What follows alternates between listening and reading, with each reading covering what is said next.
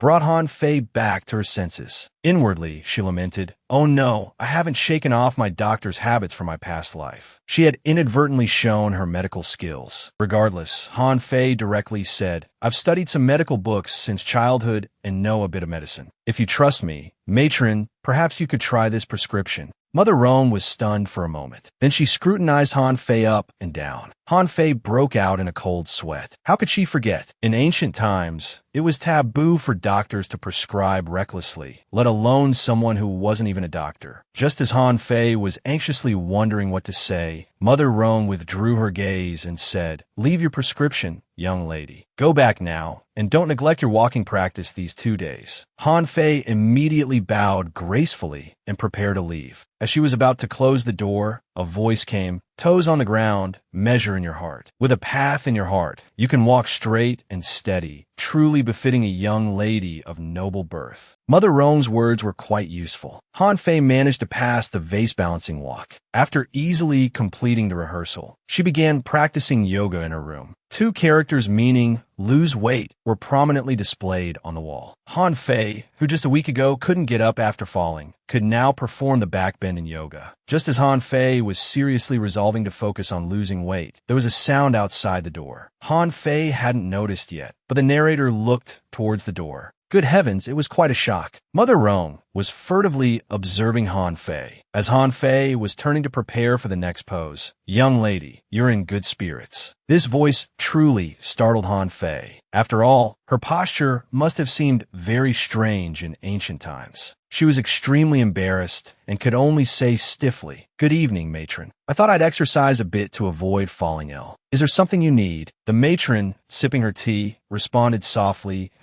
"About that prescription of yours." Han Fei immediately interjected, "It was presumptuous of me. I've troubled you, matron." Mother Rome was silent for a moment. Looking at Han Fei's obedient demeanor, she spoke directly. "The prescription wasn't bad. Do you really understand medicine?" Han Fei replied stiffly, just a little. Mother Rome became anxious upon hearing this. She set down her teacup with a thud. Angrily, she said, "If you understand, then you understand. If you don't, then you don't." Han Fei was startled and loudly and firmly said, "I understand." Mother Rome emphasized her words with a hint of doubt. "I've heard that Minister Han's young lady doesn't know medicine, and that house is no small matter. A little skin-deep knowledge won't suffice." Han Fei broke out in a cold sweat. She had only written a prescription. Surely she wouldn't lose her soul over this? What was this Mother Rome here for? One moment probing, the next questioning. Han Fei, hiding her unease, feigned calmness and said, "This prescription is recorded in medical books. It's quite effective. I've used it myself, which is why I dared to offer it to you, Mother." Mother Rome's face darkened as she said, "Using medicine without permission is a grave offense. This mistake is severe." As soon as Han Fei heard this, she fell to her knees in fright. All right, she admitted she was afraid of death. Her posture now was somewhat comical, like a meatball without legs. Her face turned deathly pale. She respectfully kowtowed to Mother Rome and said, "Han Fei knows her mistake. Please forgive me, Mother." Han Fei never imagined that her good intentions would leave such a big handle. That damn system was playing dead at this moment. Just as she didn't know what to do, Mother Rome spoke up, asking, "Young lady, does anyone else know about your medical knowledge?" Han Fei was stunned for a moment. Though she didn't know why Mother Rong asked this, she still answered truthfully. No one else knows. They arrived in front of an artificial mountain. Han Fei wondered, wasn't this the place she had been last night? Why did Mother Rong bring her here? Mother Rong spoke to Han Fei seriously and solemnly. "I want you to swear an oath. No matter what happens tonight, you must not reveal a single word. Otherwise, may you be pierced by 10,000 arrows and die a horrible death." Han Fei couldn't help but scream internally, "My God, this is so intense." But she still raised her hand and swore earnestly. Mother Rome looked at the cave entrance, then at Han Fei's big belly. Han Fei felt awkward under her gaze. She began to use her modern fairy skills to tuck in her big belly. Soon they arrived at a dilapidated courtyard. It was still empty all around, but the moonlight here was particularly beautiful. Just as Han Fei was enchanted, a voice came, "What are you looking at? Hurry up and follow." Han Fei's clumsy body followed behind Mother Rong. She never dreamed Mother Rong could be so tall. Han Fei curiously looked around. How could such a vast palace have such a desolate place? It was like a haunted house. Why did Mother Rong bring me here? Suddenly, Mother Rong stopped. They arrived at a door. From inside came the sound of light coughing. Mother Rong gently knocked on the door and respectfully said, "Your Highness, your servant has arrived." Han Fei was puzzled. Why would a prince live in such a run-down courtyard? A low, magnetic voice came from inside. "Come in." The man inside coughed again. Mother Rong lit a candle. It was the masked man with the otherworldly face that Han Fei had seen last night. In the weak candlelight, the man's edges took on a hazy beauty. Han Fei couldn't take her eyes off him, staring straight at the man. But the eyes visible beneath the mask were cold. Those deep eyes held no emotion. The man's thin lips curled as he said coolly, "Keep staring, and I'll gouge out your eyes." Han Fei was stunned and instinctively knelt down again. The system's little treasure sighed, never having seen a host so afraid of death and so subservient. Mother Rong hurriedly stepped forward and said, "Please forgive her, Your Highness. This child doesn't know any better. She has offended Your Highness." Han Fei still didn't. Han Fei's forehead betrayed her with beads of cold sweat as she hastily tried to apologize. She finally realized the weight that the title prince carried. Her gaze just now could be considered highly disrespectful. Nervously and frantically, she said, "I'm sorry. I'm so sorry. I didn't mean to.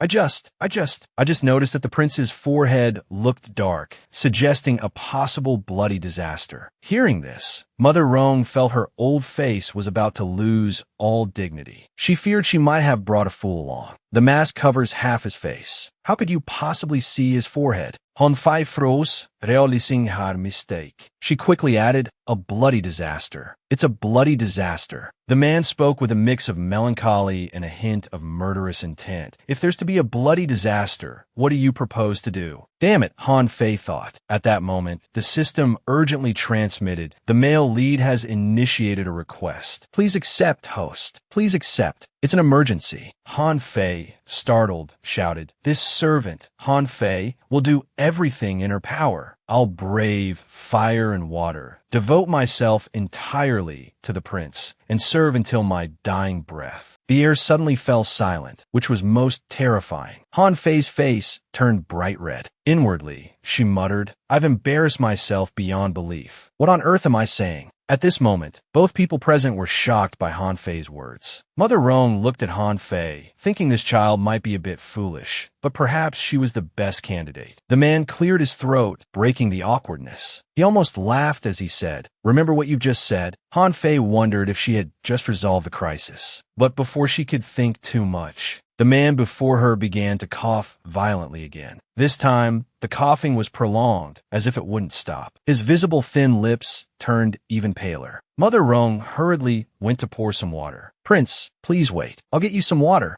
Han Fei quickly scrambled up, shouting, "Don't drink water." After struggling to her feet, Han Fei rushed forward. With her right hand, she patted his back, saying, "Quickly lift your head. It'll help your throat." While patting, her other plump hand lifted the man's chin. Han Fei paid no attention to how this action might be perceived. After a while, his breathing eased, and the man's coughing subsided. Only then did Han Fei breathe a sigh of relief. The next second, her fleshy hand was swatted away. It was then that Han Fei realized how embarrassing this gesture must be for a man in ancient times. But this prince used such force. It hurt so much, and he didn't even say thank you. The man glanced at Han Fei, using a cough to cover his embarrassment. He spoke coldly, "Come forward. Let this prince examine you." Mother Rong was very surprised. The prince had disliked others getting close to him since childhood. Anyone who got too close or stayed too long would be driven out. She had thought it would take some time to persuade the prince to let Han Fei examine him. She didn't expect it to progress so easily. Han Fei's plump little hand rested on the man's pulse. Upon contact, she shivered. So cold. Was this person's body temperature always this icy? As cold as his eyes, lifeless. The pulse was so faint it was almost undetectable. Han Fei's expression changed slightly. She looked up, meeting those cold eyes, and her face flushed red again. In her heart, she thought, "This prince's looks are quite decent." The man, noticing Han Fei's intense gaze, asked, "Do you want to keep your eyeballs?" Han Fei was startled, withdrawing her hands as if burned. Extremely embarrassed and annoyed with herself. She wondered if she had never seen a handsome man before. Mother Rong anxiously asked, "How is it? How's the prince's condition?" Han Fei cleared her throat, regaining her composure, and said seriously, "Not good. He's been poisoned." Mother Rong's face turned ashen. She anxiously questioned, "What are you saying? What poison? How could the prince possibly be poisoned?" Han Fei hadn't expected Mother Rong to shake her 300-pound self dizzy. She quickly said, "Mother, please listen to me. It's not serious, just a mild poisoning. It's probably due to food incompatibility. That's why this has happened." Mother Rong, who had been closely watching Han Fei, upon hearing this, was so frightened that she dropped the cup in her hand. She asked, "Is this cup poisoned?" Han Fei was startled by Mother Rong's reaction. Looking at Mother Rong, she firmly said, "The water isn't poisoned. There should be some fresh dew added to the water. Water is usually beneficial for the body, but when combined with something else, it becomes problematic." Han Fei asked, "Did the prince eat osmanthus cake earlier?" The man thought for a moment. He nodded. Han Fei sighed and said, "It's not really poison. At most, it just makes one uncomfortable. But for you, it's like a toxin." "Oh, honestly, why is your body so fragile?" As soon as she finished speaking, Han Fei covered her mouth. How did she blurt out her inner thoughts? Mother Rong's face darkened behind her, calling Han Fei's name with a stern tone. The prince calmly asked, "So how we detoxify?" Han Fei gathered her courage, cleared her throat, and said, "Eating some croton seeds should do the trick. For such a mild poisoning, a normal person would naturally expel it through excretion and recover. But the prince is obviously constipated, so he can't defecate. That's why he needs to eat croton seeds." Han Fei glanced at their expressions. She added, "Just follow this advice, and it should be fine." At this moment, the air was particularly quiet and cold. Mother Rong's face was filled with sorrow. The man simply said, "Get out." Han Fei invadlu sayid. She thought she had spoken quite tactfully. "Everyone poops. What's so unspeakable about it?" Mother Rong, anxious to cure the prince's illness, tentatively began, "Your Highness." Before she could finish, the man's angry roar of "Get out" cut her off. He repeated it, his voice now cold and unrecognizable.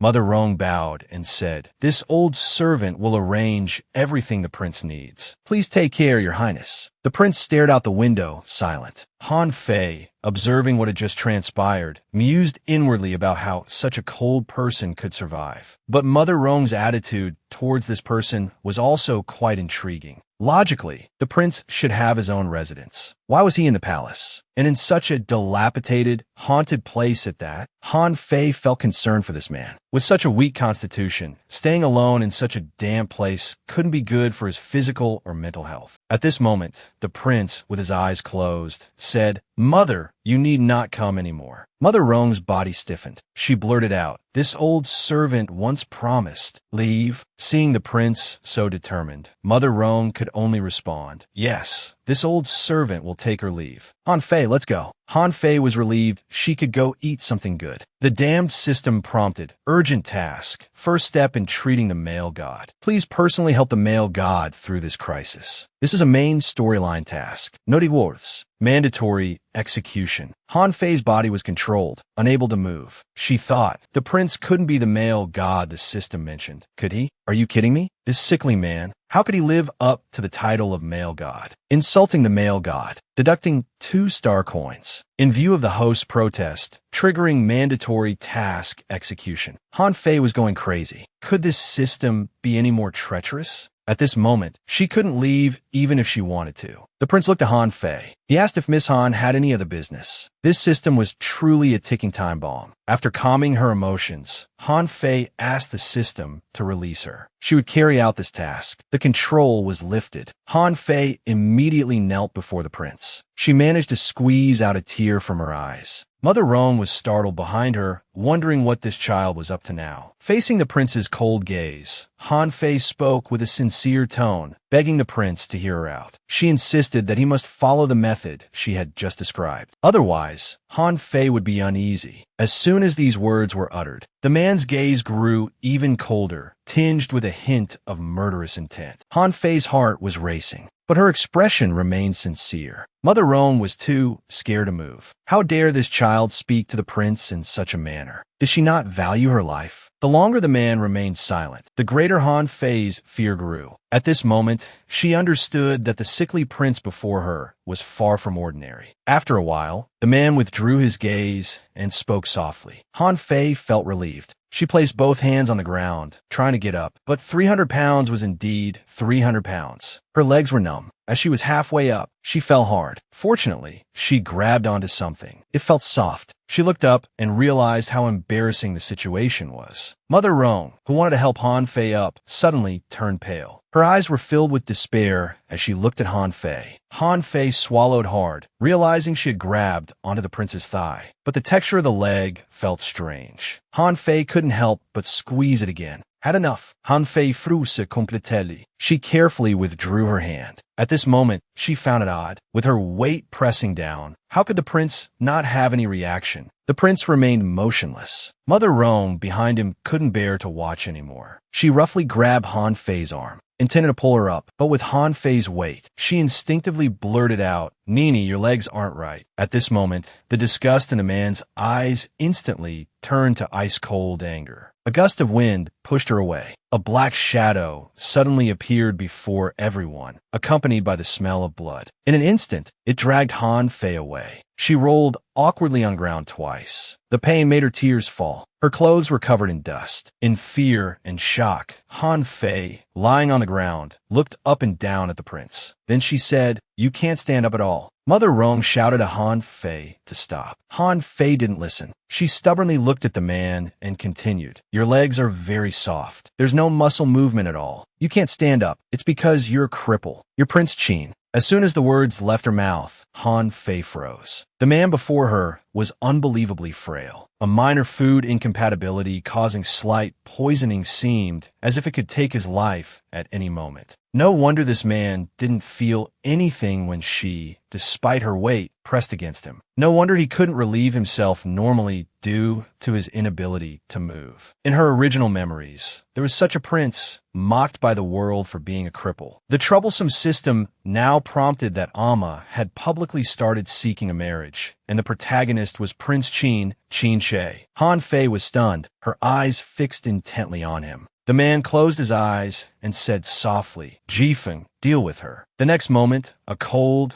gleaming dagger was already at Han Fei's throat, about to slice it open. Han Fei felt that, "Vite, I can cure you." The dagger stopped immediately. Han Fei's heart was about to leap out her chest, but at least she had saved her life. Qin Shi slowly raised his head, his gaze falling on Han Fei. His thin lips parted. "Say it again." Han Fei's scalp tingled, as if she could really cure a cripple. She quickly changed her approach, saying, "The blood vessels in your legs are blocked. I guess you probably feel a slight pain when the weather turns cold or it rains. I can help alleviate that." The dagger was still a Han Fei's neck, even closer now. Mother Roan fell to her knees with a thud. After she begged for a while, Qin Shi curled his lip and said, "Put it down." The master's guard, Jifeng, withdrew the dagger and stepped back. Han Fei's suspended heart finally settled halfway. Qin Shi closed his eyes and said softly, "Go. Remember to come at this time every night. Fulfill your promise." Han Fei immediately agreed, as obedient as a rabbit. She followed Mother Roan to her own room. After being ordered not to reveal a single word, she was finally allowed to return to her room.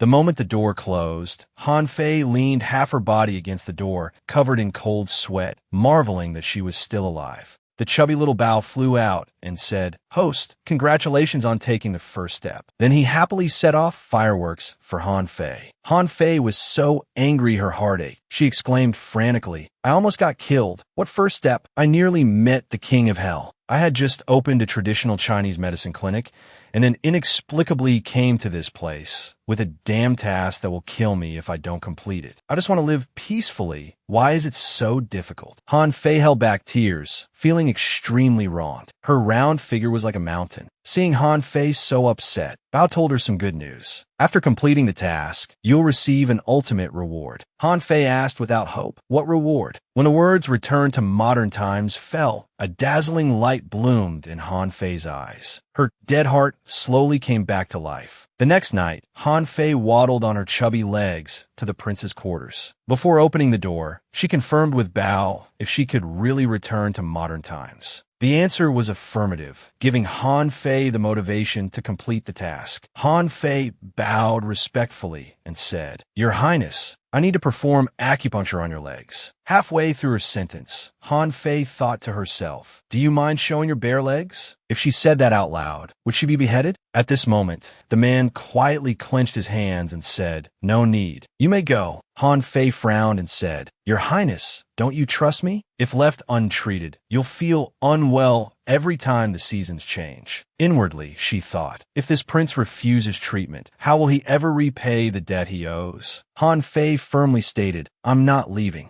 The man looked at her in surprise. Han Fei quickly added, "If your Highness doesn't want me to see, then I'll just close my eyes." Looking at the woman before him, her eyes sparkled with determination. Though her face was round and plump, lacking in beauty, those eyes were strikingly bright. She was flustered, but the man didn't notice. Han Fei tried hard to maintain her doctor's mindset. Soon, the man was ready. Han Fei took out her acupuncture kit and carefully approached. She quickly inserted the needles. Han Fei's forehead was covered in sweat. She respectfully said, "It's done. We'll need to wait about half an hour." The man softly replied, "There are books on the desk. You may help yourself. But remember, your gaze shouldn't wander this way." Han Fei turned around, removed her blindfold, and said without thinking, "I don't want to look anyway." Inwardly, she thought, "I've seen plenty of handsome men. Even six-pack abs don't move me, let alone a man's legs." Besides, in a doctor's eyes, there's no distinction between male and female. These ancient men are so conservative. Seeing the calligraphy practice sheets on the desk, Han Fei thought she could practice her writing. After all, tomorrow's lesson at Amma Palace was calligraphy, and she wasn't confident at all. As she approached, she saw that the writing on the desk was quite beautiful. She couldn't help but pick it up to examine it closely, nodding and admiring it. Host, do you need to activate the empathy system?" Faced with this troublesome system, Han Fei was at a loss. What kind of empathy system was that? The empathy system was like a private tutoring class, allowing the host to quickly master certain skills. If the host needs to handle the calligraphy class, you can use the prince's writing as a template. Han Fei asked doubtfully, "You mean the prince's handwriting?" "Host, are you dissatisfied with the prince's writing?" Remembering how she had lost several star coins just for making a few jokes last time, Han Fei quickly said no. With a ding sound, Han Fei seemed to enter a dream. In the dream, she looked like her pre-transmigration self. Just as she was puzzled, it felt like someone was approaching from behind. Suddenly, her hand was grasped and she was made to write. This person turned out to be the prince. It seemed he was about 180 centimeters tall when standing. The dream felt so real. Han Fei's face reddened, her heart pounding. She asked in confusion, "What's going on?" The man leaned in close, his warm breath on her ear as he said, "Focus. Time is short." They wrote several sheets. Han Fei couldn't resist curiously glancing at the man in the dream a few times. They continued writing for several more days. Han Fei couldn't help but sigh. This is so tiring. It's just writing after all. But at least she had learned it. Soon, the system announced, empathy completed 80%. Back in reality, Han Fei sighed in relief. She saw new calligraphy sheets on the desk. It was what she had just written. She exclaimed loudly, "I wrote this." The prince heard and asked, "What's wrong?" Han Fei hurriedly replied, "Nothing." She picked up the acupuncture needles and asked the prince how he felt. The prince calmly answered, "There's a warm flow." Hearing this, Han Fei happily said, "That's a good sign. If we do acupuncture a few times a month, it won't be long before your highness's leg condition improves." The man calmly sniffed the air and remained silent for a long while. The man spoke up, asking, "Do you know? Ever since you stepped in here, I've wanted to ask you a question." Hearing this, Han Fei instantly felt there was a trap ahead. At this moment, the man's eyes flashed with killing intent. He suddenly yanked Han Fei close to him. Han Fei's face flushed red. How could this paralyzed and physically weak man pull her 300-pound self? The man asked with increased intensity, "Who exactly are you?" Han Fei still wanted to cover up, tentatively saying, "I don't understand what you mean, Your Highness." Then, changing the subject, she said, "Your Highness, is this how you treat someone who's helping you heal?" The man's grip tightened as he questioned, "Han Shanqing's daughter doesn't know any medical skills." and acupuncture in our country is considered advanced medicine. How would a young lady from a rural family, confined to the inner chambers, have the opportunity to learn it? You even sent the goddess gown to Zhongwu Dao. This is even more impossible for you to know about. Looking at the man's vigilant and cold eyes, Han Fei shuddered. This person, when exactly did he start investigating her? The man's eyes seemed capable of freezing people. The next moment he said, I don't believe you. Han Fei felt like an ant in a hot pan, cold sweat pouring down. His hand was hurting her so much. She wanted to secretly prick this damned prince with a needle, while saying, Your Highness, even if you say so, no one will believe it. She firmly stated, I am Han Fei. As soon as she finished speaking, the familiar smell of blood returned. A knife was already at Han Fei's throat. The hand that wanted to grab the needle was also swatted away by a gust of wind. It seemed the idea of controlling people with needles wouldn't work. She could only rely on her words now. Han Fei paused, then said, You never believed me from the start. You let me get close earlier just to make me lower my guard. After these words, there was a long silence. Han Fei was furious, cursing the system's little treasure. What kind of male god is this? Is he sick in the head? I'm good to him, and he still schemes against me like this. She really wanted to beat Little Treasure to death. Little Treasure flew to the side and calmly said, Whatever a man does is forgivable. The host needs to resolve the difficulties in front of her on her own. Oh, and a reminder to the host. Any action that harms the male god will be repeated on the host tenfold or 100-fold. So the host's recent thought of using needles was quite dangerous, you know. Hearing these words from the treacherous system, Han Fei was driven mad with anger. She picked up a needle, wanting to stab herself. If I can't kill him, can I just die? Little Treasure hurriedly stopped Han Fei, advising, Think about conquering the male god. This scene was a bit comical. Han Fei was still extremely angry. She continued, You carry suspicion, doubting everyone who gets close to you. You never open your heart to anyone. Someone with such strong defenses like you. No one will ever love you. Qin Shi, you're just a pitiful person after all. She completely ignored the series of warning sounds ringing in her head. Warning, warning. Host has insulted the male god. Warning, please shut up, host. Punishment system about to activate. Han Fei prepared herself for the electric shock, shouting in her heart, Bring on the punishment, then. The prince was stunned for a while, then slowly said, Are you finished? Han Fei took a breath and started speaking again. Of course I'm not finished. I'm not Han Fei. I'm not some damn fat lady from the Han family, nor am I from this place. But I can only live on in her place. Because I don't want to die. I've been treading carefully with every step. I've been trying my best to survive in this world. That's all. Han Fei let out a sigh of relief. She looked at the person on the bed with stubborn determination, her eyes filled with reckless abandon. She continued, Prince Qin Shi, you're formidable. I can't outplay you. Can I admit defeat? You just want to know who I am, right? No need to investigate. I'll tell you. I'm a person from another world who has possessed this body. Only after she had finished saying everything did Han Fei close her mouth. Her face was as calm as still water as she awaited news of her death. A soft chuckle escaped from thin lips. The man hadn't expected the woman before him to speak out so frankly. An indescribable feeling arose in his heart. He spoke in a slightly cold yet magnetic voice. You are Han Fei. From this moment on, you are her. This indicated that the man trusted her. Everything she had just said, from facing death to admitting fault, had transpired in just a few seconds. But to Han Fei, it felt like a century had passed. She was surprised that the prince before her didn't kill her. The prince's lips lost their curve as he said flatly, Do you wish to die so badly? Han Fei pursed her lips, a hint of fear in her eyes. It was obvious that no one wanted to die. The prince waved his hand and said, You may leave. There's no need to come for the next few days. Han Fei clenched her fists, took a deep breath, thinking that the man had probably let her off. Just as she was about to take a step to leave, a voice suddenly called out, Wait! Han Fei froze on the spot. Inwardly, she thought, Damn it, has he changed his mind? The man looked at her silently. Your name? Han Fei realized he was asking about her original name. So she said, Han Fei. My real name is the same. The man's voice was slow as he uttered 2 words, Han Fei. Then he added, Live on well here. If you were to die by someone else's hand, I will kill you myself before that happens. Han Fei was left speechless. What kind of logic was this? Back in her room, Han Fei couldn't make sense of it all. The greasy, unreliable system Little Bao was hovering nearby. Han Fei poked it gently with her chubby hand and asked, "Hey, weren't you going to punish me, system?"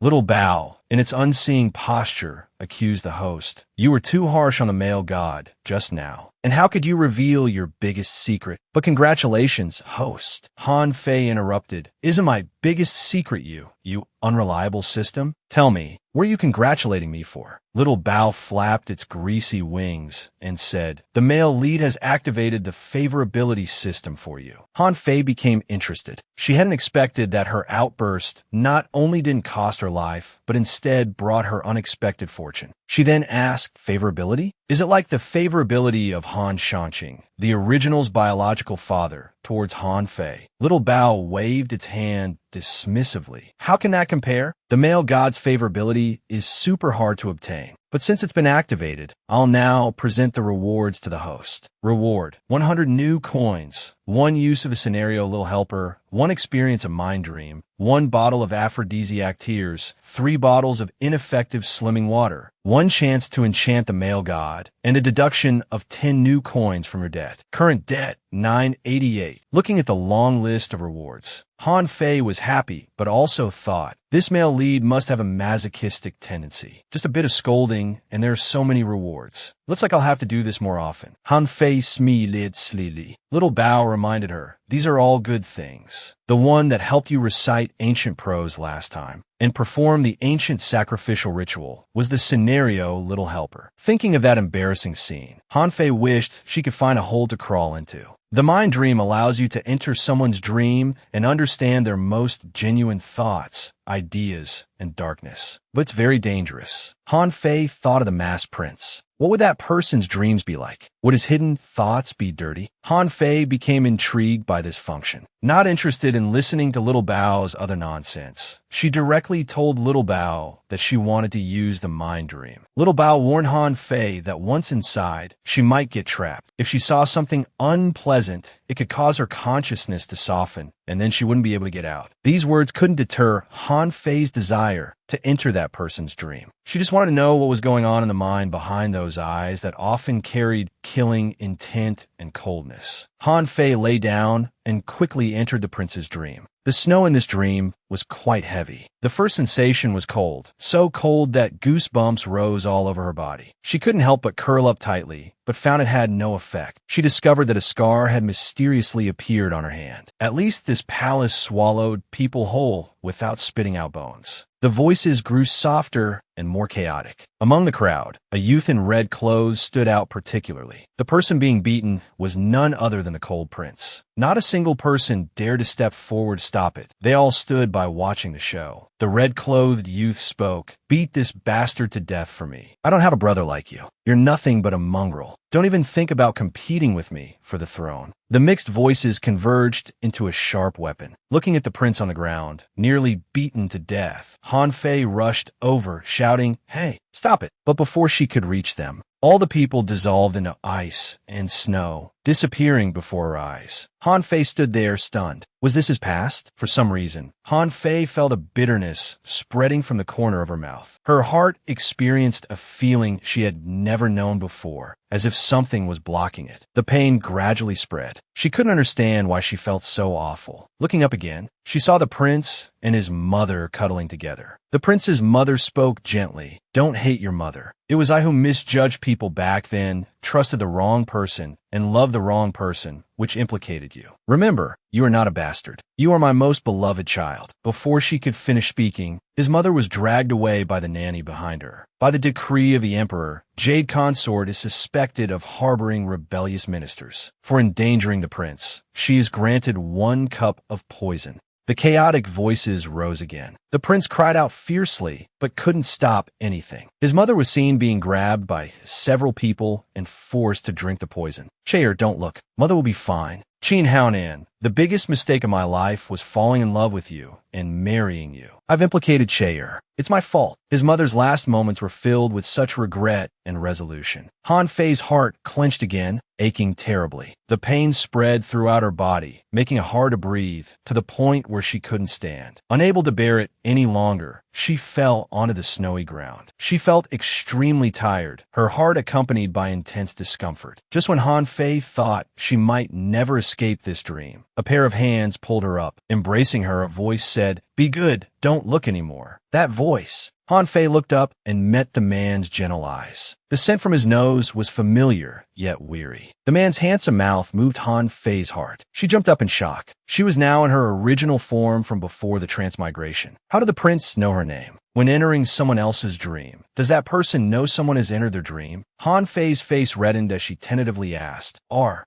you the prince?" The man spoke softly and gently. "I am not the prince." Han Fei felt even more terrified. She instinctively pushed the man away and questioned, "Who are you?" This is clearly a clear dream. The man still had a smile on his face. He said calmly, "You've come. I've been waiting for you for a long time." The man pulled with his hand, embracing Han Fei in his arms once again. A pair of large hands wrapped around her waist, holding her tightly in place. Han Fei's first thought was to turn and flee. This smiling man seemed more dangerous than the cold prince. Feeling cold, and with her feminine strength, Han Fei was now trapped. The man whispered softly, "I've really been waiting for you for so long." The man's eyes were full of deep affection. The next day, the academy was very quiet. Only the sound of rustling could be heard. Every maiden was diligently bowing her head, working with her hands, striving to complete the best work possible. Only Han Fei was half leaning on the table. She was lost in thought, wondering who the man in last night's dream could be. He had the same appearance as that sickly prince, the same height, but his demeanor was completely different. The man in the dream could smile, yet Han Fei felt he was more dangerous. Han Fei tightened her grip on the brush, a blush suddenly appearing on her face. She recalled the affectionate way the man had held her last night. The more she thought about it, the more embarrassed and angry she became, accidentally making a sound. This startled the matron. Seeing Han Fei's idle state, she angrily said, "Han Fei, what are you doing? Have you finished?" As she finished speaking, she came forward to inspect. Han Fei quickly handed over her completed writing with both hands. The matron took a close look. The handwriting was flowing and powerful, truly a work of calligraphy. Everyone was shocked and asked Han Fei if she had written it. Han Fei humbly replied, "I'm not talented, but this is indeed my work." The surrounding maidens all gathered around. The matron praised her word by word, saying, "Miss Han, with such talent, you no longer need my guidance." Under the envious gazes of all the maidens, Han Fei realized that if anyone had seen the prince's handwriting, wouldn't they mistake it? Her heart tightened, and she was about to deny it. At this moment, Mother Rong arrived. Today, the Alma Palace has received a task. 10 days from now will be the Empress's birthday. The maidens were overjoyed upon hearing this news. With the grand ceremony approaching, each maiden must perform a program to offer congratulations to the Empress. On that day, the Crown Prince, various princes, ministers, and envoys from other countries will all come to celebrate. I'm sure you all know what this means. Alma Palace will suspend classes for 10 days to give you ample preparation time. Those below were both surprised and delighted. A high-profile celebration, yet it would be supported by a group of not yet graduated maidens. It wasn't an honor. One wrong move could cost them their heads. Mother Rong added, "The Crown Prince and the other princes will also attend. This is an opportunity. Whoever can seize it depends on their own abilities." Han Fei muttered internally, "Isn't this just a large-scale royal matchmaking event?" Suddenly remembering that Prince Qin Shi would also attend, her heart inexplicably began to race. Night soon fell. Han Fei was preparing for bed.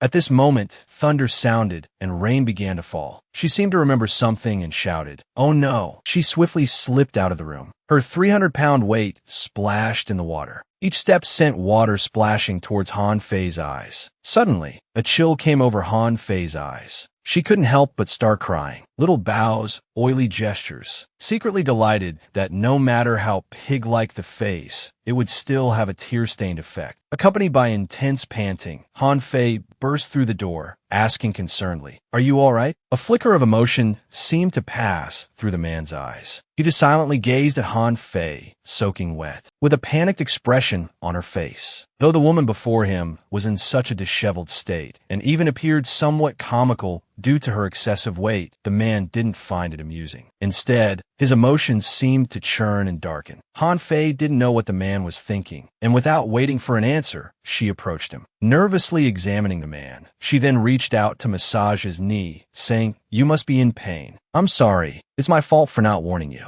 On rainy days, before she could finish, tears began to fall uncontrollably again. Like pearls, they rolled down one by one. At this moment, it was actually quite adorable. Seeing this, the prince was suddenly stunned. Suddenly, the system prompted that the tear-stained effect had worn off. Han Fei belatedly realized and frantically complained, "What the hell? Why am I suddenly crying?" Those eyes, blurred by tears, made it impossible for him to look away. The prince slowly reached out his hand, instinctively wiping away the tears. It was as if his long-frozen heart had begun to thaw. He just looked at the girl before him, frantically wiping her tears, and then asked, "Are you worried about me?" The man recalled his mother's words, "Chair, you will meet someone. They will cry for you, laugh for you, hurt for you. There aren't many people left in this world who are good to you. You must hold on to them tightly. Even if it means destruction, don't let go." His eyes gradually deepened, some unknown feeling slowly growing within. Meanwhile, Han Fei, still wiping her tears, remained completely unaware. She frantically cursed at the system. "What the hell? The tears won't stop," the system explained, "Host. These are aphrodisiac tears. You must cry enough for them to take effect." Han Fei felt utterly speechless. She didn't want to cry in front of this man. Her eyes were already red from rubbing. At this moment, the man spoke. "I'm already used to it. I love you. Don't cry anymore." Han Fei retorted, "I don't want to cry." Before she could finish speaking, she suddenly started hiccuping uncontrollably. Her face immediately turned red. She desperately covered her mouth, but still couldn't stop. Could there be anything more embarrassing? He must be disgusted with her in his heart. Just as Han Fei was feeling at a loss, her hand was suddenly grasped. A force pulled Han Fei in front of the prince. His silver mask was now inches away. For a moment, her breath caught. The man softly spoke, "You promised not to cry." A coolness spread from her hand. Han Fei realized that the prince was holding her hand. This gesture was both alluring and alarming. Han Fei stared at the man with wide eyes. Suddenly, she hiccuped again. Tears gushed forth, cascading down and directly splashing onto the prince's face. The prince took a step back. The woman before him was shedding an exaggerated amount of tears, which kept falling. Han Fei inwardly ranted, "What's with this ridiculous amount of tears? From now on, you're not allowed to cry for anyone else." As Han Fei pondered the meaning of the prince's words, he leaned in and said, "If it happens again, I'll kill you." Han Fei's mouth twitched in fear, feeling both puzzled and flushed. Between hiccups, she said to Little Bao, "I think the prince has fallen in love with me." Little Bao, sweating, replied, "According to the favorability rating, that's not the case." "Host, please calm down. Don't overthink it." Han Fei struggled to her feet. Just thinking about the pain when his leg condition flared up made her worried. If it weren't for seeing the man's hand constantly clenched tightly, Han Fei would have thought this person had no pain receptors at all. "Your Highness, please allow me to perform acupuncture on you. It will relieve the pain." The man softly agreed. Jifeng, standing guard outside the door, had been hearing hiccups from inside. He already found it a bit strange. Suddenly, he heard the prince let out a groan. Jifeng instantly became alert. He slowly pushed open his sword.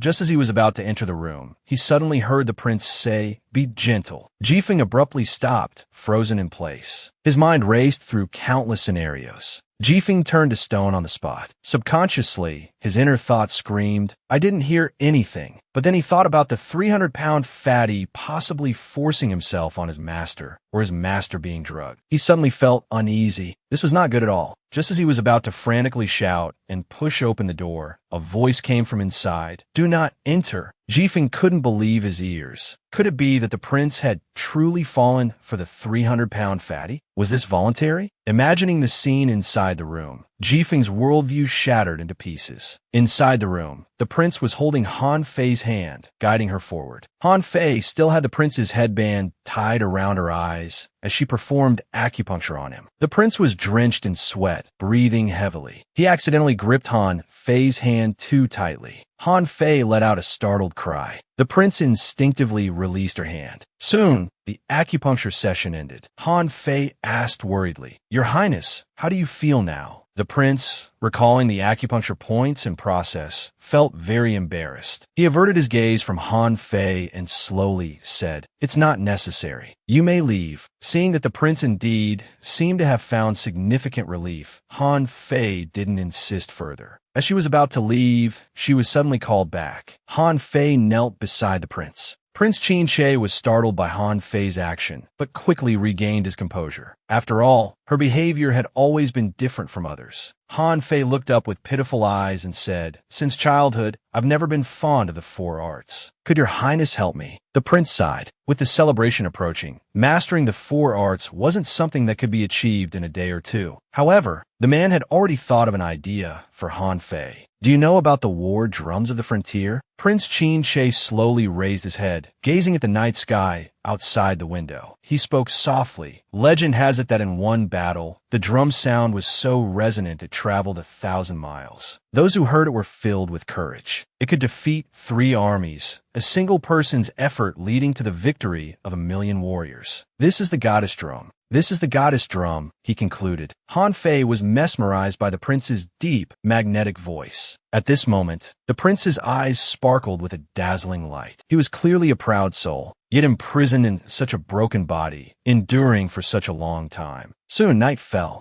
Han Fei lay on the bed, almost exhausted. At this rate, she thought her 300-pound body should slim down quickly. With a blank stare, Han Fei asked Little Bao, the system, "What exactly is the goddess drum like?" Little Bao, crossing its legs, said, "You can learn it in the empathy system, you know." Han Fei thought, since she needed to increase her favorability, she might as well learn it. Even though Little Bao warned it would be very tiring, Han Fei decided to go all in. Little Bao smiled mischievously and said, "Then let's start now." It seemed there might be some trap ahead. The war drum learning session began. The system added, "The hardships and exhaustion you'll endure are beyond your imagination, and there's no way to quit midway." But Little Treasure believed the host could definitely do it. Just as Han Fei was about to refuse, she had already entered the scene. Drums surrounded her. Han Fei needed to dance and beat the drums on a high platform. The wind was blowing around her. As Han Fei stood there, not knowing what to do, she heard someone approaching from behind. Turning her head, she saw him on the high platform. The wind blew fiercely. At this moment, the man's 6 feet 3 inches height made him look even more imposing. The man picked up the drumstick and handed it to Han Fei. She took it with great respect, entering empathy learning mode. He held Han Fei's hand from behind. Han Fei felt a bit nervous. The scene provided by the system felt more real than reality. The man sensed Han Fei's emotions and sternly said, "Don't move." He began to beat the drum. Feeling the force of each strike, Han Fei learned attentively. The deafening drum sound was like heaven shaking thunder. The air trembled. Each beat was heart-stirring. But amidst such passionate drumming, there were also bursts of angry scolding. "Too weak, too slow. Put your strength into it. How can such drumming be shown to others?" Han Fei sighed, thinking it was too exhausting. Her arms were so sore she could barely lift them. This practice had already continued for 8 days. Not 8 days in the outside world. She had actually been training for no less than 3 months. Mainly because the male god was behind her many times, her heart was beating fast. She also felt extremely hot. Sometimes she would unconsciously look up at this incredibly strict teacher. His gaze was too intense. The man looked down and immediately said, "Focus." Hearing this, Han Fei's face instantly turned red. She lowered her head and quickly responded, "Yes, yes." After practicing for many days, Han Fei finally mastered 90%. The man leaned against a tree, quietly looking ahead.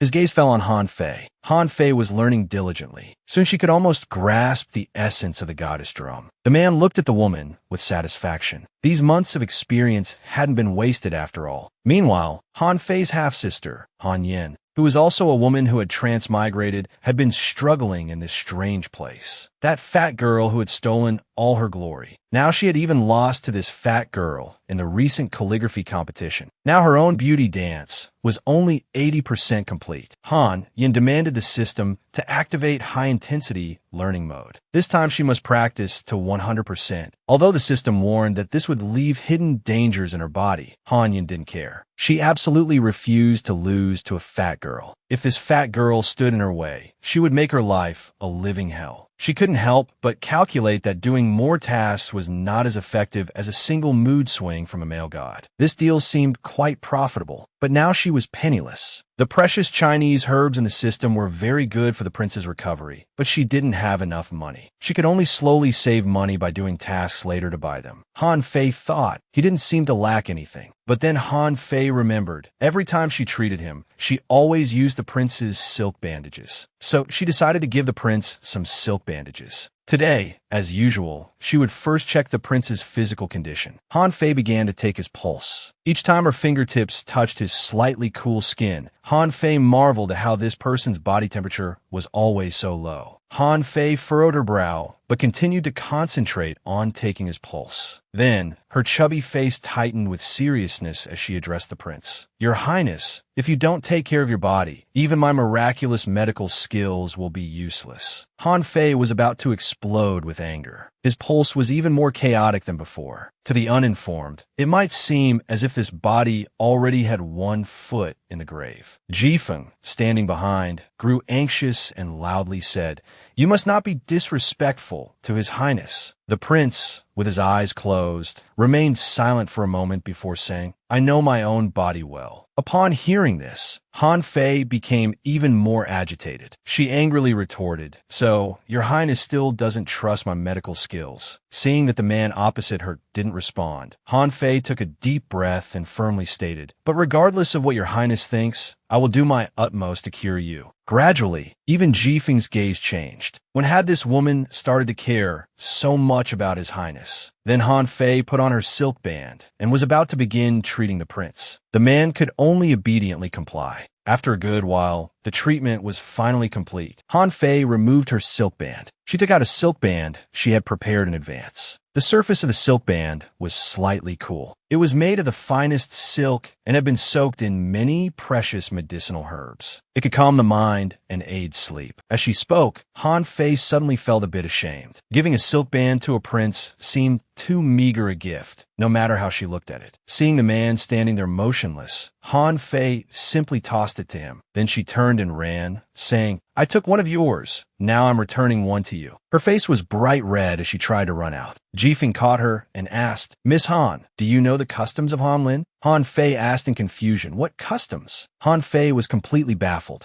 Jifeng felt a headache coming on, not knowing what to say. "Nothing. It's getting late. Be careful on your way, Mississippi." Inwardly, he thought silk bands symbolize love. This Miss Han must be a fool. Han Fei only felt that this cold-blooded guard was a bit strange tonight, but it wasn't her concern anymore, so she said, "Well then, I'll be going." Jifeng watched the chubby figure leave and took a deep breath. But looking at His Highness's attitude, it was truly unfathomable. The prince held the silk band, staring at it blankly. His gaze was both dim and sorrowful. Various unnamed emotions were reflected in those beautiful eyes. In the Grand Hall of Xingyang, the largest celebratory hall in the entire palace, the lights were brilliant and guests filled the seats. Accompanied by the pleasant sound of zither, they watched the pleasing dance performances. All the guests were in high spirits. Exquisite dishes and fine wines were in abundance. A high-pitched voice announced, "His Majesty the Emperor, Her Majesty the Empress have arrived." The couple appeared to be deeply in love. The Emperor was seen gently supporting the Empress as he said, "Today is the Empress's birthday. Everything shall be at your command." After taking her seat, the Empress could not conceal her inner joy. She was the Empress, second only to one and above 10,000 others, and the Emperor showered her with affection. Smiling, she asked the noble Mama, "Are the maidens from Alma Palace ready?" Upon receiving an affirmative answer, the Empress announced, "Then let it begin." With these words, the dancers who had been performing on the circular stage all retreated. The envoys also gradually fell silent, filled with anticipation. Alma Palace held a special status in Hanlin. Only young ladies of both talent and noble birth were qualified to enter Alma Palace for cultivation. Ladies who had been cultivated there became highly sought after by the nobility for marriage. Backstage, Miss Li Jia was meticulously preparing herself. Wishing she could transform into a celestial beauty. Each of them was dressed in gorgeous dance costumes. Only Han Fei was crouching at the back, secretly observing the scene outside. It was her first time witnessing such a grand spectacle, especially those men's gazes, which were already quite discreet. Han Fei was the last one. She couldn't help but joke to herself. Those who didn't know would surely think the finale would be the most beautiful. It would become a joke when it turned out to be her. Her father probably didn't have any hopes for her either. He hadn't prepared anything for her. At this moment,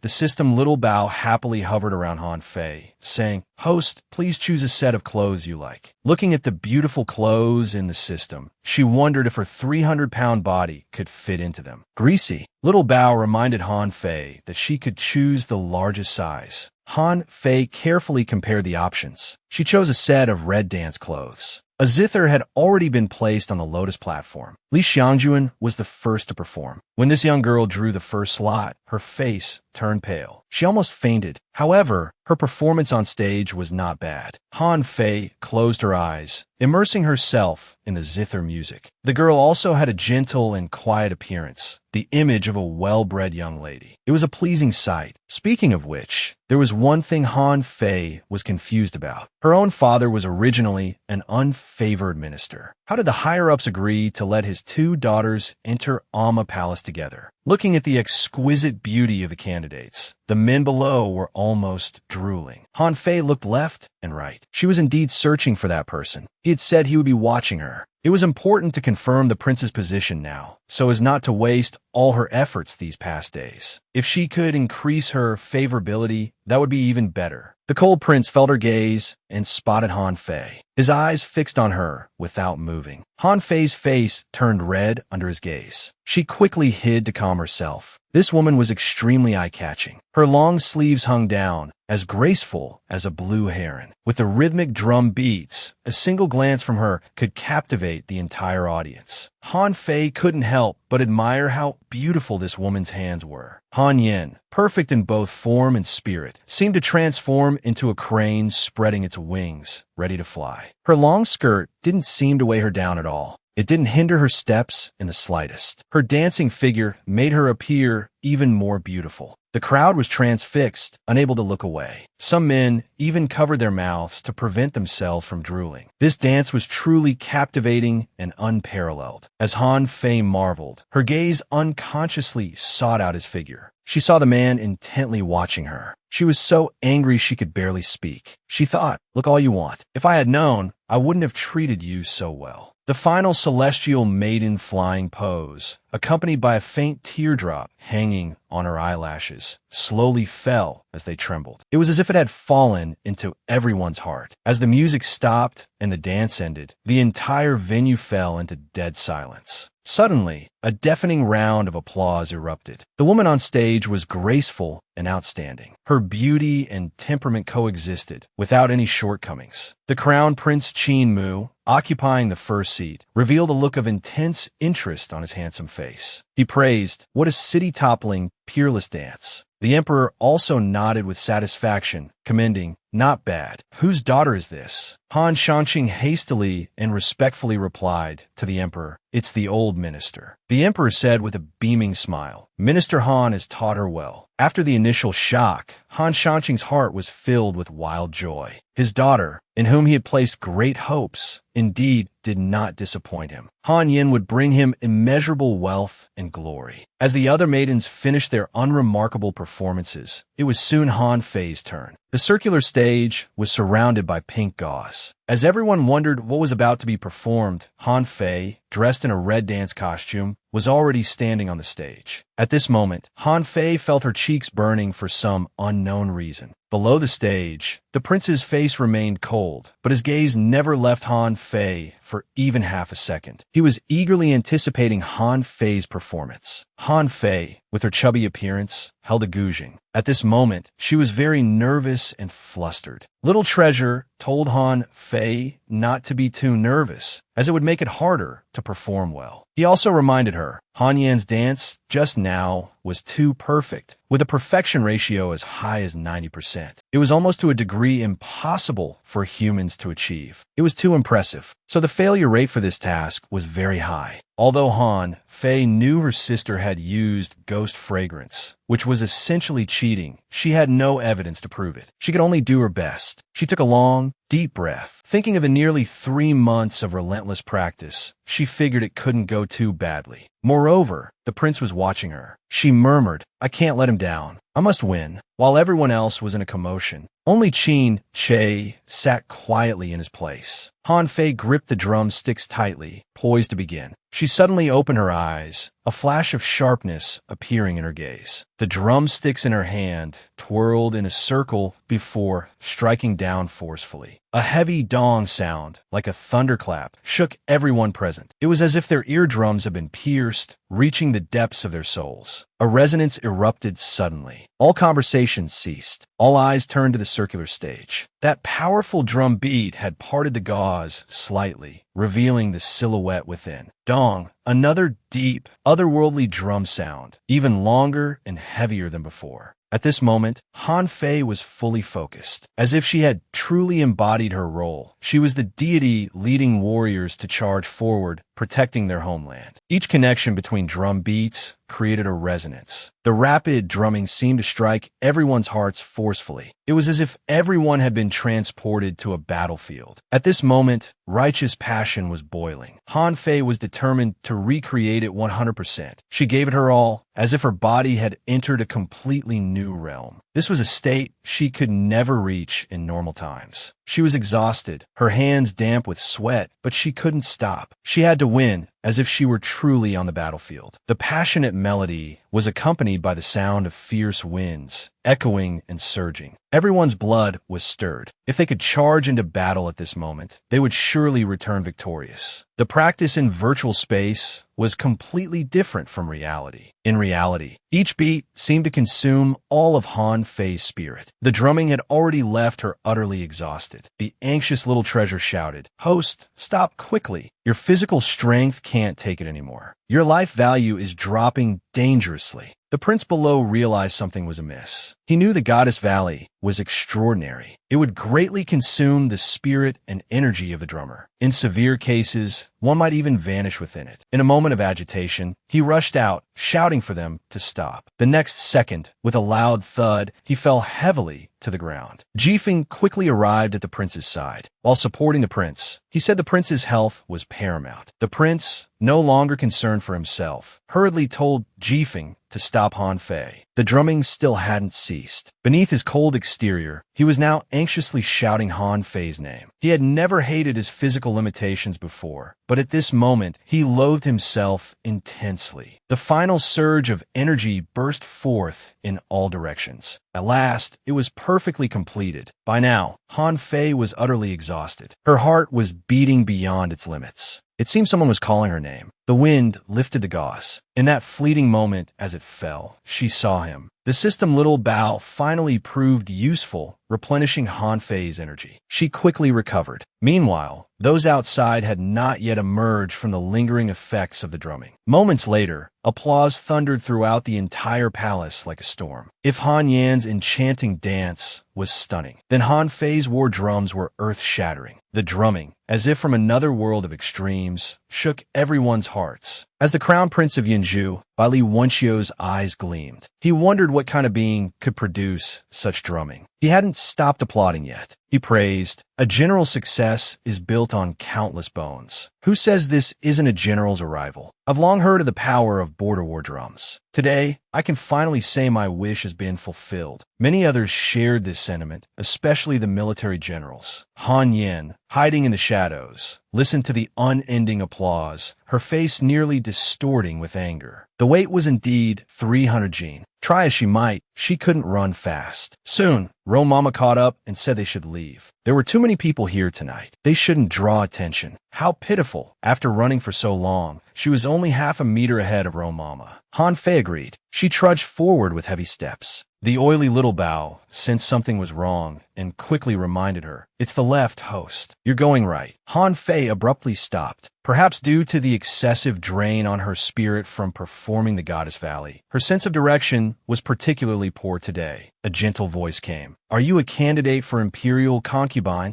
Han Fei paused, then turned around. This man was Bai Wenxiu, the crown prince of Yinzhu. In the moonlight, his jade-like face was bathed in a soft glow. He was quite handsome. He curiously examined Han Fei, murmuring, "This outfit." He trailed off, as if remembering something. Excitedly, he said, "It's you, the girl who played the drums." If not for wanting to avoid attention, Han Fei would have turned and left immediately. It was the first time Bai Wenxiu had seen someone display such impatience towards him. So he politely introduced himself. "Don't rush, miss. I am Bai Wenxiu, captivated by your drumming. Might I have a chance to make your acquaintance?" Seeing the man's extremely handsome appearance, Han Fei's inner flirt thought, "A handsome guy is hitting on me. Maybe I should chat for a bit." The oily little Bao tapped Han Fei's big head, reminding her, "Host, the handsome guy is still waiting for you." Normally, she would definitely appreciate a handsome man. However, with the prince's condition uncertain, the prince took priority. Han Fei rubbed her big head, just about to politely decline, when another untimely voice interrupted. "Prince Bailey, you seem to be in good spirits." Han Fei turned around. She saw a purple-clad man with a heroic appearance, exuding an aura unlike ordinary people. Han Fei felt awkward, sandwiched between them. Both men were much taller than her, creating an intimidating presence. Inwardly, she thought, "I never imagined I'd experience a scene with two men and one woman in my lifetime." The purple-clad man, Qin Mu, thought to himself, this Yinzhu prince was never someone to be underestimated. His father had repeatedly cautioned him to be wary. Seeing him leave his seat earlier, Qin Mu had quietly followed. Qin Mu couldn't help but admire this guy's audacity, chatting up a fat woman. He looked at her with utter disdain. He mocked, "Has the Amma Palace run out of beautiful women? They're sending just anyone now." Han Fei glanced at him discreetly. This man was the typical rich young master type, arrogant and detestable. Bai Wenxiu spoke up. "Crown Prince, why do you say that? This lady's skills are exceptional, unmatched in the world. I was trying to give everyone a way out." Qin Mu stepped on it again, saying he couldn't appreciate it. Han Fei's inner thoughts were filled with 1,000 curses. She wanted to tear Qin Mu to pieces, beat him up, and then beat him again. Her face swelled with anger. She asked the system, "Lil Bao,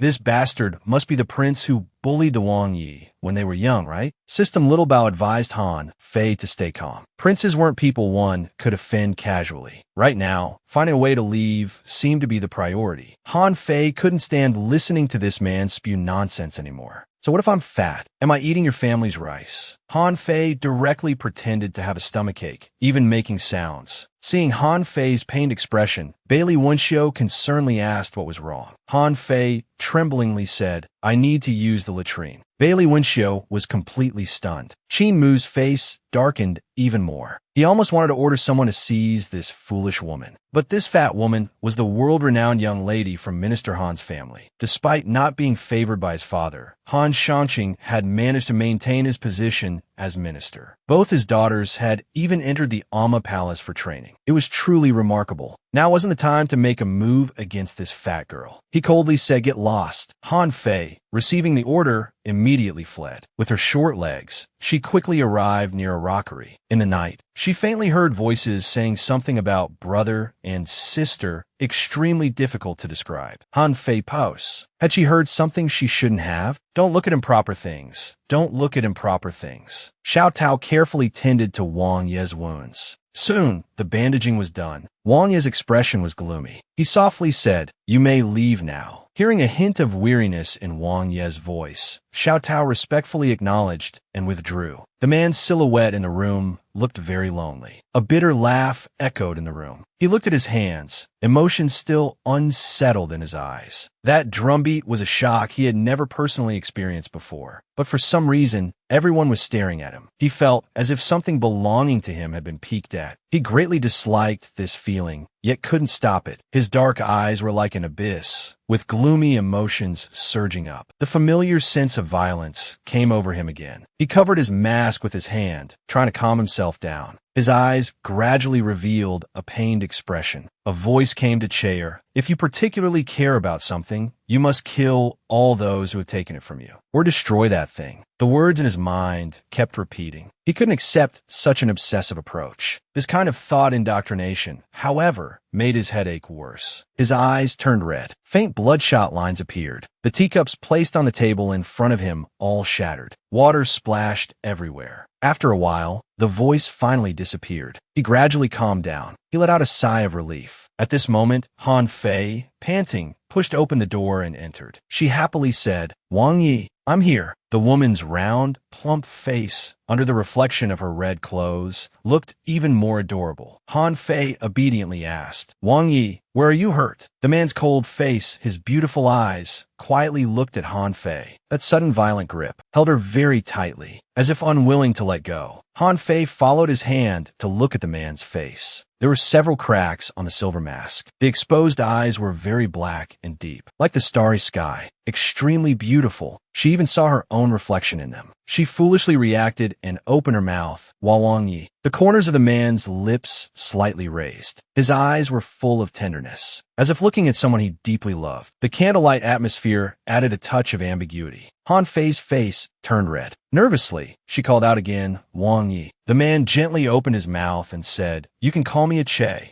Han Fei's heart suddenly trembled. If she wasn't a traditional Chinese doctor, she would have thought the man before her had been drugged. Who would have thought that just by beating the drum, this drumming was so heart-shaking that it turned a big bad wolf into a little puppy? Turning her face, Han Fei smiled and called out, "A Che." It was a pure smile. On the surface, there was no ripple, but her heart kept beating uncontrollably. There was a feeling of butterflies in her stomach. Her maiden heart could hardly bear it. Just as she was about to declare her loyalty, those beautiful thin lips uttered two words again, "Little fatty." Han Fei stood there bewildered, until the man called out again, "Fatty." In an instant, it felt like 1,000 arrows piercing her heart. This feeling was brotherly love. Han Fei felt she was about to fall into love, but in the blink of an eye, she was pulled back to the desert. Han Fei couldn't stand it. She was already very troubled by her excessive obesity, and now he had to call her little fatty. Women can call themselves fat, but others can't. Han Fei turned to leave, but was pulled back by Wang Yi. "Little fatty, don't go." It was very helpless that a man whose whole body was already so weak that his body temperature was extremely cold could pull back this 300-gene woman. Han Fei turned her head and angrily said, "Can't you call me something else?" Wang Yi looked at Han Fei, seemingly disliking this title. He immediately changed the subject, saying, "I heard your performance. I liked it very much." Hearing this, Han Fei was overjoyed inside, but on the surface, she pretended to be calm and asked, "Really?" Wang Yi's eyes flashed with gentle light. He affectionately patted Han Fei's head. He said, "Next time, don't force yourself like this. I don't want you to get hurt." My goodness, who could resist this? Such a gentle gesture. Was it really done by this usually cold and frosty Wang Yi? At this moment, Han Fei's eyes were a bit moist. In this era, Wang Yi was the first person to care about her so much. This person had indeed almost lost her life when performing the Goddess Valley just now. When Han Fei came out, her face was all red. She walked out a bit dazed. Jifeng watched as Han Fei's chubby body wobbled away. Looking back into the room, he saw his master sitting quietly with a smile. Upon closer inspection, he thought, "My goodness, he's really smiling." For some reason, Jifeng suddenly felt very cold and found the unusual behavior of the two hard to understand. Outside the window, under the night sky, little birds chirped. Lying on the bed, Han Fei thought in a daze, "Could it be that I've fallen for him?" As soon as this thought occurred, Han Fei's face turned red again. She couldn't help but roll around on the bed a few times. The wooden bed creaked in protest, making even the system shudder. Old Baby stood by, feeling quite awkward. He chuckled and poked Han Fei, saying,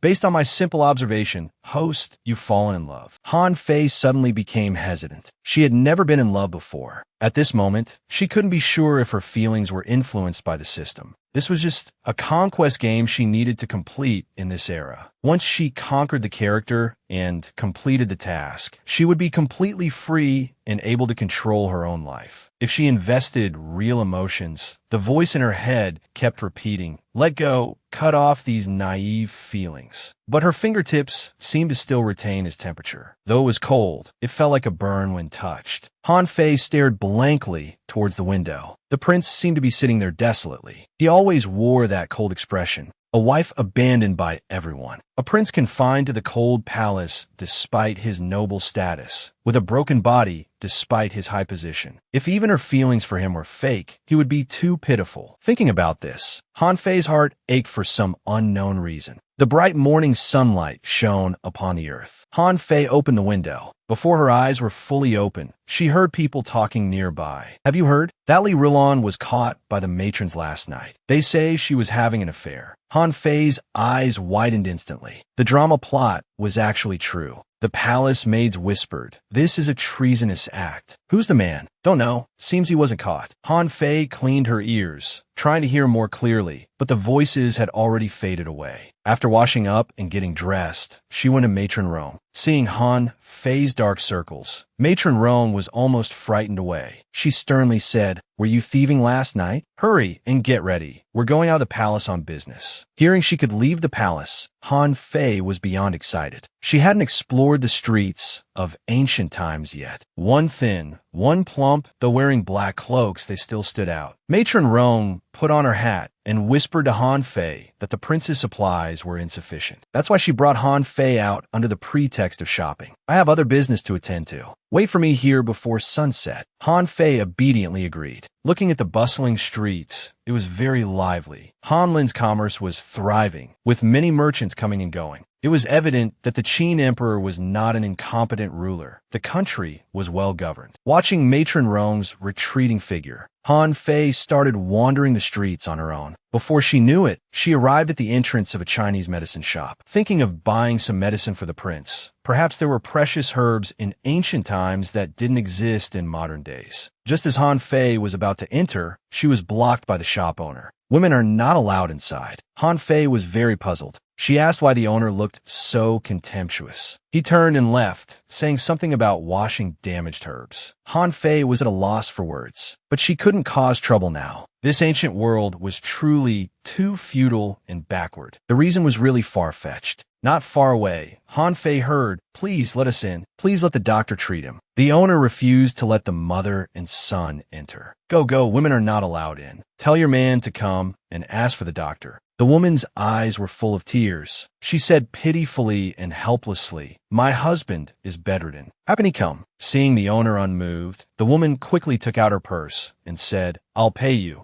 But the owner swatted away the purse with his hand. The boy said angrily, "If my mother can't, then what about me? I'll ask for Dr. He." The owner said with a cold, mocking expression, "With this little money, forget about Dr. He. You can't even afford the most ordinary doctor." Hearing this, the woman started crying in distress. At this moment, she didn't know what to do. Was her child's father beyond saving? Han Fei was furious listening to this. She wanted to kick the owner, but the little rationality left barely made her restrain her impulse. Looking at the owner, she questioned, "May I ask, how much money do you need to be willing to treat the patient?" The owner said very arrogantly, 50 taels of silver, and I'll make a house call." Han Fei asked if he could guarantee saving the person. The shopkeeper frowned and said difficultly, "How can that be guaranteed?" Han Fei raised her voice angrily. "Then you don't deserve these 50 taels. You asked for money without even inquiring about the illness. Some Chinese medicine haul this is." The surrounding crowd immediately burst into an uproar, whispering among themselves. Han Fei's plump body bent down to pick up the coins. She gently asked the woman, "What's your husband's condition now?" The woman, her face covered in tears, cried, "My husband, he's been coughing constantly. His whole body is feverish. He's sweating profusely and can't breathe. Today he even coughed up blood." The woman's face turned purple as she recalled the blood her husband coughed up in the morning. After hearing the woman's description, the onlookers all took a step back, as if afraid of something. Han Fei looked at the shopkeeper and questioned, "Can you treat this?" The middle-aged man was also struggling not to step back, but his face didn't didn't look good. He said nervously, "This is a lung disease. Even doctor, he might not be able to cure it. This person is beyond saving. Quickly send him for cremation to avoid infection." Han Fei stared straight at the manager, thinking to herself that she had almost forgotten that tuberculosis was an incurable disease in ancient times. The woman, who had been clinging to a glimmer of hope, heard the shopkeeper say this and broke down in tears. "No, my husband is not dead. Please save him. I'm willing to be a slave or a horse." The woman cried and fell at Han Fei's feet. Han Fei helped the woman up, pleading. With light in her eyes, she said, "Don't worry, I could try to treat this disease." The woman heard this, stopped crying, but instead of being delighted,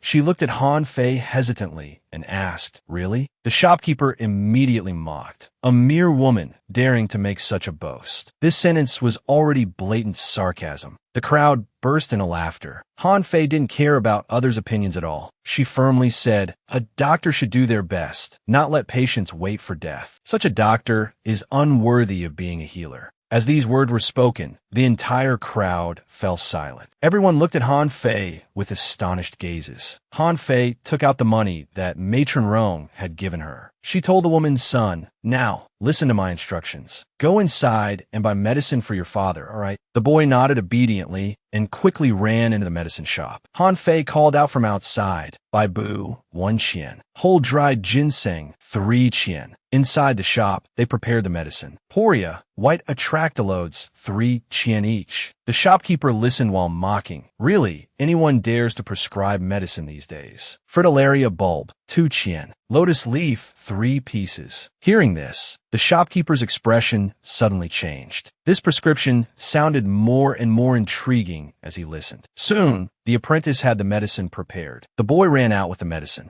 As the three were about to leave, the shopkeeper shouted, "Miss, please wait. I apologize for my earlier rudeness. Please don't take offense. Miss, this prescription is excellent. May I ask where you learned it?" Han Fei thought about how this shopkeeper only cared about money, not lives. He even bullied a widow and orphan. He was truly despicable. As she turned to leave, she dropped a final remark. "As you can see, this is merely a prescription from a female doctor." The surrounding crowd once again burst into discussion. The shopkeeper's intentions were clear. Seeing that Han Fei intended to keep her knowledge secret, he could only let the matter rest. They soon arrived at the woman's home. Before even entering, they could hear bouts of coughing. The man lay on the sickbed, looking on the verge of death. Han Fei observed the man's symptoms, roughly confirming what illness it was. Han Fei frowned, looking at the dark and enclosed room. The air was very stuffy, and even the hygiene conditions were quite poor. She hurriedly opened the window. This action caused the woman to cry out anxiously, "Miss, you can't open it. My husband will catch a chill." Han Fei explained, "This illness requires ventilation. Your husband's clothes and bedding all need to be soaked in hot water. You also need to pay extra attention to hygiene to prevent infection." Hearing a stranger's voice in the house, the man, who seemed to be a doctor, sat up. While coughing, he said, "Thank you, miss, for coming to diagnose my illness." Han Fei looked at this man who was already delirious with illness, yet still showed a kind human nature. She instructed again, "Take the medicine 3 times a day for 10 days. The condition should stabilize. After that, you'll just need proper care and recuperation." The medicine had already been prepared inside. The family expressed their profound gratitude to Han Fei. Seeing that it was getting late, Han Fei hurriedly said her goodbyes. As she walked out of the house, Jifeng, the cold prince's subordinate, was secretly observing. Seeing Han Fei walk away, he once again followed closely behind. By the time Han Fei reached the palace gates, Matron Rong had been waiting for a long time. From afar, she could see Matron Rong standing there with an ashen face. Not far away, a plump figure was slowly waddling over. Han Fei put on a placating smile. "Hee, I'm late, Matron Rong." Matron Rong angrily said, "Do you know what time it is?" Han Fei quickly made an excuse, saying that the nearby pharmacies wouldn't serve women, so she had to take a detour to another one. Hearing that Han Fei had found good medicine for the prince, Matron Rong's expression softened a bit. She didn't pursue the matter further and said, "Follow me. We're returning to the palace." When they returned to Alma Palace, blood had already seeped through the clothes on her body. The fragile figure knelt on the ground, almost fainting. Han Fei angrily questioned, "What does this have to do with my maid?" Matron Gay looked at Han Fei with a strange expression. She asked, Lady Han, where were you on the night Li Rulan's incident occurred? Han Fei's face darkened. In Matron Gui's eyes, there was no sign of conclusive evidence, only that Han Fei's unusual whereabouts had been exposed. Han Fei took a deep breath. Looking straight at Matron Gui, she said, I was merely passing by that night. How could I be involved? Then, observing her surroundings, she thought to herself, unless I've been targeted by someone who wants me dead. Looking at the group of palace ladies, almost all of whom were dissatisfied with her, she couldn't pinpoint exactly who it might be. In the shadows, Han Fei's sister smiled eerily at Matron Gui. Stepping forward with a piercing gaze, Matron Gui questioned again. Starting from the middle of last month, where were you on the nights of the 5th, 7th, 13th, and 18th? Han Fei's heart skipped a beat. She instinctively looked towards Matron Rome's direction, but seeing the other's completely cold face,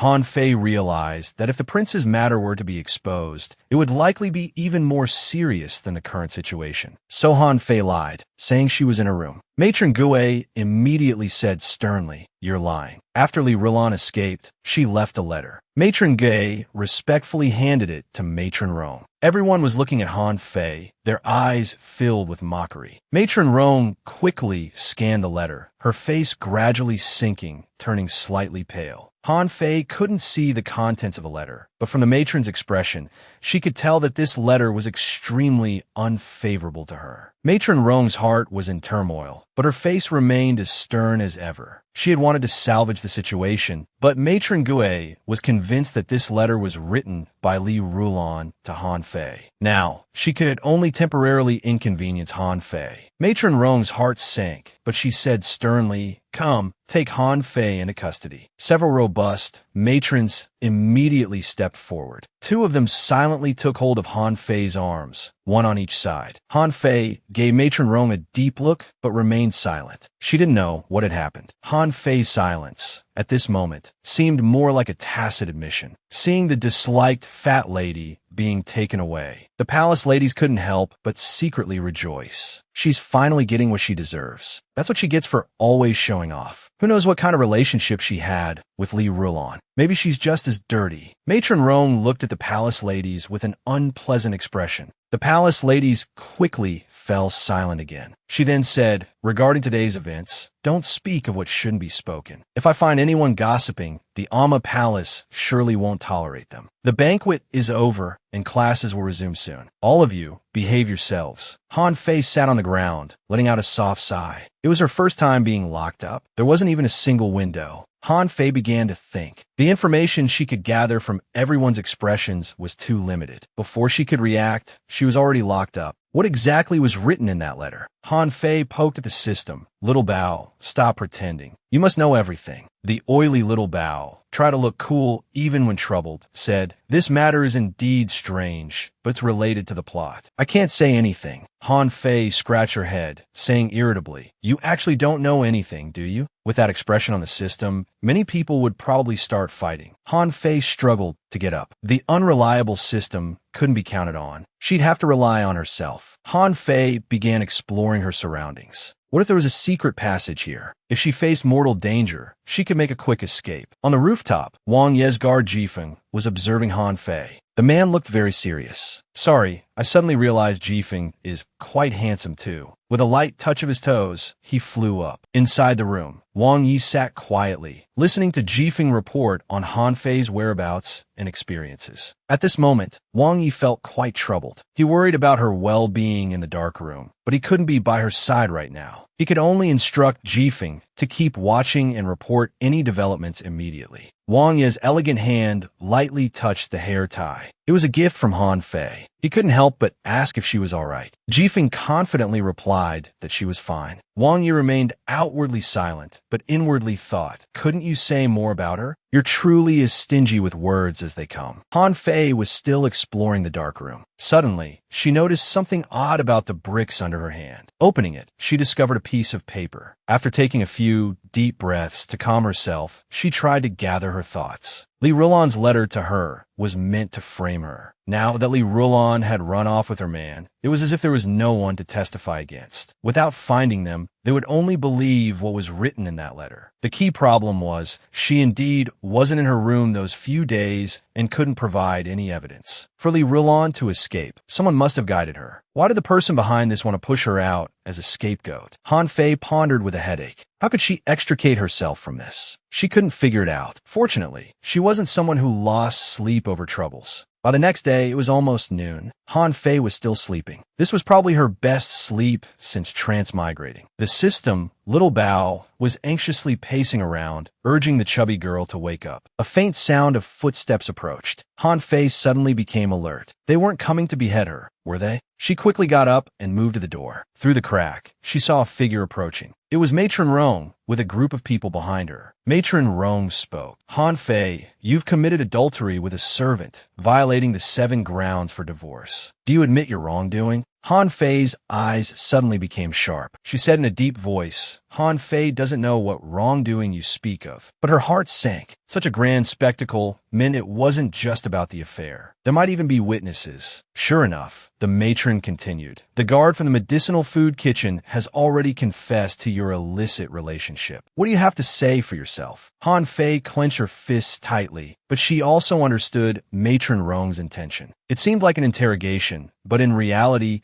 she was informing Han Fei of the situation, allowing her to prepare a response. Han Fei's mind raced. She planned to say it was a false accusation. Matron Rong spoke again, saying that Li Rulon had already explained everything clearly in her letter. You were intimate with him first, then helped him escape. Whether it's a false accusation or not, Her Majesty the Empress will decide. As Han Fei was pondering, the door opened. 2 palace maids came forward and escorted Han Fei out. Han Fei forced herself to stay calm and began to speculate. In that letter, it must have recorded the exact time of his disappearance for those few days, matching her with a so-called adulterer to corroborate their story. Add to that the previous Li Rulon incident, where the 2 of them had escaped. The entire Amma Palace was already on high alert. At such a critical moment, another revelation of her violating the 7 grounds for divorce would surely result in strict surveillance and punishment for her. It would serve as a warning to other palace ladies. Han Fei was grateful that she had slept well the night before. Otherwise, she might not have been able to think of a countermeasure today. Soon, they arrived at the palace. The entire bedchamber was magnificent. Every detail was exquisitely crafted. Anyone who could rise to the position of empress in the harem was certainly not someone to be trifled with. Their inner machinations were definitely not something an ordinary person like her could match. Your Majesty, Lady Han has been brought here. Han Fei lowered her head slightly, not daring to stare directly at the Empress. She then respectfully bowed and said, Greetings to Your Majesty the Empress. May Your Majesty be blessed with good fortune. The Empress was slightly surprised. This was different from what she had heard. This daughter of the Chancellor didn't seem to be a fool at all. On the contrary, she appeared quite intelligent. Despite such a major incident, she showed no sign of panic on her face. In the past, which palace lady wouldn't have been crying and screaming, pleading innocence at the sight of anyone? At this moment, a ripple stirred in the Empress's heart. Originally, this matter didn't require her personal attention. In the past, palace ladies with both witness and physical evidence would usually be dealt with immediately. Even if the crime wasn't punishable by death, they would be sent home right away. But she had heard that the one involved was Lady Han, who had shown brilliantly at her ceremony. That's why the Empress decided to handle it personally. The Empress then directly ordered the palace maids to bring in the guard who had allegedly had an affair with Lady Han. After a short while, a man with a pale face and dirty appearance was brought in. Han Fei took an extra look at him. She was utterly speechless. With a face like that, was he even worth having an affair with? He couldn't even compare to a single hair on Wang Ye's head. If they wanted to frame someone, they could at least find someone of better quality. Besides, she had seen plenty of excellent men. She really wouldn't stoop so low. Before Han Fei could finish her internal monologue, the man beside her suddenly spoke up, saying, Fei Fei. Han Fei was startled, her whole body trembling. The man put on a remorseful expression. He said painfully, It's all my fault. If it weren't for me, you wouldn't be in this situation. Matron Rong angrily said, "How dare you be so disrespectful in front of Her Majesty the Empress? Shut your mouths, all of you." The man closed his mouth but continued to look at Han Fei with an almost loving gaze. Han Fei felt chills all over her body, inwardly screaming, "Brother, please stop looking at me." The Empress calmly glanced at them and said, "Explain clearly." The man immediately began to speak like a flowing river. "Fei Fei and I have long been secretly engaged. We truly love each other, inseparable like Mandarin ducks. It's only because of our status that we couldn't be together. We beg Your Majesty the Empress to show mercy and spare our lives." A lot more was said, but it's omitted here to save time. Han Fei almost wanted to applaud this brother. She couldn't help but joke inwardly. "How much did they pay you? This brother is acting so convincingly." The Empress picked up her tea and took a sip. Detached and unperturbed, she said leisurely, "Your deep affection for each other is indeed moving to hear. However, Lady Han is from the Amma Palace. It wouldn't sound good if word got out. Matron Rong, what do you think we should do about this?" Matron Rong quickly pondered. The Empress's intention was clear. Han Fei had to die now, no matter what. Then, suppressing her pain, Matron Rong said, "She has disgraced the Amma Palace. She should be sentenced to death." The Empress nodded in satisfaction upon hearing this. The man immediately expressed his gratitude. He was able to gain the Empress's favor. The man wore a deeply affectionate expression. Han Fei's expression remained calm. She looked him up and down and asked, "What's your name?" The man was as if struck by lightning. Breaking out in a cold sweat, he said, "Fei Fei, I know you're afraid. That's why you're unwilling to acknowledge our relationship." Han Fei showed an annoyed expression and said, "Stop with the Fei Fei this and Fei Fei that. I am the daughter of the Prime Minister's household. You're nothing but a lowly guard. How could I possibly give up everything for you? Besides, entering the Amma Palace wasn't forced upon me. It's my honor." These words were so arrogant, even somewhat offensive. But at this moment, the Empress found herself admiring Han Fei. She thought Han Fei wasn't like ordinary sheltered girls, but rather had some similarities to herself. Han Fei understood very well. If she had just begged the Empress for mercy earlier, the Empress would have undoubtedly disposed of both of them without a second thought. Out of sight, out of mind, Han Fei asked again impatiently, "What evidence do you have to prove our relationship?" Upon hearing Han Fei mention the word evidence, the man continued his act, saying, "Fei Fei, what other evidence do we need? When we united in body and soul, I made you a promise of lifelong commitment." The man emphasized the words united in body and soul particularly heavily. Matron Rong was almost bursting with anger. She sternly rebuked, "Silence. Such vulgar words." The Empress shifted her gaze to Han Fei, curious about how she would respond this time. At this moment, Han Fei revealed a calm and self-assured smile. Inwardly, Han Fei was delighted, thinking, "I've been waiting for you to say that." Then, with a composed expression, she said, "Are you sure you're capable? Looking at your unsteady gait, pale complexion, and the deep worry between your brows, your body is already depleted. You're probably not even able to perform in that aspect anymore, are you?" The man appeared very flustered. He hadn't expected Han Fei to see through him and speak so bluntly. He wanted to say something more sentimental, but was interrupted by Han Fei. "Your Majesty, on the day of your celebration, I beat 18 drums continuously. Each drum weighed over 100 caddies. I didn't pause once. How could a man with such a frail build possibly handle me? His body is no longer capable of performing marital duties." Han Fei had studied some medical texts in her youth. Such physical symptoms were quite obvious. Han Fei wasn't making things up. The man, having been exposed, was frightened and covered in sweat. He still tried to argue. "Fei Fei, stop talking nonsense." Seeing the man still trying to muddle through, Han Fei told the Empress that she was willing to undergo a physical examination to prove her innocence. With these words, the man finally realized how foolish his earlier statements were. He had overplayed his act. He had fallen into a trap. The Empress showed a hint of an appreciative smile and said, "It seems there's more to this story." She then ordered the man to be dragged out for further questioning, to reveal whoever was behind this plot. The Empress dismissed everyone from the room.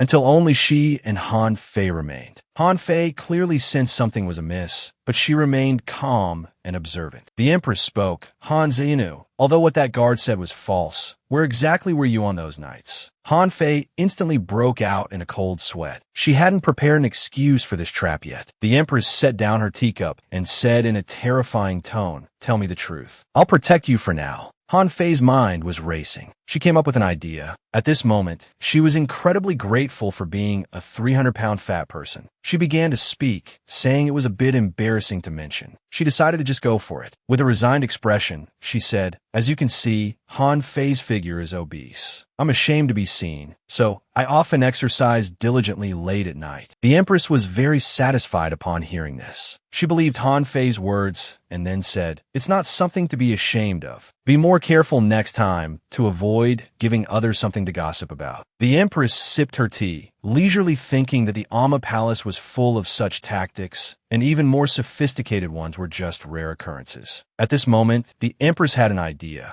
She decided to tell Han Fei, "I quite like your wealth, glory, power, and status. I can promise you all of these." Han Fei didn't yet understand the Empress's meaning. She was just a fool who was overjoyed. She had saved herself, and now the Empress wanted to protect her. She couldn't believe it, thinking she had finally triggered the plot of being recruited by a powerful figure. Sure enough, the Empress's next words were direct. "As long as you agree to one thing for me. I want you to marry Prince Qin after leaving the Amma Palace." Han Fei was stunned. Could the Empress be referring to the aloof Prince Qin Shi? The Empress looked at the fat person before her, calculating in her mind. Years ago, she couldn't eliminate Qin Shi, and now she couldn't touch him. Sending someone to monitor him on her behalf was most suitable. Moreover, Han Fei had no one to rely on, making her easy to control. Han Fei was incredibly excited. Marrying her idol would make it even easier to gain his favor. She would even grovel to marry him. The Empress was very pleased. Han Fei's expression at this moment was exactly what a 16-year-old girl should have. If Han Fei could agree, that would be perfect. Qin Shi had always been a thorn in her side. She had already gone to extremes in the past, even offending the emperor. She had spent a lot of effort and time to repair their relationship to its current state. It couldn't withstand another disturbance. Han Fei's eyes were filled with tears. With a hint of shyness, she said, "This humble servant is willing." Then she lowered her head in embarrassment. In fact, Han Fei was doubly happy at this moment. The Empress was delighted to hear this and replied, "Good. You can stay in the Amma Palace with peace of mind. I will handle everything for you. When the time comes, you only need to report Prince Qin's situation to me monthly." The Empress thought to herself, marrying an unfavored, legitimate daughter to an abandoned prince, a fat woman to a crippled man, it was truly a match made in heaven. The Empress looked at Han Fei's appearance. A prince who couldn't perform his marital duties could still make this fat woman blush. She then warned, "Don't have any thoughts you shouldn't." Han Fei respectfully responded, "Yes." After kowtowing in gratitude, she thought to herself that the Empress truly had great tactics, using both kindness and authority. Back in her room, as Han Fei lay on the bed, she still hadn't recovered. Her face was still flushed. She had just realized she liked that person,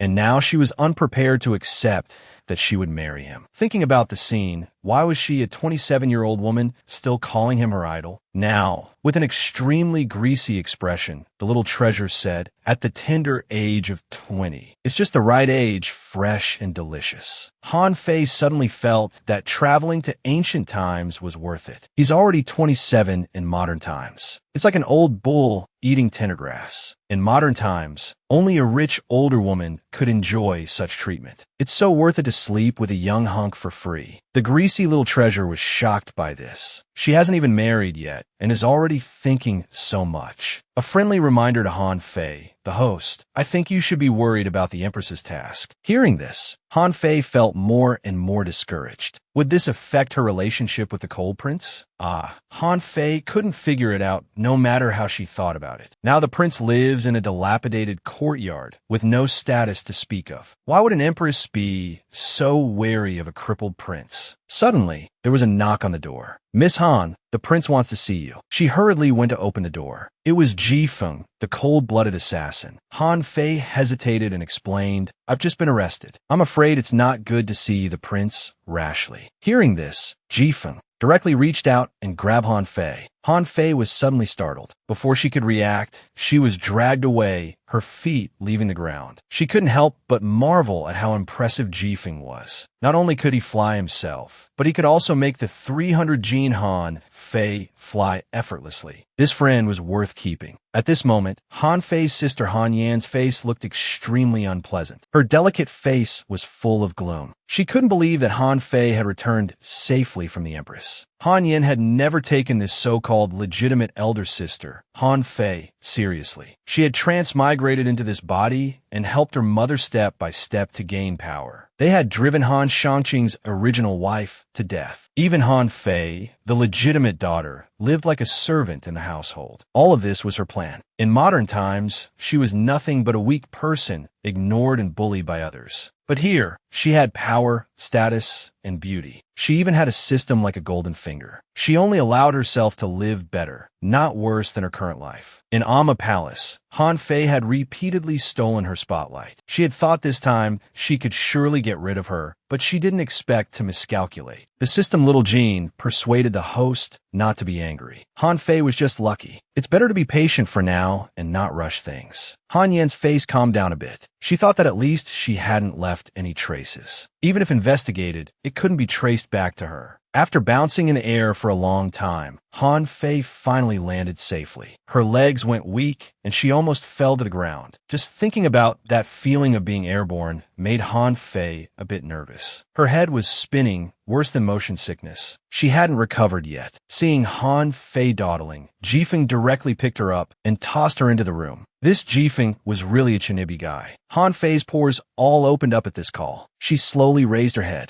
The prince's cold face was now smiling gently at her, his eyes twinkling like stars. Han Fei suddenly felt an inexplicable urge to cry. Though they hadn't been apart for long, it felt like 1,000 years had passed in a single glance. Perhaps because they had almost never been able to meet again in this life. Han Fei held back her tears and took a deep breath. She smiled and said happily, "Your Highness, I'm back." Qin Shei's lips curled into a smile. He beckoned Han Fei to come to his side. In all her years, Han Fei had never missed someone so much, nor worried so deeply about a man's safety. She stepped forward to examine the prince's legs, then asked if his old ailment had flared up in recent days. "Have you been eating regularly?" The prince gazed at the chubby girl, 5 years his junior, finding her utterly adorable. She cared for him so deeply, and he too had worried about her safety these past few days. He asked indulgently, "Did you suffer any hardships in prison? You worried for me, but do you know I worried for you too?" Han Fei couldn't utter a single word. She just shook her head vigorously. The prince asked gently, "Do you resent me for not finding a way to rescue you?" Han Fei shook her head again. How did she not know? The prince must have been helping her secretly. Suddenly, Han Fei caught on the scent. She sniffed carefully again. She tentatively asked the prince, "Did you eat raw hemp?" Hearing this, the man fell silent. Seeing that the prince wouldn't admit it, Han Fei was about to go ask Jifeng, but the prince stopped her, saying, "I chose to eat it myself." Han Fei, both worried and a bit angry, asked, "Raw hemp may stimulate the mind, but its effects are potent. Even healthy people can't handle it well, let alone your highness. For you, it's no different than a slow-acting poison."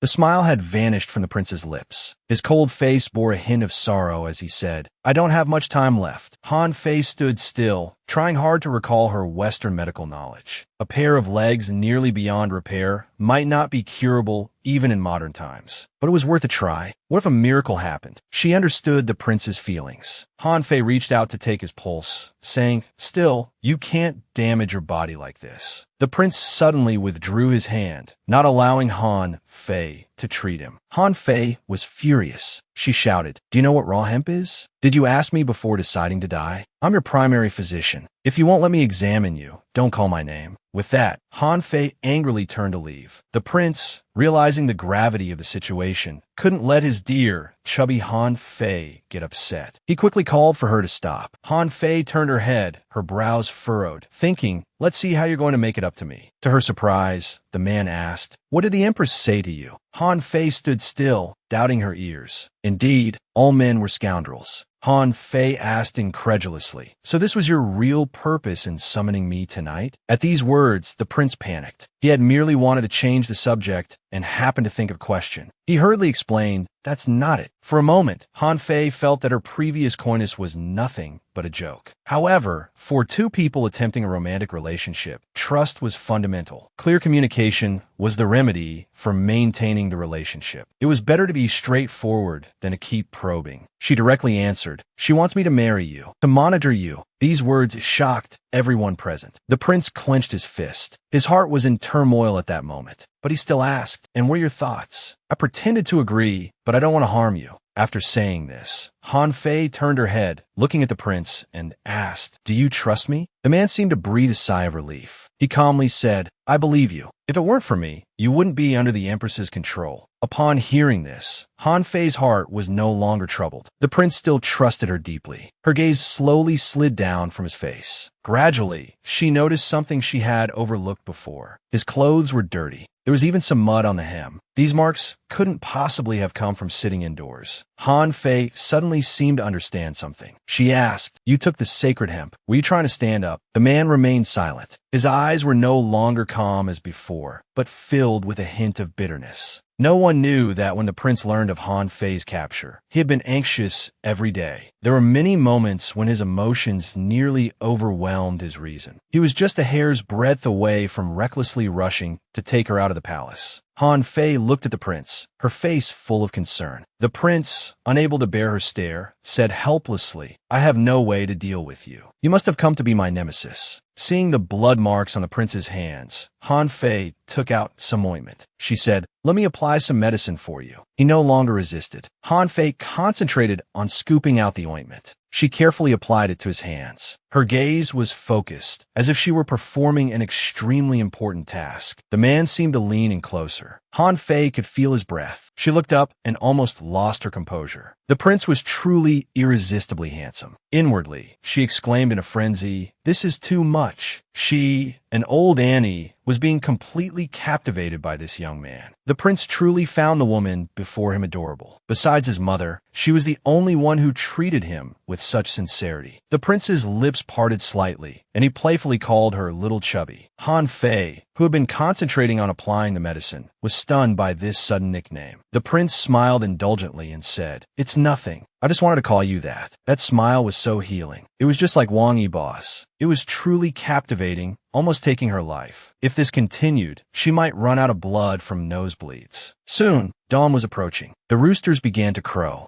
Han Fei's heart leaped. She said to the prince, "Your Highness, it's dawn. I must go." Hearing this, the man's face instantly showed disappointment, but he still nodded. Before leaving, Han Fei told the prince that she would definitely cure his legs. The prince softly replied, "All right." The news of Han Fei's release spread like wildfire throughout the Amma Palace. Han Fei, that chubby girl, appeared safe and sound in class. At this moment, her sister Han Yan's face showed not a hint of joy. She was trying hard to control her anger. Every court lady was diligently embroidering for their grades. Han Fei embroidered while observing these women. This time, they had really put her in a terrible situation. Not only had she caught the Empress's attention, but she had almost implicated her idol. Han Fei's eyes narrowed. She wanted to figure out who was behind this plot. Her gaze swept across the room like radar. She scrutinized each person's face. It wasn't this one, nor that one. Who exactly wanted to harm her? Her gaze suddenly lingered on her half-sister, Han Yan. This woman was looking at Han Fei with apparent concern, appearing weak and delicate, as if tears were about to fall. However, anyone with a bit of intelligence could see through Han Yan's act. Han Fei felt that Han Yan's acting skills truly needed improvement. It looked incredibly fake. As Han Fei was carefully speculating, her mind suddenly exploded with golden flowers. "Congratulations, host. You've struck it rich, struck it rich. Host, for your excellent performance last time, you're rewarded with one miraculous healing ability. Also, a new mission has been issued. Return to the mansion and save Han Wanshu."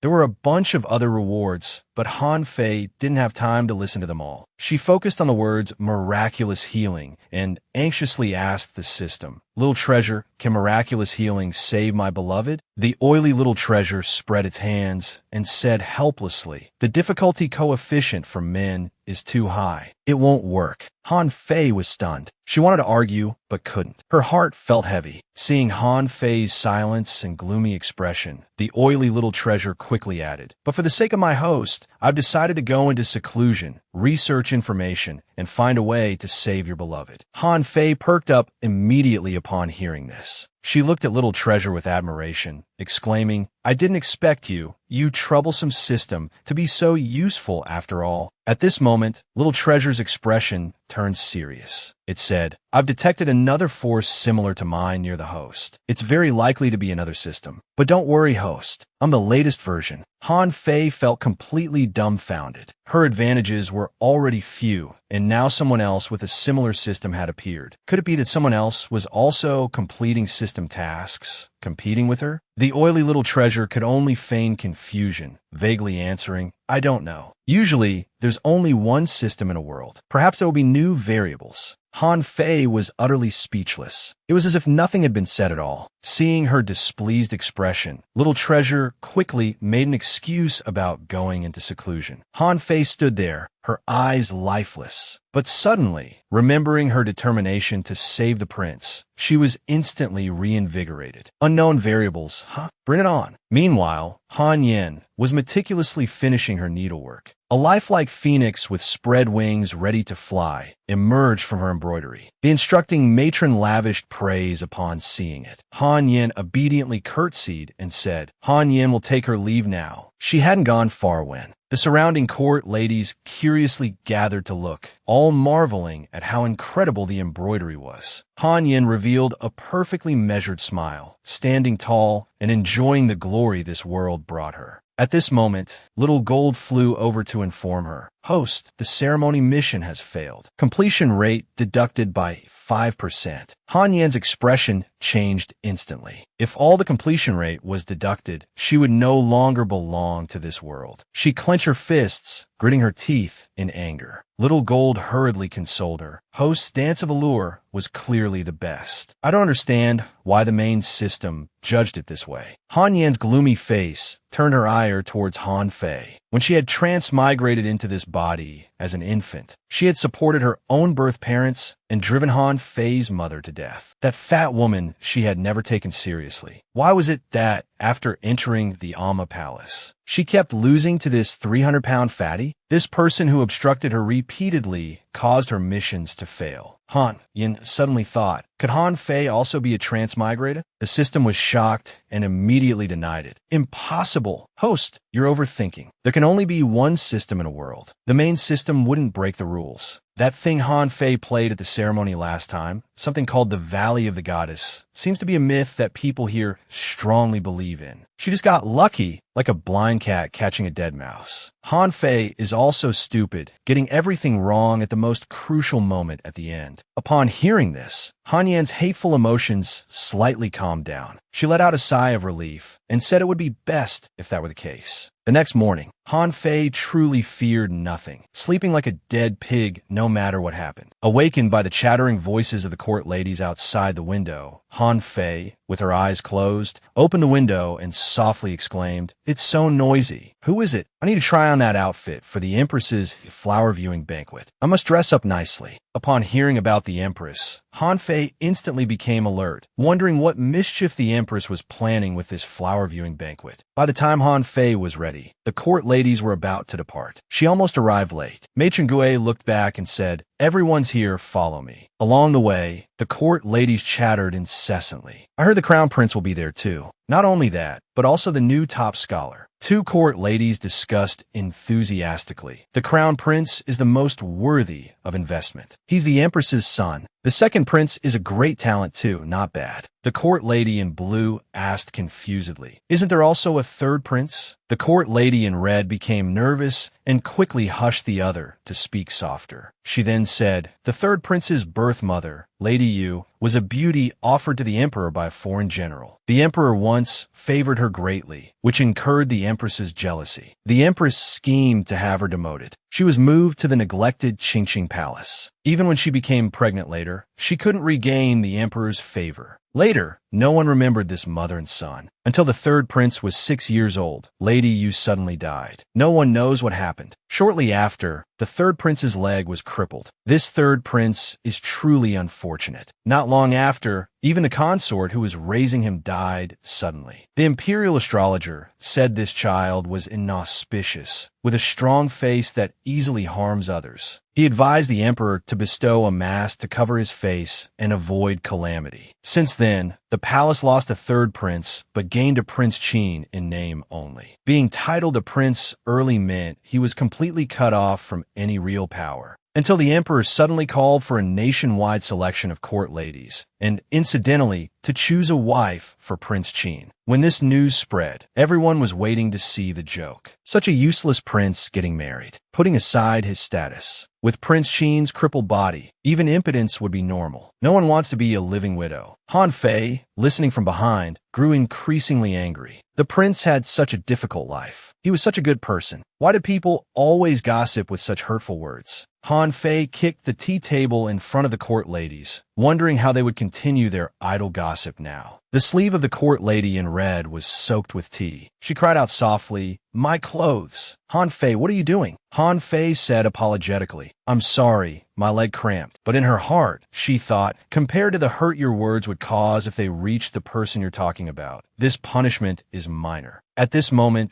the empress spoke enthusiastically. "I have an idea. Since it's a flower viewing banquet, why don't we compose poems about flowers?" Han Fei looked disdainful, thinking that no matter where she time traveled, it was always the same routine. Did they have to write poetry to show their refined interests? However, the current problem was how to leave the palace to complete the mission of saving Han Wenshu. Suddenly, an authoritative voice interjected, "The Empress has quite the interest. I'm also somewhat intrigued." A bright yellow figure slowly approached from the distance. Everyone was startled and quickly knelt down. Han Fei also swiftly knelt, joining in the chant. "We pay our respects to your majesty. Long live the emperor! Long live! Long live!" Emperor Qin, with a kindly expression, said, "Rise, all of you. Today is for flower viewing. There's no need to be so formal. Don't be so rigid." Crown Prince Qin Mu's handsome face wore a perfectly appropriate smile. His every word and action exuded an unmatched grace. This scene fell upon the eyes of the ladies in the Amma Palace. The young women's hearts were all aflutter. Meanwhile, Crown Prince Qin Mu purposely looked down. He was searching for that night's breathtakingly beautiful woman in red. His eyes accidentally met with Han Yan's. Recalling that day's enchanting dance, unable to find that alluring woman in red, he thought using this aloof woman to temporarily ease his mind would do. Anyan notisa kin mauricis gaza. Her heart fluttered slightly. She revealed a shy side. Her cheeks turned crimson, and she lowered her head. This moment was quite tender. This made Qin Mu's gaze even more intense. Han Fei watched their interaction with wide eyes. She knew that the crown prince was just looking for her slimmed-down self from that night. This half-sister of hers instantly transformed from a cool image to a coy maiden. The man's interested look was almost unbearable to watch. Just as Han Fei was about to enjoy the show, she was drawn to the pale faces of the two princesses in front of her. Third Princess Qin Sixin and Second Princess Qin Siyuan. Why did these two princesses look so frightened? The poetry competition had already begun. As cheers arose, the two princesses lowered their heads even further. Han Fei approached and tentatively asked the two princesses why they were so uneasy. The second princess spoke up, asking if she was a lady from the Amma Palace. After receiving confirmation, the second princess said with a troubled expression, "We are not skilled in poetry. Father has always favored those with literary talent." Han Fei nodded and said, "You can't write poetry, so you're not favored." The second princess's face immediately turned red. She was too embarrassed to speak and even showed a hint of anger. The third princess couldn't help but interject, "Can't you speak less directly?" Han Fei looked at the lively poetry competition behind her and had an idea. She said lazily, "My name is Han Fei." The two princesses looked at each other and lowered their voices, saying, "Are you the legitimate daughter of Minister Han? That unmarriageable young lady?" Han Fei spoke directly. "Why don't we make a deal?" The second princess couldn't help but reply, "What kind of deal?" Han Fei smiled slyly and said persuasively, "A deal that's very favorable to both of us. I'll help you gain the emperor's favor. In return, you must take me out of the palace once." Hearing this, the second princess didn't immediately refuse, but pondered for a moment. She said seriously, "Father is very talented. Are you really confident?" They desperately wanted their father's attention. Without the emperor's favor, their life in the palace was almost unbearable. Even some servants would give him attitude. Han Fei blinked her eyes and said confidently, "Why not give a try? You have nothing to lose." The second princess gritted her teeth and said, "Deal." Han Fei's face was full of smugness at this moment. She thought, "Don't worry. The two princesses will satisfy Emperor Qin." Emperor Qin watched as people came forward one after another, reciting poems endlessly. He shook his head helplessly, considering them all vulgar works. At this moment, the unfavored second princess stood up and said, "Father, your child has a poem." Everyone's eyes focused on the second princess. Crown Prince Qin Mu chimed in from the side. "Siyuan's sister, do you have a good poem? Your brother is very eager to hear it." Emperor Qin raised his eyes to look at Qin Siyuan, who was standing far away speaking. After a moment, he remembered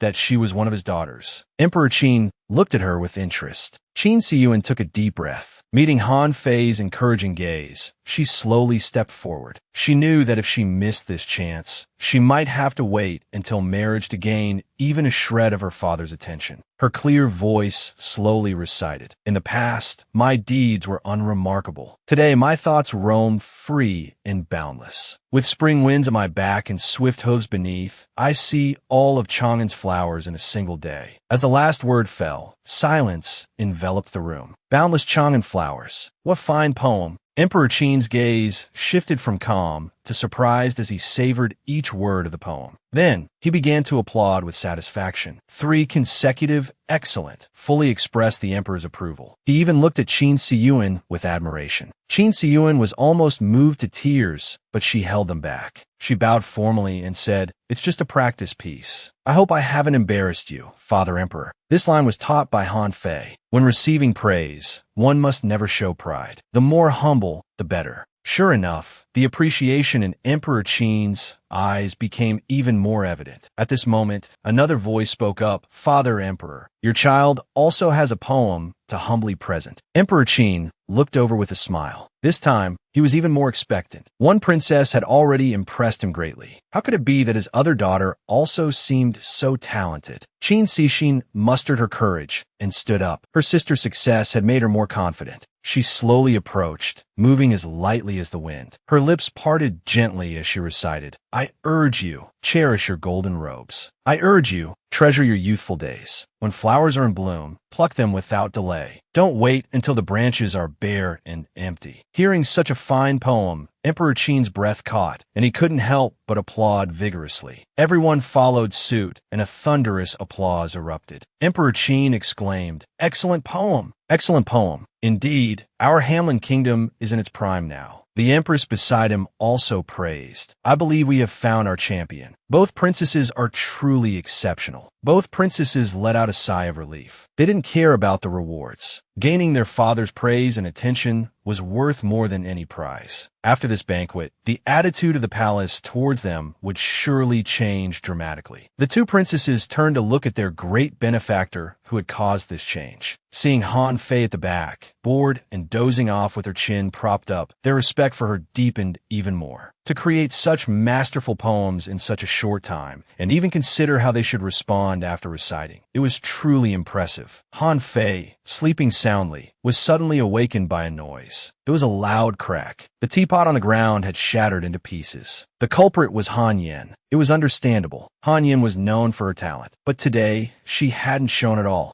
The two princesses had stolen all the limelight. It was normal for her to be angry and upset, but upon closer inspection, Han Yin seemed extremely shocked, even frightened. Her face had turned pale. Her Her expression was incredibly gloomy. Even though she tried to hide it quickly, Han Fei caught it. What could have shocked and frightened her so much? Suddenly, Han Fei remembered something she had overlooked. The reason her host body wasn't favored was because of the crows cawing at her birth, with no guards present. But Han Yin had been blessed with magpies returning to their nests. Come to think of it, Han Yin had always been exceptionally gifted since childhood. She excelled in music, chess, calligraphy, and painting. Her personality was steady, neither arrogant nor impatient. She was also extremely beautiful. Even before her debut, she was renowned throughout the land. She was the perfect model of a concubine's daughter. Her fingers had torn the handkerchief to shreds. The eyes of both princesses were practically shooting flames. This scene was coincidentally witnessed by Crown Prince Qin Mu. He frowned slightly. He thought to himself that a jealous woman would only bring unrest to the household. After all, she was merely a woman with some beauty and talent. The interest he originally had in Han Yin now diminished. Qin Mu withdrew his attention, no longer wanting to focus on Han Yin. Instead, he caught sight of a soft, doughy figure. It was none other than Han Fei. Seeing this 300-pound fatty, the crown prince suddenly felt very unlucky. Han Fei, seeing this arrogant scoundrel, felt no fondness either. She turned her eyes away with slight disdain. Han Yin, seeing no one around, frantically summoned her system, Little Crystal. They couldn't possibly know these two poems.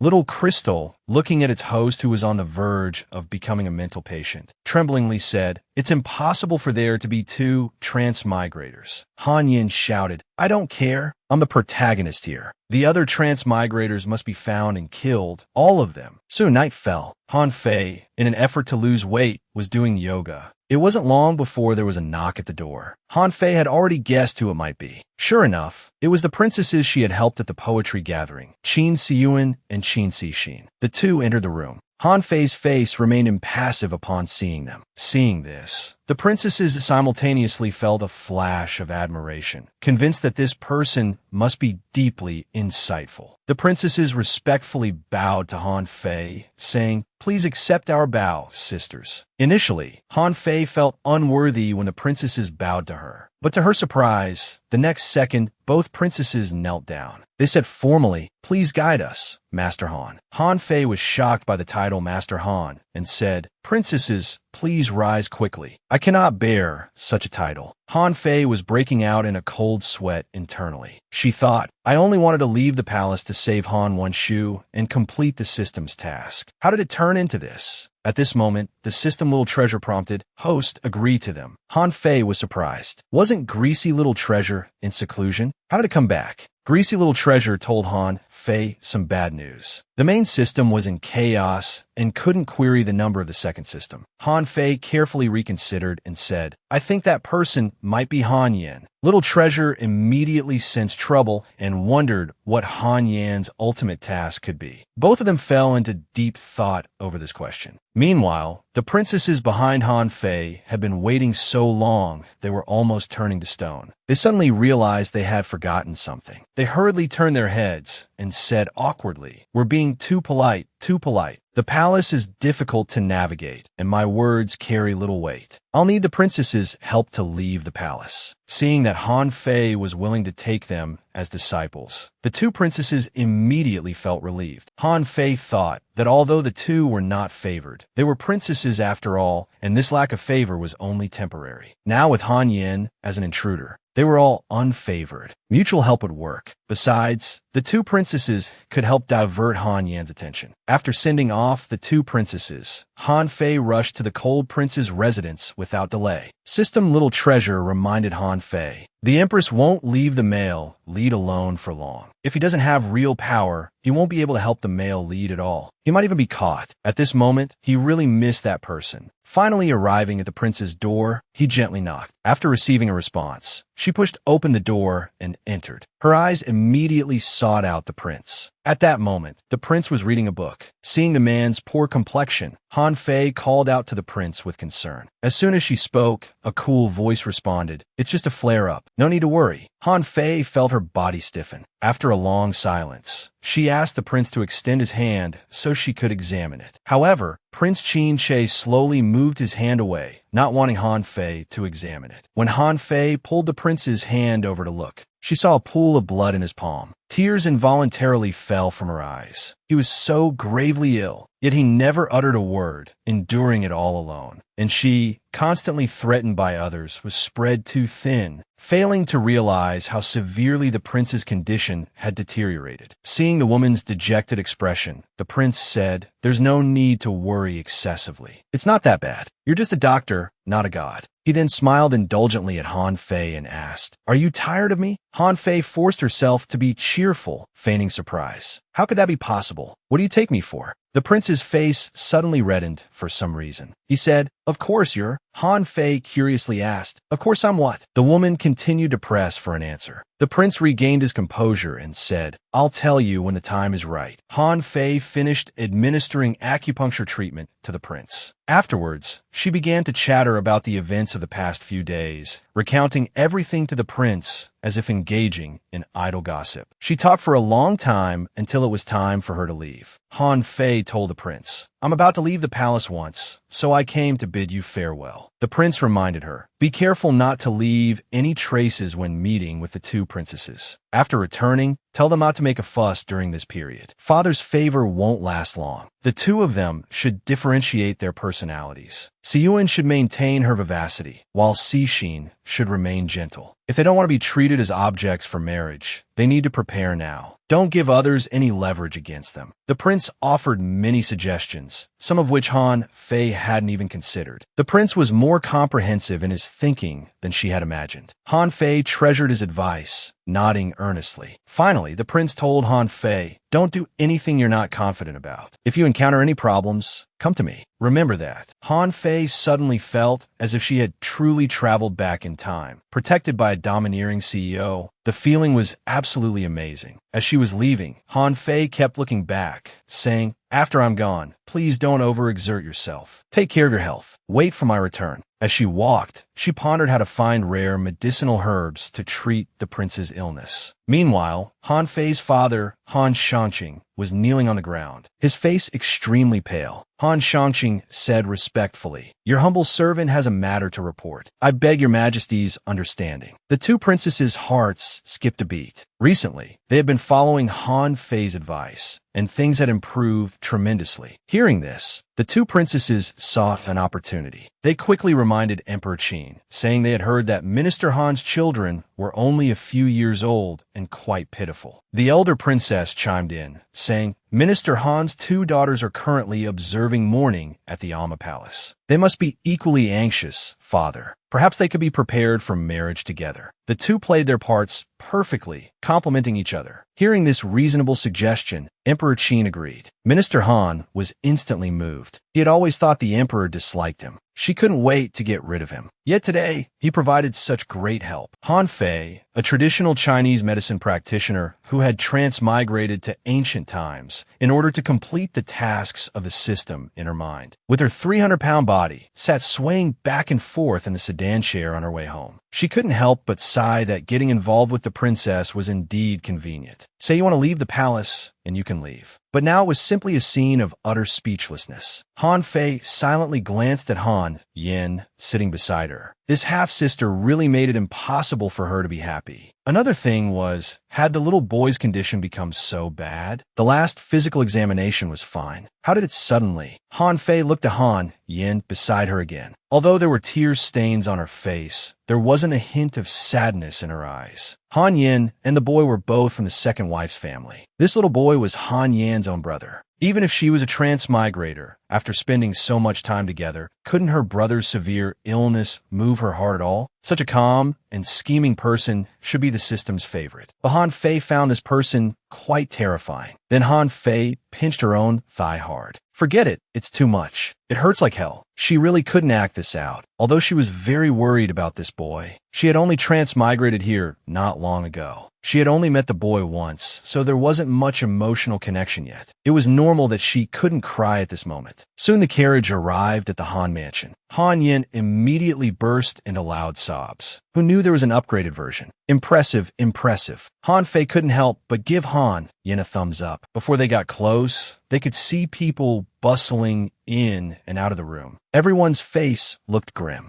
Han Fei's heart instantly sank. She quickened her pace towards Han Wenshu's room. Before she could step in, she saw an old man over 60 years old with a stern face taking Han Wenshu's pulse. Han Fei instinctively called out Uncle Wen. She didn't expect this little boy to be so seriously ill. His face was pale beyond description, as if he might leave this world at any moment. The boy slightly opened his eyes and sweetly called out, "Sister." Hearing this, Han Fei's heart ached even more. However, the old man before her was extraordinary. The acupoints he used while taking the pulse were beyond what she dared to imagine. Perhaps because Han Fei seemed more anxious than others, the old man noticed. He turned back and said, "Your brother's condition is not optimistic." Han Fei's heart tightened. Disregarding everything else, she hurriedly stepped forward to take her brother's pulse herself. The old man stroked his graying long beard, quietly watching from the side. He didn't find Han Fei's behavior disrespectful. But when the second madam saw this, she frantically asked Han Fei what she was doing. Then she cursed and pulled Han Fei away. "You're touching my son. What are you trying to do?" Coming to her senses, Han Fei instantly became angry. She retorted, "Wenshu is my brother. What could I possibly want to do? Do you have paranoia?" As soon as Han Shanqing entered, he saw his wife wailing and screaming, creating a chaotic scene. He felt utterly embarrassed. He quickly apologized to the imperial physician who had been invited from the Imperial Medical Department. Physician shook his head and said it was too late. Hearing this, the second madam was so frightened that her whole body stiffened. She stood there motionless for a long time. Han Shanqing turned and asked the esteemed imperial physician Master He, are you also a loss? Before Master He could speak, the second madam rushed forward, shouting, "No, you're talking nonsense. Shu'er will definitely be fine." Han Fei felt embarrassed for her. Everyone present was dumbfounded. How could one be so disrespectful in front of the top imperial physician? Minister Han's face immediately darkened. He angrily said, "Womanly compassion. Shut up." The second madam, seeing her husband's furious expression, instantly fell silent. She wiped away her tears and retreated to the side. Master He stroked his beard, pondering as he softened his expression. He said, "I heard the Han household was widely seeking physicians to treat the illness, so I came uninvited to take a look. Speaking of which, this child seems to have a connection with me. There's a slim chance of survival. I will do my utmost." Liu gave Han Shanqi a look that said, "You've struck gold with Master He's help." Master He picked up his brush and began writing a prescription. He said, "Please prepare all the medicinal ingredients I need. Also, there's another very important matter. I need an assistant." Han Shanqing respectfully said, "I will go find one for you right away." But Master He pointed at Han Fei. "No need. I think this girl is quite suitable." Suddenly, everyone's eyes turned to Han Fei. Seeing all the intense gazes, Han Fei realized her previous behavior had been too abrupt. Whether it was fortune or misfortune was truly hard to say. The second madam looked at this 300-gene fat girl with disdain, saying she was clumsy and couldn't take good care of him. She suggested letting Yin'er do it instead. Han Shanqing frowned, his face ashen as he looked at the second madam, telling her to shut up. Han Shanqing thought to himself, the renowned master, he wouldn't misjudge a person. Last time when Shu'er was seriously ill, it was Han Fei who resolved it. So he agreed to let Han Fei assist Master He in treating Shu'er. Seeing that her own father had agreed, Han Fei immediately accepted. After all, she was also very worried about this child. Moreover, she had to complete the system's mission. Han Yin stood by with a dark face, looking extremely gloomy, her eyes fixed intently on Han Fei. "It's this fat girl again, ruining my plans." Han Fei felt inexplicably cold. Goodness. Turning her head, she met Han Yan's resentful gaze and was very confused. If her medical skills weren't good, she would clearly be the one caught in the crossfire. Shouldn't he be happy? Why such emotions? Besides, this child was his own younger brother. Was his focus not misplaced? Soon night fell. Finally, everyone retreated from Shu'er's room. Han Fei valkid kordefulle.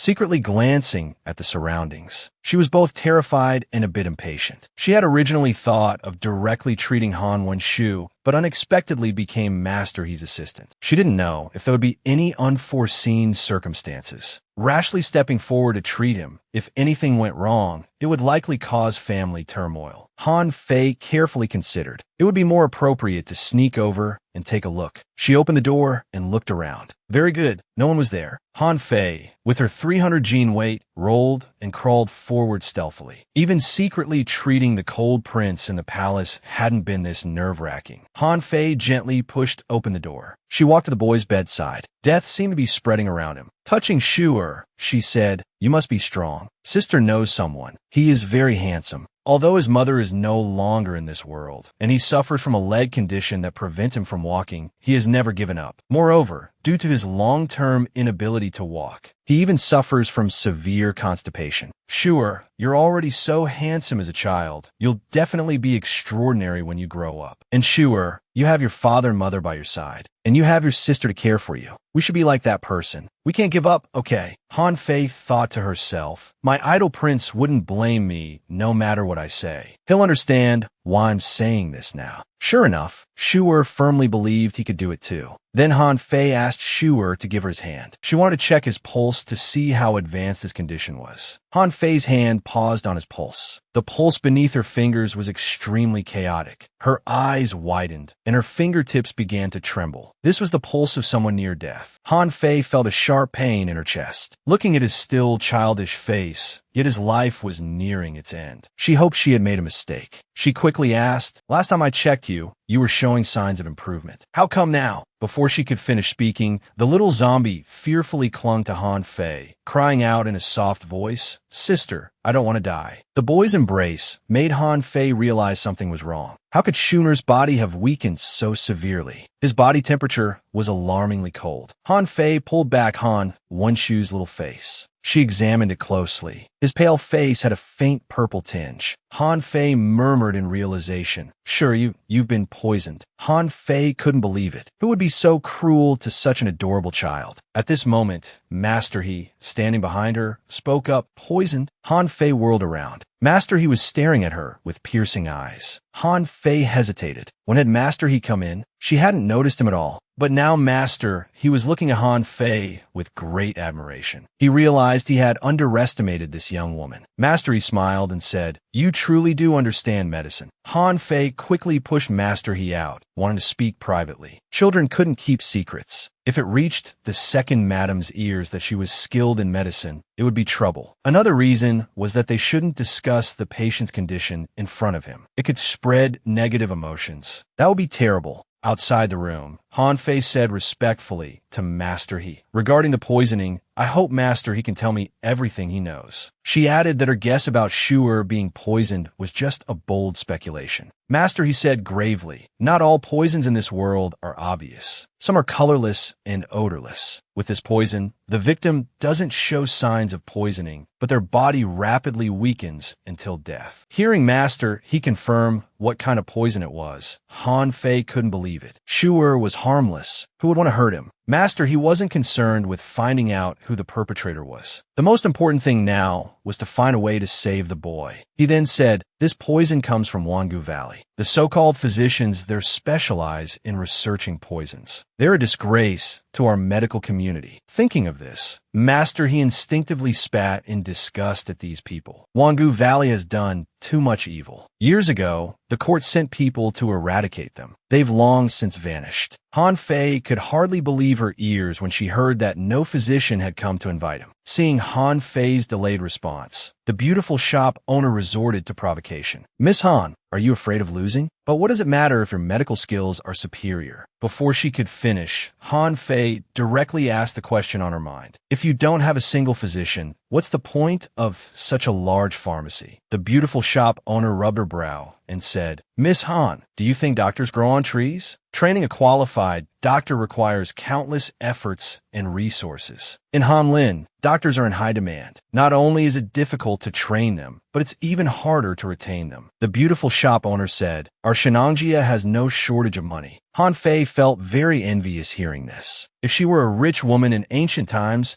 she could eat whatever she wanted and live carefree every day. It would be much better than in modern times. But the beautiful shop owner looked perplexed. She indicated that although her family was wealthy, they truly couldn't retain a physician. She hoped Han Fei could help make a name for herself. But Han Fei was now a candidate in the Alma Palace. She was also the physician to the aloof prince. This time, she was able to leave the palace to visit her brother at home. It was only thanks to the two princesses. Han Fei paused, then explained her difficulty. "But I can't expose myself in public, and I don't want to cause any commotion." In this era, pharmacies didn't even allow women to enter, let alone a female physician. The beautiful woman craftily said, "If Miss Han is willing to go to the competition, I will offer you with both hands the rare 1,000-year snow lotus from our Shenangjia." This truly hit Han Fei's weak spot. Thinking that her brother couldn't hold on much longer, she had already sent many people to search for this herb, but there was still no news. At this moment,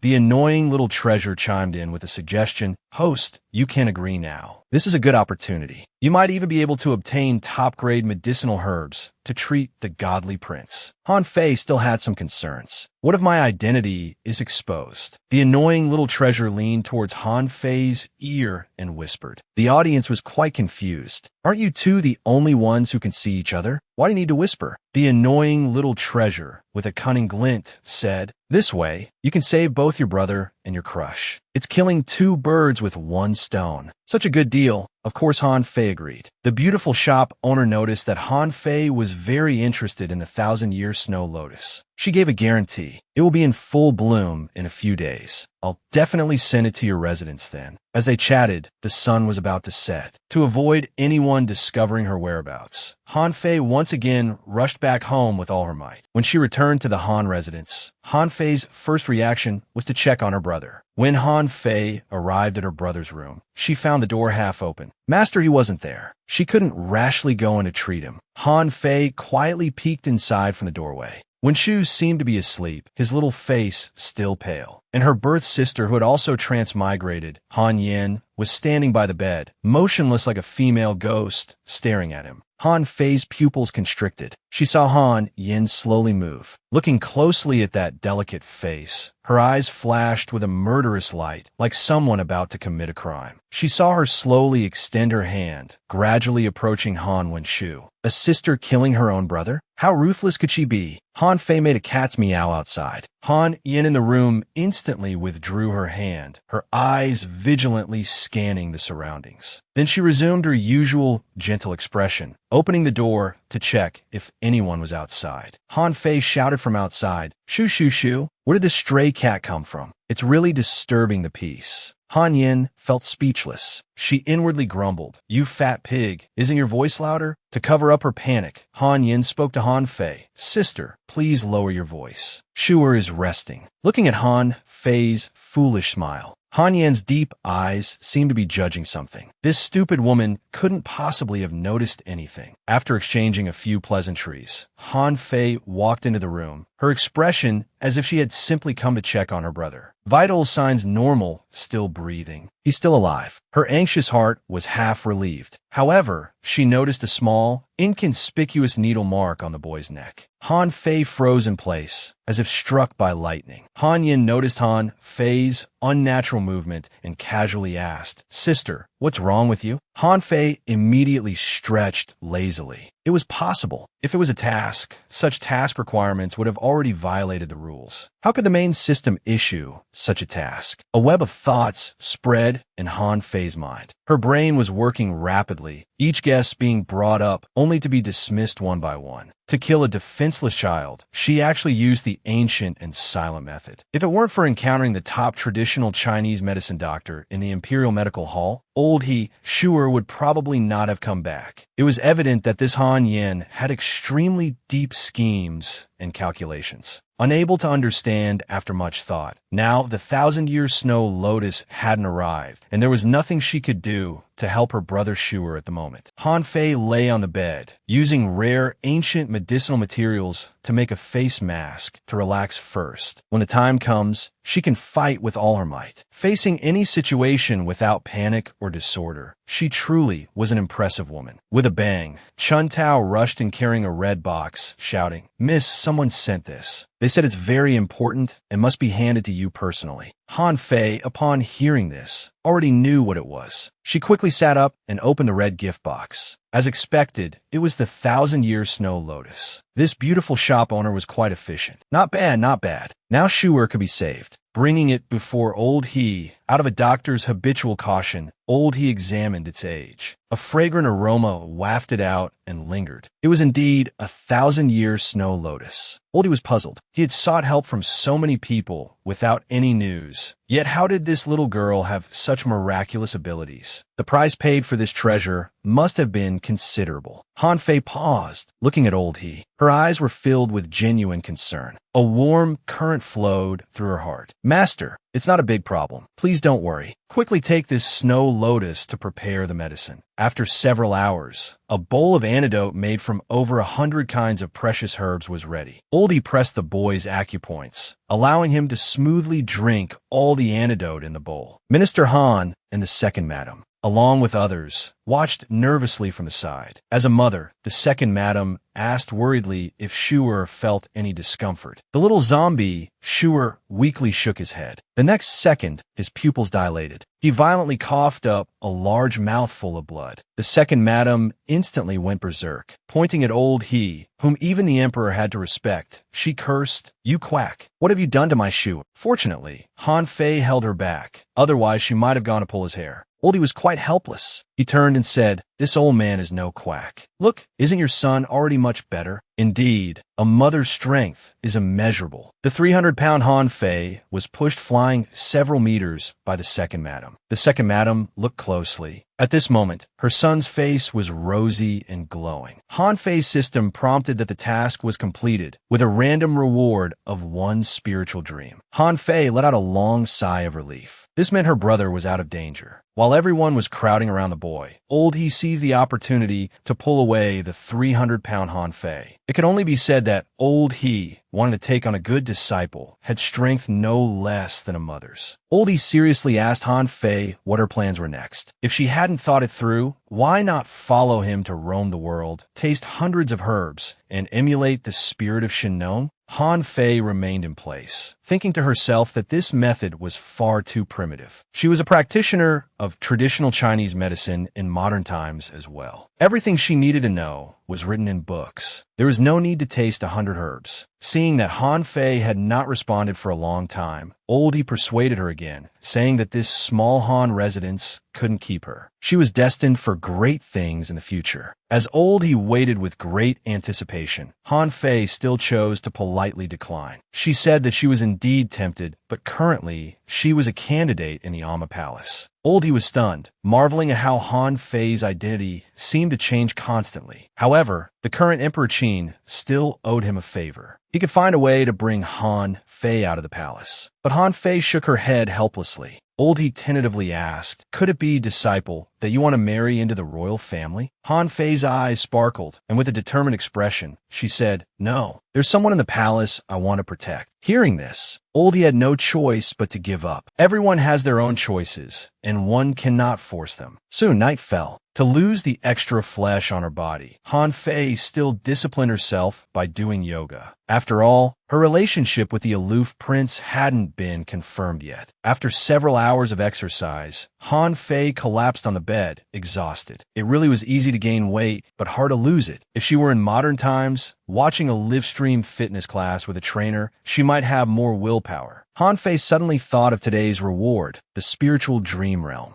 She wanted to enter the aloof prince's dream again, but the greasy little treasure strongly advised the host not to use this prop again, as it was too dangerous. However, she really missed that person. Without love, one is light. With love, one becomes neurotic. Although the greasy little treasure said she could keep her longing in her heart. There came a sound of footsteps. Turning her head to look, she met the man's eyes. This act of secretly entering someone else's dream was so embarrassing. He looked so handsome in the dream, standing at 1.9 meters tall with his cool demeanor. The man exuded a unique aura. The prince suddenly spoke. Han Fei, you're back. Han Fei inexplicably responded, I am back. After saying this, Han Fei instinctively took a step back. The feeling in the dream was too real. She felt a bit shy and awkward. Seeing this, the prince chuckled lightly. Then he reached out and grabbed Han Fei's hand. Han Fei was suddenly startled. She instinctively wanted to break free because the prince she knew wouldn't do this. Besides, the prince didn't know her true appearance. Just as Han Fei was about to dodge to the side, the man grabbed Han Fei firmly. He asked, are you trying to run away again? Han Fei's struggling movement stopped. This man was different from Prince Qin, yet he had the exact same face as the prince. Han Fei took a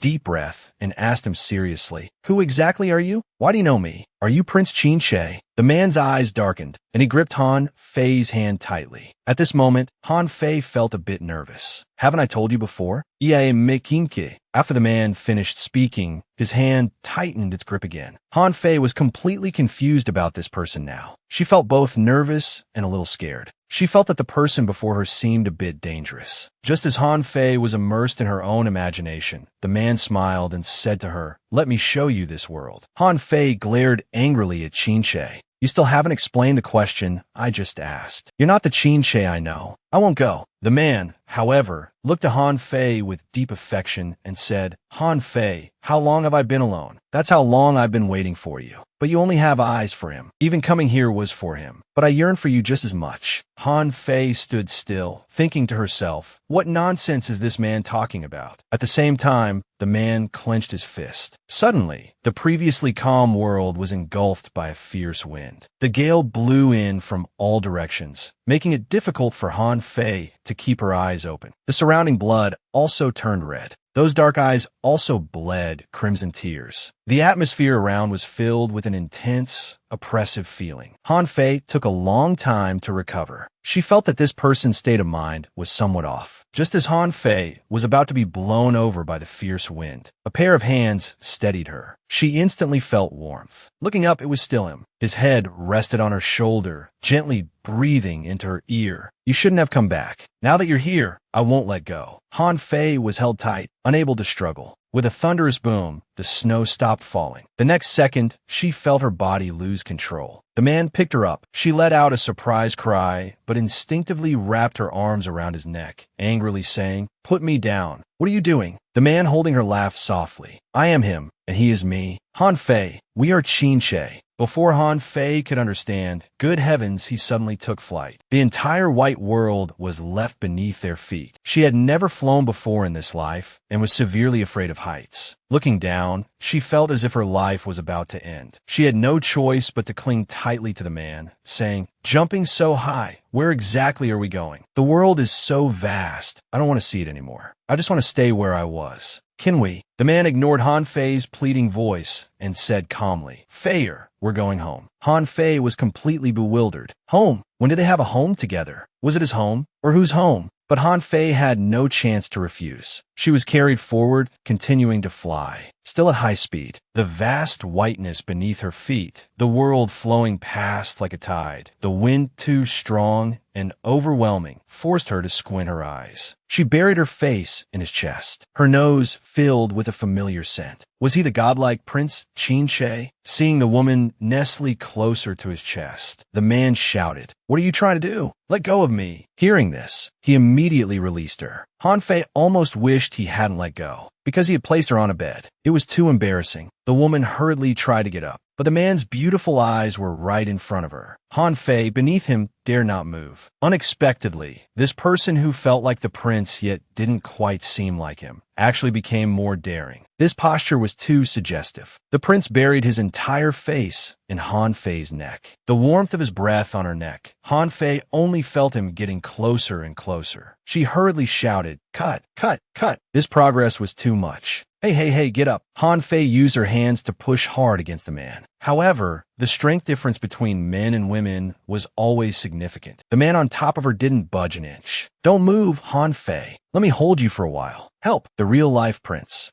How could he say such bewitching words? Han Fei continued to push hard. The man suddenly grasped Han Fei's hand. He said, "Your warmth has always been only for him, damn it. How much longer will this issue persist?" Han Fei angrily retorted, "Can you stop saying these nonsensical things?" But the man gazed at Han Fei with determined eyes, looking at her deeply, and said, "I am him, and he is me." Han Fei was stunned. Could it be that the object of her secret affection had a dual personality? Was this the second personality of her idol? The difference between these two personas was too great. Entering dreams was indeed dangerous. At this moment, Han Fei felt inexplicably tired. She tried to keep her eyes open, but couldn't resist the deepening drowsiness. It seemed as if time had stopped, and everything around was exceptionally quiet. Han Fei still couldn't resist and fell into a deep sleep. Prince Qin Che beside her quietly gazed at her sleeping face. His mask concealed his face, but couldn't hide the unusual gleam in his eyes, seeming both satisfied and wild. He reached out and gently touched her face. The sensation under his hand was warm and soft. He murmured, "Is this your true appearance, Han Fei?" He lowered his gaze, extremely affectionate. His hand seemed about to do something. Suddenly, the man's pupils dilated. An electric current coursed through the mask. His head ached terribly. His face was filled with an expression of pain. A moment later, the man sneered, thinking, "Trying to stop me with this little warning?" The man's eyes were filled with a crimson hue. His entire being was eerie and sinister as he said, "But I am you, your negative emotions. I am you. How can you escape me?" In reality, Han Fei was drenched in sweat. When she opened her eyes, she was already in her own room. She found it incredibly unbelievable. This time, getting out was so simple. The previous time, it was the system that had pulled her out. Han Fei hurriedly summoned the troublesome system, because her memory upon waking was completely blank. No matter how hard she tried, she couldn't remember what had just happened. Little Treasure anxiously asked beside her, "Really can't remember anything at all?" Han Fei thought carefully. There was a voice saying, "I am him," but she didn't know what it meant. Little Treasure pretended to deduce wisely. Perhaps the host has entered dreams too frequently, causing side effects. Moreover, when the host probes into others' dreams, it's possible that her own memories might be peeked into as well. Han Fei was truly at a loss for words. She said the system was truly troublesome, entering someone else's dream only to be discovered. Wasn't this just asking for trouble? And it was very embarrassing. Okay, not mentioning it when it was first used, it really was super unreliable. Little Treasure again pretended to be cute, saying, "Host, don't hit me. My weak body can't withstand such beating." Having successfully saved her brother, the 300 Jin Han Fei could finally return to the palace. This time, she hired 4 fitness experts, which indeed made the journey smoother. Han Fei in the sedan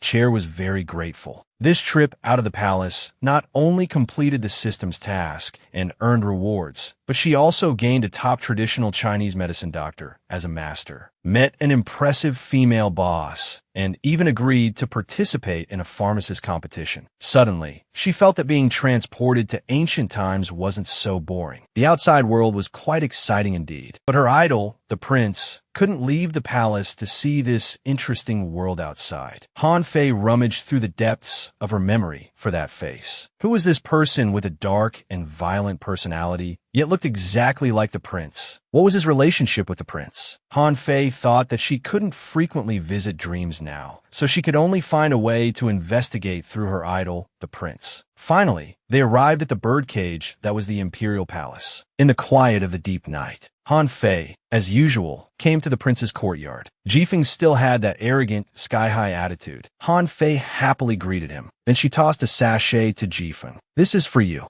Jifeng caught the sachet, puzzled about its use. He was an assassin, after all. This can refresh your mind and boost your energy. But I've added an extra function. It nourishes yin and strengthens yang. As soon as her idol mentioned it, he felt embarrassed. In modern times, erectile dysfunction was quite common. If Western medicine couldn't help, people would turn to traditional Chinese medicine, like cases caused by excessive fatigue, or sore waist and legs, or mental stress leading to impotence were all too common. Han Fei thought strangely. For a stunning man like the prince, who couldn't walk and suffered from constipation, in modern times, most people with lower body disabilities often had functional impairments. But in this system world, it was all about some plan to conquer the male god. Could this drama still be considered about a male god? Thinking that the prince must be extraordinary, Han Fei recalled when she had given the prince acupuncture on his thighs. He had reacted quite strongly. It should be as she imagined. Han Fei stared intently at the prince. Feeling Han Fei's gaze on his lower body, the prince's eyes darkened. His voice slightly hoarse. He asked, "What are you looking at?" Han Fei instinctively blurted out her inner thoughts. "Prince, have you experienced carnal knowledge?" As soon as the words left her mouth, Han Fei regretted it. This was highly disrespectful. The male god's eyes flashed with an odd light. For the first time, he regretted that Han Fei was a physician. Han Fei, both curious and embarrassed, explained, "It's just an occupational habit." Occupational habit? The prince didn't seem angry, but his tone cooled slightly. He asked Han Fei to come closer. Han Fei, like a child who had done something wrong, shuffled slowly to the front of the prince. She was indeed curious, because in ancient times, men his age could already be fathers. Though she didn't have any notions of first time or not first time, she still cared whether her secret crush had any chambermaids or women called to his bed. Han Fei didn't want to be with a man who held the concept of 3 wives and 4 concubines. The more she thought, the tenser her round face became. The prince said softly, "From now on, you're not allowed to give sachets to others. Not to women, and especially not to men."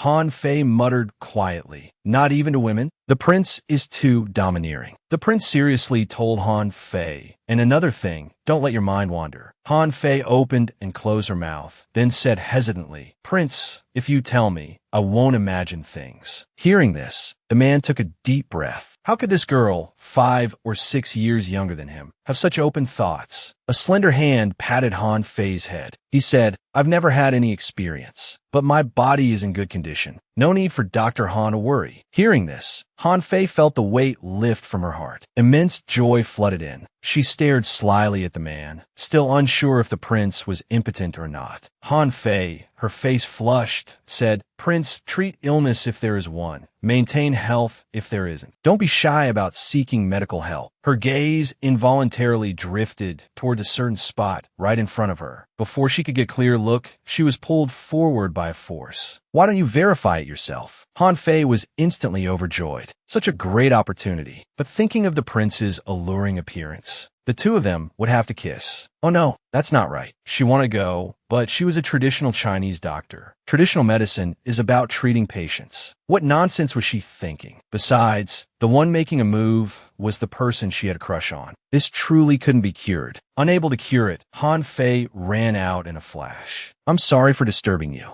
The man whose eyes were usually filled with murderous intent, burdened by immense pressure he couldn't share with anyone, someone who had long lived in a complex world, was now amused by Han Fei's comical behavior. She never hid anything from him, acting like an experienced player. But after all that, it turned out to be just an empty facade. The next day, the evil empress summoned Han Fei. The recent heavy and increasingly difficult courses at the Amma Palace had already exhausted Han Fei. In addition, those instructing matrons were becoming more and more strict, deducting points more severely. The empress, whom she had been ignoring, said she had important matters to discuss. It would certainly not be easy to deal with. Han Fei cautiously entered the room. She bowed respectfully, keeping her head lowered, not daring to look up until she heard, "You may rise." Han Fei slightly raised her head. That arrogant eldest prince was actually here too. The eldest prince looked at the 300-pound fatty before him and asked his mother doubtfully, "Why did you summon him here?" The empress smiled at her most proud child and said, "Han Zeyunu is my person. I called her here today to inform you of this."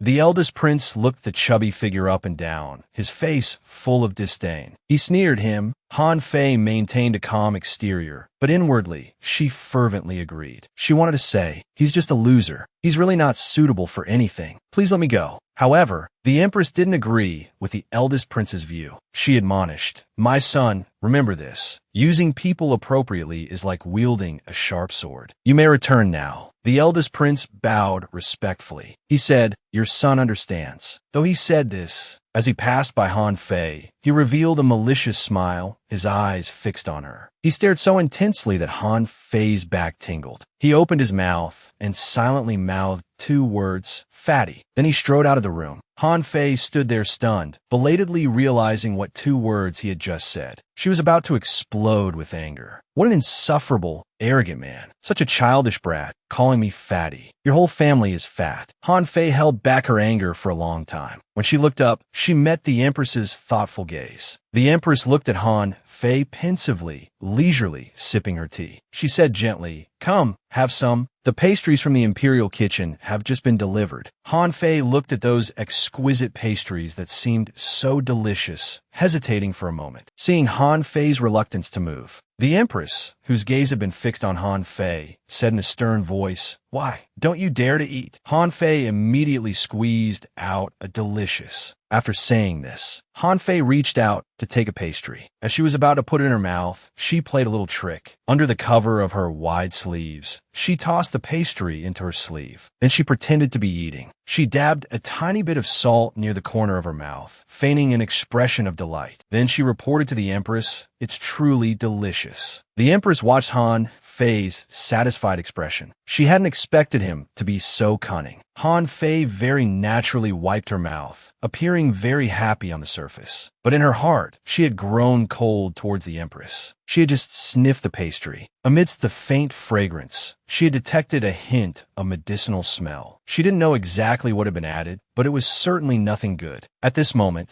the Empress smiled with satisfaction and said, "Han Fei, can I trust you?" Han Fei immediately knelt down. "This servant will never betray your majesty." Her face was full of loyalty. The Empress played with her manicure, coldly saying with authority, "If you obey, naturally nothing will happen to you. I am not a bloodthirsty person. Come to me every 3 months for some pastries. Otherwise, your little life might not be safe." "This servant understands." Han Fei feigned a soft and timid appearance. The Empress didn't notice anything amiss. At this moment, Han Fei was inwardly cursing the old witch. Such a vicious heart. The prince's miserable fate must have been partly due to this old witch's doing. "I need you to do something," the Empress said. Han Fei immediately approached like a loyal dog, respectfully listening. As soon as the words fell, Han Fei's heart skipped a beat. She looked somewhat uneasily at the smiling Empress. After leaving the Empress's chambers, Han Fei was in a daze. She walked towards Amma Palace with a complex expression. In her hand was something the Empress had given her. It felt scorching hot to her. The Empress's task for her was to eliminate Princess Chengmin. The object was wrapped in layers of cloth. She didn't know what was inside. Princess Chengmin seemed to be the big sister of all the newly entered palace ladies. What had this unfortunate princess done to offend the Empress? Soon it was the next day. During the women's etiquette class, a matron mysteriously appeared beside Han Fei and said something about going to the latrine. "Go ahead," Han Fei said, confused. She hadn't said she needed to go to the latrine. Looking up, she saw the intent in the matron's eyes. She understood that this matron was the Empress's person. Han Fei's heart raced wildly. As she secretly made her way towards where the palace ladies lived, she was still somewhat cowardly. She couldn't help but poke at her system. "Do I really have to harm someone?" Greasy little treasure flapped its wings and said, "Host, this person has a grudge against you. Have you forgotten about the person who falsely accused you last time?" Han Fei suddenly remembered the guilty expression on that princess's face when she was framed for illicit affairs. Could have been her doing? The system said this couldn't be 100% certain, but it was very likely. Moreover, it was said that this princess, Chengmin, habitually took pleasure in bullying other palace ladies. You're also being coerced, so you don't need to feel too guilty. Helplessly, Han Fei could only put away that tiny bit of sympathy. She took a deep breath. For now, she could only take it one step at a time. Finally, arriving near the princess's room, the two of them stealthily observed their surroundings, ensuring no one was around. Han Fei looked around the room. Just as she was considering where to place the object, a cold blade was suddenly at her throat. "You'd better not move." Han Fei's hand instantly froze. Harming others ultimately harms oneself. Would she die in this era? The person behind her coldly said. Trying to frame someone? Quite a skillful method. Han Fei was stunned. This princess was so clever, she had actually left a trap in her own room. Han Fei assumed a surrendering posture, trembling as she said, "You, a man, sneaking into Amma Palace. this. Do you know the consequences? The man hearing this felt quite speechless. He quipped, now that's truly a thief crying stop thief. Han Fei forced herself to calm down. She thought about trying to get some information out of the man, asking, who exactly are you? The man's blade advanced further, telling Han Fei not to move. Then he said, I owe Lady Chen a favor. She said someone wanted to harm her.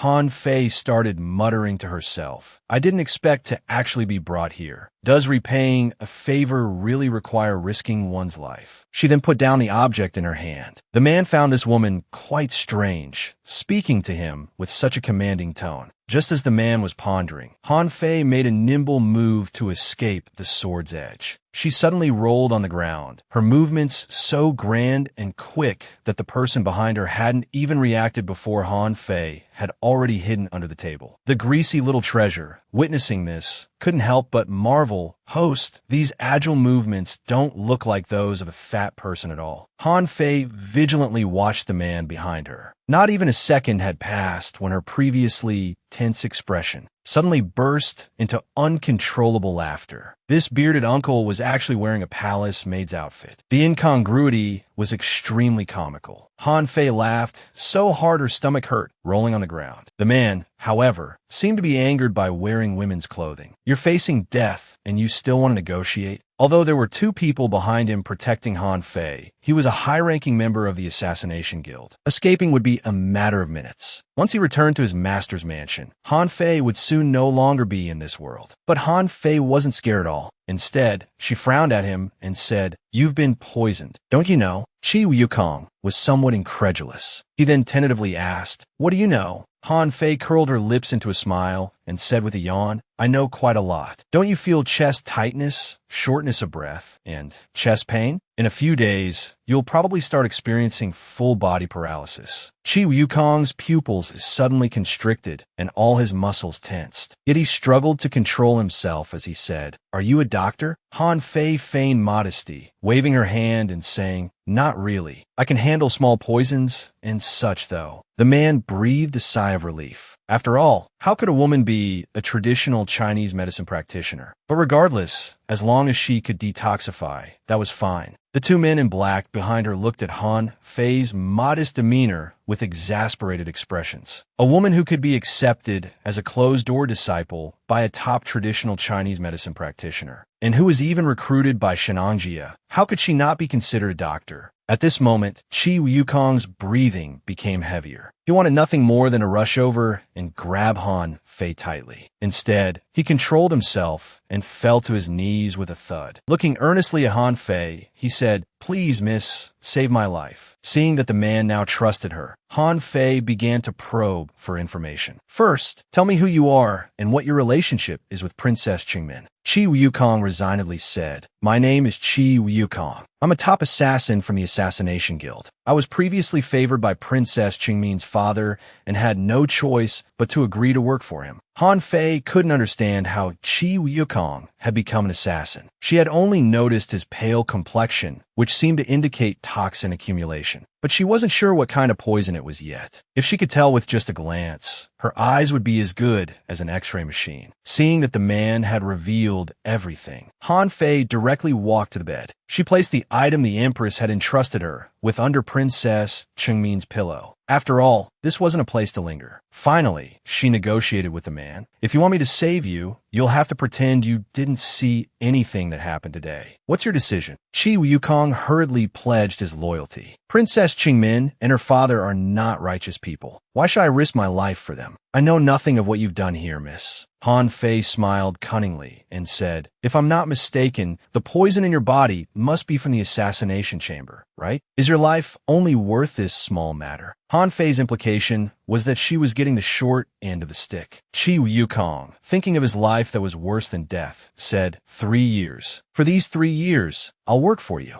Han Fei looked the person before her up and down. Could this guy really be capable of working for her? Seeing Han Fei's hesitation, the man immediately started selling himself. I'm a top assassin from the Assassination Chamber, ranked very high. To hire me for a single mission would cost an enormous sum. You're getting a great deal. Hearing this, Han Fei sighed deeply. Top level? This assassination chamber didn't seem all that impressive. I might have to treat you all the time. Wouldn't that mean I'd have no freedom? Chi Yukong was so angry his chest hurt, but he couldn't refute. The poison in his body had indeed subdued him. Gritting his teeth, he said, 5 years. I'll help you for 5 years. Not a day more. Suddenly, the system prompted the opening of a side quest. Please complete the establishment of the secret guard. Han Fei's eyes lit up. She never thought her medical skills could be used like this in ancient times. Forming her own team of assassins, how could she worry about surviving in ancient times? Chi Yukong noticed Han Fei's fervent gaze and felt a chill run down his spine. Trembling, he asked, "Miss, why are you looking at me like that?" Han Fei raised her eyebrows and smiled slyly. She moved closer to Chi Yukong and said, "Do you have any other brothers who are near death? Bring them all. This young miss can cure them." Unable to resist Han Fei's eager gaze, Chi Yukong indicated there were many such cases. Because not everyone was like him, becoming a top assassin at such a young age. Those of lower ranks, having lost their usefulness, could lose their lives at any moment. However, the treatment for top assassins was indeed good. Money and resources were distributed on a 1-to-1 ratio. Han Fei smiled, thinking to herself. She had previously met a female boss who was afraid of having too much money to spend. With her usefulness to him, how could she fear running out of money? She then said smugly, "Bring them all to me. I have enough money to support them." Chi Yukong was as excited as if he'd been injected with chicken blood. Feigning calmness, he followed Matron Gue to leave. After she left, the remaining candidates looked at each other. Some who were usually friendly with Chengmin whispered among themselves. Some wanted to kick her while she was down. After all, Princess Chengmin had the highest scores among all the candidates. With Matron Gue looking so grim, something must have happened. And if something had happened, all the better. They had long disliked Chengmin for always putting them down. Soon, shocking news spread. A voodoo doll was found in Princess Cheng's room. The doll was pierced with the emperor's birth date and time. Long silver needles had completely punctured the entire doll. It was terrifying. As soon as this matter came to light, it immediately incurred the empress's furious wrath. She ordered Princess Chengmin to be imprisoned in the imperial jail. However, no one knew that this incident was orchestrated by the empress herself. No one knew what grand scheme she had planned. Was a mere princess worth her personal involvement?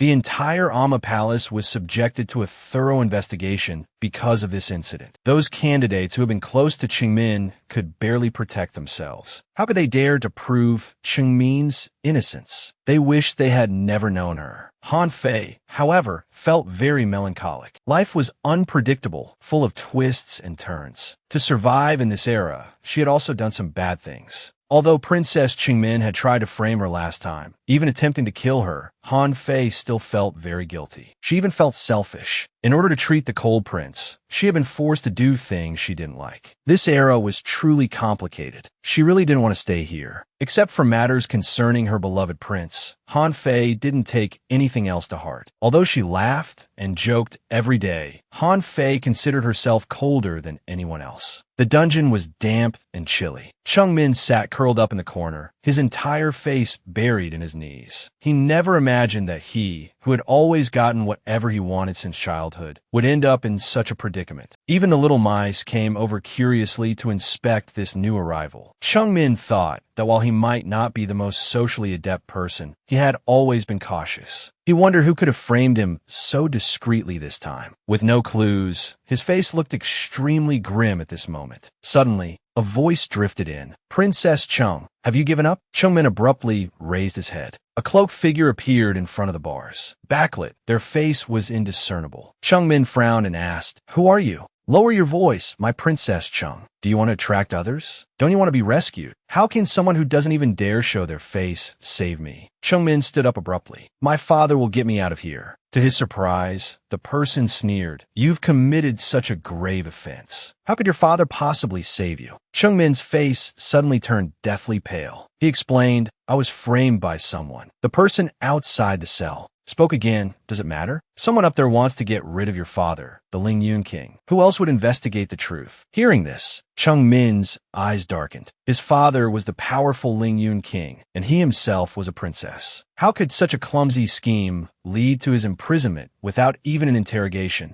Chengmin slowly raised his head, looking at the cloaked figure. He said with difficulty, "What do you want?" The cloaked person laughed coldly. "You're smart. You know I can help you." Han Yin removed her cloak. Instantly exhausted, she collapsed onto the bed, panting heavily. "Host, you're pushing yourself too hard. The invisibility potion is very harmful to you," Han Yan's system, Little Jean, said worriedly beside her. She knew this herself, but this trip was absolutely necessary. Everything can be done gradually. Your health should be the top priority, host. Han Yin interrupted the system, her eyes filled with a sorrowful look. I don't have much time left. This mission isn't simple. The Empress wants to suppress the Lingyun King's power to pave the way for the Crown Prince. Little Jean quickly tried to cheer her up. Host, be optimistic. At least you've taken a small step towards winning over the Lingyun King. However, Han Yin remained dejected, as she had also failed the previous Wanga mission. The system hesitated, then weakly said, "That's because you were too indecisive, host. You should have killed Han Wenshu earlier." Han Yin didn't respond. She had countless opportunities to eliminate Han Wenshu. That mission was the most important one. If successful, she could have gained more rewards. Failing meant losing what she had already obtained. But she still lost to her own remaining shred of compassion. Everything she had was now discounted. The mission to win over the Lingyun King hadn't been fully planned out when Princess Chengmin got into trouble. She didn't know when her mission started becoming increasingly difficult. She couldn't allow all her advantages to be taken away. She opened her eyes, wanting to exchange with the system for beauty and fragrance. Little Jean was truly puzzled. Their assets were already limited. Why exchange for this item now? Meanwhile, Han Fei lay in bed, tossing and turning, unable to fall asleep. A few days ago, she was coerced by the Empress. Plus, the courses at Amma Palace were increasing. She had neglected the prince. They had some arguments. Now her thoughts were in a complete mess. No matter how she tried, she couldn't untangle them. It had been 8 days since she last saw her idol, the prince. She didn't know what was wrong with herself. She had lost a little weight. Xiaobao's answer seemed perfunctory to Han Fei. Xiaobao, who had been with her for a long time, how could he not know what Han Fei was thinking? She must be thinking about the prince so much that she couldn't sleep. Why not just go see him tomorrow night? Why do humans make these romantic affairs so complicated?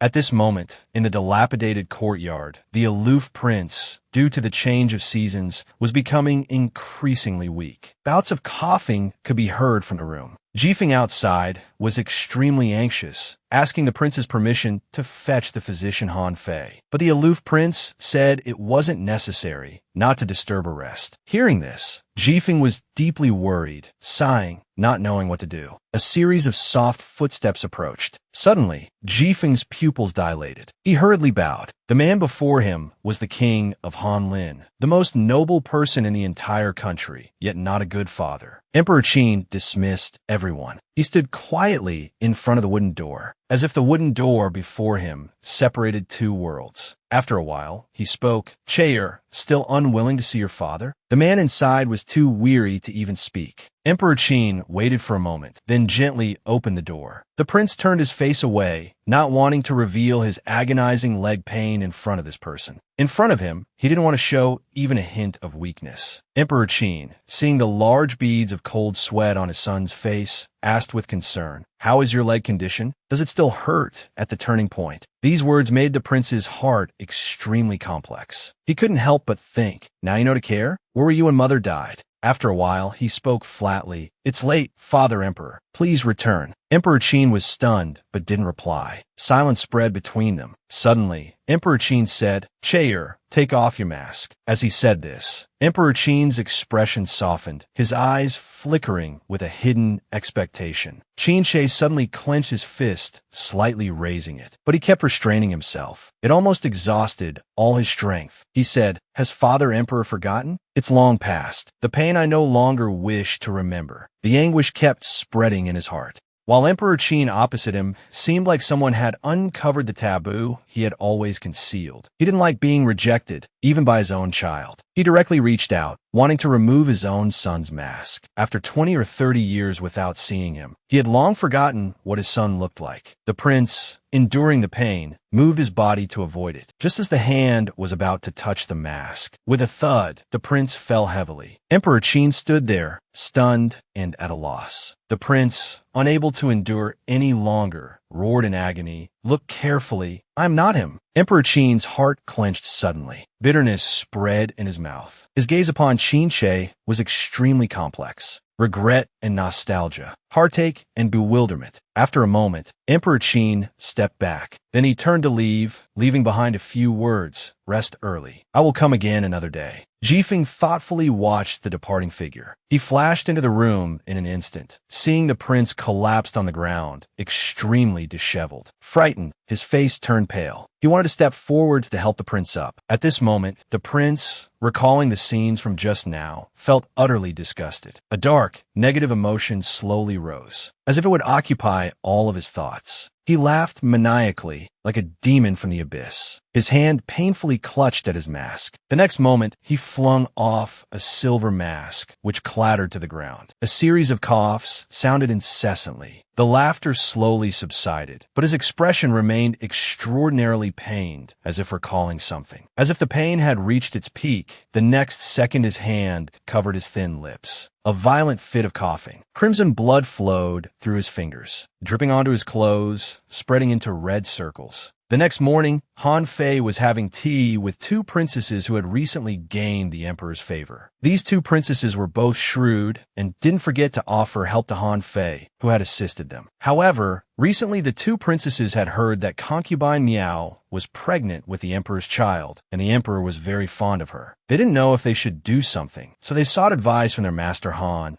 Fei. Han Fei sipped her tea, shaking her head and saying, "Since ancient times, pregnancies have been complicated. Few successfully give birth to royal sons. Don't rush to curry favor. If someone catches your weakness, it's not good for a princess to be involved in too many harem affairs. It's better not to interact too much." The second princess slowly began to understand. Thinking it made sense, she unconsciously said, "Previously, third brother's birth mother, wasn't she?" At this, Han Fei's hand holding the teacup paused. Han Fei earnestly said to the second princess, "Tell me more." The drowsy Han Fei instantly became alert. The two princesses hadn't noticed at all. Only third brother was left alone. It seems he witnessed his own mother die before his eyes. Then he became mentally unstable, fell, and broke his leg, and never stood up again. Since then, the crown prince brother has always bullied third brother. Han Fei's heart felt as if pricked by a needle. She murmured, "In such a difficult environment, how did he grow up?" The first princess's tone was full of sighs. "Although we too are not favored, at least we are healthy. We barely have the ability to protect ourselves. Third brother must have had a very difficult time." Han Fei suddenly thought of a question and nervously asked, "Do you know what's the story behind the mask on Prince Qin's face?" Both princesses fell silent for a moment. The eldest princess had just begun to speak. Third brother's mask is a topic that cannot be mentioned. In the future, you should not ask others about it. It's a taboo.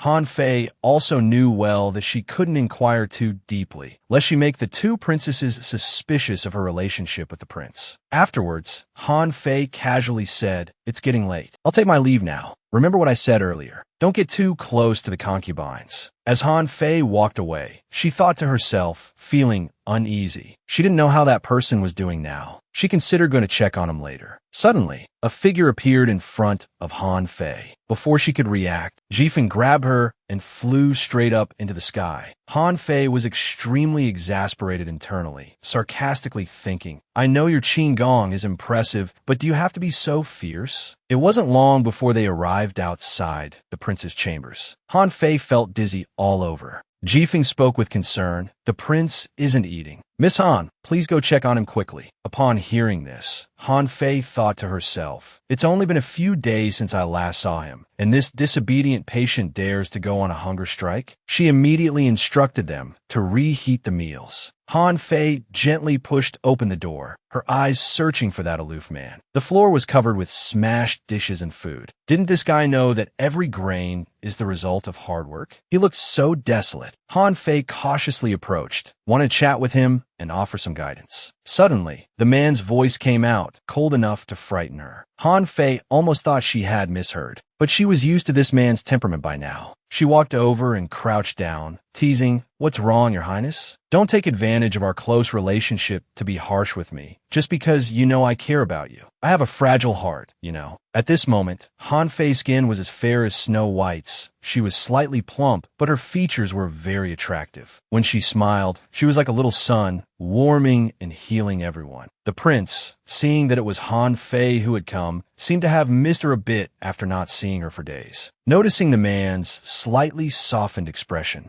Han Fei held the prince's hand and said, "Don't be afraid, Your Highness. We're all here for you." She knew very well that for this man to have lived until now, what he had endured and suppressed was beyond what ordinary people could accept. The man's long-suppressed pain, which Han Fei didn't expose, seemed to have touched the depths of his heart. It was as if a handful of medicine had been sprinkled on his aching heart, healing him. He unconsciously squeezed Han Fei's hand. "My temper is so bad. Why can you still be so understanding and kind to me?" Han Fei sniffled and said straightforwardly, "It's simple. Because I like you." The prince was stunned, unable to believe that Han Fei liked him too. Thinking of his occasionally uncontrollable bad temper, he instantly felt very guilty. He squeezed Han Fei's hand. Sincerely and earnestly, he said, "I'm sorry." At this moment, Han Fei thought to herself. The prince said he had a temper, but he hadn't really shown it much. Compared to how he often secretly protected her, his temper was a minor issue.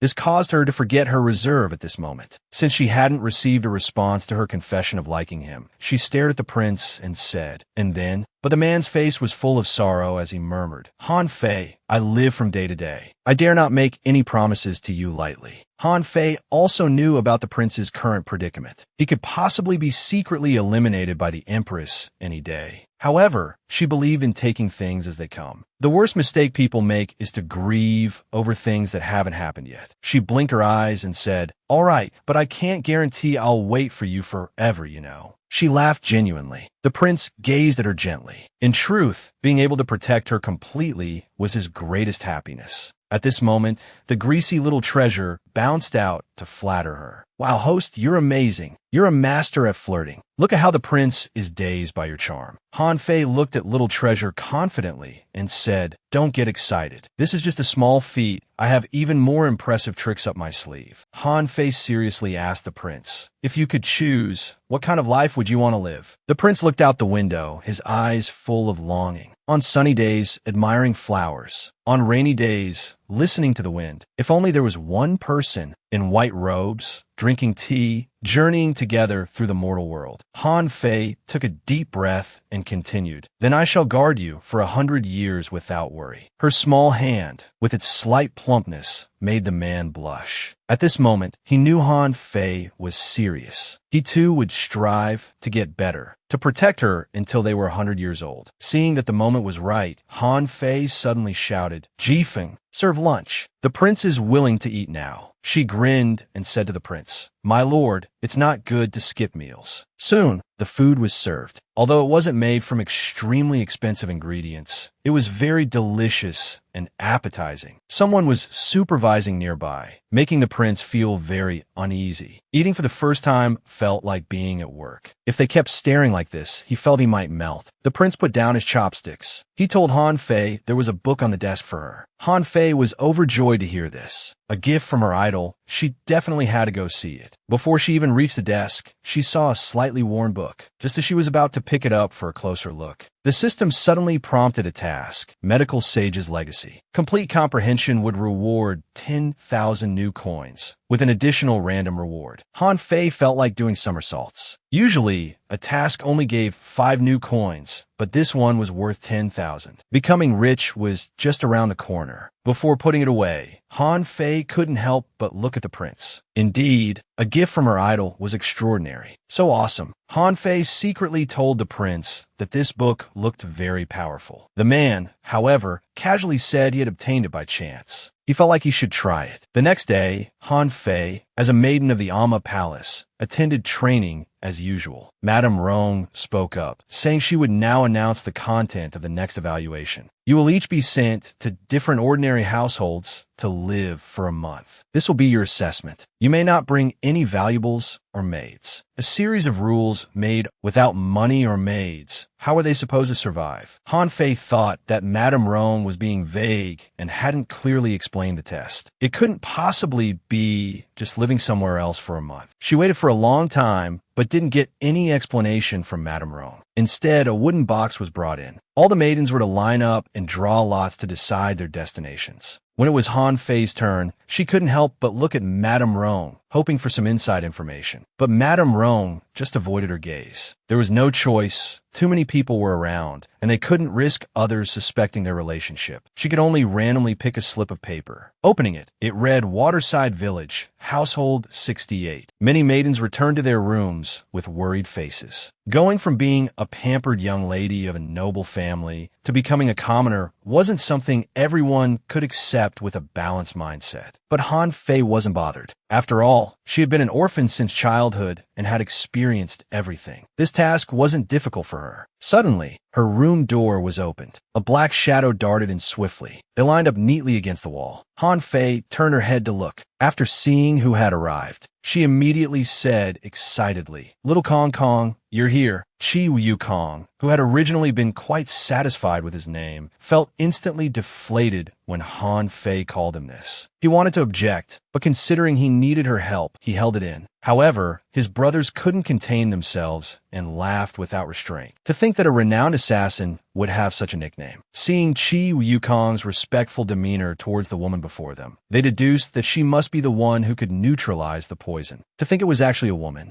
Yulong directly pulled out his weapon and coldly asked Yukong, "Is this the doctor you mentioned? We risked our lives to come out with you, just to meet a woman." Chi Yukong stepped forward, immediately shielding Han Fei. This was the treasure he had begged for. He said sternly, "Yulong, show some respect." The others weren't as impulsive as Yulong, but their eyes were full of disdain. A woman as a doctor? It was simply laughable. And to say she could neutralize the poison of top-tier assassins was even more absurd. Indeed, men in ancient times were so rigid in their thinking. Some things women could do well, men might not necessarily achieve. Han Fei frowned slightly. She didn't bother to argue with them, and instead began to show off her skills. She carefully observed Yulong for a few moments. Then she said, "Your shoulder is stiff. You must have a chronic injury. If someone concentrates their attack on your left shoulder, you'd surely be defeated." She then pointed to the person in blue clothes. "The pressure on your forefoot is unbalanced. You experience pain when turning right, and you have an injury in your elbow joint. Your movements probably become very sluggish on rainy days." After Han Fei finished speaking, killing intent immediately surged in the eyes of the three men. Someone who knew others' fatal weaknesses and revealed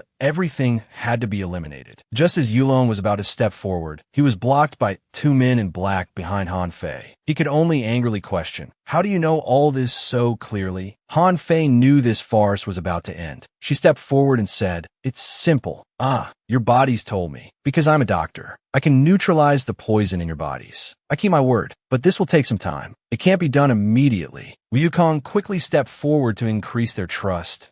"You're all my brothers. How could I deceive you?" Seeing that these men still harbored some doubt, Han Fei directly said, "Master, he is my teacher." After this statement, everyone relaxed. The disciple of a top-tier doctor certainly wouldn't be inferior. The men hurriedly bowed respectfully, saying, "Please save us, Miss Han." Indeed, the wise adapt to circumstances. There was no question of losing face. Life was more important than anything. Han Fei revealed a smile and said, "No rush, no rush. Since you're going to become my secret guards, let's give everyone a name first." The names these assassins had just reported were too complicated. Han Fei thought seriously for a moment. She had an idea. She said straightforwardly, "You'll be called A, B, C, D." Upon hearing this, everyone's sweat dropped. Could these names be any more casual? Yukong asked sheepishly. "I at least came with my own name." Can I keep it? Han Fei nodded, thinking these were just code names. As long as they were easy to remember, it was fine. Then it's Ryukong, A, B, C, D. It's decided. Thus, Han Fei's secret guard team was established, with brothers who would die for her. Who would dare bully her in ancient times? Then Han Fei reached in her sleeve. She took out several packages from inside. She told them, "A small gift for our first meeting. It can alleviate your next poison attack." Seeing Han Fei's dedication, the group respectfully expressed their gratitude. "Thank you, boss." Alma Palace wasn't a place where men could linger for long. After discussing for a while, everyone bid their farewells. Having been busy for most of the day, Han Fei was utterly exhausted. She thought about taking a quick 10-minute nap before packing her luggage. However, after 2 hours, Han Fei was still asleep, drooling all over. She only woke up when she heard the commotion outside. Mumbling, she wondered, what's going on outside? Why is it so noisy? Opening the door, she discovered that the maidens had already packed and were ready to leave. "Sister will definitely find a chance to visit you," Han Fei said. Han Yan's hatred grew a bit more. She didn't want to tell Han Fei about her situation at all. She could only pretend to agree. "Sister needn't worry too much. I'll take good care of myself." Just then, a matron in the distance ordered them to quickly board the carriages as they were about to depart. Han Yan immediately made an excuse to leave, without answering that question. Han Fei, naturally, didn't mind at all. After boarding the carriage, which swayed as it moved forward, she couldn't help but lift the curtain. She thought of the aloof prince. Not having seen him for a month, she wondered if his health was still intact. Although she had prepared herbal medicines in advance, Han Fei was still very worried. Meanwhile, the prince was looking out the window, holding a letter in his hand. His eyes were filled with longing and concern. At this moment,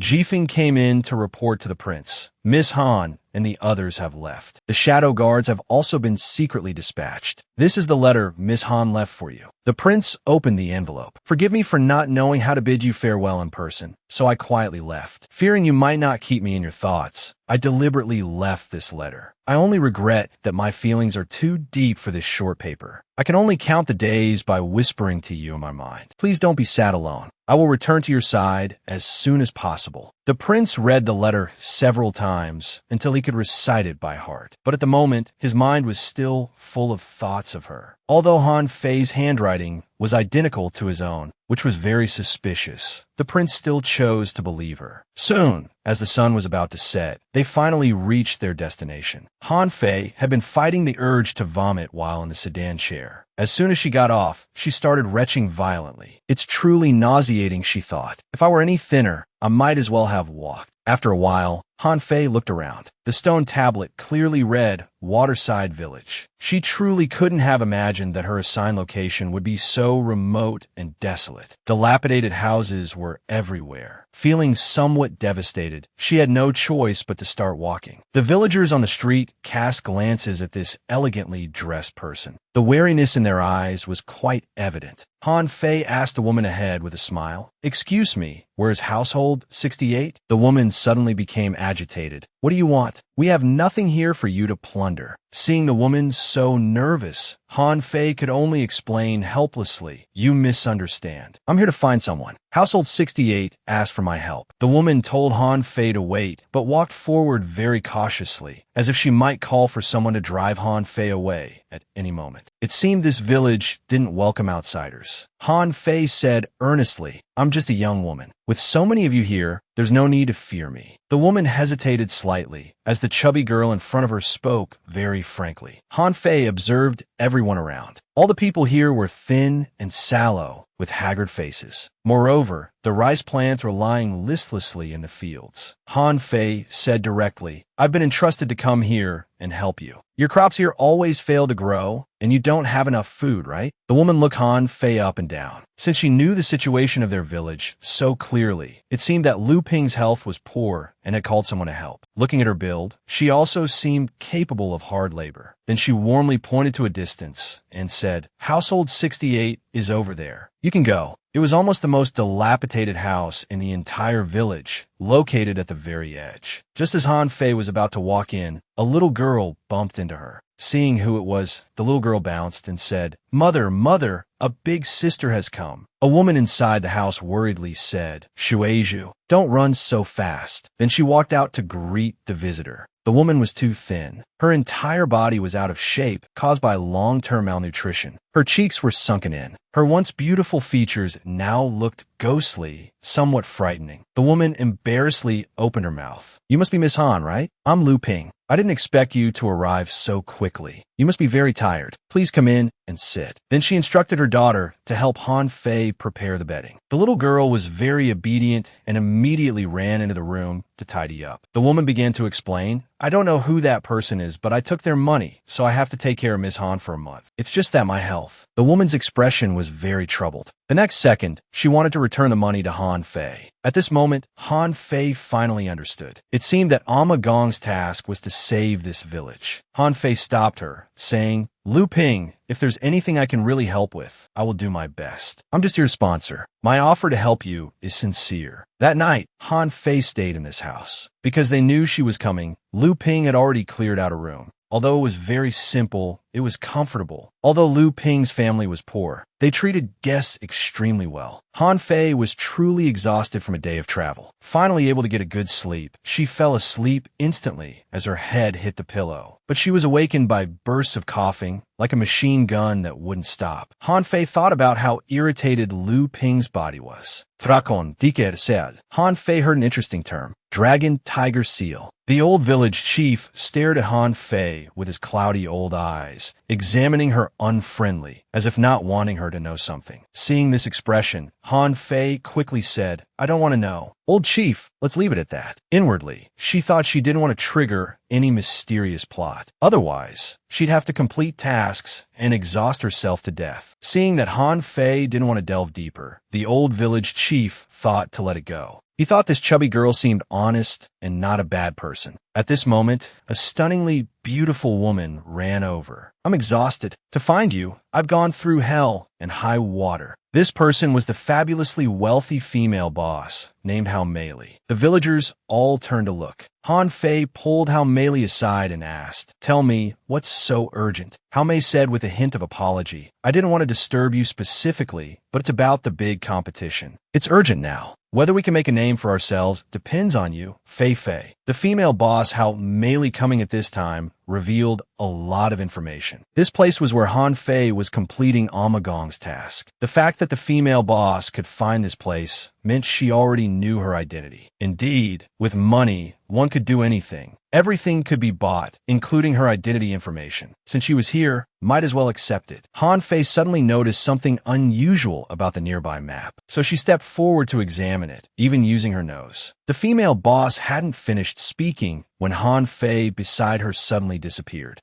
Seeing Han Fei lying on the ground, completely ignoring her words, she complained furiously, "At least let me finish talking." Han Fei held some soil in her hand, as if she had discovered treasure. The female boss curiously leaned in to look. "What's so special about this soil?" Han Fei directly smeared some black soil on the female boss's left side. "The smell of this soil is actually a bit sweet." The female boss looked at the black soil in her hand, puzzled. "Could this be Oreo cookie crumbs?" Han Fei excitedly said, "This is priceless black soil. It has great uses, especially suitable for growing medicinal herbs." You're in the medicinal herb business, right? The demand for herbs is high. You could use this place as a cultivation base. The old village chief sneaked up and said slyly, "I heard everything. You found a treasure." Han Fei explained directly, "Land suitable for growing rare medicinal herbs is not common. If we make good use of it, it could be a fortune." The old village chief's eyes instantly lit up with greed. Han Fei was truly a village treasure.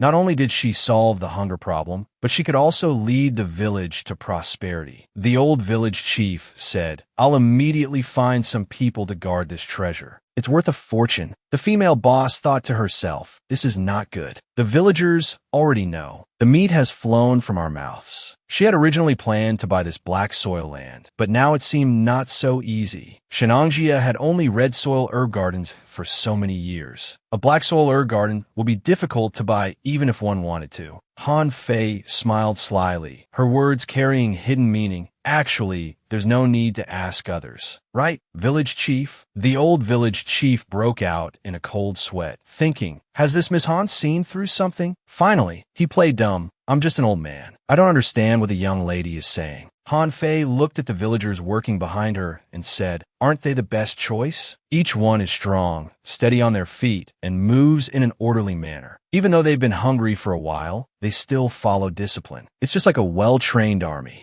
Isn't the old village chief surprised? This little girl is extremely observant. It can stay lit without anyone lighting it. It's truly extraordinary. In the middle was a huge stone tablet. All the surrounding tablets were arranged in a formation around it, forming a systematic array. Little Bao suddenly popped out. With some surprise, he said, this formation is the 9 Army Command. Han Fei was also startled and blurted it out without thinking. The old village chief's heart was churning with shock, until Han Fei pretended to be profound and said, isn't this arrangement just the 9 Army formation? The old village chief thought this Miss Han must be a hidden expert, perhaps guided by immortals. Han Fei noticed a tombstone inscribed with position of Water Family General, Brother Mu. The old village chief stroked his beard. With a nostalgic tone, he said, Brother Mu was A Ping's husband who died in battle years ago. Only A Ping and little S suddenly. The old village chief knelt down and kowtowed, speaking with intense emotion. Water Cloud Lord's 18th generation descendant, Water Dance Man, has come to pay respects. I bow before the Divine Lady. Good heavens, that booming voice startled Han Fei. If this wasn't ancient times, she would have thought it was some kind of brainwashing organization. However, Han Fei discovered in this era, everyone had an immense faith and reverence for this Divine Lady. Previously, just performing a Divine Lady ritual had left the Qin Emperor in awe.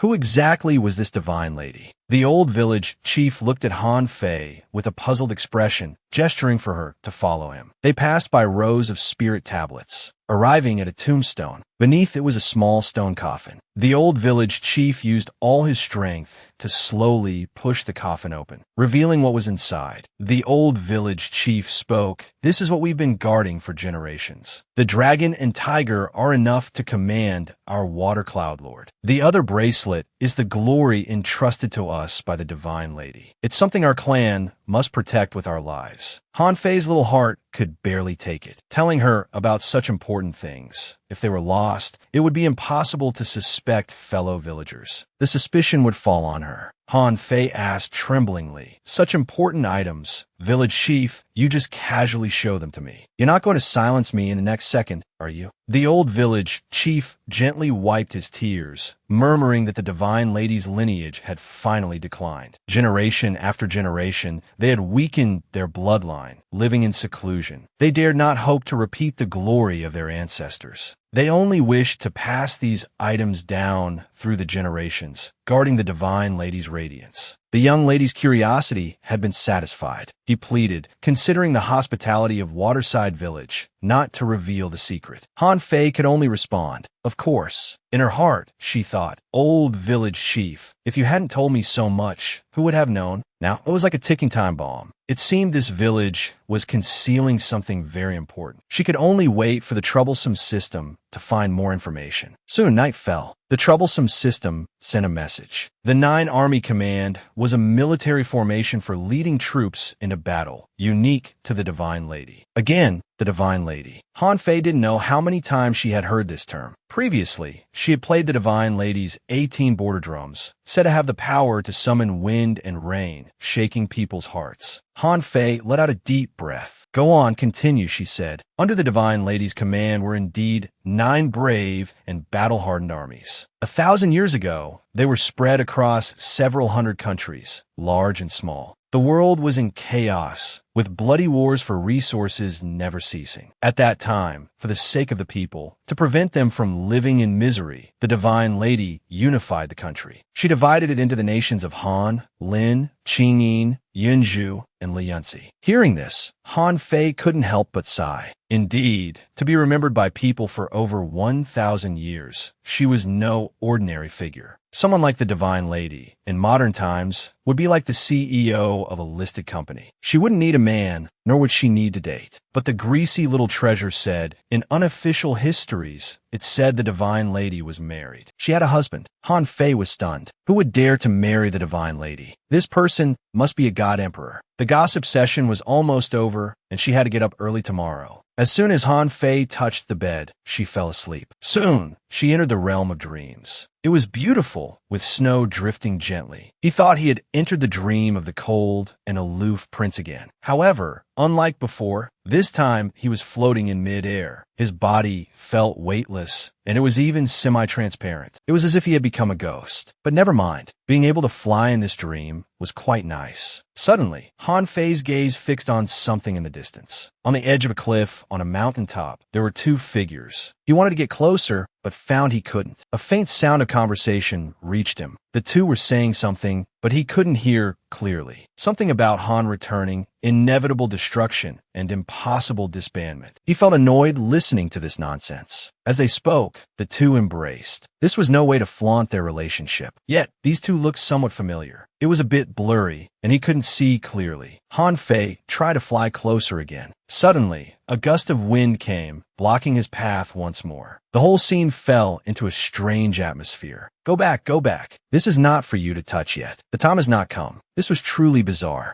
Han Fei was immediately sent downward. He opened his eyes abruptly, gasping for air. His forehead was covered in sweat. Unable to fall back asleep after waking, he decided to go out for a walk. Han Fei was truly brave. To dare to go out in the middle of the night. He couldn't just ignore it, could he? Saving lives was a belief ingrained in his bones. He couldn't just disregard it. Using the system's navigation, Han Fei fumbled through the woods for a long time before arriving. He pushed aside the grass and walked forward. Soon, he smelled the scent of blood in the air. He saw a dark mass lying on the ground not far away. Han Fei hurried over to look, turning the person over. The person was covered in blood. Upon closer inspection, Han Fei was stunned. He almost threw the person back. The man was actually that arrogant crown Prince Qinmu. Just thinking about his previous actions made his chest hurt with anger. Han Fei took a deep breath, adjusting his emotions. Heaven values all life, and a doctor should have the heart of a bodhisattva. Han Fei began bandaging and stopping the bleeding. Fortunately, he had returned to bring his medicine box earlier. Also, thanks to the recent visit of his wealthy boss, he now had many varieties of medicinal herbs. Otherwise, it was uncertain if this person could have been saved. Han Fei was very puzzled. Why wasn't this crown prince staying in the palace where he belonged? Why was he wandering outside the palace? His body was covered in sword wounds. After treating the wounds, Han Fei was drenched in sweat from exhaustion. Suddenly, he noticed something like a key on the ground. Han Fei curiously picked it up to look. He found that this piece of paper had no writing on it. Han Fei couldn't help but joke that ancient people love their wordless books. Looking closely, one corner of the white paper was stained with blood. Text seemed to be slowly appearing. Han Fei apologized inwardly to the crown prince. He directly rubbed the paper against the blood-stained parts of the crown prince's body. Suddenly, the system warned the host to leave quickly. Someone was approaching rapidly, likely the palace guard. Han Fei immediately panicked. Being caught would not be good. He hurriedly stood up to leave, but he was tightly grabbed by a pair of hands, startling him so much he almost fell. Qinmu, who had been unconscious, showed signs of waking up. He barely opened his eyes. In his blurry vision, he saw a round, soft figure. Han Fei tried to pull away forcefully, his hand hurting, but the man wouldn't let go. Impressive, nearly dead, yet still so strong. Han Fei directly stepped on the wound. That'll teach you not to let go. The crown prince instantly howled in pain. When Han Fei returned to the village, she discovered that a piece of her clothing had been torn off. At this moment, the crown prince was staring intently at this green piece of fabric. Soon, the guard team arrived, swiftly escorting the crown prince safely back to the palace. Countless physicians were summoned for consultation. News of the crown prince's severe injury was strictly ordered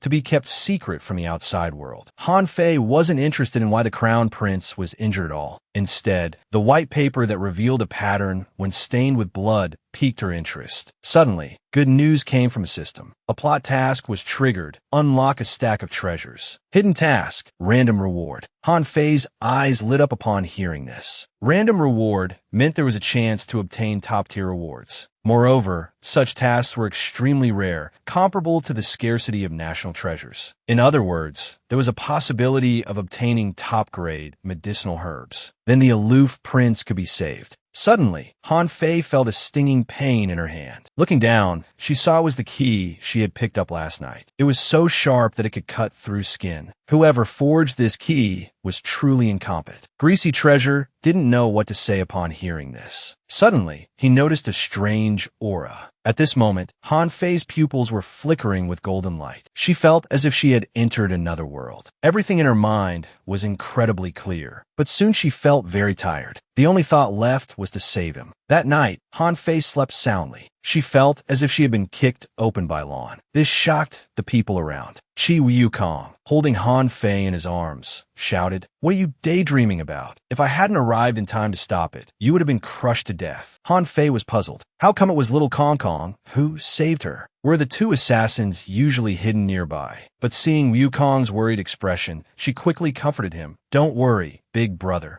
Seeing that Han Fei wasn't hurt, Wukong's anxious heart finally settled. The medicine Han Fei had concocted last time had successfully helped them endure an agonizing bout of poison. So their blue fatty couldn't have any problems. That's why several of them had come to this dilapidated village to secretly protect Han Fei. A ping ran over worriedly. "Miss Han, are you all right? I didn't see any stones on the ground." The footprints, the bamboo basket in my hand, accidentally flew out. The villagers became wary of the newcomers from outside. Han Fei asked with some disbelief, "How did you get here?" Wukong turned his face away, somewhat embarrassed. With a reddened face, he said, "You're my employer. Of course I'm here to protect you." Han Fei's head started to ache, although she was touched that these people cared for her. 5 big men suddenly appearing in the village was too eye-catching. Han Fei waved her hand and said to Wukong, "I'm fine now. You go offline first. Big brother, I'm on a mission. We can't draw attention." Wukong could only obediently follow orders and leave. Han Fei ran to A Ping's side to explain, "A Ping, this is a child from my distant relative's family. He's good at martial arts, but not very bright." Qi Wukong couldn't bear to hear more. He was about to leap away when Han Fei suddenly called him back. Wukong nearly stumbled. With a dark face, he asked, "What is it?" Han Fei smiled and moved closer. "Well, could you sneak into the palace? Help me deliver this letter to the prince. It must be handed to him personally." Han Fei thought that the guards who were usually by her side had vanished. She presumed the prince must have called them back for some urgent matter. Wukong looked at the envelope. The feelings in her heart were indescribable. "I will definitely complete the mission," she said. Night fell. Han Fei was very worried that something might happen to the prince. She wanted to return to the palace to help, but Greasy Xiao Bao stopped her. He bluntly said, "What can you do? You're just a candidate for imperial concubine." This statement truly stung Han Fei, but he was right. How could she return without arousing suspicion? It was all problematic. She might end up being unable to help and instead implicate the prince. The weather was beautiful that day. Crown Prince Qinmu had also recovered quite well. His appearance on the back mountain of Waterside Village was merely a coincidence. But what infuriated him most was that the map had disappeared. That was a treasure map left by the ancient Xiao clan. It was not easy to obtain,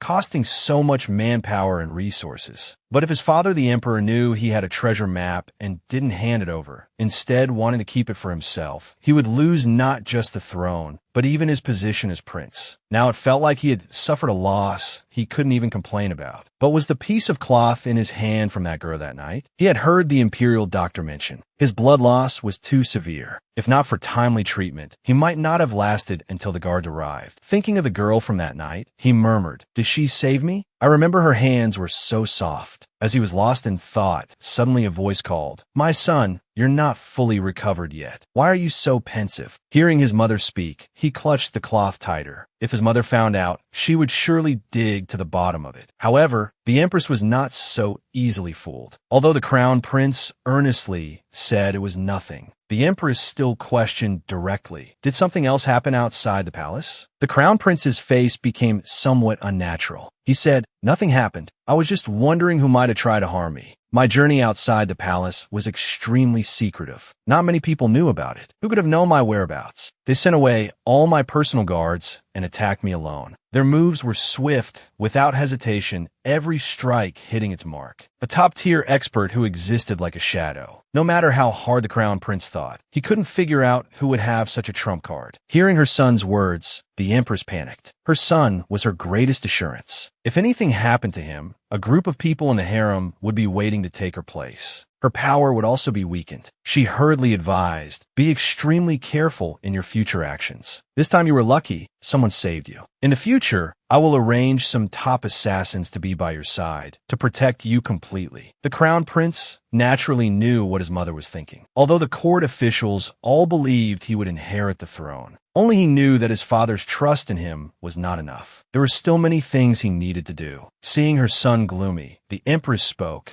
The women's training at Alma Palace is almost over. My son, have you taken a liking to anyone? You can tell your mother. The Crown Prince's smile stiffened for a moment. Do all mothers in the world change topics so quickly? They were discussing serious matters. How did it turn to this? The scene changes. Jifeng knelt on the ground. His tone revealed that the prince had lured the Crown Prince out of the palace. Even the extremely valuable ancient treasure map had been used. But not only did he and the Shadow Guards fail to kill the Crown Prince, they also lost the map. Jifeng expressed his deep remorse. The mask on the prince's face emitted a cold glow, like the death god passing judgment. No one knew that the prince, who couldn't walk normally, appeared delicate but was actually unfathomable, with strength incomparable to ordinary people. Withdraw all our men. Erase all traces. The prince's cold voice showed no fluctuation. Hearing this, Jifeng was stunned for a moment. With an incredulous expression, he looked at the prince and asked, "Won't you punish me, your highness?" The prince lowered his gaze and said faintly, "It's still not the right time after all.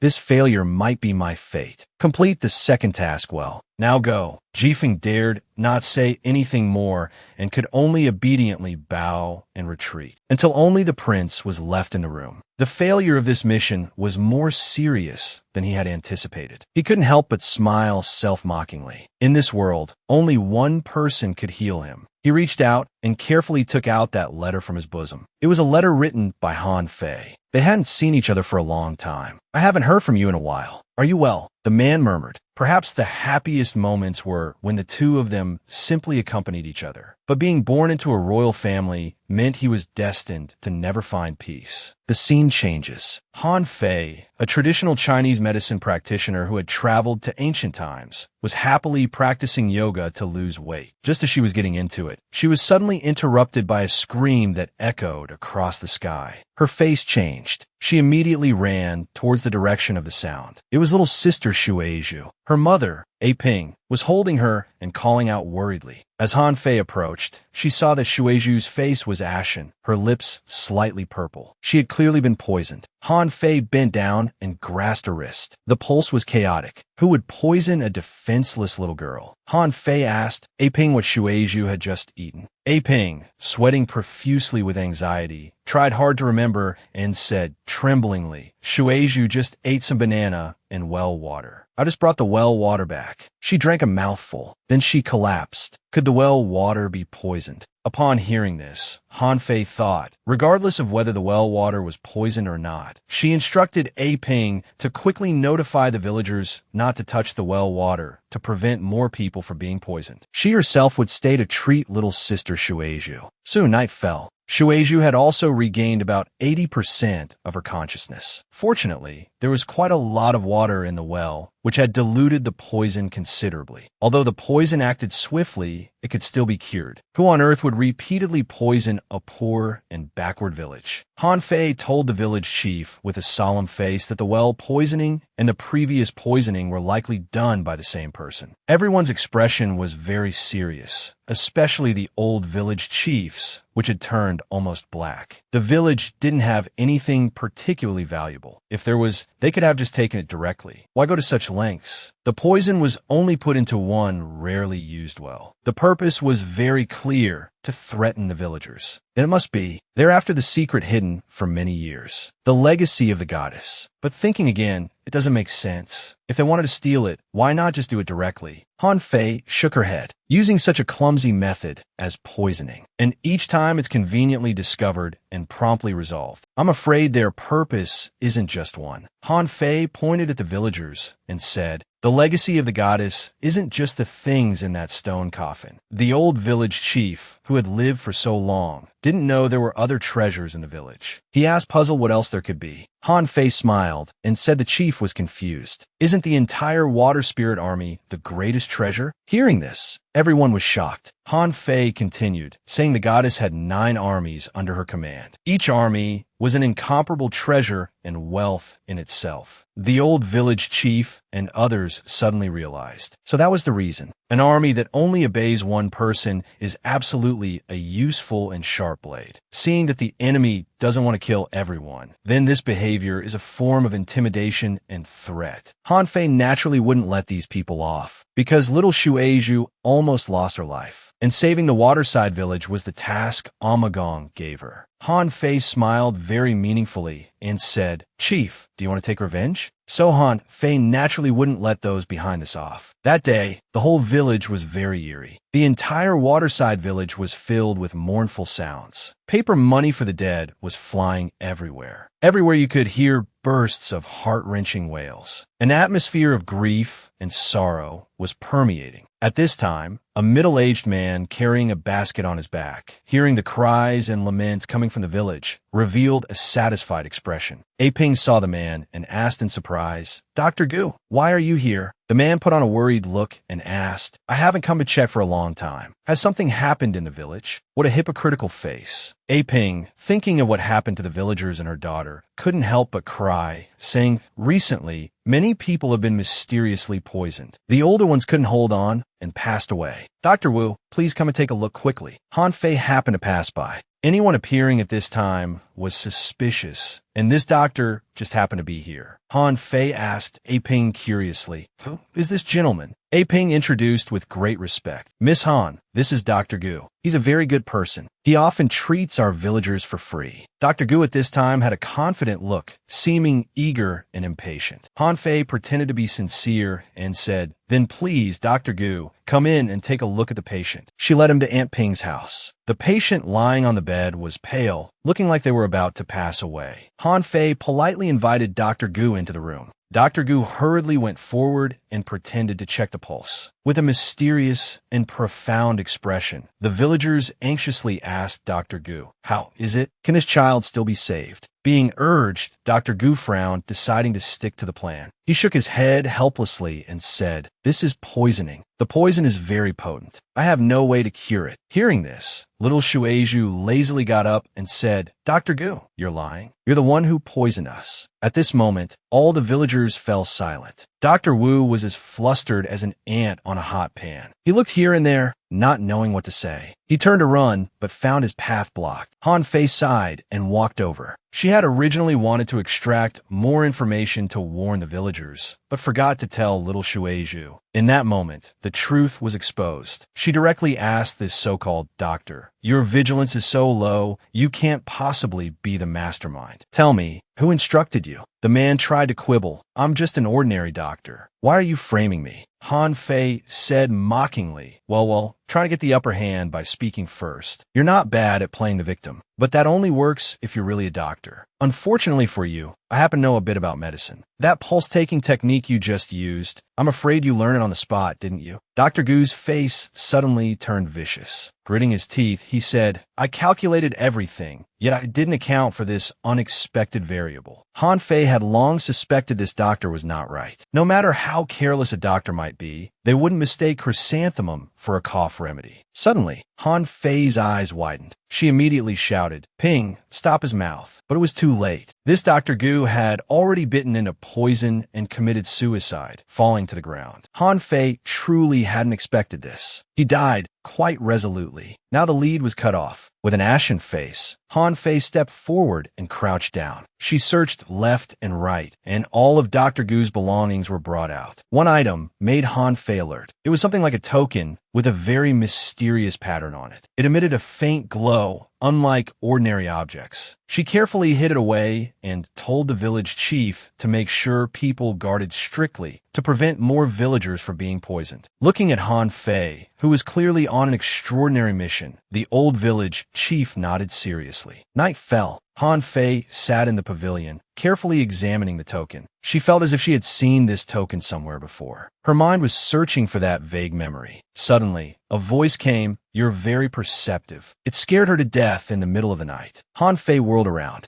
In the moonlight stood a man dressed all in white. When she recognized who it was, Han Fei was shocked and blurted out, "Bailey." It was the crown prince of Yunzhu, Bailey Wenxiu. How could he be here? Bailey Wenxiu was equally surprised. He had rushed here because he sensed the token's vibration. He didn't expect to encounter the drum-beating girl from that day at Amagong. She had left quite an impression. This made things much more interesting. Bailey looked Han Fei up and down, murmuring, "You seem to have lost some weight. I almost didn't recognize you." With these words, the air suddenly grew quiet. Han Fei didn't know how to respond. The man thought Han Fei was angry and hurriedly explained, "I didn't mean to joke, nor am I one to judge by appearances." Seeing the man's flustered look, Han Fei waved her hand and said, "It's fine. I just don't know why Prince Bailey is here so late at night." He didn't conceal anything and said directly, "I came for the token." "May I have a look, Miss Han?" Han Fei suddenly became wary. She didn't want him to know she had the token. Bailey Wenxiu curled his lips slightly. Seeing her cautious expression and chubby face, he found her utterly adorable. Then he said, "Miss Han, there's no need to be nervous. I mean no harm. In fact, I'm investigating the clues related to this bronze token." Han Fei pondered for a moment. She realized she didn't know what this object was for either. Perhaps Bailey could provide some clues. After all, he hadn't said anything about snatching it away. Subsequently, Han Fei took out the token and placed it in Bailey's hand. Bailey carefully examined the token. He said seriously, "This belongs to Dark Retreat, an organization that has been very active recently. No one has seen its core members. Its origins are untraceable. The pattern on it is the character for Retreat. It's not just appearing in Hanlin country. Even in Yunzhu and the other two countries, there are traces of it." It seemed the matter wasn't simple. Han Fei narrowed her eyes. She cunningly asked, "Your Highness, is this investigation on behalf of yourself or Yunzhu?" Bailey was taken aback. Indeed, the woman before him was exceptionally clever, immediately hitting the crucial point. However, given the gravity of the matter, he naturally couldn't disclose it easily. So he politely declined Han Fei's inquiry.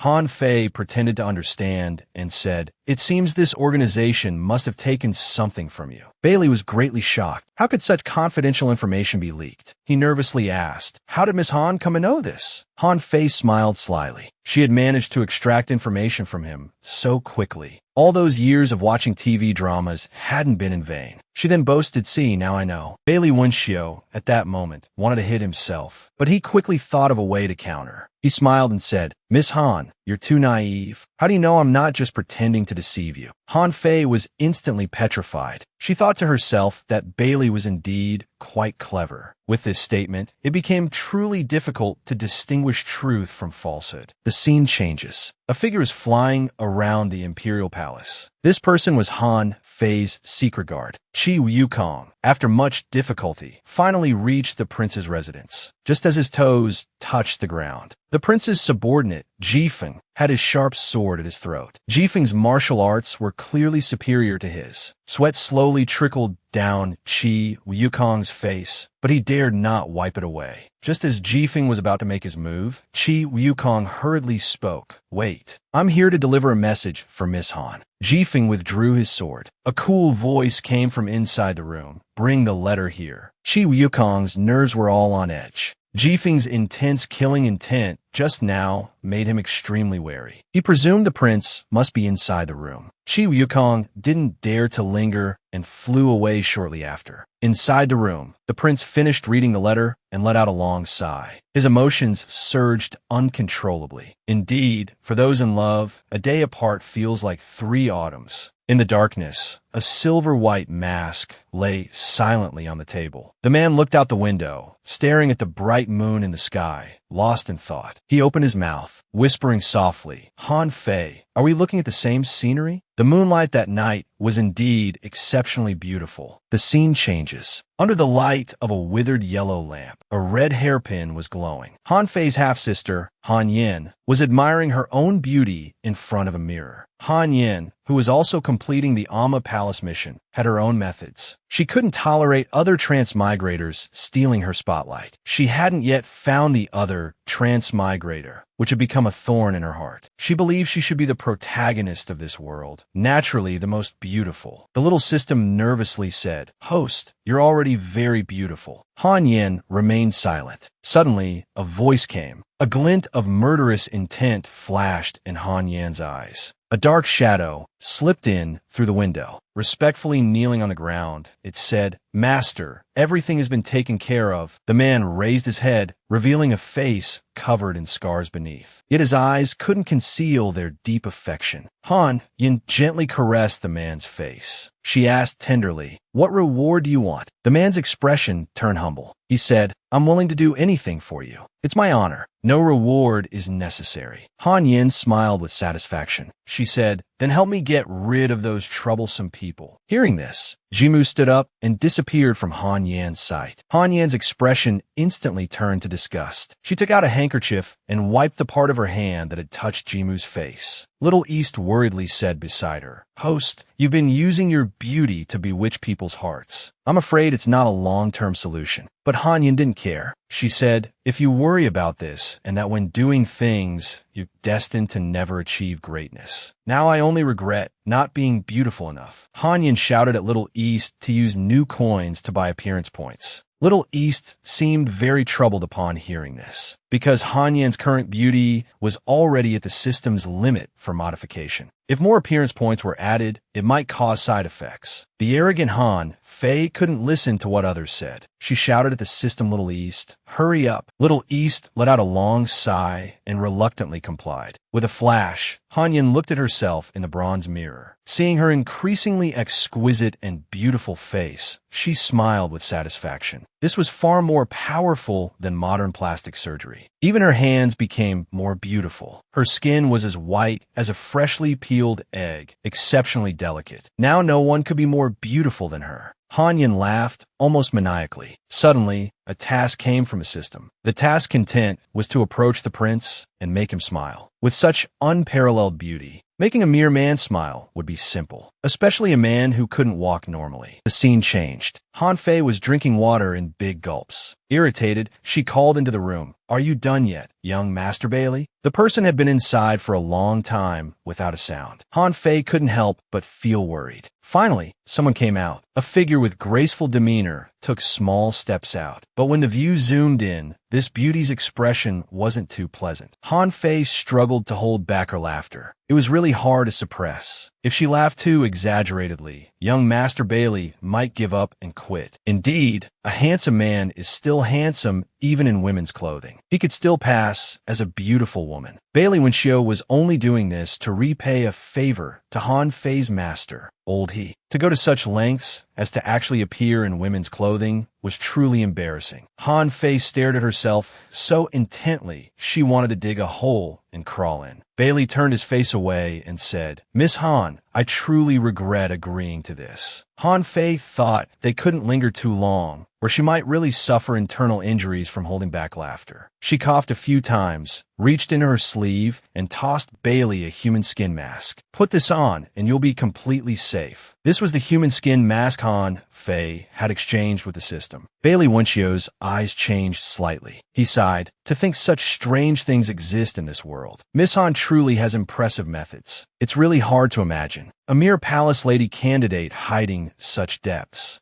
Han Fei spoke very cleanly and decisively. "This is a treasure my master saved for me. The old man is capable of anything. Your Highness Bailey only needs to pretend to be ill." Bailey sighed, but a gentleman's word is worth 1,000 gold. He had dug his own grave to jump into. An hour ago, Bailey had stated that he couldn't stay in Waterside Village forever. Han Fei immediately surrounded Bailey, saying all kinds of nice things, desperately begging for 5 days. "I just need you to stay here for 5 days. That's enough. By then, you'll have repaid the favor you owe my master. I really have urgent matters." She pulled and knelt down. Who could resist this? She even cowed out. Seeing Han Fei go to such lengths, Bailey thought it must be an extremely important urgent matter. That's why he finally agreed. However, the person involved now deeply regretted it. Han Fei, on the other hand, was overjoyed. Bailey could only obediently put on the human skin mask. After a while, the mask was installed. It looked about 80% similar, just a bit taller. Bailey pretended to be angry and said, "Let's be clear, I'm only giving you 5 days. I'm very busy too. I can't stay here forever." Han Fei nodded obediently. The man said with a hint of sadness, "Although you won't tell me what you're going to do, I'm still willing to help you." Hearing this, Han Fei knew it was not good. She naturally understood what Bailey meant by these words. She immediately pretended to have a stomachache and needed to use the bathroom. Then she fled the room in a flash. At this time, Yuza town was bustling with activity. A fine horse galloped past, finally reaching the destination. Han Fei's face lit up with joy. She happily said, "I'm here." The medical competition. Who would have thought that Han Fei, who hadn't been in ancient times for long, could ride a horse? At this moment, the town was filled with doctors who had come from all directions. Han Fei tied up the horse's reins, turned to greasy Xiao Bao, and said, "Take out that slimming potion now." As a palace lady candidate, she couldn't be too conspicuous in public, so she would use another identity to make a deal with the rich and foolish boss. After drinking a bottle of the potion, in a flash, she instantly became a slender person.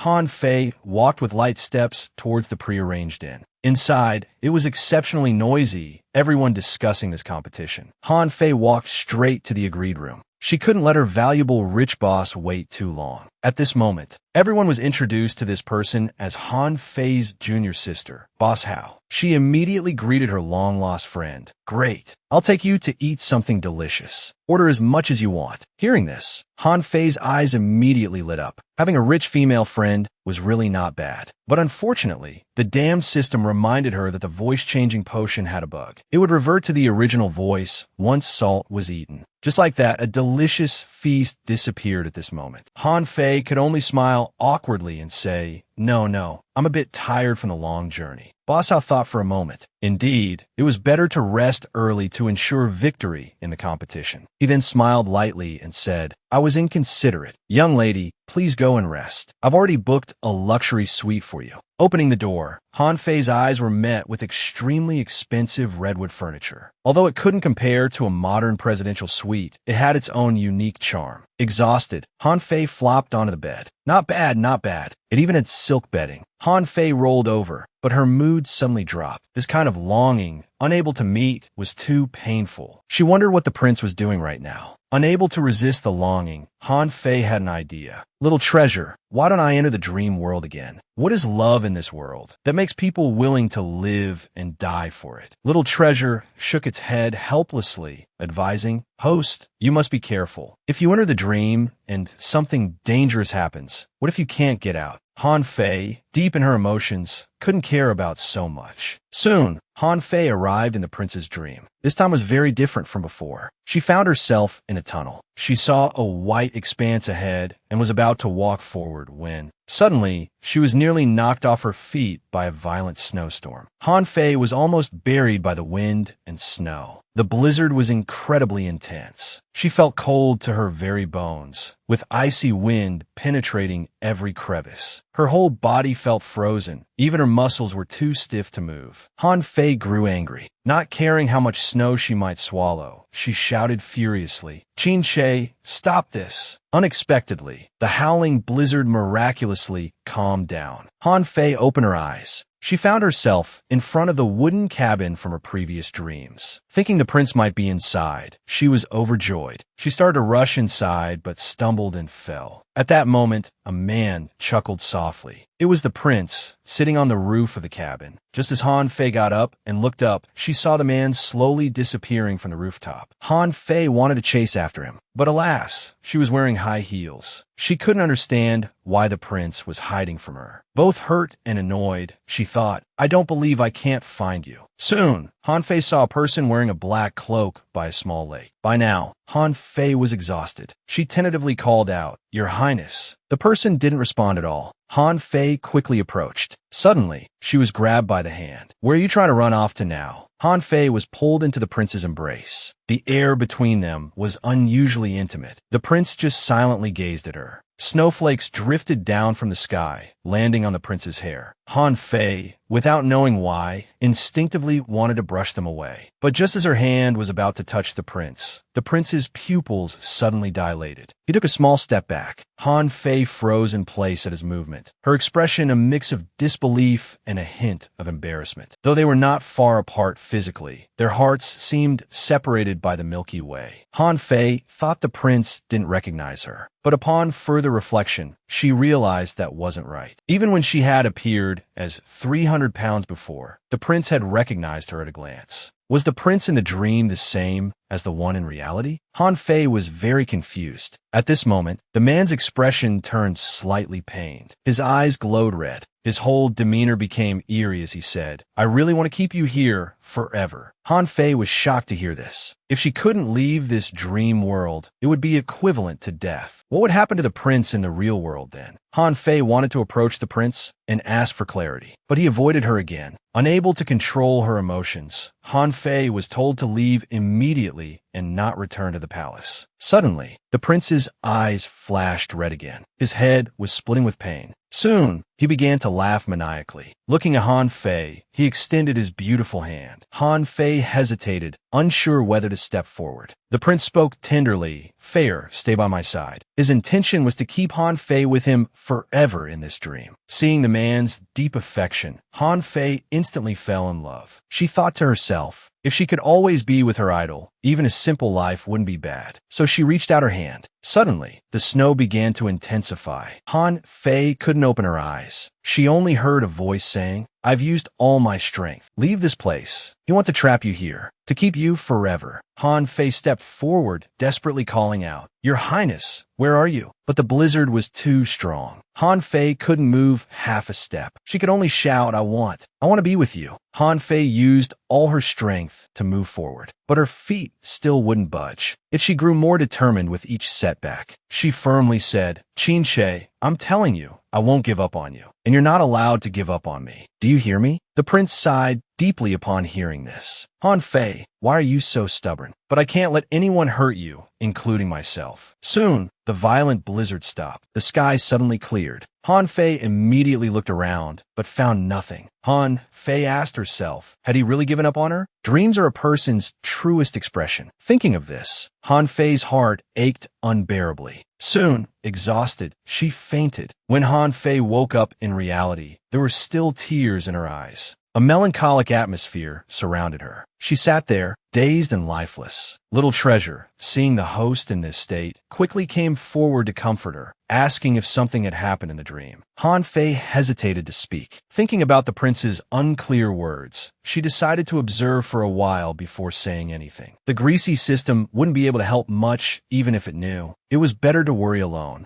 Then she said, I'm tired. Little Treasure, you should rest early too. The next day was bright and sunny. The medical competition officially began. Yuza Town was destined to be very lively. All the shops were full of people. Many doctors came and went, discussing various topics. Han Fei was having morning tea with Boss Hao. At this moment, Han Fei seemed to be brooding alone. She drank cup after cup of tea until Boss Hao asked with a smile, Miss Baiying, are you confident? Only then did Han Fei remember the most important thing today. She immediately smiled and said, Don't worry, Boss Hao. My senior sister has already instructed me carefully. Boss Hao had originally wanted Han Fei to participate, but since she was a palace lady candidate, it wasn't convenient for her to appear in public. He could only settle for having her junior sister come to participate in the competition. He was also a bit nervous. Although there were other carefully selected doctors participating as backups. Whether they could win the championship still depended on real skill. They would have to wait until the competition officially started to draw a conclusion. Boss Hao said softly to Han Fei, "Miss Buying, please come with me. We're the sponsors of Shenlong Jia. We don't need to queue." Well, money really can do anything. Han Fei followed Boss Hao, bypassing the queuing crowds. Almost all the participating doctors were ordinary folk practitioners with varying levels of skill. At this moment, they were all gossiping about how the nouveau riche had arrived again, probably just going through the motions. Winning was impossible for them. "If I end up in last place, you'd be lucky," one said. "Haven't you heard? They've hired an apothecary for a hefty sum. There's even a woman." The doctors looked in disbelief at the person registering ahead. San Yuan too sent a female doctor to compete. Are they sure they're not here to cause trouble? The surrounding crowd was stunned by this news. A female physician, and actually a female physician. Was this some kind of daytime apparition? Han Fei had become immune to the prejudices of ancient men. What attracted her attention now was the purple-robed woman ahead, who was also a female physician. At this moment, the woman calmly faced the surrounding murmurs and said, "San Yuan, two participant, Tu Menghan." Tu Menghan was sizing up Han Fei from head to toe. Greasy Little Treasure reminded its host, "This person's medical skills are superb. She's also the young lady of San Yuan, Tu's apothecary." Tu Menghan shouldn't be underestimated, but Han Fei was full of confidence. The knowledge she had learned in modern times wasn't for nothing. Right now, she needed a worthy opponent. Having Tu Menghan, this female doctor, to help divert some attention was perfect. Soon, the first round of the competition began. The men solemnly took their questions and stepped forward to write prescriptions. As soon as the topic was revealed, the scene erupted in chaos. These simple three characters stumped a group of people. "Will all apothecaries please enter and answer? You have 2 hours to complete." Though Tu Menghan's face was as cold as ice, she was extremely polite, allowing Han Fei to enter first. The first round's examination area gathered everyone together in individual cubicles separated by screens. It was impossible to see what others were doing. Han Fei looked at the three characters on the board, lost in thought. The question didn't specify any symptoms, so it was open to interpretation. Han Fei, who usually struggled with choices, now truly didn't know what to write. Meanwhile, the other doctors had already started writing furiously, each one serious and meticulous. Han Fei began to speculate. If it were just an ordinary prescription, it wouldn't be a competition topic. How would they verify its efficacy and effects? And how would side effects be judged? This seemingly simple task actually tested a physician's true ability, making it genuinely difficult to answer. Greasy Little Treasure, seeing the blank paper on Han Fei's desk, anxiously urged, "Host, if you keep thinking, time will run out." But Han Fei remained calm. She had figured out the examiner's intention. This person must be an old man who had dealt with prescriptions for most of his life. Ordinary prescriptions wouldn't impress him. The key to victory was the unexpected. Han Fei now wrote as if divinely inspired. Facing Little Treasure's chatter, she calmly said, "Don't worry, there's still time to write." To avoid exposing herself, Han Fei deliberately made her handwriting a bit messy. She quickly finished her prescription. While others were desperate to fill their papers, Han Fei's appeared notably sparse. Just 2 simple lines. Ordinary prescriptions surely wouldn't catch those old stubborn eyes, so she wrote a modern prescription. Han Fei deliberately waited a while. She was familiar with the saying, "The bird that sticks its head out gets shot." She only needed to safely pass the first round. After more than 10 people had submitted their answers, she finally went forward to hand her paper. On the way, she encountered Tu Menghan. Tu Menghan carried the weight of her family's prosperity in this competition. Han Fei smiled and nodded slightly, exchanging a brief glance before leaving. Tu Menghan, looking at this fellow female physician, felt a hint of wariness, but her eyes grew even more determined, because she absolutely wouldn't let her father down. Inside the examination room, the examiners were overwhelmed with work. Chaos reigned. Papers fluttered to the ground. Some sheets, filled with elaborate writing, were trampled underfoot. Shan Yangping flew into a rage, declaring it all nonsense. He immediately discarded the unqualified papers, muttering that these prescriptions could only be consumed by the dead. The judging panel consisted of 5 elderly men, all over 50. With their lifetime of accumulated medical knowledge, they could quickly assess the feasibility of many prescriptions at a glance. The entire process was remarkably swift. Observing Shan Yangping's exaggerated behavior An elderly man opposite him asked, "Old Sean, aren't you being too mischievous?" Sean Yangping retorted loudly, "Should we select these ignorant youngsters who can only prescribe death?" Suddenly, a prescription caught Sean Yangping's attention. The sudden silence in the room caused the other four examiners to look up. They saw Sean Yangping staring at the prescription, lost in thought. He abruptly stood up and exclaimed loudly. 3 consecutive good S were enough to express his shock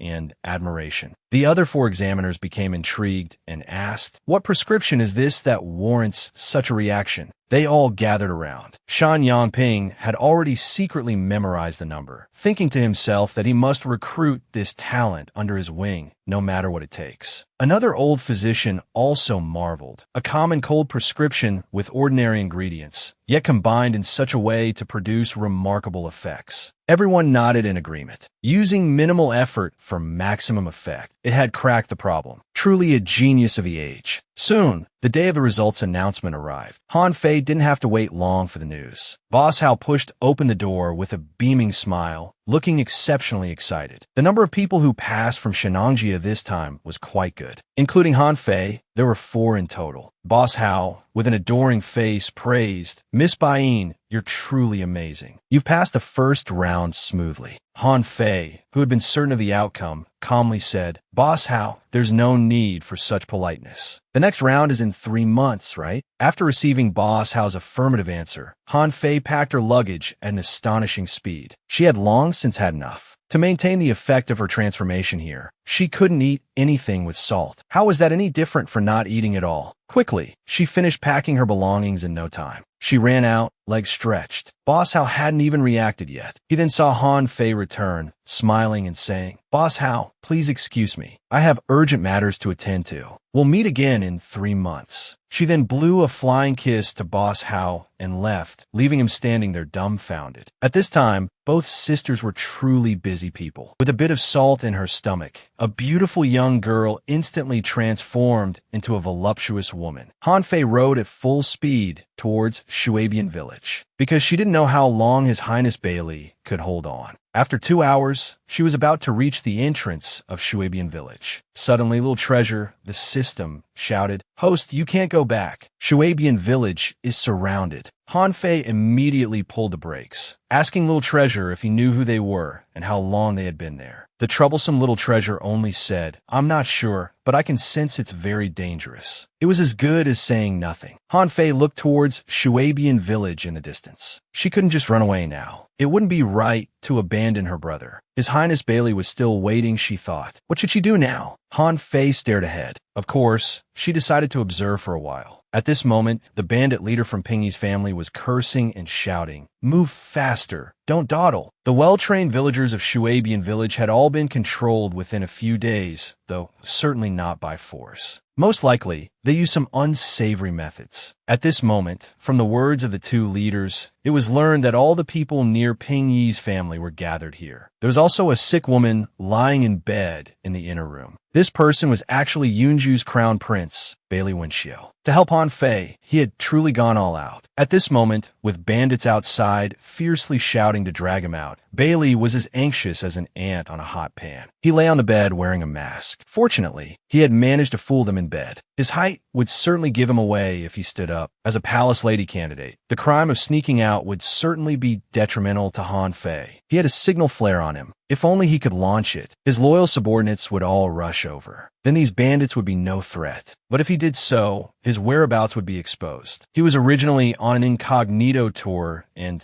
didn't want too many people to know, especially since this was Han Lin's territory. For a moment, he found himself in a dilemma. If it weren't for his momentary lapse of judgment for the sake of little Fatty, Han Fei would never have ended up in such a predicament. But Bailey thought of the time he had agreed upon with Han Fei. At this moment, Han Fei should be on her way back, if she happened to encounter the bandits. Halfway through his thought, Bailey realized he was truly losing his mind. A woman he had only met twice, yet he worried about Han Fei far more than himself. "I'm going out to relieve myself. You boy, hurry up and tie up the rest of them." Bailey, lying on the bed, was at a loss for what to do. Oh, if only someone could help him think of a way out. Suddenly, a voice came, "Prince Bailey." Wow, that familiar voice. Bailey turned his head abruptly. That figure was unmistakably his little fatty, Han Fei. Bailey immediately let out a sigh of relief and said weakly, "You've finally come. I've been waiting for so long." Seeing this, Han Fei thought Bailey had been drugged. If so, her crime would be severe. After receiving Bailey's denial, Han Fei quickly told Bailey to keep his voice down and said a few words of thanks. The most important thing for them now was to change clothes. After changing clothes, Bailey finally came to his senses and asked little fatty Han Fei how she had managed to sneak in. Han Fei looked quite relaxed. A few small-time thugs were no match for her. A dose of sleeping powder was enough. Without further ado, Han Fei quickly went to another room to untie Ping, Yi, and the others. She also gave them antidote pills for the sleeping powder. Ping Yi told Han Fei to quickly go save the village chief, who had also been captured. The village chief was old and couldn't withstand such torment. Han Fei learned that the village chief had been taken away separately. It seemed the bandits' goal might not be simple robbery. Without the village chief, how could they save Shuabian village and complete Alma Palace's task? At this moment, Prince Bailey walked out. This guy looked good in whatever clothes he wore. He truly was slim when dressed and plump when undressed. With his fair complexion, he didn't look like a bandit at all. Han Fei was dissatisfied no matter how she looked at him. Hearing this, Bailey forced a smile and asked, "Are you sure? Isn't it just that you're too fat?" Han Fei didn't pay any attention to these words. She turned and instructed the villagers to pretend to be weak. Some villagers were to lie in ambush, while others were to disguise themselves as bandits. Then she turned back to look at Bailey. That gentlemanly appearance was too clean and tidy. So little Fatty reached out her hand towards Prince Bailey. Of course, they needed to make him look the part. Feeling the warmth on his face, Bailey suddenly felt a bit shy and instinctively moved away, suggesting that he could do it himself. However, Han Fei had always been efficient in her actions. In a few quick moves, she helped Bailey get dressed up. Then she had Bailey tie her up. They would confront that boss and probe their intentions. Bailey had some self-awareness. The aura he exuded from his very bones was nothing like a bandit's. He would surely be exposed. Han Fei gave Bailey some reassurance. Following her instructions will be foolproof. Take a breath when you speak. Remember, your expression must be fierce. Say things like, "Shut up, you stinking woman," and "I'll gut you if you don't stop yelling." You can even strip and hit at the same time. Hearing this, Bailey shook his head vigorously. He explained that he had been taught gentlemanly conduct since childhood. He truly couldn't be so disrespectful to women. Han Fei patiently persuaded him. "This is just acting, not real. Your Highness, let go of your dignity and try again." "Watch me," Han Fei shouted. "You stinking woman." Bailey struggled to attempt it. He finally managed to act it out, but it felt so embarrassing. Han Fei slowly approached Bailey. With a somewhat sisterly attitude, she said, "Now, little bandit, tie up this stinking woman." Bailey was quite deft at tying her hands. Han Fei suddenly felt excited at the thought of indulging in acting in ancient times. Life is like a play. It all depends on one's acting skills. As soon as they stepped out, Bailey quickly got into character. He placed his hand on Han Fei's shoulder. Han Fei shouted, "Help! Someone's here. Release the village chief and take me instead." Bailey, feigning fierceness and raising his voice, said, "Shut up." A bandit came out of the room, cursing and swearing. "What's all this noise about?" he grumbled, glaring at the two of them impatiently. Han Fei looked at Bailey, who seemed stunned by the question. She pinched him hard. Wincing in pain, Bailey immediately said, "This stinking woman is yelling about releasing the village chief, the bearded one." The bandit looked at Han Fei, clearly seeing no value in her. He shouted, "Gag her mouth already." Amidst the commotion, a step forward would surely mean instant death. The bearded man turned to the village chief, threatening, "Spit it out now. How to open the stone coffin, or I'll kill her right now." Han Fei gasped. The bandit's goal was indeed the goddess's relic. This bearded man was so clever, he only wanted to use her as a hostage. How did these bandits know where the item was? The legend of the goddess had been lost for 800 years. Finding such a remote place as Waterside Village couldn't be mere coincidence. Han Fei knew that if this continued, the bandits would start killing people to force the village chief to talk. She secretly took out a needle from behind her back. Pretending to be afraid of death, she said, "Boss, don't kill me. I know it." The bearded man looked at Han Fei suspiciously. Han Fei said with sincere eyes, "I really know. The village chief showed me." The old village chief, upon hearing this, nearly coughed up blood. He couldn't believe that after telling Han Fei the village's biggest secret, she was now betraying them. The bearded man stepped forward and asked, "You really know?" Han Fei moved closer to the bearded man and whispered, "Of course. First, you need to." At this moment, the bearded man leaned in to hear better. In an instant, her body moved with terrifying agility. She dodged swiftly, and her hand darted forward. The needle precisely struck 3 vital points on the bearded man. To Han Fei, it was in slow motion, but to the bearded man, it was a miraculous blur. Soon, the bearded man fell to the ground dead. Seeing this, the henchman beside shouted, "Boss!" Bailey picked up the wooden stick and with a swift motion, knocked the henchman to the ground. Bailey turned around worriedly and asked Han Fei, "Miss Han, are you all right?" Han Fei looked at her own hand, unable to believe what had just happened. She couldn't believe she had succeeded on her first try with such agility. Bailey affectionately patted Han Fei's head and said, "In situations like this, it's either you or them. Don't blame yourself." Han Fei didn't think much of it. She was still puzzled. Sometimes objects seemed to move slowly in her eyes. Succeeding on the first try was incredible. She had originally planned to use sleeping powder if it didn't work. Suddenly, a group of bandits outside started banging on the door, shouting, "Boss!" What happened? The boss had been killed by this group of villagers who had burst in. They would probably be joining him in the afterlife soon. Han Fei immediately told His Highness Bailey to hold his breath. At that moment, the people outside were about to kick the door open. A cloud of white smoke engulfed them. Before long, all the bandits were drowsy and about to fall asleep. Han Fei waited in the room for a while before slowly opening the door. After confirming that all the bandits had passed out, she shouted toward another room, "Everyone, come out quickly. Let's tie them up." The villagers rushed out to help. Han Fei went to check on the old village chief's injuries. The old chief's pulse was weak. It seemed he would need a long time to recover. Han Fei couldn't help but curse, "Those bastards." Hearing this, the old chief thought his end was near. He told Han Fei that he was not long for this world and had only a few words left to say. "The world is about to change. May the light of the goddess bless our Shui Yunjun." With that, he fell into a deep sleep. Everyone was deeply saddened, thinking the chief had passed away. Han Fei quickly called out to wake him up. Shuabian village had been targeted. This group wasn't the only one. They needed to prepare early, or the bandits would come again. The old chief, who had originally planned to rest for a while, immediately woke up upon hearing this. He shouted, "Miss Han, you should have woken me up earlier." Then he turned to the villagers and said, "Let's do as Miss Han says. We'll prepare to face our enemies." This time, it was Han Fei who had saved everyone. The villagers naturally trusted her, and all agreed. Well, Han Fei was certainly happy to accept. This was her mission after all.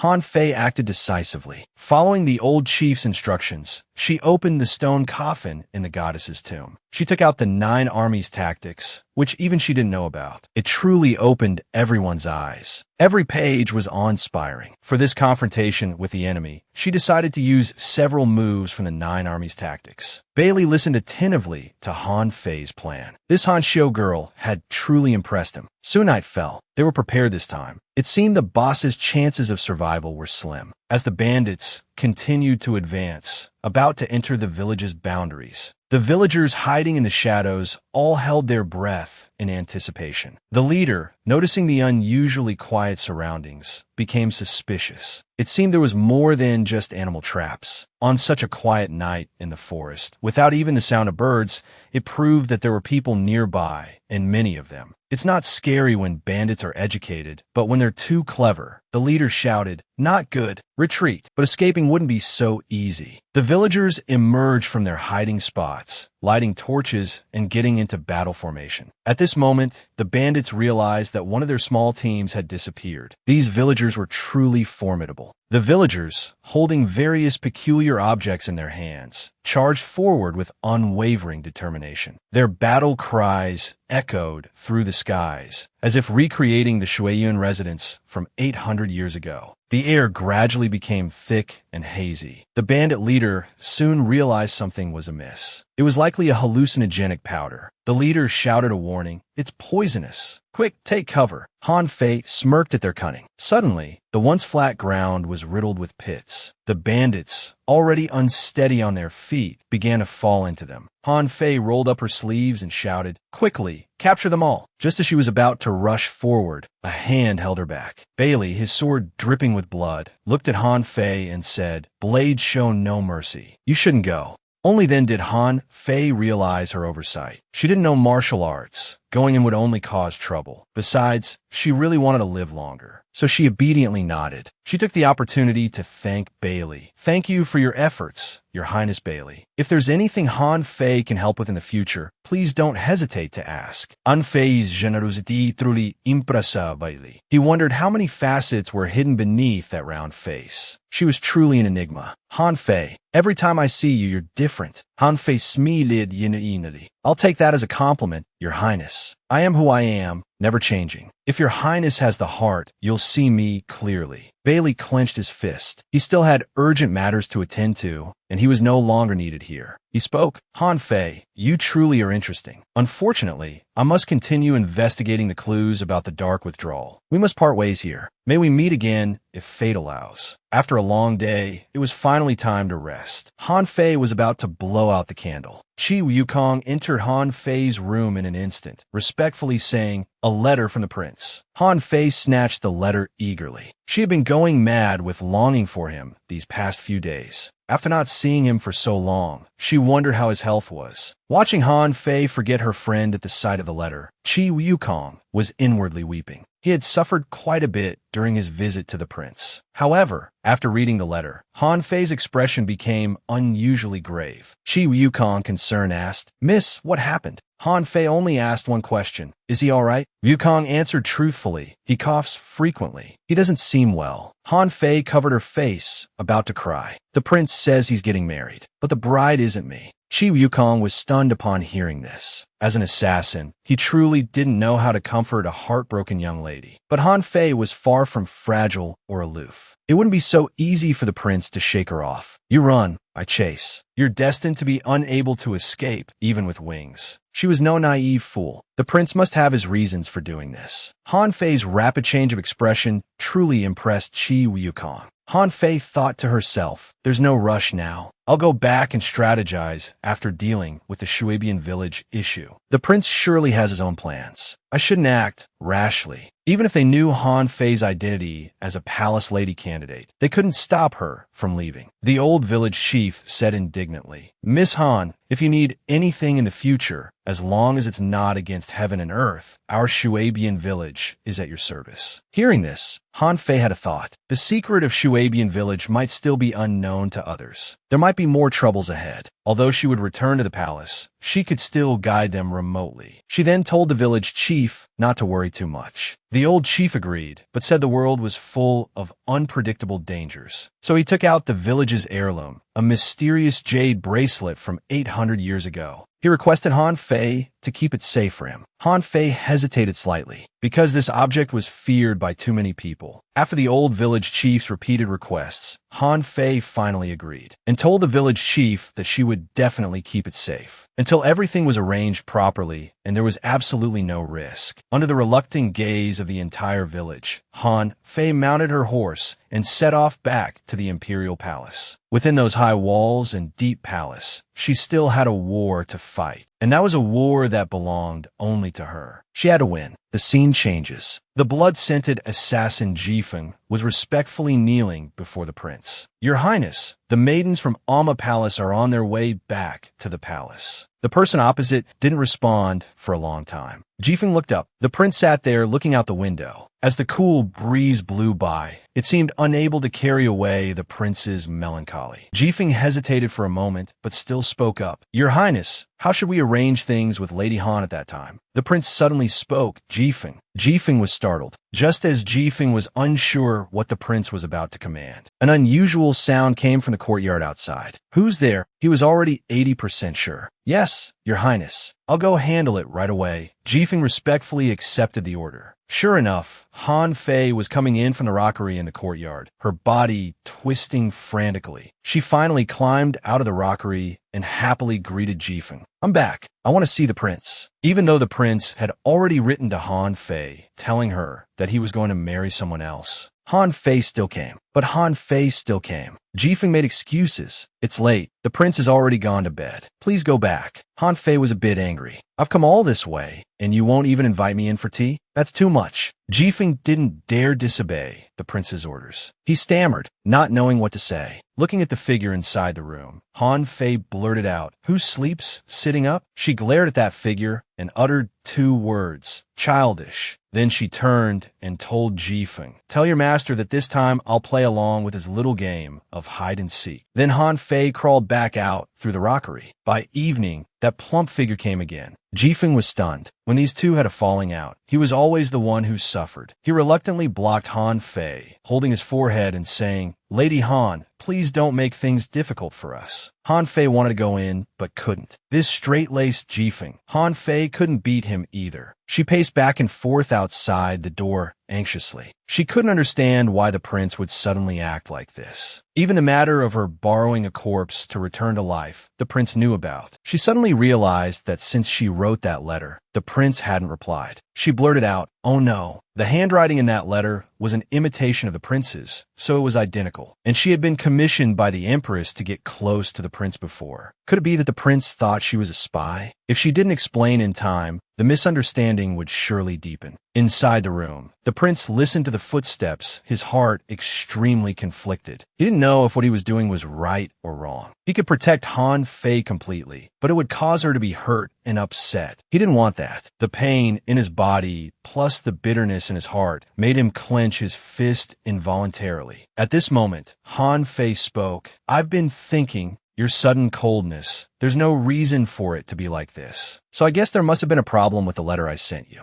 The person inside the room didn't respond at all. Han Fei wanted to rush in, but was once again stopped by Jifeng. At this moment, Han Fei's eyes turned towards Jifeng, seemingly about to burst with anger. It was as if she was ready to unleash a torrent of abuse, cry, make a scene, and even threaten suicide. Jifeng remained unmoved. In his heart, he thought, "Your lover's quarrel is none of my business. I just follow the prince's orders." Han Fei, once again looking pitiful, opened her mouth. "It was my carelessness that my handwriting ended up being the same as yours. But I can explain. Father wanted a calligraphy competition. I saw how beautiful your writing was, so I secretly made a copy to practice. I never meant to harm you," Han Fei said with extreme sincerity and seriousness. The person inside the room felt even more miserable. He had always trusted Han Fei and would never doubt her like this. But for Han Fei's sake, he couldn't speak up. Han Fei listened carefully, but there was still no sound. At this point, she could only summon the troublesome system, Little Treasure, to ask for advice. Should I activate the scenario assistant? The answer was of course yes. Suddenly, Han Fei collapsed to the ground, foaming at the mouth. To an outsider, it might have looked like some unfortunate fat person dying miserably. Han Fei furiously criticized the troublesome Little Treasure. "Have you ever seen a female lead faint like this? My image is completely ruined now." Little Treasure calmly replied, "Desperate times call for desperate measures." The straightforward Jifeng, seeing this, hurriedly said, "Your Highness, Miss Han has fainted." The prince inside the room couldn't sit still any longer. He immediately stood up and moved forward. Ridiculously, he had forgotten that he couldn't walk. Looking at his trembling legs, at this moment, he only hated his own helplessness. Cheesy lines weren't his style. Little Treasure pretended not to hear. "I don't care what you think. I only care what I think. I think I like you." The prince's tears fell like pearls. The already distressed prince let out a long sigh. The prince lowered his head, gazing at Han Fei's face. The person he loved seemed to have lost weight, keeping him at 1,000 miles distance. Was it right or wrong? At this moment, he felt a bit dazed. His beautiful hand gently touched the tears. Suddenly, Han Fei's long eyelashes quivered slightly. The prince, startled, quickly withdrew his hand. Then he said coldly, "Since you're awake, you should leave now." Han Fei, frightened, opened her eyes. Grabbing the prince's hand, she said, "Your Highness, you can't just flirt and run. That's a very bad habit. What exactly happened? One person can't solve it, but 2 people might be able to." The prince was overwhelmed by Han Fei's push and pull. What Han Fei said wasn't unreasonable, but the prince was still hesitant about whether to take that step. Seeing the man not speaking, Han Fei became furiously mel. She bluntly questioned, "Why are you marrying another woman?" If soft doesn't work, then go hard." The prince's eyes suddenly deepened, the cold mask on his face bringing out a deathly silence. But Han Fei stepped forward, looking straight into his eyes. The prince murmured, "Han Fei, don't be so childish." Hearing this, Han Fei sighed, not saying a word about anything, suddenly just like this. Who's really being childish here? When two people are together, seeking common ground while reserving differences is important. Communication is also very important. Now, why don't you explain yourself clearly? Han Fei's words enlightened the prince. He shouldn't deprive him of the chance to choose. The decision he made on his own might not cause less harm. Then the prince spoke. He clarified that the relationship between him and the Empress was becoming increasingly tense. Plus, with you under the Empress's control, I was worried she might harm you. Hearing this, Han Fei disagreed. She told the prince there was no need to push her away because of this. She stated the facts, saying if she left, the prince would still be in danger. What would happen then? The prince was stunned. How could he, usually so thoughtful, not have considered this? If Han Fei left, the Empress would certainly not spare him either. She might even kill Han Fei to silence her. Seeing the man almost convinced, Han Fei quickly leaned forward and said, "So, Your Highness, I'm safest under your wing. Besides, not everyone can hurt me. I'm skilled in both medicine and poison. Don't forget my abilities, Your Highness." The prince patted Han Fei's shoulder, speaking like a brother and like a friend. "How I wish that every time I look down, I could see you still by my side." The atmosphere suddenly turned ambiguous. Both felt awkward, especially since they were still on the bed. The prince composed himself and said, "It's late. It's not the right time. We shouldn't be hasty. I'll have Jifeng escort you back." Han Fei, nearly 30 and perpetually single, screamed internally, "What's the rush? Your Highness, I don't mind."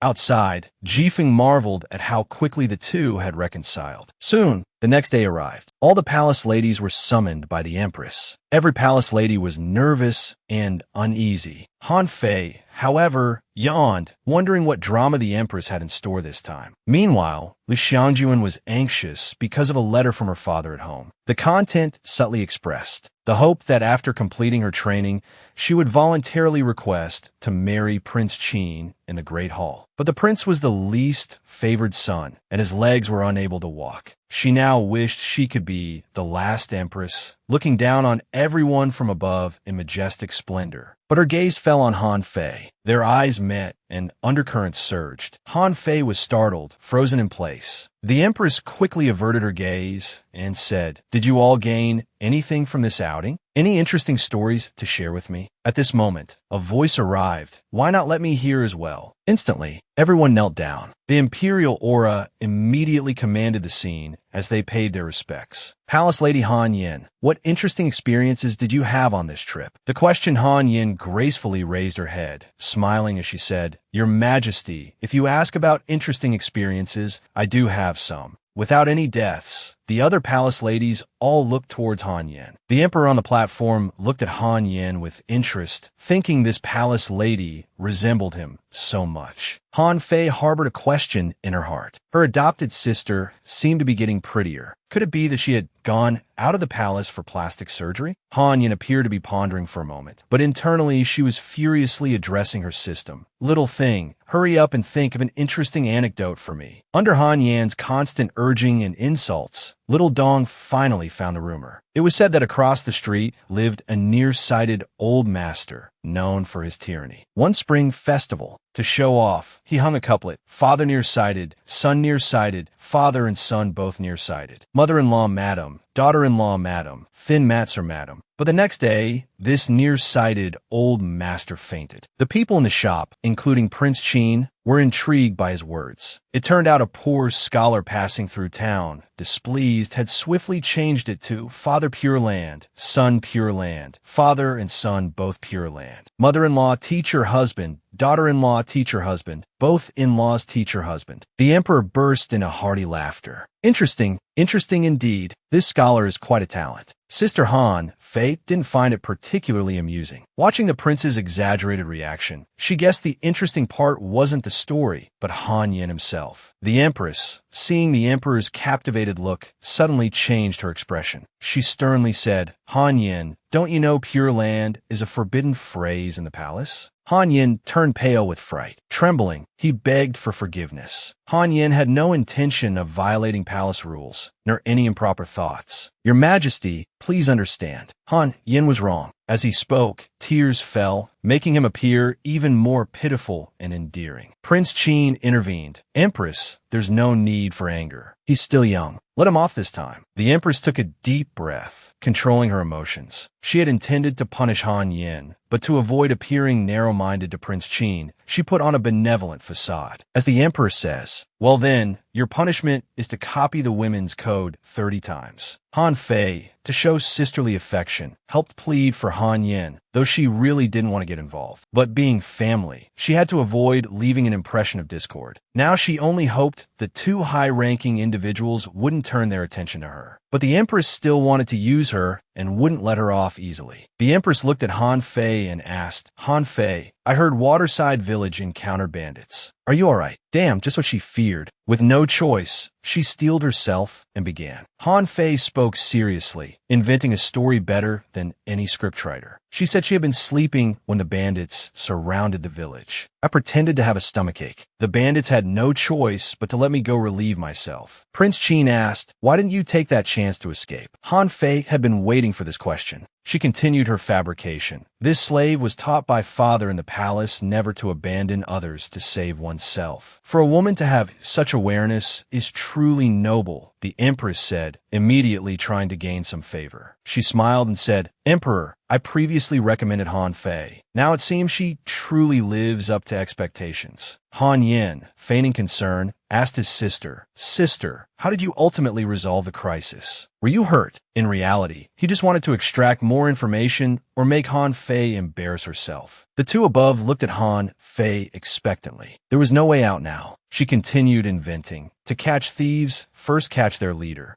I carefully circled to the bandit leader's room. I grabbed some sand and threw it at him. Fearing for his life and thinking it might be poison, he immediately turned his back. I took the chance to subdue him, and the crisis was naturally resolved." Han Fei maintained a serious expression, as if it were all true. She chose to lie, only because she didn't want others to know about her medical skills. Faced with the Emperor's praise, Han Fei humbly responded, "Your Majesty's favor is too great. I feel unworthy. This slave only did what was necessary. Any of the other ladies would have done the same." Hearing this, the Emperor admired her even more. He thought, though Han Fei's appearance was plain, her character was pure, kind-hearted, and modest. In addition to his admiration, the Emperor spoke, "Not only brave and righteous, but also courageous and clever. She deserves a reward. Indeed she does." The Empress then inquired about the test at Alma Palace. Han Fei deservedly won first place, didn't she? The Emperor looked at Han Fei, round and plump below the stage, nodding with satisfaction. Naturally, Han Fei had secured the top position. At this moment, Han Yin was furious to the point of madness. Looking at Han Fei's foolish face, which seemed to mock him, he wished he could kill her right then and there. The other court ladies were all struck by waves of shock, extremely envious. Their resentful gazes all fell upon Han Fei. Losing to Han Yin might have been somewhat acceptable, but losing to Han Fei, that fat girl, was truly unbearable. Soon, evening fell. Han Fei, as usual, poured wine for the prince. She told the prince that she had stolen Han Yin's thunder today and feared he wouldn't let her off easily. She asked the prince how to please Han Yin. Seeing Han Fei's comical expression, the prince affectionately pinched her chubby cheeks. He said that a woman like that wouldn't lower her guard against a rival just because of your attempts to please her. It's better to be wary of her tricks. Hee. The prince's words made sense, but the touch of his hand felt oddly familiar, like a hazy dream. Changing the subject, she asked, "Do you like that snow-white world?" Han Fei said it was beautiful there, but lacked human warmth. "I don't like that cold atmosphere," she said, stopping halfway through her sentence. She giggled and said, "Well, if your highness doesn't know, then it's not important." The prince, afraid of letting something slip, lied and said he was a bit tired. He told Han Fei to go back and rest early. Han Fei could only reluctantly leave. The prince watched her departing figure. The look in his eyes was obscure and unclear. After a while, he chuckled softly. "So you've started to notice." At the same time, Han Yin remained in his room. He had smashed everything to pieces. Why should his half-sister be on par with him? A fat woman actually came in second. What was the point of his first place then? Just thinking of that stupid face filled him with disgust. He wanted to kill her every time he saw her. The little servant beside him trembled in fear. He thought, with Han Yin's temper, would he one day kill him too? It was already evening, but Han Yin started to dress up meticulously. Just as the little servant was puzzled, Han Yin asked where the prince was located. He didn't understand why the system wanted him to see a crippled prince. He had been stuck on the task of meeting the prince for a long time. He didn't want to lose all the coins he had saved up for half his life because of this task. Now he had to hurry and complete the task. Soon, the little servant informed him that the prince was in the southwest direction. Han Yin immediately put on a cloak and hurried out impatiently. However, halfway there, he encountered a eunuch. Upon closer look, it was the emperor's personal eunuch. Han Yin was startled and quickly hid to the side. As they walked away, he secretly followed them again. The little servant reminded him not to create unnecessary trouble now. But the arrogant Han Yin wouldn't listen to the little servant. The emperor coming here late at night must mean something was up.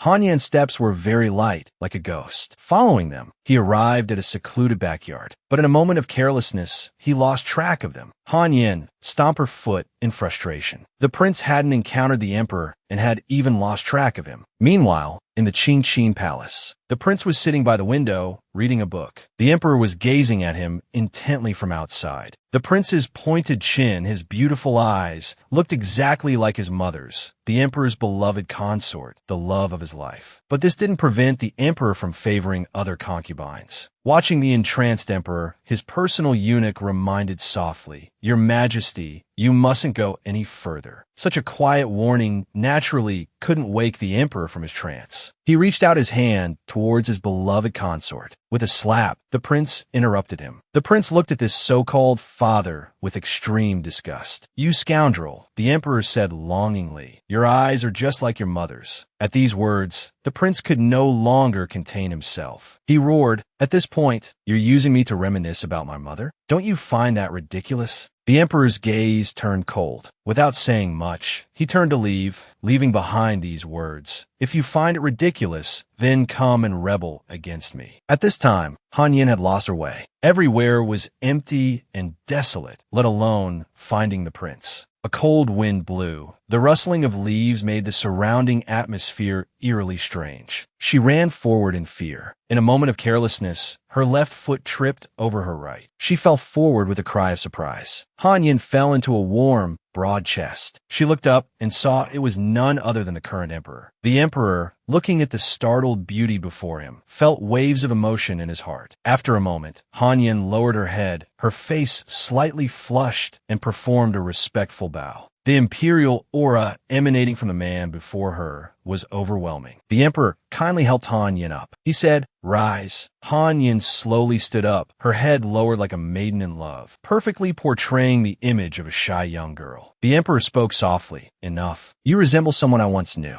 For their sake, I'll forgive your offense." The emperor gave Han Yin a long look before departing. Han Yin was left staring somewhat dazedly at his retreating figure. She told little Dong. The emperor's eyes were full of amazement just now. Since ancient times, emperors have always been weak to beautiful women. Then she said smugly, "What's the crown prince compared to this? The one who should be more respected is the current emperor." Hearing this, little Dong broke out in a cold sweat. Because he knew that when Han Hongyi, a palace lady candidate, heard this, she sneered with disdain, "You're dreaming. Even marrying the third prince is beneath me." The purple-robed palace lady candidate felt disgusted upon hearing this. Who would want to marry a cripple? Han Fei, who loved the third prince, heard this and was driven mad with anger. These women are gossiping behind his back again. You don't know how good the aloof prince is. The oily little Bao quickly consoled Han Fei. "Don't be angry." He also mentioned, "This maze seems to be not so simple." Han Fei naturally didn't need little Bao's reminder. Little Bao danced with a coquettish gesture, asking, "Does the host have any good ideas?" Han Fei waved her hand, unable to bear the sight anymore. "It's hurting my eyes. For now, we can only take it one step at a time. There's no good solution at the moment." Soon, the next day arrived. The atmosphere was very strange. Ama Gong had specially invited Master Qin Ming to perform rituals and distribute talismans to each palace lady candidate. He said the talismans carried the protection of the goddess. Master Qin Ming would also pray for the palace lady candidates entering the maze this time to ensure their safe return. The Emperor of Qin even promised that whoever could bring out the treasure from the maze would be free to choose their own marriage. The Emperor of Qin was truly ruthless. To achieve his own desires, he regarded the lives of others' children as mere ants. Han Fei looked at the master outside the door, whose expression seemed to be sending them to heaven. Looking at the talisman paper in her hand, she felt it was just superstition. The maidens, hearing that those who entered would surely die, were all afraid to go in. Only Han Fei took the lead and walked in first. But the temptation of marrying into the royal family was too great. Seeing someone enter, the other maidens followed closely behind. Inside the maze, it was brightly lit with candles. Han Fei walked and observed at the same time. This maze was truly terrifyingly large. Forget finding the treasure. Even getting out was a problem. Fortunately, Han Fei had a troublesome system. It wasn't long before she asked Little Treasure if he could get a map of this maze. That oily figure still hadn't appeared. Han Fei called out a few more times, but still got no response. Instantly, cold sweat broke out. To think that even in ancient times there were GPS signal problems. This was terrible. Now she could only rely entirely on her own abilities to succeed. To become his primary wife, Han Fei naturally couldn't give up easily. Suddenly, her foot stepped on something. It seemed like she had triggered some mechanism. Before she could react, her whole body was flung into the air. She glided for a while, then rolled on the ground several times. It seemed she had hit something before coming to a stop. Han Fei barely managed to stand steady. That was terrifying. She sighed deeply. She found herself in an antique-style room. It looked like a young lady's boudoir. She had actually rolled in through the window. Han Fei carefully searched around but didn't find any treasure. However, there was a piece of paper on the desk. Han Fei curiously approached it. She wanted to read the text clearly, but most of it had been soaked through with water. Only a few characters were barely recognizable. It seemed to be a love letter to a lover. The things written on it felt somewhat familiar. No, wait. This handwriting was exactly the same as the prince's, just as she was filled with doubt. Suddenly, there was a faint clicking sound. Who knows what might be coming? Better hide first. The thought was accompanied by the sound of a door opening. Han Fei had already hidden under the table. Such a large lump was indeed a bit too obvious. The person shouted, "Who are you? How dare you trespass in this forbidden area?" Han Fei's whole body trembled. They had discovered her so quickly. How could there be a man inside this maze? Han Fei could only timidly come out, but that young and handsome man was stunned. In an instant, he knelt on the ground. Respectfully bowing, he said, "Greetings, Your Majesty." Han Fei was even more astonished. She immediately stepped back a few paces. "Are you talking to me?" The man's voice trembled slightly as he said, "1,000 years have passed. Has Your Majesty forgotten Kuei Nan?" Han Fei thought she had misheard. 1,000 years? This man's mind must be broken. Where on earth was this place? Seeing His Majesty seemingly lose his memory, the man was very surprised. He hesitantly said, "This is Your Majesty's favorite bedchamber. Have you forgotten that too?" The man still addressed him as Your Majesty with every sentence. Han Fei quickly waved her hand, saying, "You must have mistaken me for someone else. I'm not the person you're looking for." Kuei Nin looked her up and down carefully and said, "Your Majesty, apart from becoming much rounder, you're still the same Your Majesty I know." The corner of Han Fei's mouth twitched. Rounder was probably the kindest description she had ever heard. It wasn't Han Fei's intention, of course. She hurriedly stopped Nan Nan, telling him to halt.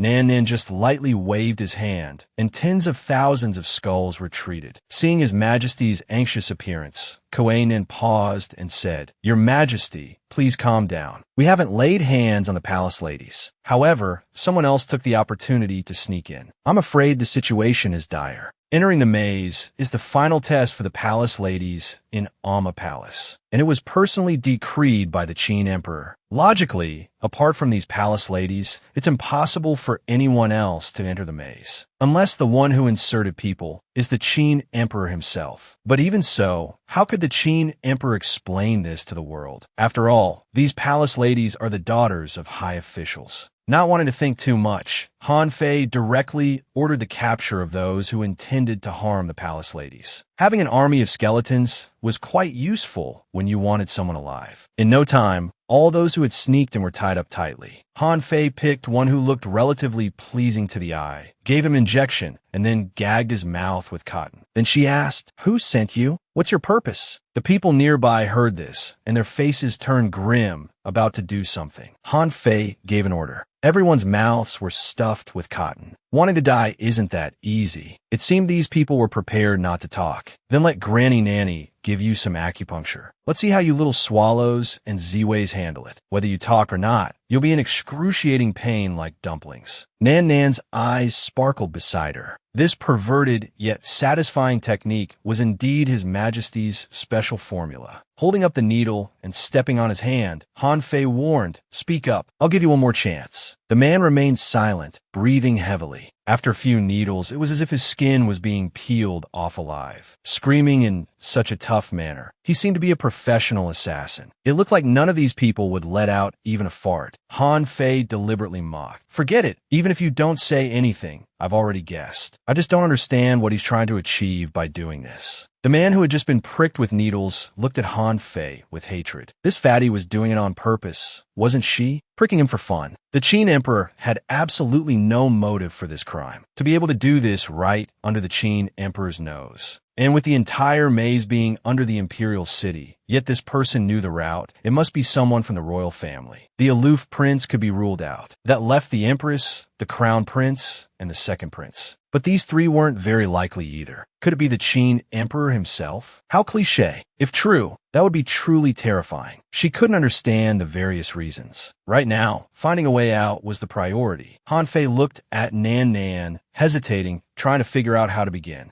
1,000 years ago, Your Majesty had the same expression when leaving. Nan Nan felt dejected and retreated to a corner. Han Fei had no choice but to go forward and comfort him. Nan Nan, look, I still have the key with me. I must leave for a while. Hearing that His Majesty was really leaving, Nan Nan immediately burst into tears. Looking at this melancholic, handsome young man, Han Fei immediately promised that she would definitely come back. Hearing this, Nan Nan cried even harder. Because 1,000 years ago, Han Fei had said the same thing. All the skulls also had mournful expressions. The conscious people, seeing such an eerie scene, fainted directly from fright. With no other choice, Han Fei stroked the cat. "I really will come back soon." Reassured, Nan Nan was still a bit unhappy. He turned his face away, not wanting to come forward. "When you leave, we all miss you very much." The handsome young man before her was already overwhelming enough. She could barely handle it, and he was still teasing them. If a few more like this handsome guy came, it would truly be entering vertically and exiting horizontally. Thinking of this, Han Fei's scalp tingled. With a resentful face, she pushed away the handsome young man, leaning towards her, explaining that she had no intention of leaving. She just wanted to go out and have a look. As they went deeper, the surroundings were no longer lit by candles, but looked exactly like modern light bulbs. Han Fei looked up and saw rows of night pearls. How much would these be worth? So many handsome young men were walking and muttering. "We, the Kuei Zheng army, have not failed our mission. We have guarded this place. If it weren't for the palace's power being sealed, we wouldn't be able to live without dying. Dead but not dispersed. Waiting for Your Majesty's return. Everyone misses Your Majesty very much." Han Fei was completely shocked. They had actually lived for over 1,000 years. This was too incredible. But living in this ghostly place for over 1,000 years must be very lonely. Han Fei was lost in thought, not noticing that the man in front had stopped. In a moment of inattention, her left foot tripped over her right. She fell forward directly, crashing heavily into the stone wall. Only Han Fei herself could walk like this. The Kuei man, realizing what happened, looked worried. "Your Majesty, are you all right?" Before Han Fei could react, the handsome young man knelt on the ground again. "This subject failed to protect you properly. Please punish me, Your Majesty." Han Fei struggled to pull her head out. Looking at the kneeling man, she couldn't accept such a grand gesture. She quickly said, "It's not your fault. It's not your fault. Please get up." The Kuei man's face showed extreme remorse. Then he suddenly turned into a whining creature. "This subject hasn't been punished for so long. I miss it dearly. Please punish me. Han Fei couldn't help but sigh inwardly. An exquisitely beautiful man actually had masochistic tendencies. Indeed, heaven is fair. Seeing the man still not getting up, Han Fei could only pretend to be stern. She commanded harshly, I order you to stand up immediately and lead the way. In a flash, the Kuei man stood up straight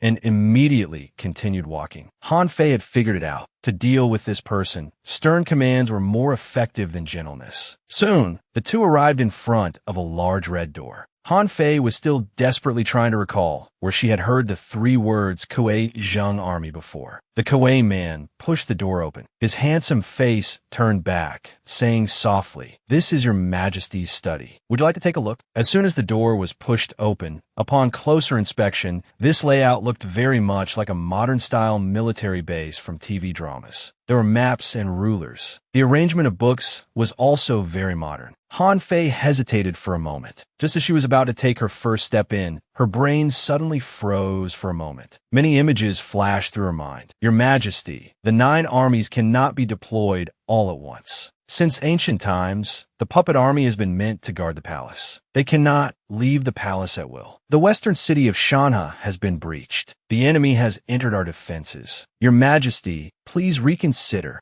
As a precious daughter, you shouldn't take risks so carelessly. Han Fei's head throbbed as if pierced by needles. Chaotic and jumbled images flashed before her eyes one after another. It was as if countless people were talking at once, the noise threatening to make her head explode. Oh my, the scene is quite frightening. Who is that woman? Han Fei fainted instantly from shock. She had only watched romantic dramas before, rarely horror movies. This sudden appearance of a mysterious figure was quite surreal. When Han Fei regained consciousness, the surrounding night scenery was exceptionally beautiful, with flowers, grass, trees, and lounge chairs. A gentle breeze swept by, seemingly carrying a faint, though it did feel somewhat agitated. The man hadn't given up yet. He fell silent for a moment, then said, Your Majesty, please follow me. Kuei Nen led Han Fei through corridors, passing by one palace after another. This place didn't seem like a maze at all, but rather a massive palace complex. Who exactly was this person the puppet respectfully addressed as Your Majesty? Soon they arrived before an enormous door, easily 10 meters tall. Your Majesty, everything you wish to know lies beyond this door. Driven by curiosity, Han Fei still opened the door. The moment it swung open, a dazzling golden light from the vast treasures within nearly blinded Han Fei. An object resembling a Balala magic fairy wand caught her eye. Han Fei approached step by step, as if her feet were weightless. The item atop the iceberg seemed to be calling to her. Just as she touched the magic wand, an electric current instantly coursed through her entire body. Han Fei instinctively withdrew her hand and stepped back. She told the man to take her back, but he had witnessed the entire scene. Your Majesty, the puppets have waited for you in the palace for 1,000 years. Does Your Majesty wish to leave for another 1,000 years? As he spoke, the man tore open his clothes. I can no longer wait for such a long time. Han Fei's eyes widened in shock. A handsome transformation. It's the white-bone demon. Fortunately, she hadn't been seduced by his beauty initially. The man's 2 empty eye sockets stared at Han Fei. Black tears streamed down his face as he said with a hint of ferocity, If you are not Your Majesty, then those who trespass into the sacred hall shall die. As his voice rang out, other voices joined in unison. The ground began to shake as well. Han Fei naturally took off running as fast as she could. It seemed as if a horde of zombies was chasing her. Those who trespass into the sacred hall shall die. Han Fei looked back to see a mass of white bones approaching like robots. Being too fat was indeed not a good thing. She couldn't even outrun a bunch of skeletons. Seeing the white bone demons closing in, Han Fei could only surrender. Esteemed bones, give me 1 minute. The leader's eyes glowed red as he demanded, What else is there to say? At that moment, she truly didn't know what to make up. In the next second,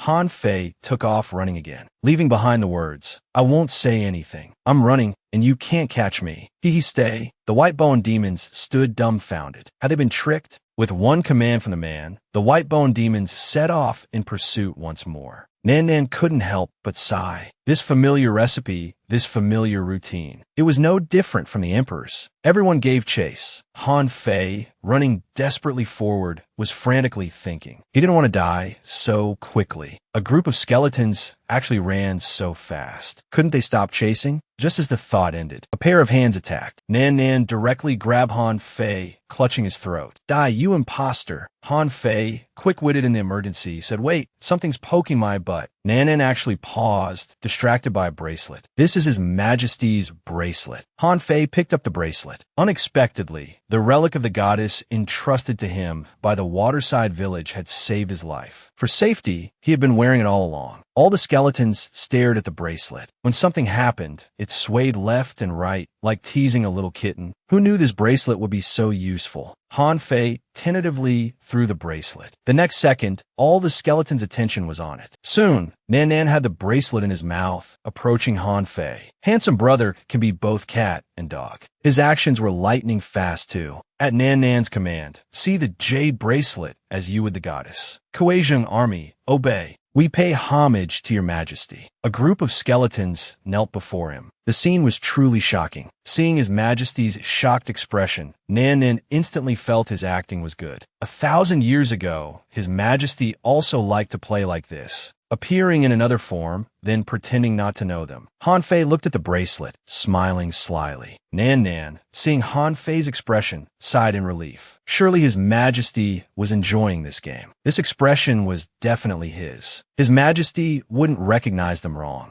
Han Fei also realized this palace was related to the goddess. Seeing how everyone trusted this goddess so much, she must have been an extraordinary person. Nan Nan, panting heavily, said, Has Your Majesty seen enough? May your subjects rise. Li Jili assisted Han Fei in marrying the prince. This time, this fat one actually found the goddess's treasure. He feared he would choose his son, the crown prince. The position of his son's principal wife being occupied by such an unworthy thing. He couldn't allow such a thing to happen no matter what. Han Fei was overjoyed to hear this, because he had the right to choose to marry the cold prince. Just as he began to express gratitude, halfway through his words, he felt the world spinning. The next second, he fell straight to the ground. Han Zayinu has fainted. Quickly summoned the imperial physician. At this moment, a voice arrived. Your Majesty must not. Outside the door stood a monk-like figure. The Qin Emperor spoke. Master Qin Ming, what has happened? This woman is a demon who will bring calamity to all living beings. Her current unconsciousness is due to injury from the goddess's scepter's aura. When the demon awakens, it will affect the fortunes of the Han Lin nation. These words caused an uproar. The term demon woman was taboo for everyone. When Master Qin Ming personally uttered it, no one could disbelieve. Months ago, I sensed an anomaly in the celestial patterns at the Astrology Bureau. New ghosts predicted trouble in the Chancellor's mansion, but when I arrived, the trail had vanished. Unexpectedly, it has now appeared in the Imperial Palace. I've just managed to subdue her soul and couldn't report back in time. I beg Your Majesty's forgiveness. The Qin Emperor paused. After all, Han Fei's appearance didn't resemble a demon woman at all. He had never seen a demon woman as robust as her. Then, questioning, he said, It can't be. This girl passed the goddess's test. Master Qin Ming immediately expressed his certainty and said he could find a way to reveal her true form. The scene changes. The assassin Jifeng was kneeling before the prince in his palace. News had arrived. Although Miss Han had obtained the scepter, Master Qin Ming had declared her to be a demon woman. The prince, with a cold face, said, Nonsense. Where is he now?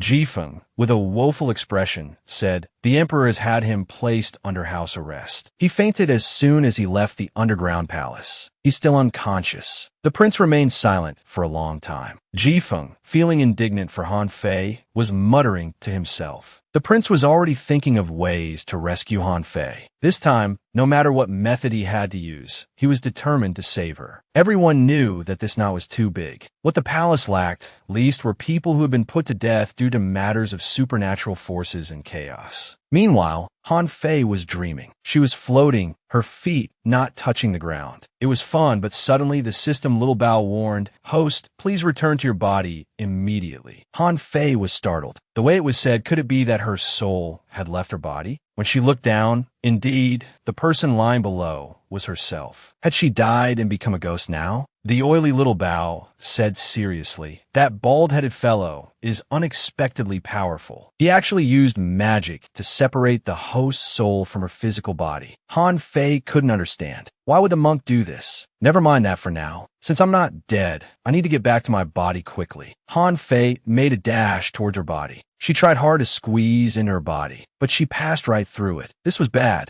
After countless attempts to return to her body, Han Fei's face fell and she began to panic. At this moment, the door opened. Master Qin Ming, looking like a venerable monk, muttered, "This woman has stolen another's body and soul. There must be something strange. With me here, I won't let you cause chaos." Master Qin Ming swiftly waved his hand, and the bedside was instantly covered with talismans. Looking at the talismans on the bed, Han Fei's anger suddenly exploded. Without thinking, she lunged at the bald monk with bared teeth and claws, but was repelled by a sudden burst of golden light. The system Little Bao was also affected. Han Fei stared at Master Qin Ming in disbelief. What was going on? How could this monk be so powerful? Master Qin Ming was chanting incantations to prevent Han Fei from returning to her body. Watching Han Fei, he seemed thoughtful, as if he had some clue. The oily little Bao asked, "Host, have you discovered something?" The carefree Han Fei smiled and said, "Little Bao, look at this master. His workplace stress is too high. He's completely bald. He really can't grow any hair. But if he takes the herbs I've listed, he should be able to grow hair." Little Bao was nearly struck dumb by Han Fei's occupational disease. At a time like this, from this master's words, they learned that when the original Han Fei was born, he had said it was a great ominous sign, forcing the original Han Fei into such a predicament. He was the culprit. Judging from this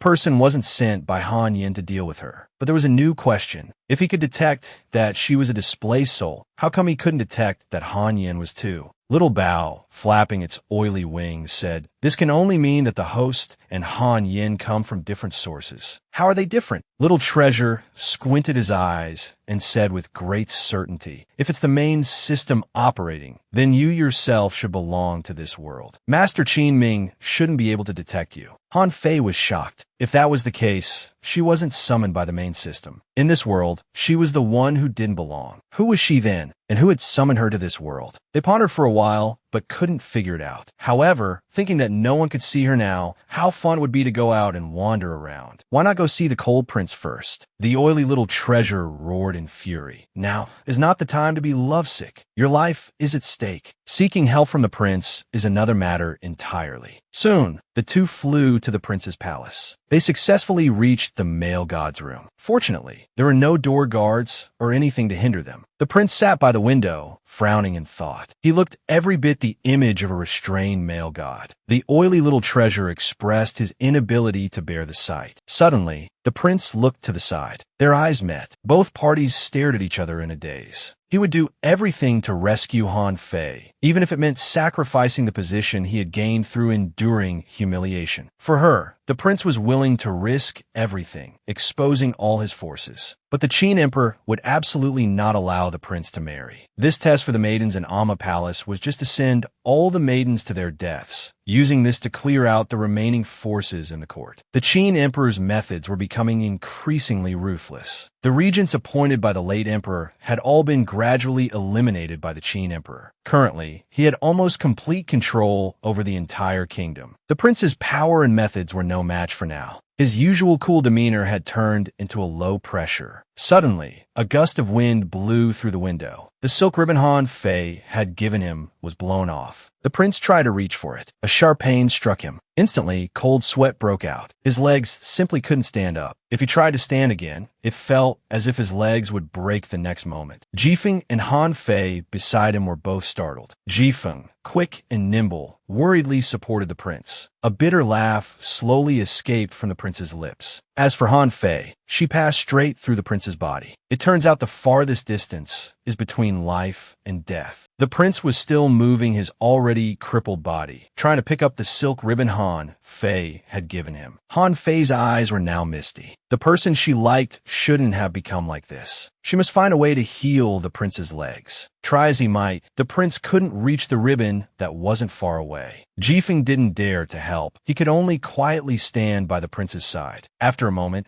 the prince spoke. "Jifeng, I want to see Father Emperor. Hearing this, Jifeng was stunned. After all, the prince despised this Father Emperor the most, but he still agreed. Soon came the light footsteps of the Qin Emperor. Chair finally wants to see Father Emperor. At this moment, the Qin Emperor seemed to love the prince, his son, immensely. His face was full of joy. The prince said calmly, "Father Emperor, your son has a request." The Qin Emperor stepped forward, as if wanting to remove the prince's mask. His eyes didn't look like he was looking at his own son at all. His gaze was more like a hunter looking at his prey. "Father Emperor, I am not mother consort. Your condition has worsened." The Qin Emperor's hand stopped in midair. The infatuation in his eyes regained some clarity. He said, "You have a request. I also have one. Since we both have requests, why should I grant yours if you don't grant mine?" What kind of beastly words were these? It was a grand melodramatic scene. Of course, it wasn't as vulgar as Han Fei imagined. The oily little treasure, on the other hand, was leisurely eating popcorn on the side, looking exactly like he was watching a movie. Han Fei was utterly speechless. Is this like watching a drama series? A decade of pain. The prince didn't want to dwell on it daily. But whenever his imperial father appeared, it always brought him unbearable suffering. With a hint of helplessness in his voice, he said, "He's dead. You permitted it, father. Have you forgotten?" At these words, the Qin Emperor's face turned ashen, as if ready to kill. "Silence. I forbid you to mention him. That's an order." Seeing the Qin Emperor's manic state, Jifeng anxiously shook the prince's legs, urging, "Kneel, your highness. Please calm down. Father, your act of executing the palace ladies was long in your planning, wasn't it? But none of the assassins sent into the maze returned. Even I, living in seclusion, know this. How could Duke Qin not be aware? Father, your rash actions will soon arouse suspicion among the court officials. I am willing to be the one to divert attention." The Qin Emperor looked at his son, realizing he was even more formidable than imagined. The emperor was now calm, but it was the calmness that comes after extreme anger. To ease the oppressive atmosphere, he walked towards the bookshelf and asked, "Speak. What do you want?" "Father, I and Lady Han Fei from the Chancellor's family are in love. I request your permission for Han Fei to marry me." The Qin Emperor was stunned. His son had fallen for a fat girl?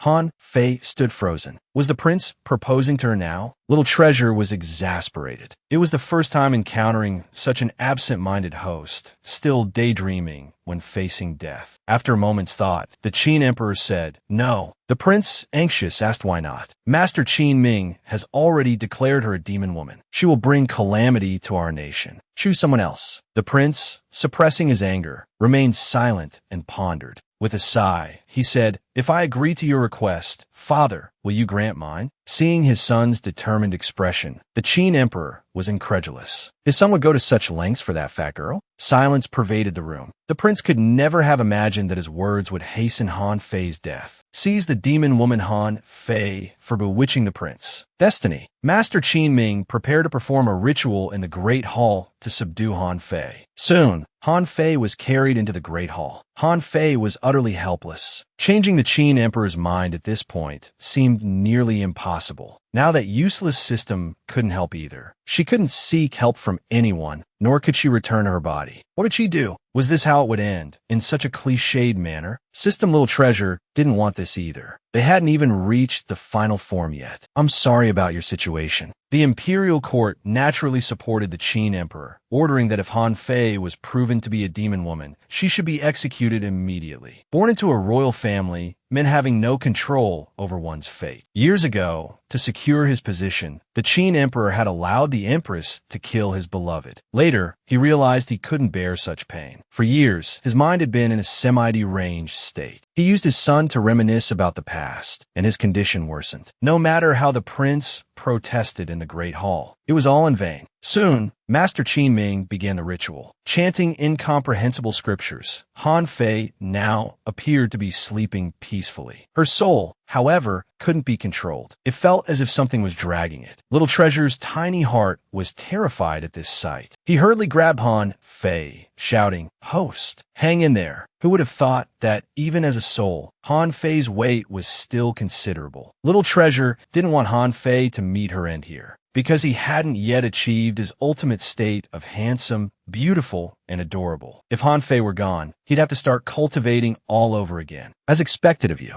With a loud shout from Little Treasure, Han Fei's soul was still under Master Qin Ming's control. What did this master want to do? Wasn't he just a modern person who had traveled through time? How had he become a demon woman, emitting dazzling light all around? The prayer beads in his hand kept spinning. A circular light enveloped Han Fei. Everyone stared fixedly at Han Fei in the center. They saw a woman with fairly good looks appear before their eyes. However, her figure was truly rare. In no time, she returned to her original appearance. Everyone's worldview was shattered by this shock. Han Fei was too exhausted to mock. This master was the real monster, right? He must also be from modern times who had traveled back. He had actually turned himself into a whining little Neza. It seemed the reputation of being a demon was now firmly established. Your Majesty, this woman has shown abnormalities. She should be dealt with soon. The prince once again tried to change the Qin Emperor's mind. Father, please reconsider. This matter still needs investigation. The Qin Emperor's face turned ashen. This Han Fei was indeed very strange. After pondering, the Qin Emperor still decided to call for someone suddenly. His words were interrupted. Father, do you want your son to lose his loved one, just like you did? Hearing this, the high and mighty Qin Emperor fell silent. The prince just stared steadily at the Qin Emperor.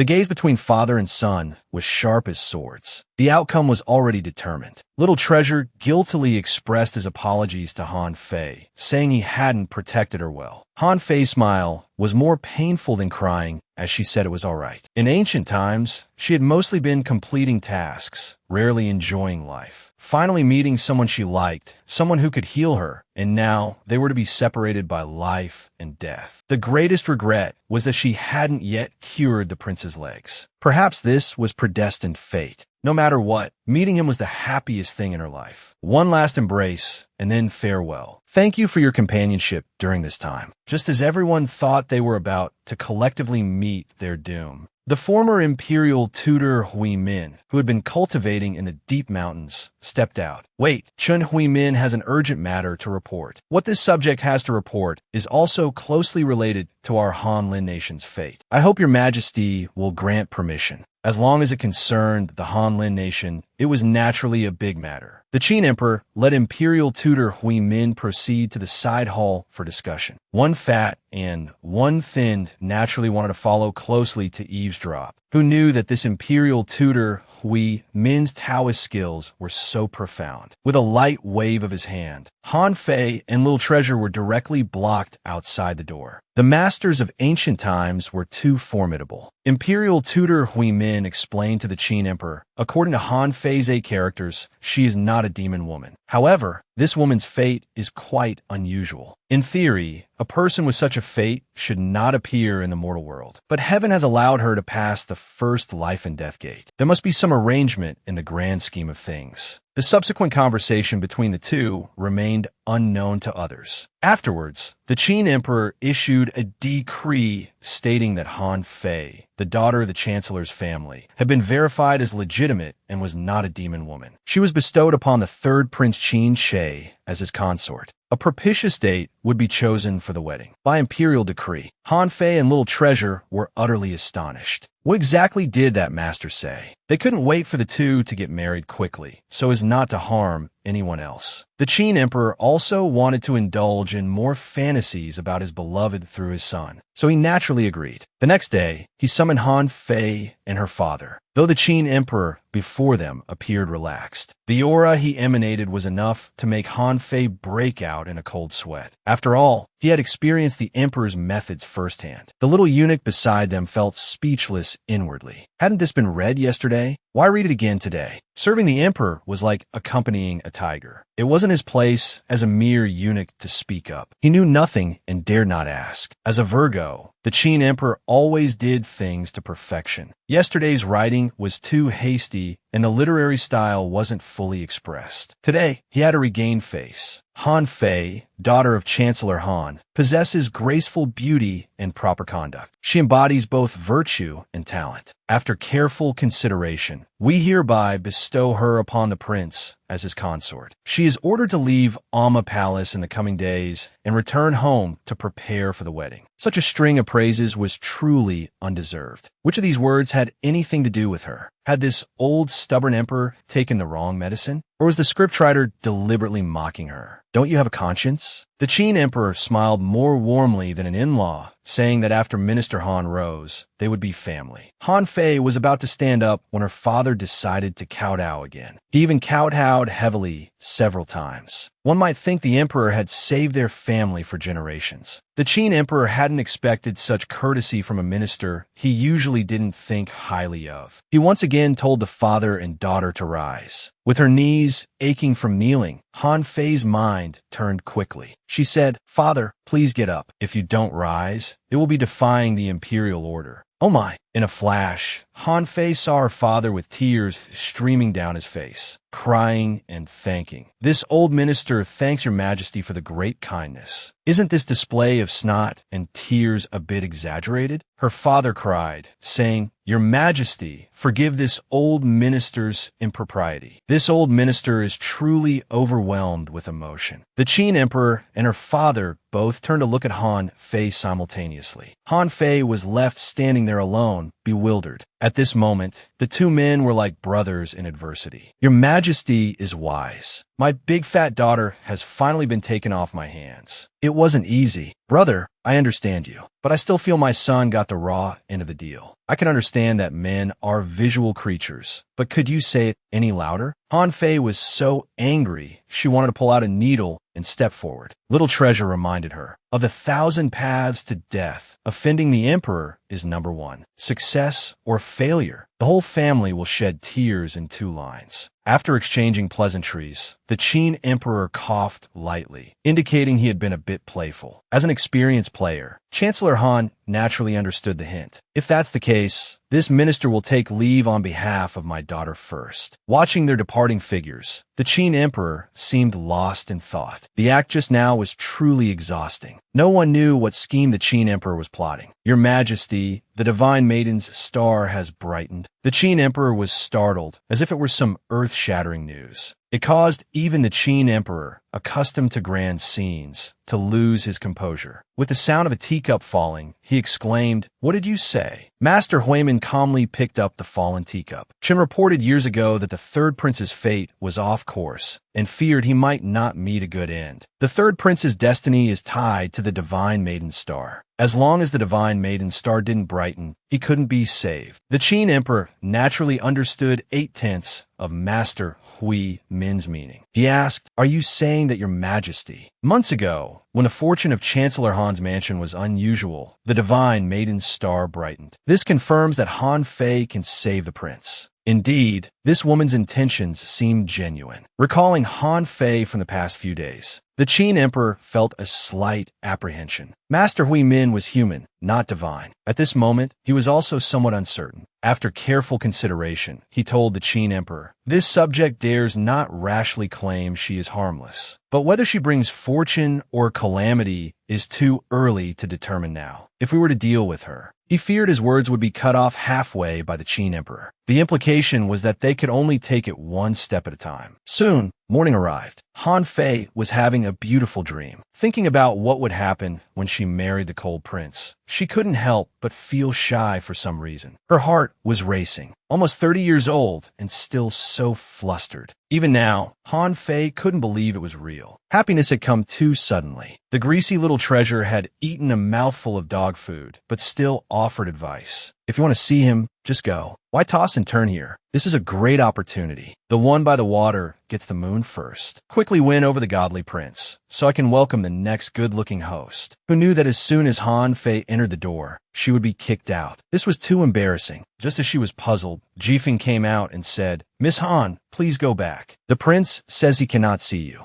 "Oh, I can't stand this anymore. I finally made it back alive, and the prince still wants to throw a tantrum? We can't indulge this." She knocked on the door vigorously, demanding to know why he wouldn't see her again. From inside came the prince's pleasant voice. In Han country's marriage customs, the couple cannot meet before the wedding. It's inauspicious. Han Fei froze. She didn't expect the prince to care so much about these details. She seemed to have been a bit abrupt just now. However, on the way back, Han Fei still felt dejected. After all, they hadn't seen each other for so many days. It felt like 3 autumns had passed. Suddenly, the sound of voices came. Han Fei hid to the side and looked. It was actually Nanny Rong, who was close to the prince and the Qin Emperor. How could someone the prince trusted so much be involved with the Qin Emperor? The more she thought about it, the more terrifying it seemed. Indeed, there were no simple people or matters in the imperial palace. Nanny Rong was seen kneeling respectfully. The Qin Emperor opened his mouth and asked about the movements in the Qin palace. The 3rd prince has been active recently, but his every move is still under control. Hearing this, Han Fei's hands clenched tight. She never imagined that Nanny Rong was truly the Qin Emperor's person. It turned out that the Qin Emperor had never let down his guard against this son who hated him to the bone. The old ginger is indeed spicier. Everything was under his control. Han Fei crouched, cold sweat pouring.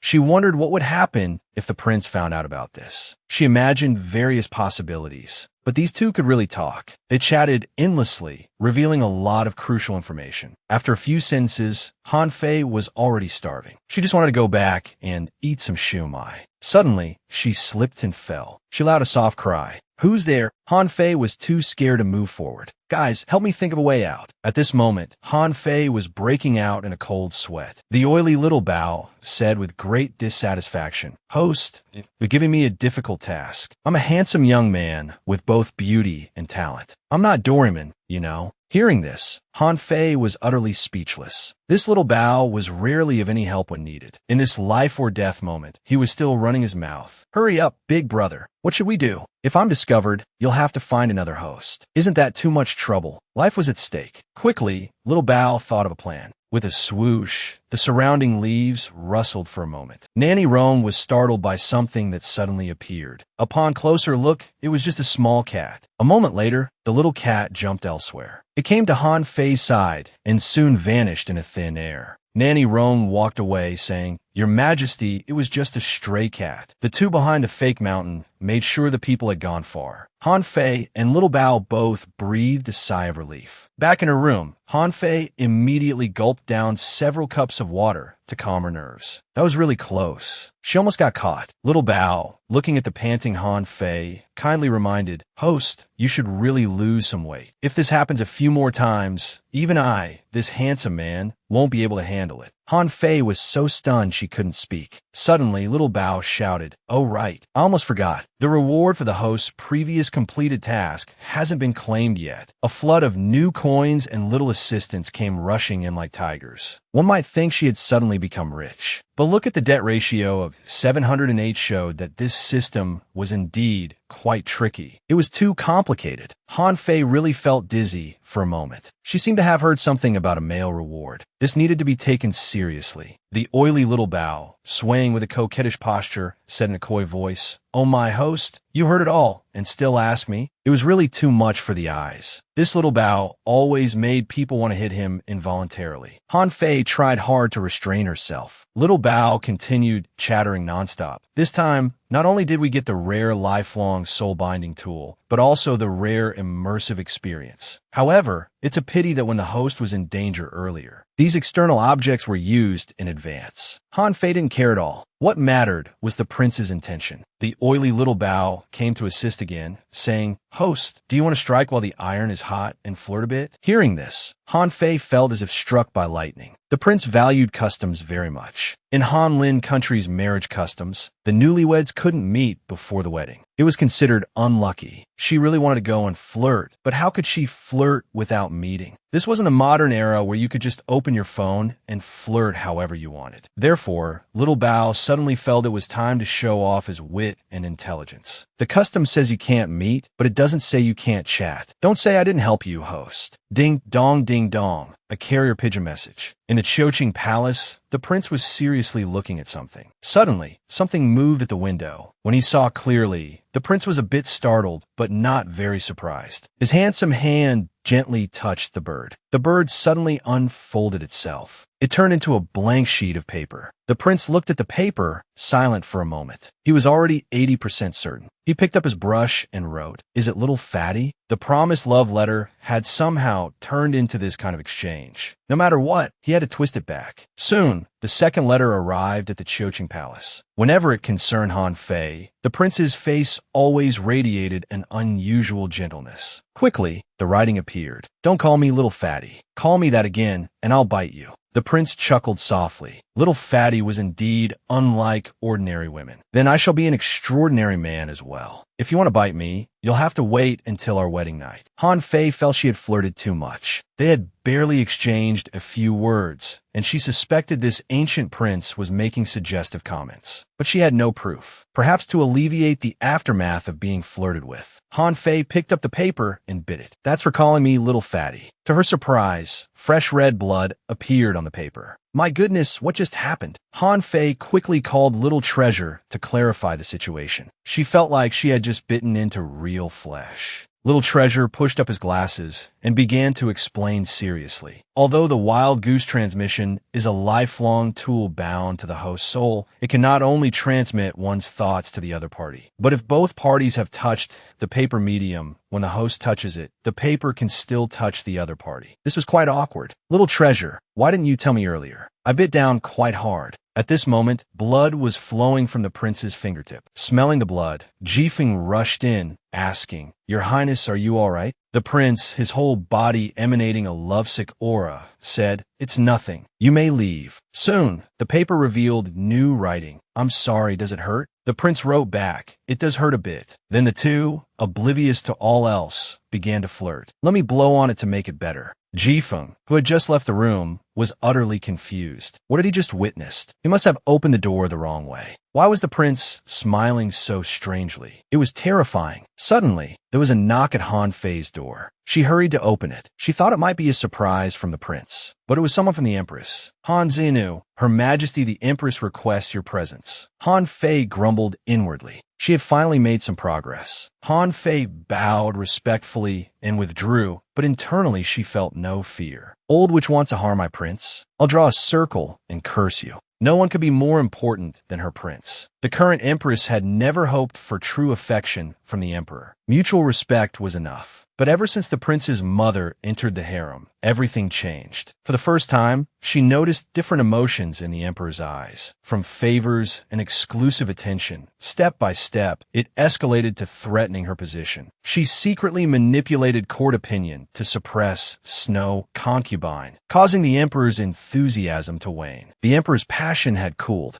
But who would have thought that the emperor, while openly neglecting Snow Concubine and banishing her to the cold palace, was actually just suppressing court rumors, preparing for Snow Concubine's future promotion. So he schemed to have the prince's mother killed. He even ensured the prince could never stand on his own two legs again. A crippled prince naturally couldn't ascend to the throne. Now, he just needed to place his own son on that position. There would be plenty of opportunities later to torment that cripple slowly. The scene changed. Han Fei, who hadn't slept long, heard another knock at her door. She was quite annoyed. Who could it be this time? It wasn't even dawn yet. Wouldn't they let anyone sleep? Opening the door, she saw it was actually Nanny Rong. She looked quite aggressive, the atmosphere extremely unfriendly. Han Fei unconsciously slumped to the ground. Could it be because she had secretly seen Nanny Rong and the current Qin emperor together yesterday, and it had been discovered? This time, nothing short of execution to silence her would suffice. The good days had just begun, and now they were over. Nanny Rong gave an order, "Seize her." Han Fei, usually fearless, now trembled in fear. Because now it was different, she had someone she liked. Han Fei shouted, "Nanny Rong, what are you doing? What are you doing?" After a bout of wailing, Nanny Rong and her group respectfully bowed. This was really too frightening. Nanny Rong informed Han Fei that her luggage was packed, and she should go home to prepare for the wedding. Just like that, she was thrown out of the palace. How humiliating. But never mind. She was going home. This time, the sedan bearers didn't find it particularly strenuous, just slightly so. An apple was passed into the sedan. The familiar voice of little Tao said worriedly, "Miss, please eat something. Look how thin you've become in the palace these days." Hearing this, the sedan bearers all looked at little Tao, thinking to themselves that the young lady must have poor eyesight. Han Fei thanked little Tao for her kindness. After all, she was about to get married soon and needed to watch her figure. By noon, they had arrived at the Han residence. It looked quite lively. Everyone from the household had come out to welcome her, which was truly rare. "Father, your daughter has returned." Han Shangqing, with a serious expression, said to Han Fei, "It's good you're back. Feier, come with me." Han Fei responded and walked straight past. She didn't even bow to the second madam. She even deliberately bumped the second madam's shoulder as she passed. The second madam was so angry she could barely contain herself, but she still had a powerful card up her sleeve. "What are you so proud of? My Han Yan's marriage will be 100 times better than yours." Han Fei followed her father, walking a large circle. She hadn't realized the Chancellor's mansion was so big. But where was this old man taking her? The Han family ancestral hall was just ahead. Han Fei couldn't figure out what this was about. At this moment, Han Shangqing said very kindly, "Feier, come in with me. Let's offer incense to your mother." Although she wasn't her birth mother, Han Fei still knelt down with reverence and offered several sticks of incense.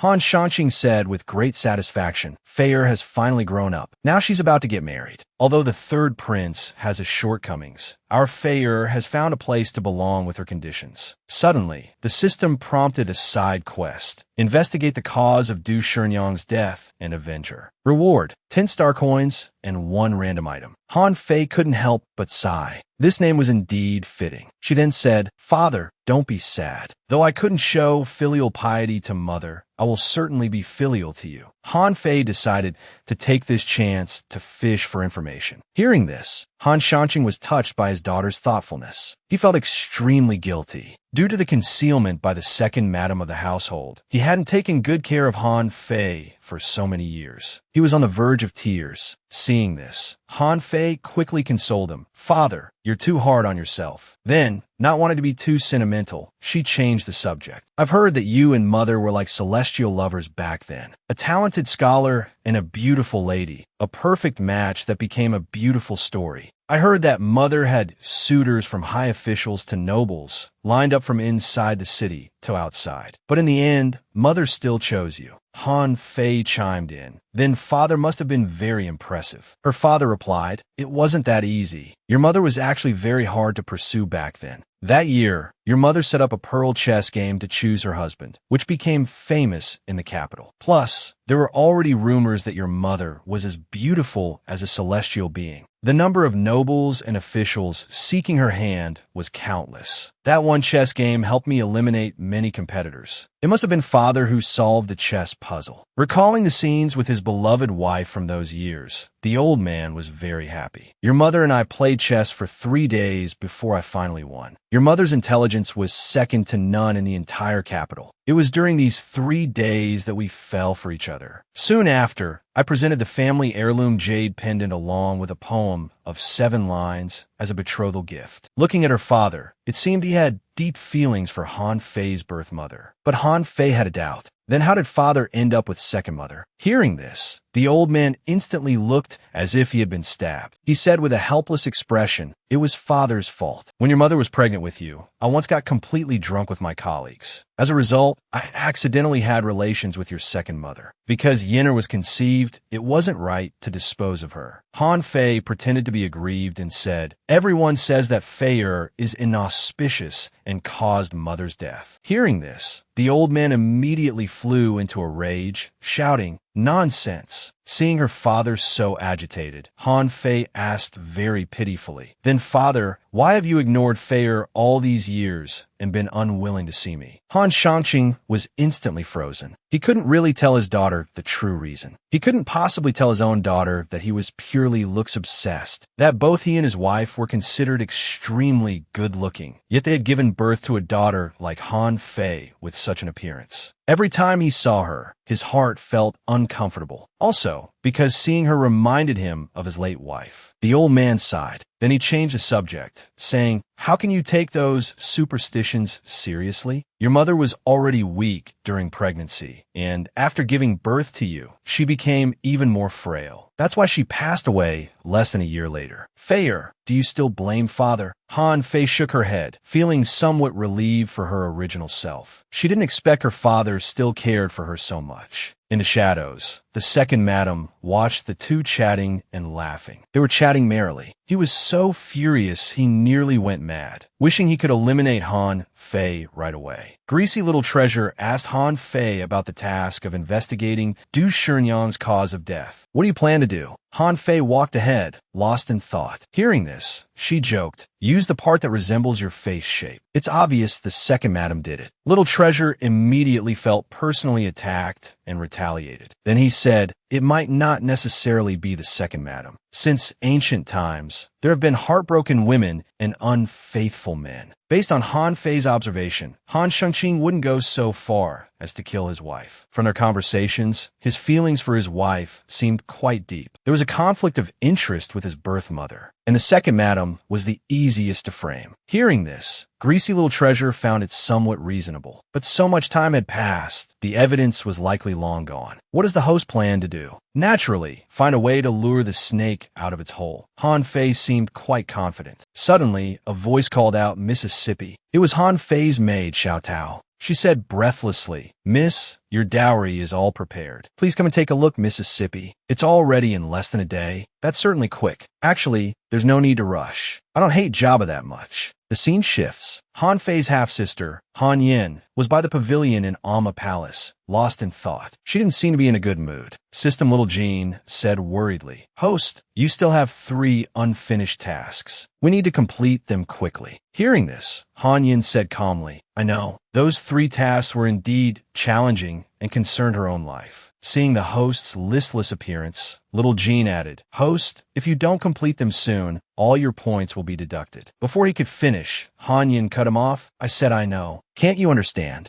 Already irritated, Han Yin vented all her anger on Little Jean. Little Jean trembled in fear. This was the first time Han Yin had seen Little Jean like this. She was taken aback. Looking at her reflection in the water, she saw a fierce, menacing face. When had she become someone she herself disliked? She remembered when she was still a sweet little girl. Back then, she and Little Jean were the best of friends, discriminated against and bullied in modern times. In ancient times, Little Jean was always by her side. She was happy every day. Back then, Little Jean and she were inseparable. She often sang songs for Little Jean. Life was carefree and joyful. Han Yin gently stroked the startled Little Jean. I'm sorry. Little Jean, I scared you. Little Jean half opened his eyes to observe, still sweating profusely. Han Yin spoke. About the unfinished points, record them if you must. Let's take a day off today. No talk of tasks? Okay. Little Jean sighed in relief, only able to say, all right. Little Jean, it's been a long time since I've asked for the Emperor's forgiveness. Looking at the startled beauty, the Qin Emperor showed no sign of blame. He said gently, rise. It was I who unintentionally interrupted this heavenly voice. However, Lady Han has piqued my interest. The Qin Emperor turned and ordered his personal eunuch to bring the musical instruments. He seemed to be in quite a good mood. The Qin Emperor stroked his beard. His tone was both inquiring and commanding as he said, I am in the mood to accompany Han Zayunu's singing. Would Han Zayunu be willing to sing and dance another song for me? The man's aura made Han Yin blush. She softly replied, it would be this subject's honor to sing and dance for your majesty. Afterwards, the young palace maids were all gossiping privately. The news spread like wildfire.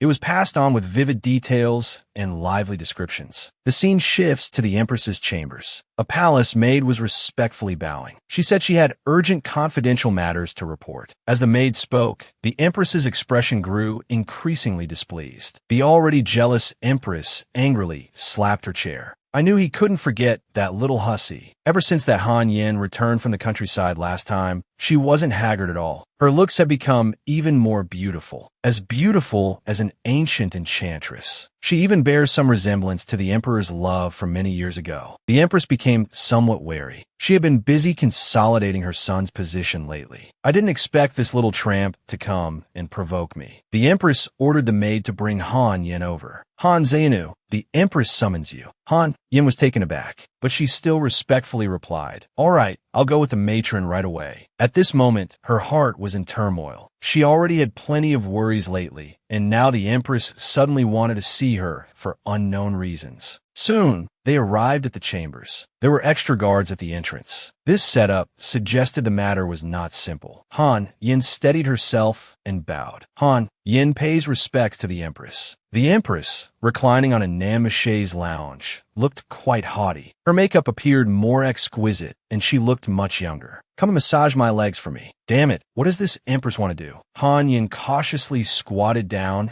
and gently massaged these weak, helpless legs. The Empress stared at Han Yin intently. She reached out her hand towards Han Yin. She lifted Han Yin's chin. Han Yin was startled and stared blankly at the Empress. The Empress murmured, "Indeed, very similar." The Empress's eyes were filled with too many emotions: reminiscence, sorrow, jealousy, and hatred. An eerie atmosphere spread around them. Han Yin tremblingly asked, "Empress, why do you say so?" Before she could finish speaking, the Empress yanked Han Yin up. The Empress scrutinized this face carefully. Seeing the Empress's expression, Han Yin, who usually killed without blinking an eye, broke out in a cold sweat. This Empress seemed 100 times more deranged than her. At this moment, the Empress said with extreme ferocity, "I truly want to see you die again with my own eyes." Han Yin collapsed to the ground in fear, repeatedly backing away. Was this the rhythm of being killed by the Empress first? Who on earth was she talking about? Suddenly, the sound of footsteps approached. The newcomer was none other than the Crown Prince. "Mother, your son's injuries have healed. I've come to pay my respects." The Crown Prince, seeing the scene before him, couldn't help but ask puzzledly, "Mother, what are you?" Before he could finish, the Empress's expression changed. She said kindly, "My son has arrived." Mother was just asking Han Yin if she needed to return home to help her sister prepare for her wedding. Isn't that right? Han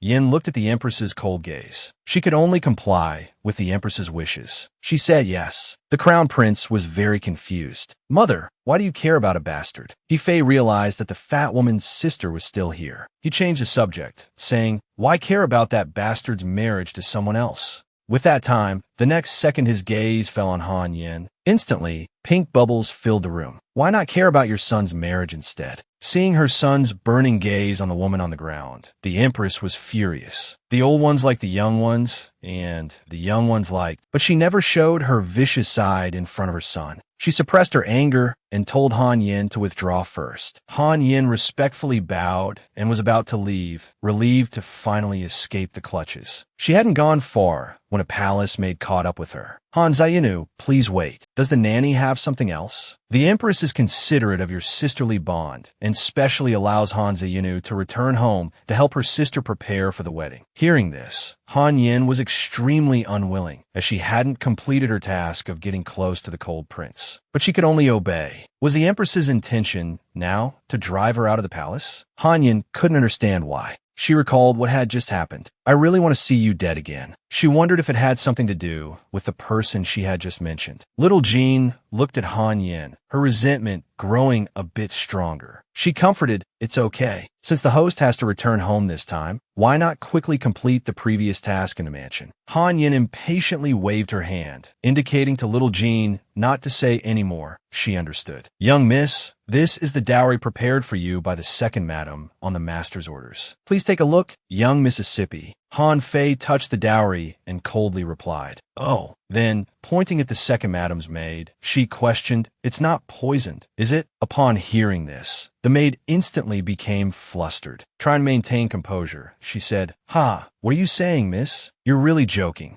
Han Fei looked at the maid suspiciously. Soon after, she dismissed the second madam's maid. In her heart, she was already 80% certain. The maid hadn't expected this fat woman to become so clever, but she couldn't care too much. As long as the items were delivered, it was fine. Suddenly, a voice came. "Wait." The maid, breaking out in a cold sweat, said, "Does Miss have any other instructions? Since second mother is so thoughtful, please thank her well on my behalf. I'll certainly pay a visit to express my gratitude in a few days." Han Fei smiled eerily, thinking to herself, "Although I don't know what this second madam is up to, I'm not so easily fooled. We'll see." The scene changed. The room was filled with red, festive decorations. The bride sat in the center of the bed, appearing to be of medium build. The groom looked lovingly at the person on the bed. The man's handsome face lips slightly parted, said, Han Fei, we can finally be together. He carefully lifted the bride's red veil. With a thud, something fell to the ground. The man, with a face full of horror, asked, Han Fei, how did you become so fat? The bride pinched her face, not feeling anything wrong. Puzzled, she asked, am I fat? I think I'm fine. But the man's face turned cold. Looking very disgusted, he said, I don't love you anymore. You should leave. Han Fei suddenly felt heartbroken. With a crying voice, she asked, why Appa? The system also kept prompting, weight loss, capture the male god task failed. This was like a bolt from the blue for Han Fei. The little wolf pup hadn't expected to lose his life. What was the point of traveling to ancient times? It was a sin. He felt his whole being spinning. The world was constantly shaking. The next second, he fell into a bottomless abyss. In reality, Han Fei woke up instantly, covered in cold sweat. This dream was too terrifying. She looked in the mirror. She wasn't 500 pounds and didn't look fat at all. The maid came in with a wash basin, casually saying, young Mississippi, you're awake. Han Fei, immersed in her own beauty, ignored the maid. Xiao Tao sniffed and asked with enjoyment, young miss, did you burn incense last night? This scent is quite pleasant. Han Fei heard this and knew something was wrong. Incense? She hadn't noticed any smell in the room.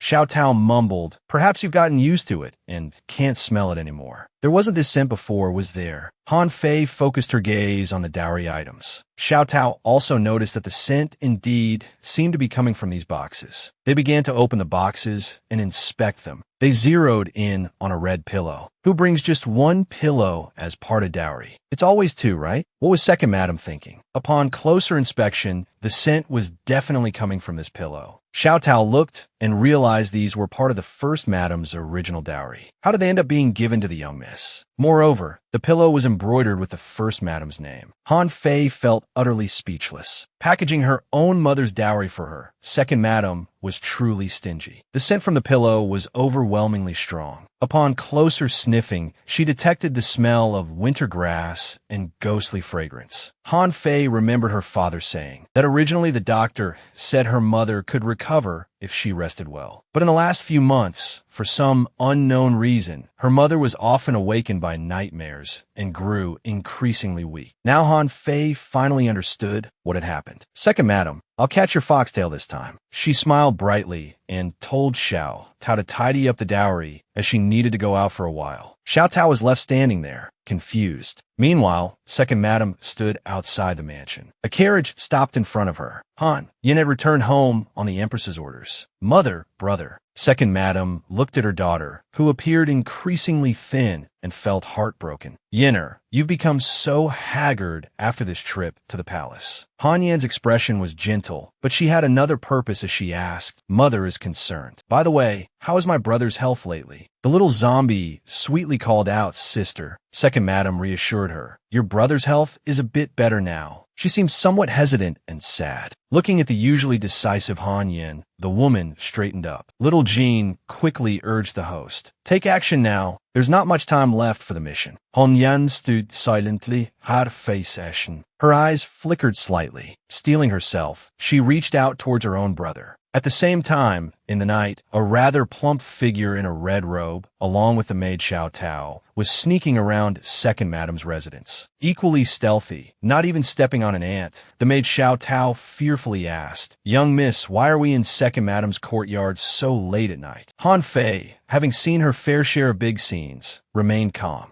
She turned and told Xiao Tao to keep her voice down. It's nothing. With me here, it'll be quick. They arrived outside second madam's room. He poked the window with his hand, creating an opening. He took out some kind of tube and blew into it. Smoke spread around the sleeping second madam. Soon, second madam fell under its influence. Han Fei took out her deceased mother's clothes and had Little Tao put them on. Little Tao, being timid, tremblingly reminded her mistress, But these are the madams. I know, of course. Just put them on quickly, Little Tao. Han Fei's attention was entirely on second madam inside the room. She briskly tossed the clothes to Little Tao, saying, If I could fit into them, I certainly wouldn't be troubling you. Not to mention, back then, Mother's waist was so slim it made other women jealous. Little Tao's small frame was just right. Suddenly, a cry of shock came from inside the room. At this moment, Han Fei knew the time had come. She pushed little Tao into the room, saying, "Just say what I taught you earlier." Second Madam seemed to have been startled awake by a nightmare, no doubt due to the effects of Han Fei's smoke just now. Just as Second Madam was relieving herself that it was just a dream, a voice came. "You caused my demise. How terrible." Second Madam instantly broke into a cold sweat, her whole body trembling. She felt completely stiff. Slowly, she turned her head towards the source of the voice. A woman with disheveled hair was standing by the bed. Suppressing her fear, she looked closely. It was Du Shenyang, who had died many years ago. Second Madam was so frightened she lost all sense. In terror, she said, "You're Du Shenyang. Please, don't come after me." The ghost slowly floated closer, her face contorted, saying, "You killed me back then, and now you want to harm my daughter, Han Fei. Why don't I just take you with me now?" A scream echoed through the night. Second Madam fainted from fright just like that. Little Tao, following behind Han Fei, held the dead woman's clothes and cried, "Miss, please don't make me do such things again. It's so frightening."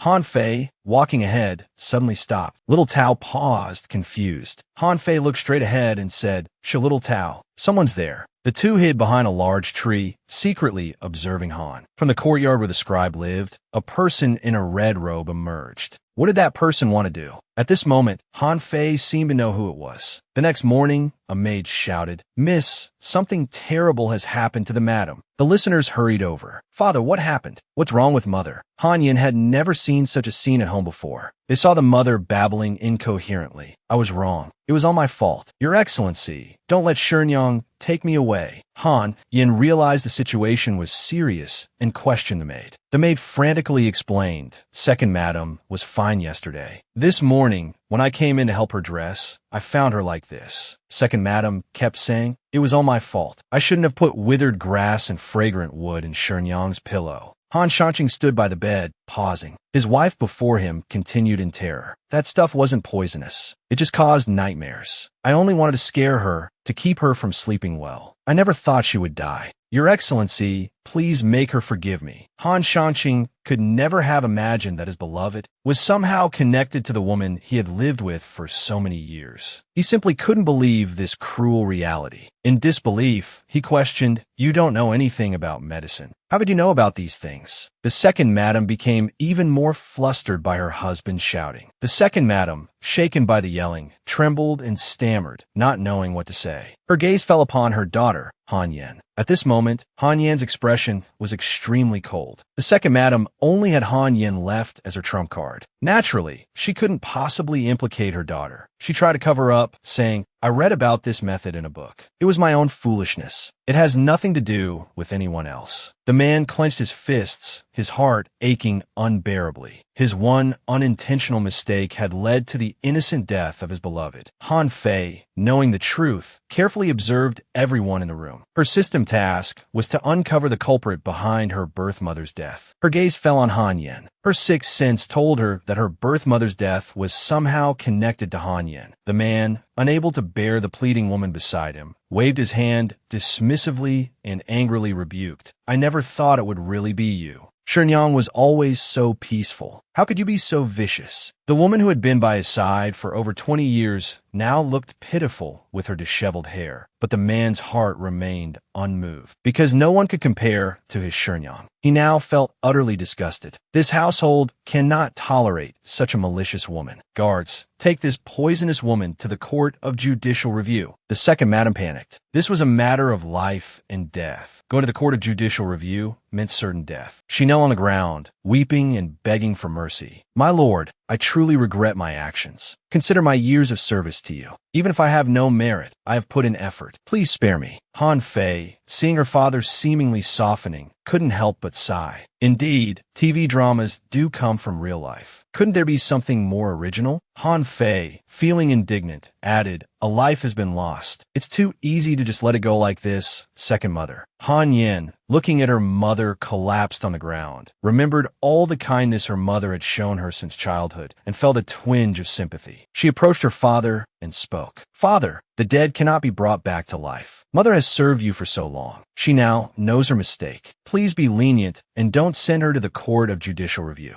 Besides, my little brother is still ill and needs his mother. At these words, the man hesitated. He seemed very conflicted and turned to ask Han Fei's opinion. Han Fei thought of her adorable little zombie brother. The last time she teased him, he had sweetly called her sister. Moreover, Han Yin had been constantly trying to harm her little brother. Han Fei sighed and said, if mother were alive, she would want me to be kind. However, a matter of life and death cannot be forgiven with just a simple apology. But for my little brother's sake, I won't pursue this further. Starting tomorrow, second mother should relinquish her authority in the household. She should go to the western courtyard to burn incense and chant sutras for my mother daily to show her sincerity. Seeing that Han Fei could go to such lengths for her half-brother made the father feel even more guilty. The man then announced, from this day forward, the second madam is confined to the western courtyard. Without my order, she is not to step out of the western courtyard. The man left one last sentence, you and I shall never meet again, before angrily departing. The second madam could only accept this outcome, which wasn't the worst possible scenario. Han Fei successfully completed her task. The reward was 10 star coins. Hearing this, Han Fei was very dissatisfied and asked, wasn't there supposed to be a random item as well? The greasy little treasure, swaying with a seductive posture, said, the random item can only be claimed if the task is completed perfectly. A scamming system is just a scamming system. This level still doesn't count as perfect. As greasy little treasure was still explaining, Han Fei turned her head and thought. She had indeed overlooked an issue.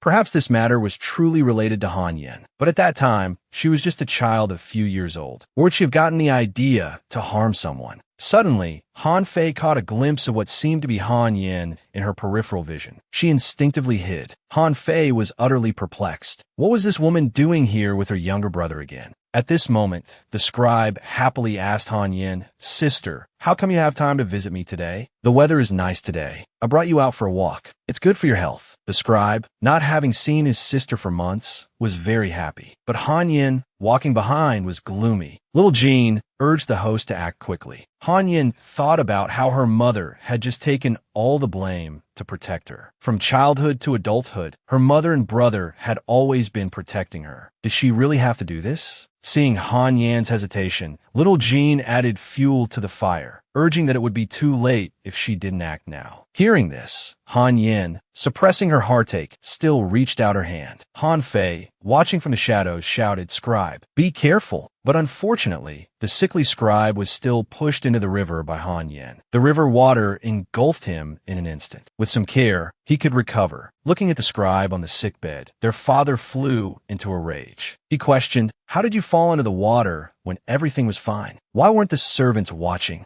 Han Yin feigned sorrow and said guiltily, it's all my fault. I didn't look after my brother properly. Looking at Han Yan's hypocritical face, Han Fei spoke up, is that so? It's not as simple as not looking after him properly. Tell us, why did you harm the scribe? Han Yin wore an expression of wronged innocence and disbelief. She retorted, are you suspecting me? The scribe is my own brother. How could I harm him? If you're going to say such things, you'd better have evidence. Han Yin was certain. There was no one else around just now. The fat one in front of her surely couldn't produce any evidence. But she overlooked one point. Is that so? I have no evidence. Well, the scribe who fell into the water knows best. We can just ask him when he wakes up. Han Yin immediately became nervous. Her mother had just been confined by her father. If her brother were to testify against her, her status in the household would plummet. Accompanied by a fit of coughing, Han Shanqing worriedly approached and asked his son how he was feeling. The scribe hadn't quite processed what had happened. He looked sorrowfully at his two sisters by the bedside. At this moment, Han Yin clenched her hands, extremely nervous. Han Fei looked directly at her brother and said, scribe, tell us why you fell into the pond. The scribe's face was terribly haggard, his eyes dim and lifeless. Faced with Han Fei's question, he remained silent for a long time. Seeing Han Yin by the bedside, extremely nervous, he forced a smile and explained, it was my fault. I wasn't paying attention and slipped. I made father and my sisters worry. This explanation left both sisters incredulous. Han Yin hadn't expected her brother to cover for her. She was instantly overwhelmed with guilt. Their father sighed and said, your brother is fine now. You two stop arguing.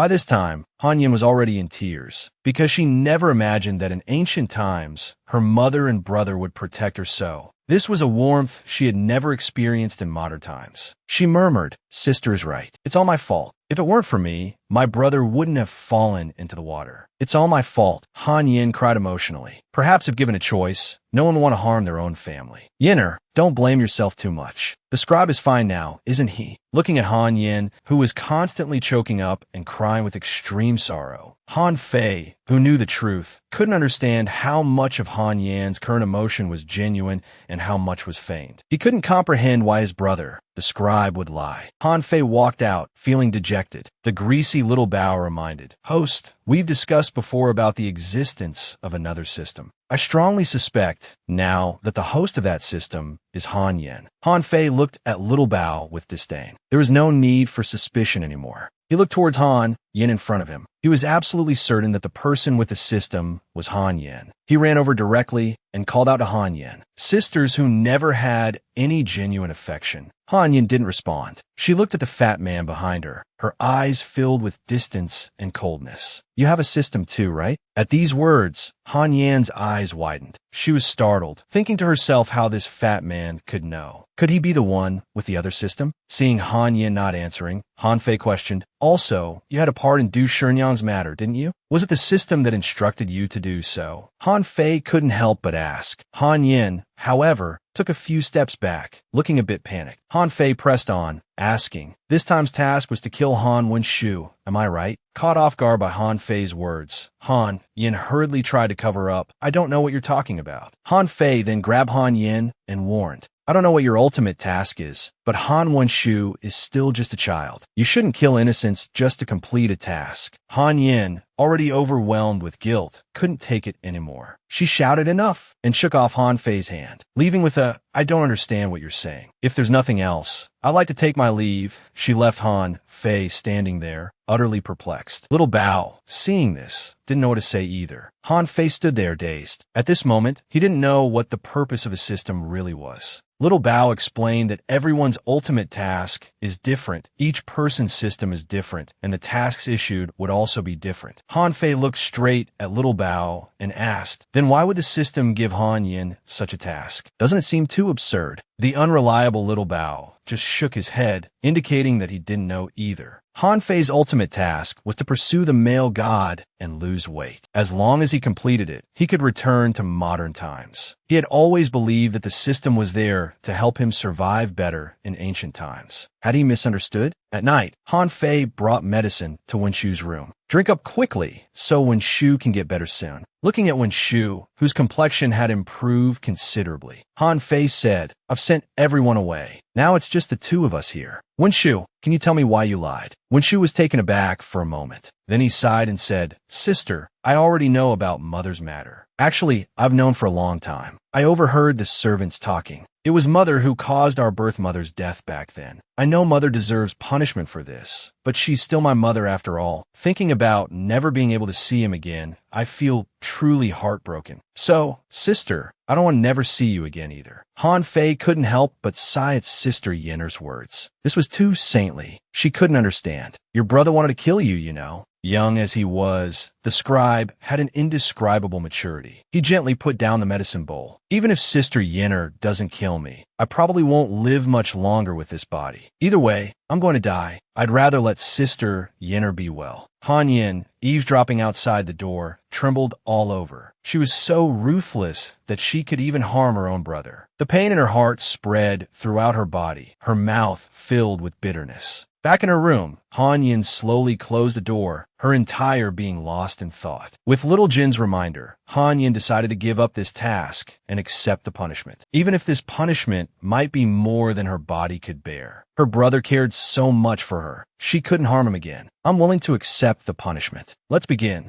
Unable to persuade her otherwise, little Jean could only cancel the task in the system. As little Jean pressed the failure button, a series of thunderous electric shocks descended upon her. Even the depletion of a celestial being's power wasn't this dramatic. One can imagine how painful it was for Han Yan's mere mortal body. It was as if thousands of insects were gnawing at her. Han Yin fell to the ground, her face contorted. She looked like she couldn't take it much longer. Little Jean beside her was extremely anxious. Suddenly, he thought of a way to save his host. "Come quick, look at him. He's so disgusting. Get out of here, you pest." Returning home to tell her parents, the response she got was, "Why do they only bully you and not others? You should reflect on yourself too." Her father even raised his hand to slap her. "Just looking at you irritates me. Why don't you just die?" At that moment, she felt no kindness from anyone. She didn't understand what she had done wrong. Why did everyone around her treat her this way? Standing on a rooftop, she looked down. She had thought about jumping,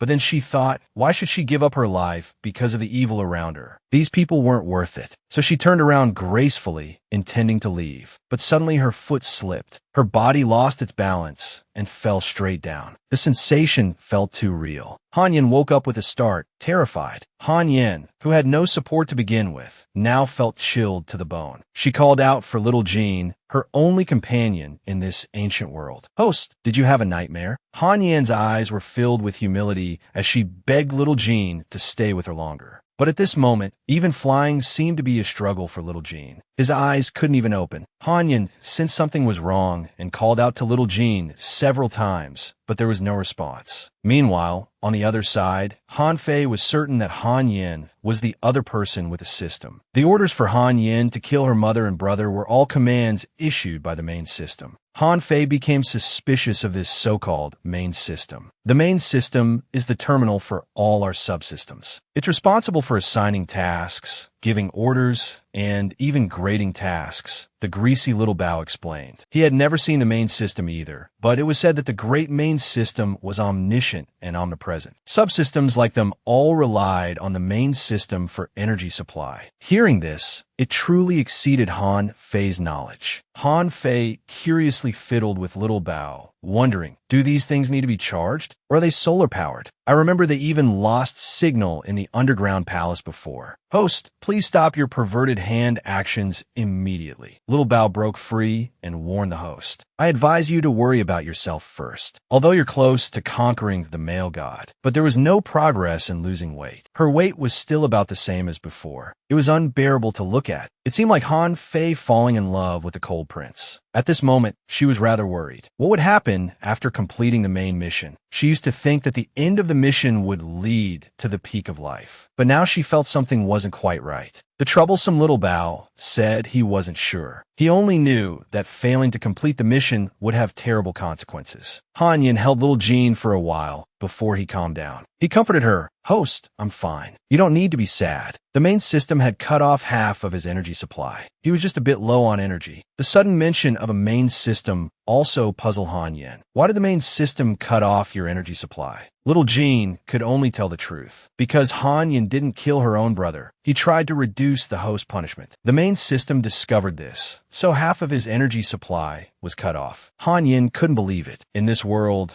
not only her mother and brother, but even little Jean was so good to her. At this moment, Han Yan's heart clenched. She was a bit afraid to imagine what would happen next. "Little Jean, if I failed to complete the mission again, what's the worst that could happen?" Little Jean sighed helplessly and said, "Maybe we'll all disappear." Han Yin stood up abruptly. She didn't want those who loved her to be hurt. No matter how difficult the task, she had to complete it. This time, she wouldn't allow any failed missions. Now she was just waiting for Han Fei to get married. Then she would return to the palace to take action. Little Jean also expressed that he would help Han Yin complete the ultimate mission as soon as possible. And the system assigned to Han Yin was the counterattack life, rise to the top system. Early in the morning, Han Fei was bored and dozing off. All tasks were completed. Now she could only stay at home waiting to be married. No one was causing trouble. It was so boring. No wonder women in ancient times were always fighting each other. There were no interesting entertainment options. She wondered what the Cold Prince was doing now. It was all because of this Han country's custom that the newlyweds couldn't meet before the wedding. Feudal superstitions were truly harmful. Well, since she was bored,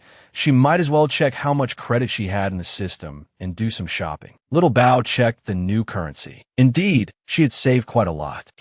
With so much savings, of course she should splurge a bit. Buy some props to play with. Looking around, there was one prop that seemed interesting, although the name was a bit tacky. But Han Fei still bought it. This magic mirror was really big. Inside, there was a greasy expression with a hint of lewdness. The greasy little Bao flew over to compare. He instantly felt that both of these things had a punchable quality. Welcome to the magic mirror. Mirror, mirror, let me see what my beloved is doing now. For those in love, a day apart feels like 3 autumns. If she couldn't meet him, at least she could take a secret peek. Heavens, the prince's perfect profile was too handsome. Even in the mirror, the aura emanating from his whole body was shocking. A coolness mixed with a unique charisma unlike ordinary people. At this moment, Han Fei was extremely excited. Who would have thought she could watch a live broadcast in ancient times? It was simply goat. However, it seemed the prince didn't miss her at all. Han Fei instantly felt a bit peeved. Suddenly, Jifeng stepped forward with a red box. The prince was delighted to see it. As Han Fei watched the man in the mirror smile so happily, she suddenly became curious about the contents of the box. Just as Han Fei leaned in for a closer look, the magic mirror suddenly prompted that the free trial had ended. Recharge 5-star coins to continue watching. Han Fei was instantly enraged. She flipped the table. The magic mirror actually required a recharge. It was simply a heartless system, but unable to resist, Han Fei still clicked to recharge. When a woman falls in love, her brain tends to go soft. So, a word of advice to everyone. Just as Han Fei was about to lean in for a closer look, the system prompted that the free trial had ended. Recharge 5-star coins to continue watching. Han Fei was furious. She had never seen such a greedy, heartless magic mirror. But unable to resist, Han Fei still clicked to recharge. This is what curiosity does to you.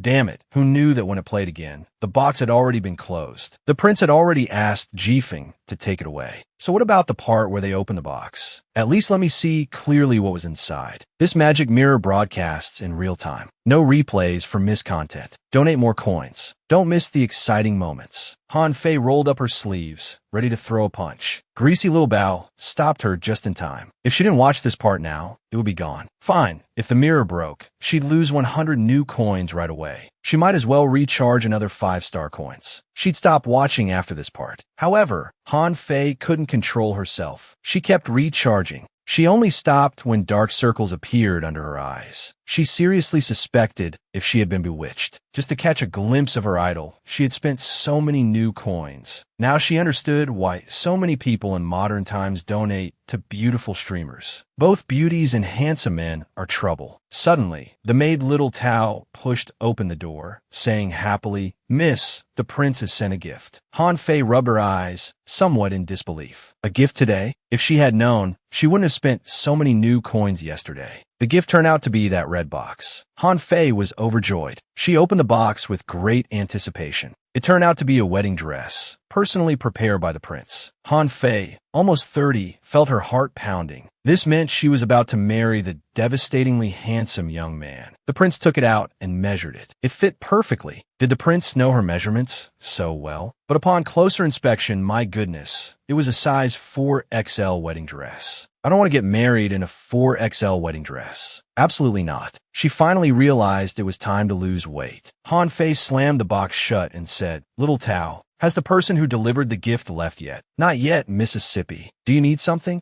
At this moment, Han Fei was 3 parts embarrassed, 3 parts shy, and 4 parts determined as she said, "Then ask him to take it back." Little Tao asked in confusion, "Are you sure you want to send it back? Miss, don't you like this wedding dress?" To avoid making the prince think too much, Han Fei had to explain the reason. It wasn't about the wedding dress. No one wants to get married in a 4XL wedding dress. Little Tao stood there bewildered. After all, even her young mistress couldn't fit into such a small dress. Just as Little Tao was about to leave with the wedding dress, Han Fei spoke up. "Wait, ask the messenger to relay a message to the prince for me." "What message, miss?" "Tell him, I will ensure he marries the most worthy Han Fei." After Little Tao left, Han Fei immediately closed the door and called for Greasy Little Treasure. She demanded the quickest weight loss plan for herself. Greasy Little Treasure instantly burst into tears, saying, "Host, have you finally decided to start losing weight? Almost level 80 now. Finally going to change shape. How delightful. Is it necessary to get this excited? Shut up and stop babbling. Hurry up and let's get started." Drawing on years of fitness experience, Greasy Little Treasure pondered how to help Han Fei slim down quickly. To achieve this, they could only initiate the ultimate cruel devil weight loss training mode. Host, let's begin. I promise your figure will be even better than mine. With no other options, and despite feeling skeptical, Han Fei mustered her courage and began the training, starting with 500 sit-ups, which was pure torture for someone slightly overweight. Greasy little treasure cheered enthusiastically from the sidelines. The maids all gossiped, wondering what Han Fei was up to. She had been making a ruckus like this for several days now. The second joy of time traveling to ancient times was cruelly stripped away. She could only eat cucumbers at every meal. This body had been fed medicine by the second madam since childhood. Losing weight wouldn't be so simple. The recent medicinal herbs needed to be even stronger now. A pungent, unpleasant odor from the weight loss and nourishing decoction spread throughout the room. Even greasy little treasure could barely stand it. Host, are you sure this stuff is actually drinkable? Han Fei replied nonchalantly, don't waste words. I concocted this prescription myself. Of course I know. This bowl of stuff that looked like excrement. Han Fei gulped down in no time. Greasy little treasure couldn't help but sigh. Women are terrifying. Shortly after drinking it, Han Fei passed out. Greasy little treasure instantly panicked. Would his host be poisoned to death by her own concoction? Greasy little treasure hereby advises, lose weight scientifically, eat reasonably, exercise consistently, and reject unregulated medications. The scene shifts. Jifeng brought the red box to the prince. The prince's messenger who delivered the wedding dress said, Miss Han Fei returned the dress and left a message for you. The prince was curious about what message his chubby one had sent. Jifeng, with a mix of determination and shyness, said, I will ensure you marry the most worthy Han Fei. The prince behind him was stunned for a moment, then said, You don't need to even imitate her tone. Jifeng just felt things had been too boring lately and wanted to liven up the atmosphere. What ulterior motives could a cold-blooded assassin have? The prince thought for a moment and spoke again. Your salary is halved this month. Your imitation was too nauseating. Isn't that punishment too severe? Suddenly, a group of eunuchs arrived outside the room, saying, Prince Qin, His Majesty summons you to the imperial garden. Hearing this, both men instantly sensed something was amiss. The prince didn't know what his father was up to with his wedding approaching. Seeing the prince's troubled expression, Jifeng began to say, The prince is weak and can't withstand the wind. The prince gestured for Jifeng to stop speaking. He knew that if he didn't go, there might be other troubles. He only hoped this matter had nothing to do with Han Fei. So the prince decided to go. In the night, the emperor's silhouette looked somewhat lonely. An eerie atmosphere permeated the surroundings. After the others had withdrawn, leaving only father and son, the emperor remained silent for a long time. The prince could only speak up. Father, for what purpose have you summoned your son? The emperor shamelessly opened his mouth. I have granted your marriage to Han Fei. Shouldn't you also agree to what I ask? The prince didn't want to respond to this. He knew that if it weren't for the pressing circumstances, the emperor wouldn't have agreed to his marriage with Han Fei. Seeing his son's delayed response, the emperor turned and said, After being granted your title, you should have left the palace. It was I who insisted on keeping you here. I know you harbor resentment for this. Father, you're overthinking it. Hearing his son's indifferent reply, the emperor was unsatisfied. He lowered his voice and asked, Is it that you dare not have resentment, or that you dare not speak of it? The prince detested being alone with his father the most. He always asked such bizarre questions.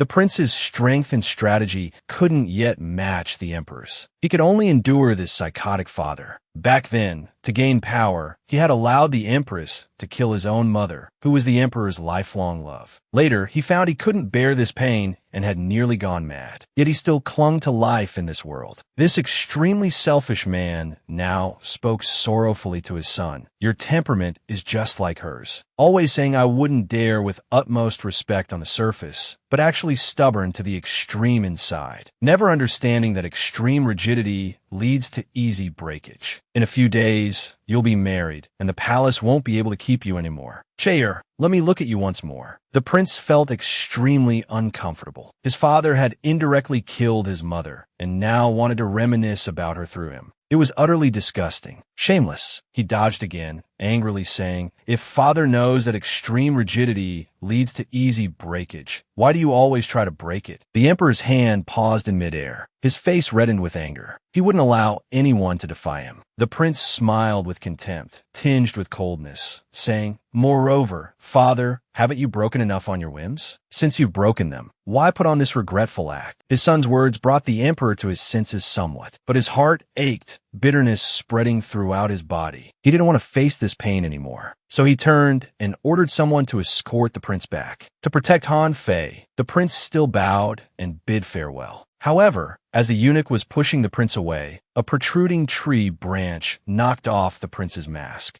With the sound of the mask hitting the ground, the emperor's gaze fixed directly on the prince. He lost himself. At this moment, the prince broke out in a cold sweat, knowing his father was about to have another episode. The emperor once again mistook the prince for his beloved. Hearing this, the prince quickly picked up the mask from the ground. Just as the prince was about to put on the mask, the emperor stopped him, gazing at the prince obsessively, saying, You come back. I missed you so much. With that, he reached out to touch the prince's face. At this moment, the prince's eyes were filled with hatred. He couldn't take it anymore. He pushed the emperor away forcefully, shouting, Enough! The emperor stumbled and fell to the ground, but his attention was still fixed on that face. The prince glared at this father. He wished he could leave this disgusting person immediately. The personal eunuch ran over, helping the emperor up, asking, Your Majesty, are you all right? The emperor pondered something. Then he ordered, Don't mind me. Take the emperor back. An awkward silence ensued. Even the young eunuch couldn't bear to watch. The emperor's gaze remained fixed on the departing figure. He had another perverse idea. Host, why don't we try another method? Han Fei was at a loss for words. Despite such intense dieting, she had barely lost any weight. With the wedding just 2 days away, there was no time left. Remembering her earlier boasts, Han Fei felt utterly dejected. She had even returned the 4 sets of wedding attire to the prince. The embarrassment stung. Just as Han Fei was losing her fighting spirit and feeling gloomy, the maid Xiao Tao rushed in hurriedly, saying, Miss, someone from the palace is here. You should go see quickly. Han Fei sprang up instantly. With the wedding approaching, why would someone from the palace come now? Han Fei quickly made her way to the main hall of the house. Her father was already kneeling on the ground to receive the imperial decree. Han Fei received the decree. Hearing this, Han Fei was stunned, wondering what it had to do with her.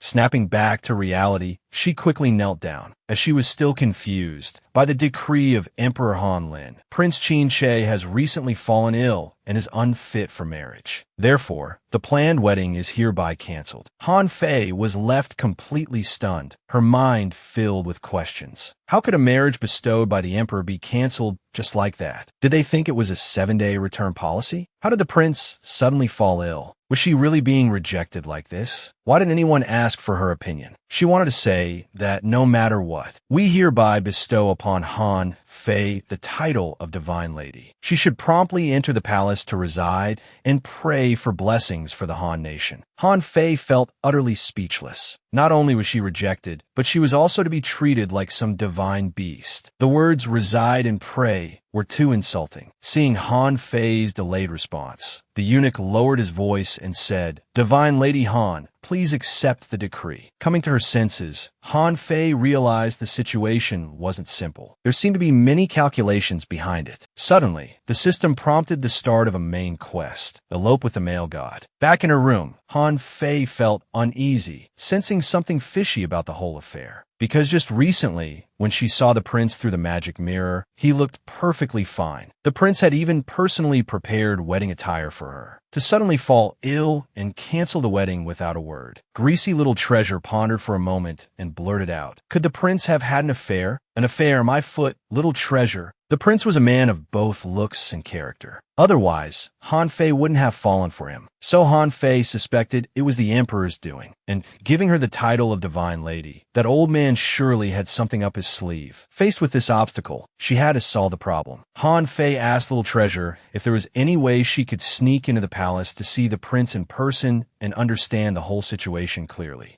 Little Treasure opened the system and looked, feeling quite embarrassed. Because last time, Han Fei couldn't contain herself and lost focus while looking at the prince. She had spent a lot of coins, and now the balance was quite low. After searching for a while, he finally found a reliable thief's rope. Han Fei hesitated a bit, but given the urgency of the situation, she decided to give it a try. Although she felt that you get what you pay for, and the name of this tool was truly hard to describe. Little Treasure, however, confidently introduced it. Han Fei raised her foot and slowly approached. Her feet had just touched the ground. Han Fei was immediately yanked up. The speed was so fast it brought tears to her eyes. She couldn't even open them. In no time, she arrived in the prince's chambers. The prince was startled by a loud shout. Looking up, he saw a large face right in front of him. It was Han Fei. Han Fei finally understood why this prop was called the thief's rope. With a dull thud, Han Fei fell in front of the prince. Could anything be more embarrassing? Seeing Han Fei's comical appearance, the prince chuckled and asked what she was up to. With a nosebleed, Han Fei hurriedly said, "Your Highness, the imperial decree says you're ill again. They want to cancel the wedding. Are you all right?" The prince incredulously asked to confirm about canceling the wedding. At these words, Han Fei realized the prince knew nothing about the wedding cancellation. The prince, looking at the somewhat haggard bunhead, said with concern, "Han Fei, I feel like you've lost a lot of weight." What woman could resist being told by the man she likes that she's lost weight? Coming to her senses, Han Fei decided to put romance aside and address the main issue first. "Your Highness, let's elope." The man was stunned, as he couldn't imagine Han Fei would be willing to live a life of hardship with him. Han Fei suddenly realized that eloping was also a romantic notion. She panicked, tried to explain something, but the man opposite her agreed without hesitation. Now it was Han Fei's turn to be confused. She bluntly asked, "Your Highness, that's great, but don't you want to know why?" Inwardly, she thought if she had known the prince was so easy to abduct, she wouldn't have wasted over 80 levels. She could have just taken him away to live freely outside the palace. The prince wanted to confirm his guess. The prince wanted to confirm his suspicion. He asked,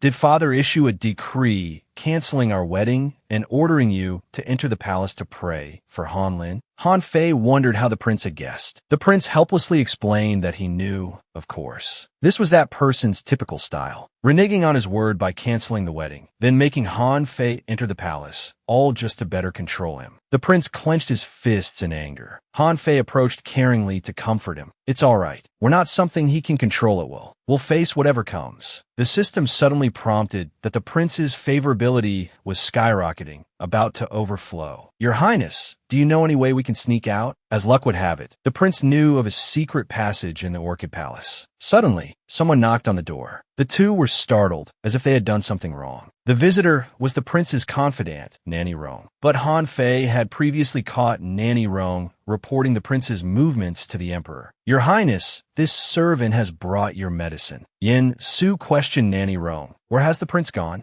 The emperor's people were only interested in slacking off. How would they know where the prince had gone? Naturally, they couldn't answer. Looking at this group of good-for-nothings, Nanny Rong lost her temper, saying, "Hurry up and go look." At her command, everyone quickly went to search. Who would have thought a mere nanny had such authority? Nanny Rong scanned the room. She seemed to have sensed something. After surveying, her gaze suddenly stopped. She stared at the shaking cabinet. But Nanny Rong didn't immediately go to check. Instead, she stood still, recalling the events of the past few days. Because the emperor had canceled the wedding, he had specially instructed Nanny Rong to keep an eye on the prince's every move. Nanny Rong seemed to be making a difficult decision. The cramped space of the wardrobe could barely fit two people. Han Fei took a deep breath, just to give the prince a bit more room. He couldn't hold on much longer. With difficulty, he asked the prince if Nanny Rong had left. The prince shook his head and said she was still there. Han Fei was too exhausted to complain. Why hadn't Nanny Rong left yet? He felt like he was about to suffocate. Finally, Han Fei couldn't help but let out a breath. His big belly popped out, directly bursting open the wardrobe doors. Nanny Rong, who was about to leave, froze in place. This was extremely awkward. The next second, both of them tumbled out. The prince's frail body couldn't handle such rough treatment. Han Fei, seeing the prince's pained expression, was terrified. If he got injured because of this, it would be utterly embarrassing. "I'm fine," the prince said. Nanny Rong, watching the loving couple, was lost in thought. After a moment, the prince looked at Nanny Rong with a somewhat guilty expression and called out, "Nanny Rong." Only then did Han Fei realize Nanny Rong was still in the room. He instantly broke into a cold sweat. Nanny Rong lowered her head without speaking. Thinking about something, Han Fei thought to himself, this is terrible. Eloping will be even more difficult now. Their first attempt at eloping hadn't even lasted 30 seconds before being caught red-handed. Even a rich young lady eloping with a poor boy wouldn't be this unlucky. Just as Han Fei was considering various possibilities, Nanny Rong walked towards the door. She blocked the guard who came to report. The guard said, Nanny Rong, we've searched the entire Qingqing Palace but couldn't find the prince. Nanny Rong retorted, the prince can't walk far. Quickly go search outside Qingqing Palace. The guard left immediately. Han Fei looked at Nanny Rong in surprise, thinking he might have misjudged her. Perhaps she wasn't a spy after all. He had always known Nanny Rong was close to the emperor. The prince remained silent at this moment. After making sure the guard had gone far, Nanny Rong sighed and closed the door, blocking the entrance. She said, this old servant has sent away the guards. The palace is still a place of intrigue. Please take care of yourself in the future. Nanny Rong indeed had a better relationship with the prince's mother. The prince's lips parted slightly as he said, thank you, Nanny Rong. Perhaps Nanny Rong couldn't bear to see two people in love unable to be together because of a mentally unstable father. The prince turned his head and called out, Han Fei, let's leave now. Following the prince's instructions, Han Fei arrived at Lanji Palace. There was a secret passage here that could help them escape the prison-like palace. The secret passage was brightly lit with candles. Han Fei could never have imagined such a place existed within the palace. However, he had a question. Prince, how did you know about the secret passage in Lanji Palace? The man lowered his eyes, recalling something, and said, when I was little, my mother told me about it. Han Fei nodded. So was his mother-in-law. Han Fei had already considered himself married to the prince. Back then, I often snuck out of the palace through this secret passage without the palace staff knowing. But later, the prince suddenly stopped speaking. Han Fei also halted his steps because there were stairs ahead. The wheelchair couldn't safely pass through.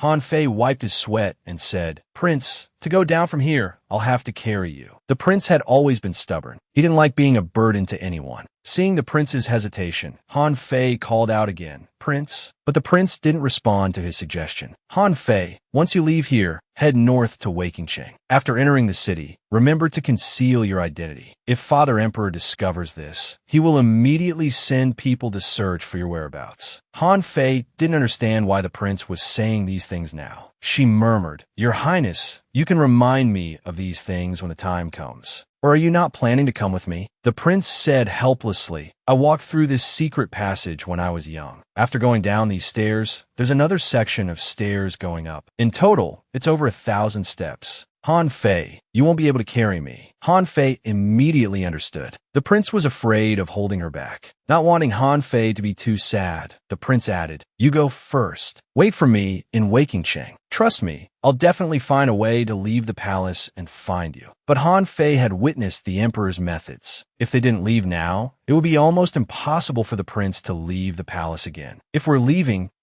together. I won't abandon you. With that, Han Fei directly picked up the prince. The herbal medicine she usually took to nourish her body, along with some delicacies, hadn't been eaten in vain. Moreover, she had recently undergone intense weight loss training. Her strength was not to be underestimated. The prince's eyes widened in disbelief. Before he could react, Han Fei had already swiftly descended the stairs. The prince wanted to stop her, but Han Fei firmly said, Don't talk to me. I'm not listening. But the prince still spoke up. He said the guards would soon find this place, and she wouldn't be able to get out. Han Fei remained determined and confident, saying, We'll go as far as we can. I've lived for 30 years and haven't been afraid of anything. It's just eloping, isn't it? As long as we don't die, we can keep going. I'm not afraid. Thus, the prince realized that this woman was even more resilient and fierce than he had imagined. The scene changes. At this moment, the emperor was furious with embarrassment. Teacups were shattered on the ground. The emperor shouted, The person is gone. Where could he have gone? Nanny Rong, breaking out in a cold sweat, tremblingly said, This old servant has searched the entire Qingqing palace, but indeed couldn't find any trace of the prince. Hearing this, the emperor's face turned ashen, extremely displeased. Seeing the emperor not speaking, Nanny Rong could only silently kneel on the ground. After a while, the emperor asked the guard beside him, Has Lanji Palace been searched? This subordinate will go check immediately. The guard had already gone to search. Nanny Rong inwardly prayed for Han Fei. You must take the prince and leave quickly. May they both escape safely. At this time, apart from Nanny Rong and the prince, no one knew that Han Fei had recently been to the palace. A few days ago, the emperor had specially appointed Han Fei as the divine lady to protect the palace in order to obstruct Han Fei and the prince's wedding. The personal eunuch asked, Your Majesty, since this is the case, should we recall the people sent to bring Lady Han Fei into the palace? The emperor pondered for a moment, believing that his son's departure from the palace must be related to Han Fei. Now was a good time to test the prime minister's mansion. As long as the Han family couldn't produce divine Lady Han Fei, they would be charged with defying imperial orders. He wanted to see if Han Fei could bear sacrificing the lives of her entire household. Then finding his son would be as easy as turning over his palm. Han Fei and the prince found a cave to rest. She worked hard to light a fire. When it finally started burning, she happily looked up to tell the prince, only to find that he had already fallen asleep. Han Fei murmured, Even asleep, the prince's pulse is that of someone near death. After today's journey, his body must have reached its limit. If he could spend his last moments happily, it might not be a bad choice. Han Fei didn't know what tomorrow would bring, but he knew that by leaving the palace, he might trigger more system tasks, earn more gold coins. Then he could buy top-grade medicinal herbs to save the prince. Looking at the man's sleeping profile, Han Fei found it quite handsome. He was very curious about the prince's face beneath the mask. Just as he reached out to touch it, the prince opened his eyes. Han Fei awkwardly said, Prince, would you believe me if I said there was a mosquito on your face? Han Fei's comical expression always made the prince smile. It's winter now. Where would mosquitoes come from? The two exchanged sweet nothings in the quiet of the night. The prince felt ashamed of his father's melodramatic behavior and even disgusted by his father's deranged condition. This man was selfish and hypocritical to the extreme. The prince didn't even want to possess the same genes as this person. Han Fei naturally understood the prince's pain. Someone once said that the wounds from one's original family sometimes might take a lifetime to heal. If the prince's world is dirty, then I will try my best to clean it for you.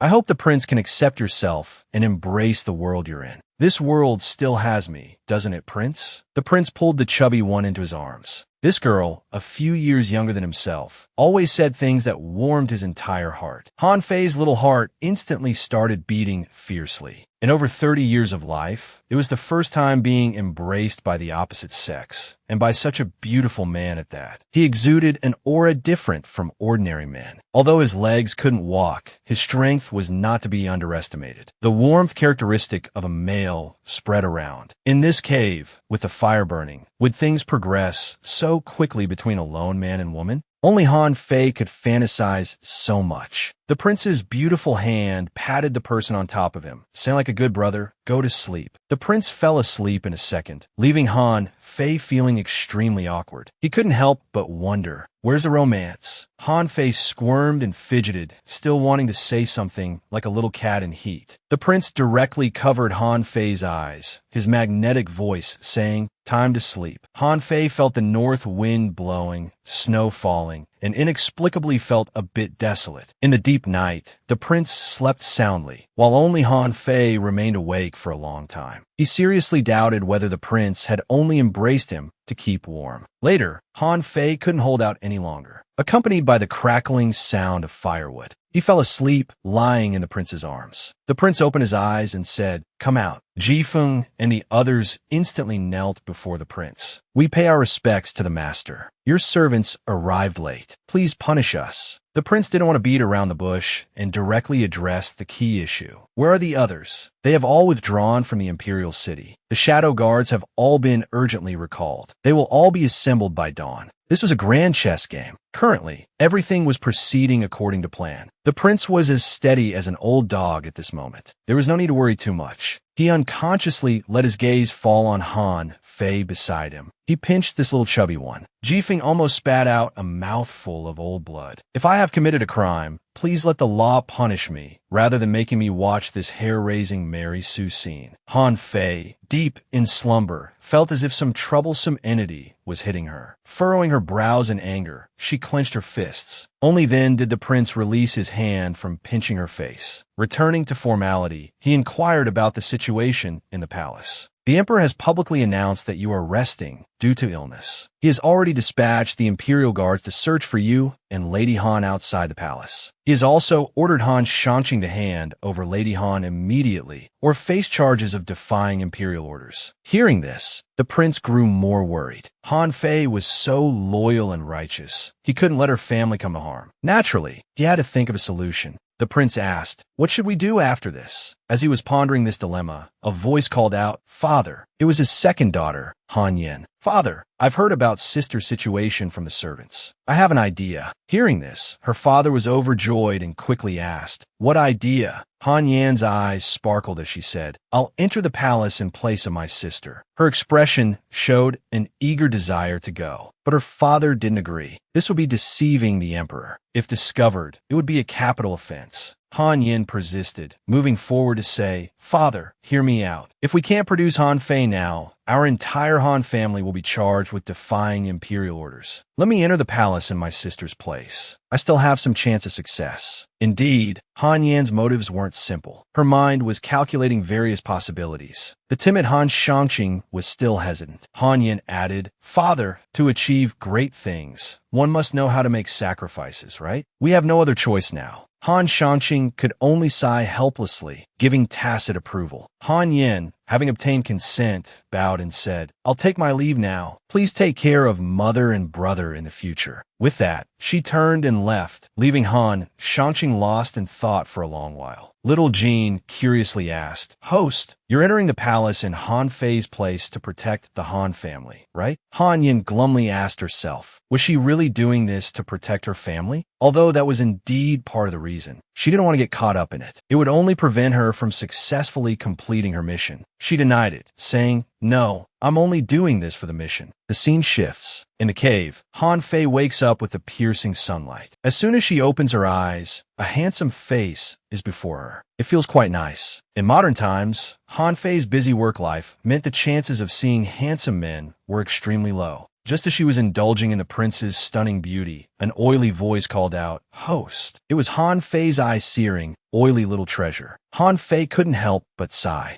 How nice it would be without such a dream-disturbing entity. Han Fei was displeased with Little Treasure for interrupting her sweet dream. Little Treasure coaxed Han Fei, saying he was here to give rewards. Hearing this, Han Fei immediately perked up. Main quest, elope with the male lead. Completion reward, 1,000 star coins. Additional rewards, a set of miniature surgical tools, 3 uses of X-ray vision, 1 use of scenario assistant, and 1 cubic meter of space. Hearing this, Han Fei's eyes lit up instantly. Moreover, a new task was triggered. Go to Waking Chang. Reward, 10 star coins. However, Han Fei thought about the prince's inability to walk. The town was so far from here. She could carry the prince on her back, but that would be too damaging to his pride. Hearing this, Little Treasure immediately reminded Han Fei that the system had something very suitable for the current situation, though it was a bit expensive. But Han Fei still wanted to take a look. Universal wheelchair, only 3,000 star coins. That's so cheap. My goodness, I'll buy it. Han Fei was at a loss for words. She only had so many star coins. Buying a wheelchair would empty her purse, let alone now. She simply didn't have that many star coins. If the prince wasn't still asleep, Han Fei would have cursed out loud. Little Treasure quickly said there should be a budget version too, and that he'd look for it. Little Treasure looked quite unreliable, and Han Fei didn't want to place too much hope on him. At this moment, the prince woke up and said, "Han Fei, what are you muttering about out there?" Han Fei replied with some difficulty, saying she was thinking they couldn't stay here for long, but it was still quite a distance to Waking Chang. "I've been preparing medicine for you all along, Your Highness. The meridians in your legs have regained vitality. Now I can apply acupuncture to temporarily restore your ability to walk. This way, we won't attract too much attention when entering the city. However, it might be painful when the effect wears off." The prince, however, nonchalantly told Han Fei to go ahead and try. Hearing this, Han Fei took out her needle kit. She carefully inserted the needles, making the prince wince a bit. This kind of pain was not something an ordinary person could endure. Yet the prince didn't make a sound, his attention fully on Han Fei. He couldn't help but pinch her cute, chubby face. The 30-year-old Han Fei couldn't withstand such teasing. "Your Highness, you make me lose focus. Let's be serious." An hour passed, and it was finally done. Han Fei was drenched in sweat. She thought the prince should be able to stand up now, but he wouldn't be able to walk for too long. It was still quite a distance to Waking Cheng. If only they had a carriage. The prince naturally heard Han Fei's muttering and repeated, "If only we had a carriage." Jifeng, hidden in the shadows, heard the command and instantly turned into a whining mess. "In this wilderness, were we supposed to find a carriage? Your Highness is bullying us." But the prince's order was like a military command. Unable to disobey, Jifeng whooshed away to search. Soon, a carriage stopped not far from Han Fei and the prince. Han Fei was about to drop her jaw in shock. A carriage in this wilderness, and seemingly without an owner. This luck was like winning the lottery. The prince said it might have fallen from the sky. Such an absurd reason. Han Fei agreed reflexively, but noted that this person had quite a good demeanor. Calm and composed, without the awkwardness of a disabled person. Han Fei naturally noticed the gazes of those people. When she saw their looks change from sympathy to admiration, she couldn't help but reveal a proud expression. In this world, how many people could be like her prince? Even with paralyzed legs, he never lost his dignity. "Innkeeper, we need a superior room." The innkeeper's wife immediately smiled and said, "Certainly, I'll arrange it right away." Soon they were in the room. As soon as he sat down, a sharp pain shot through him. But with Han Fei nearby, the prince could only pretend to be calm. Han Fei asked worriedly, "Your Highness, how do you feel?" "I'm fine," he said. Han Fei knew that despite having a carriage, the long, bumpy journey must have been very painful for the prince. Yet the prince asked Han Fei to apply acupuncture for him daily from now on, saying he could bear this pain. Han Fei hesitated because it was too rushed. The process would surely be agonizing. The prince held her chubby hand and comforted her. "I'm a man. This little pain is nothing. Trust me, Han Fei." Han Fei naturally knew that the prince was still concerned about burdening others. "If only I could buy that universal wheelchair. Although the walking effect only lasts for a few hours, it's still better than the 10 minutes after losing authenticity." The universal wheelchair costs 3,000 star coins. Even with the main quest I just completed, I'm still far short. Looks like I'll have to find another way. Han Fei smiled and said, "Your Highness, I need to go out for a while to get some medicinal herbs for you." Han Fei left with confidence. The system told her that there must be other tasks to do here in Waking Cheng. Earning more star coins was the real priority. The street was bustling with activity, filled with beautiful ladies and handsome gentlemen. "Come and play." As she wandered, Han Fei felt something was off. Was it just her imagination, or did Waking Cheng seem strange? The system chimed in sleazily. Little Treasure said, "Host, you don't know, but Waking Cheng is most famous for its flowers. However, these flowers aren't real ones. They're paper flower dragons." Seeing so many establishments on the street, could there really be a storyline where she had to visit a brothel? She couldn't imagine it, being a proper person herself. Feeling a bit flustered, Han Fei accidentally bumped into someone. I'm sorry," she apologized sincerely. To her surprise, the man grabbed her hand and said, "Whose little girl are you? So pretty." Han Fei instinctively complained about this ridiculous plot twist. "Really? Not even sparing an old lady like me? Thanks a lot." Han Fei thought, this won't do.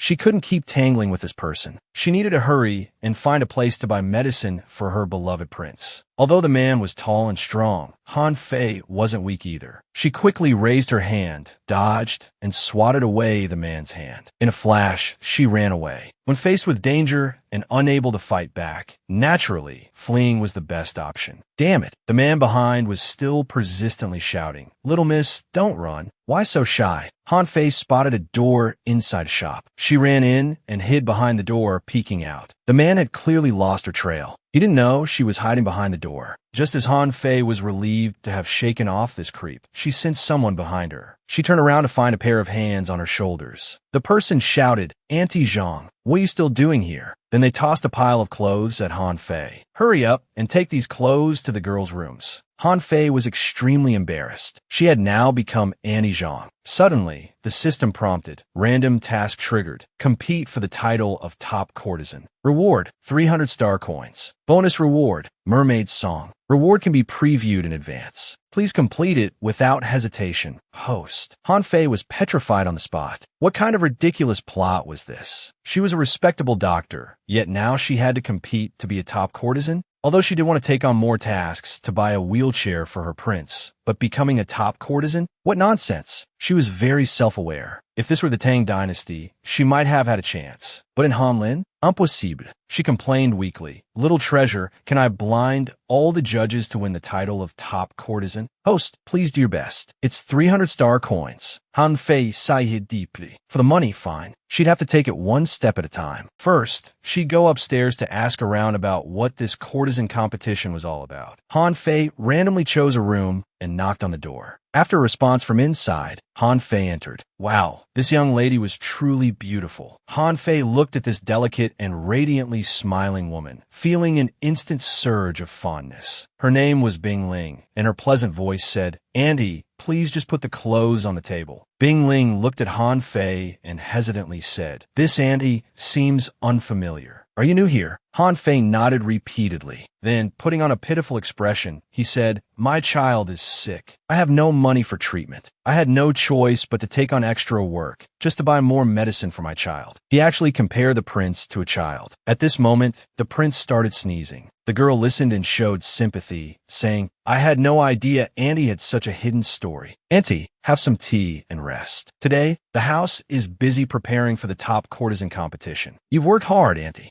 This Miss Bing Ling, despite her own less-than-ideal circumstances, couldn't bear to see the suffering in the world. She was worried that Annie Han Fei might be overworked. While drinking tea, Han Fei asked the young lady, "When is this top courtesan competition?" Bing Ling gave a desolate smile and said, "It's just a little show for those rich merchants and powerful officials. Waking Cheng holds a top courtesan competition every year. The winner receives 100 taels of gold and the title of City Belle. After that, she no longer has to receive clients against her will. But the position of top courtesan isn't easy to obtain. Waking Cheng has exactly 31 brothels, and countless beautiful sisters will gather together. I'm afraid it will be a dazzling display that confuses the eye." As Bing Ling said these words, her expression was very complex. On one hand, she despised participating in such a competition, allowing others to pick and choose, completely devoid of human rights, like a transaction. But on the other hand, she desperately wanted to win the title, because once she became the top courtesan, she wouldn't have to submit to others, wouldn't have to entertain those greasy-faced, crude, and vulgar men anymore. However, her looks weren't particularly outstanding, and she lacked the singing and dancing skills of the other girls. In her sorrow, she threw herself into Han Fei's arms, crying, "Auntie, what should I do? I'm trapped in this world of courtesans with no choice. I'm afraid I won't be able to stand out in this competition of beauties. Bing Ling doesn't want to submit herself here, but what else can I do?" Tears soaked Han Fei's shoulder. Han Fei could only gently push Bing Ling away and comfort her. If that's the case, then the young lady should take an unconventional approach. As if hearing a glimmer of hope, "Akue, everyone will dress in a similar style for the competition. You're not the glamorous type. If you dress like them, you'll only blend into the crowd." Bing Ling suddenly had an epiphany. She felt Han Fei's words made a lot of sense. "I'll go ask the matron for clothes right away. Auntie, you must come to watch me dance at the top courtesan competition tonight." "All right, Annie will wait for you here." Seeing Han Fei's mischievous smile, Little Treasure asked curiously, "Host, haven't you forgotten your task? You also need to participate in this top courtesan competition. Yet you're giving advice to your opponent." Upon hearing this, Han Fei felt embarrassed. He had been so excited about the conversation that he truly forgot. He tried to cover up, saying he hadn't forgotten. Then, closing the door, he said, "Oh my Little Treasure, do I still have one chance to transform? That's your only chance left." The host had no choice. Special times call for special measures. "Come on, Little Treasure." Soon it was evening, and outside the room was already bustling with activity. By this time, Han Fei had successfully transformed. The top courtesan competition began. A heavily made-up madam with 2 big red spots on her cheeks walked onto the round stage. In a high-pitched voice, she began, "Esteemed guests, ladies and gentlemen, thank you for your patience. On behalf of the girls from Manhwa House, I'd like to thank all you gentlemen for gracing us with your presence. Without further ado, as everyone is eager to begin, let our top courtesan competition commence." No wonder Bing Ling thought she had no chance of winning. The first performer was already stunning. "Please welcome Miss Xiaoying from our Wanhu house." A graceful figure appeared and began to dance, instantly elevating the atmosphere of the entire venue. Especially those regular patrons who had some affection for Miss Xiaoying, they applauded even more enthusiastically. Han Fei sat in the room, listening to the deafening noise outside. She curled her lips into a smile. Meanwhile, little Treasure beside her was growing impatient. "Host, you've been putting on makeup all afternoon. Are you done yet?" Yes, don't rush me." Little Treasure couldn't understand. What kind of stunning makeup could take so long? When Han Fei turned her head, Little Treasure shuddered in fright. "Is this a horror painting?"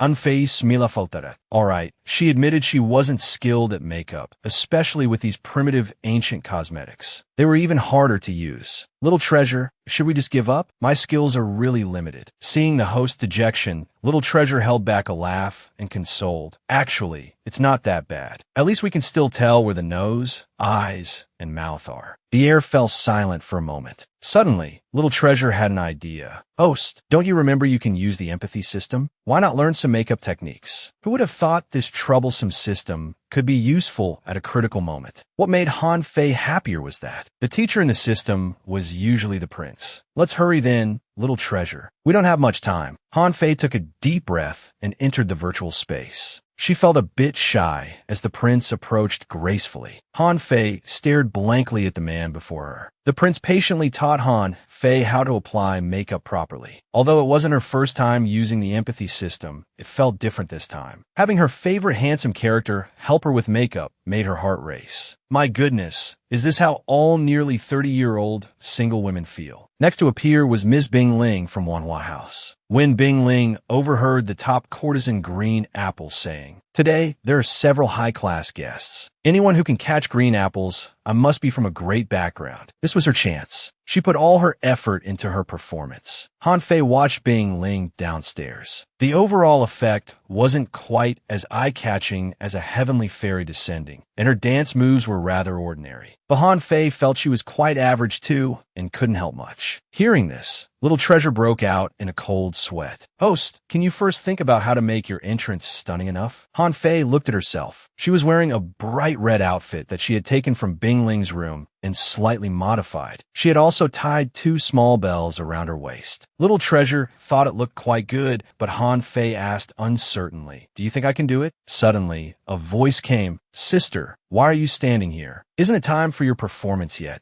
Han Fei nervously explained that she was just getting some fresh air. Green Apple was going crazy inside. Through the half-covered face, she could see Han Fei's devastatingly beautiful face. That face made even her tremble, unable to look away for a long time. Green Apple asked with a gentle smile, "Sister, you look unfamiliar. Which house are you from?" Faced with Green Apple's question, Han Fei didn't answer. Instead, she observed this Green Apple. Her demeanor was dignified, her face exquisite. She looked completely free of worldly air, more like a young lady from a wealthy family. She clearly stood out from those around her. Seeing that Han Fei hadn't answered her question, Green Apple asked again with shining eyes, "Sister, you're so beautiful. What performance will you be giving later?" Han Fei suddenly realized she didn't know how to do anything, except for the mermaid song given by the system. Green Apple giggled, "Sister, you're such a joker." At this point, Han Fei was running out of things to say. She sighed inwardly, wondering how long this greasy big sister would keep up this awkward conversation. Green Apple suddenly raised her voice. Wei Bing Ling seems to have finished her performance. "Look, sister." Han Fei curiously looked down. Unexpectedly, the next second she was pushed down by Green Apple. The second floor in ancient times was so high. Falling from there could turn one into half an idiot. Green Apple spoke viciously from upstairs. "Sister, don't blame me for being too cruel. If you must blame someone, blame yourself for being too beautiful. This time, the position of top courtesan can only be mine." Han Fei was so frightened, she almost cried. Just as she was about to become a severely injured patient, suddenly her body felt as light as a swallow. She instinctively grabbed onto a red silk ribbon. The audience below erupted in thunderous applause. Green Apple upstairs gritted her teeth, unable to believe that beneath the light gauze was an exquisitely beautiful face. Han Fei danced in the air like a fairy. The enchanting music around also started playing to set the mood. Colorful ribbons along with flower petals suddenly fell from the sky. Every frame was the epitome of beauty. From that day on, Flower City left behind a legend of a graceful, startling wild goose. Meanwhile, the protagonist of the legend, Han Fei, felt her hand gripping the ribbon ached terribly. The inertia was too great. It was impossible to stop in one go. To maintain balance, she had to make a gesture with both hands in the air. Little treasure, help me quickly. I'm about to die. Host, wait, just jump down like this. I've activated the hidden feature, light as a swallow. Are you sure? This jump could kill a person. It won't, host. Trust me. Hearing this, Han Fei closed her eyes and let go. Her body, like a feather, floated gracefully in the air. Due to some unknown physical phenomenon, she even twirled a few times in midair. The mermaid's song activated prematurely. Han Fei was startled. Her mouth opened involuntarily. An ethereal, floating song emerged from her abdomen. It slowly spilled from her lips. Prince Bailey was attracted by the song, for this voice was very similar to that of a friend of his. The teacup in his hand fell to the ground. He ran out from behind the screen for a closer look.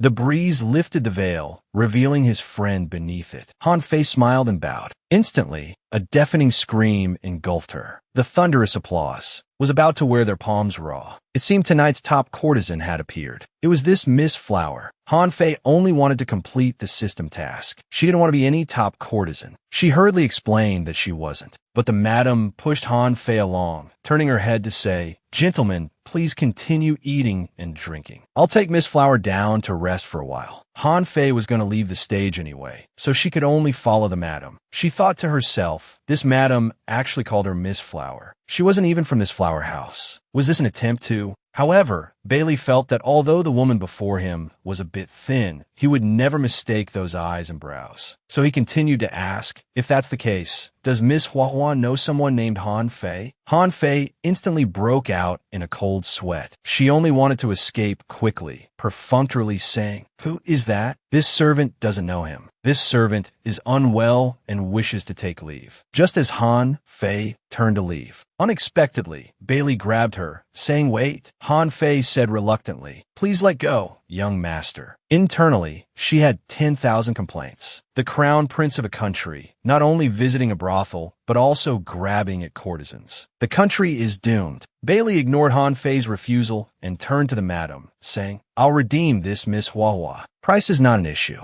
Given the free money, the madam naturally agreed. Han Fei was utterly speechless. He's even trying to take advantage of this situation. Suddenly, a voice came, "He has already been bought by me." The prince had actually come to the brothel. My goodness, Han Fei felt a bit heartbroken because the prince shouldn't walk much. But it seemed he hadn't recognized her, just purely playing the hero. Watching the two face each other, there was a clash of swords and undercurrents. In this situation, Han Fei could only keep playing dumb. The madam, still thinking about her money, suggested, "Why don't you two gentlemen compete with a price?" Hearing this, the prince pulled Han Fei over and said incredulously, "Compete? She's originally from my household. She came to participate in this courtesan competition out of mischief today. If you don't believe me, ask her." Han Fei couldn't believe how convincingly the prince could lie. Since going with Bailey was better than going with the prince, she could only respond delicately, "Yes, yes. Master, this servant knows she was wrong." The madam was also a bit nervous. After all, she didn't really know this girl. If she was someone else's concubine, what should be done? This master looked not easy to deal with. The prince had no time to waste words with these people. He turned his head sternly and said, "Aren't you coming?" Hearing this, Han Fei quickly responded, "Yes, master. This servant is coming." Bailey, seeing the person he had been thinking of day and night about to disappear before his eyes, stubbornly stepped forward and grabbed Han Fei, saying, "You can't go." Han Fei felt the grip painfully tight. The prince, with cold eyes full of killing intent, said, "Let go." Another clash of swords, with murderous aura spreading around. Han Fei couldn't take it anymore. Her delicate arm really couldn't withstand such treatment. Could you both loosen your grip a bit? I think my arm is about to break." Bailey couldn't bear to see his loved one hurt. He quickly let go and said, "I'm sorry, I didn't mean to." Before he could finish, the prince had already pulled Han Fei away. Meanwhile, Bailey was stopped by the madam. "Young master, given the situation, why don't you take a look at our other girls?" Bailey didn't understand why Han Fei wouldn't reveal her identity. What was she planning? and that man just now was a bit off. But he didn't want to expose his identity. After all, visiting a brothel behind his boyfriend's back wasn't a good thing. The man stared at the woman who was still trying to hide something and questioned, "Han Fei, is this the reason you didn't come home last night?" The cold alley made the surrounding air even more awkward. Han Fei instinctively thought that she really wasn't trying to become some courtesan. She angrily retorted, "That's not it." Fearing the sudden silence, Han Fei stammered an explanation. "No, I mean..." Her mind was racing. Then she giggled and said, "Young master must have mistaken me for someone else. This servant is called Hua Hua. Why do you all keep saying?" Han Fei's words undoubtedly added fuel to the man's fire. He slowly approached Han Fei, lowering his voice. "Is that so?" He was restraining the uncontrollable emotions in his heart. His hands blocked Han Fei's escape route as he said, "Do you like being stared at by others like tonight? Even though they're all malicious gazes, you're willing to accept them. Think carefully, then tell me. Who are you really?"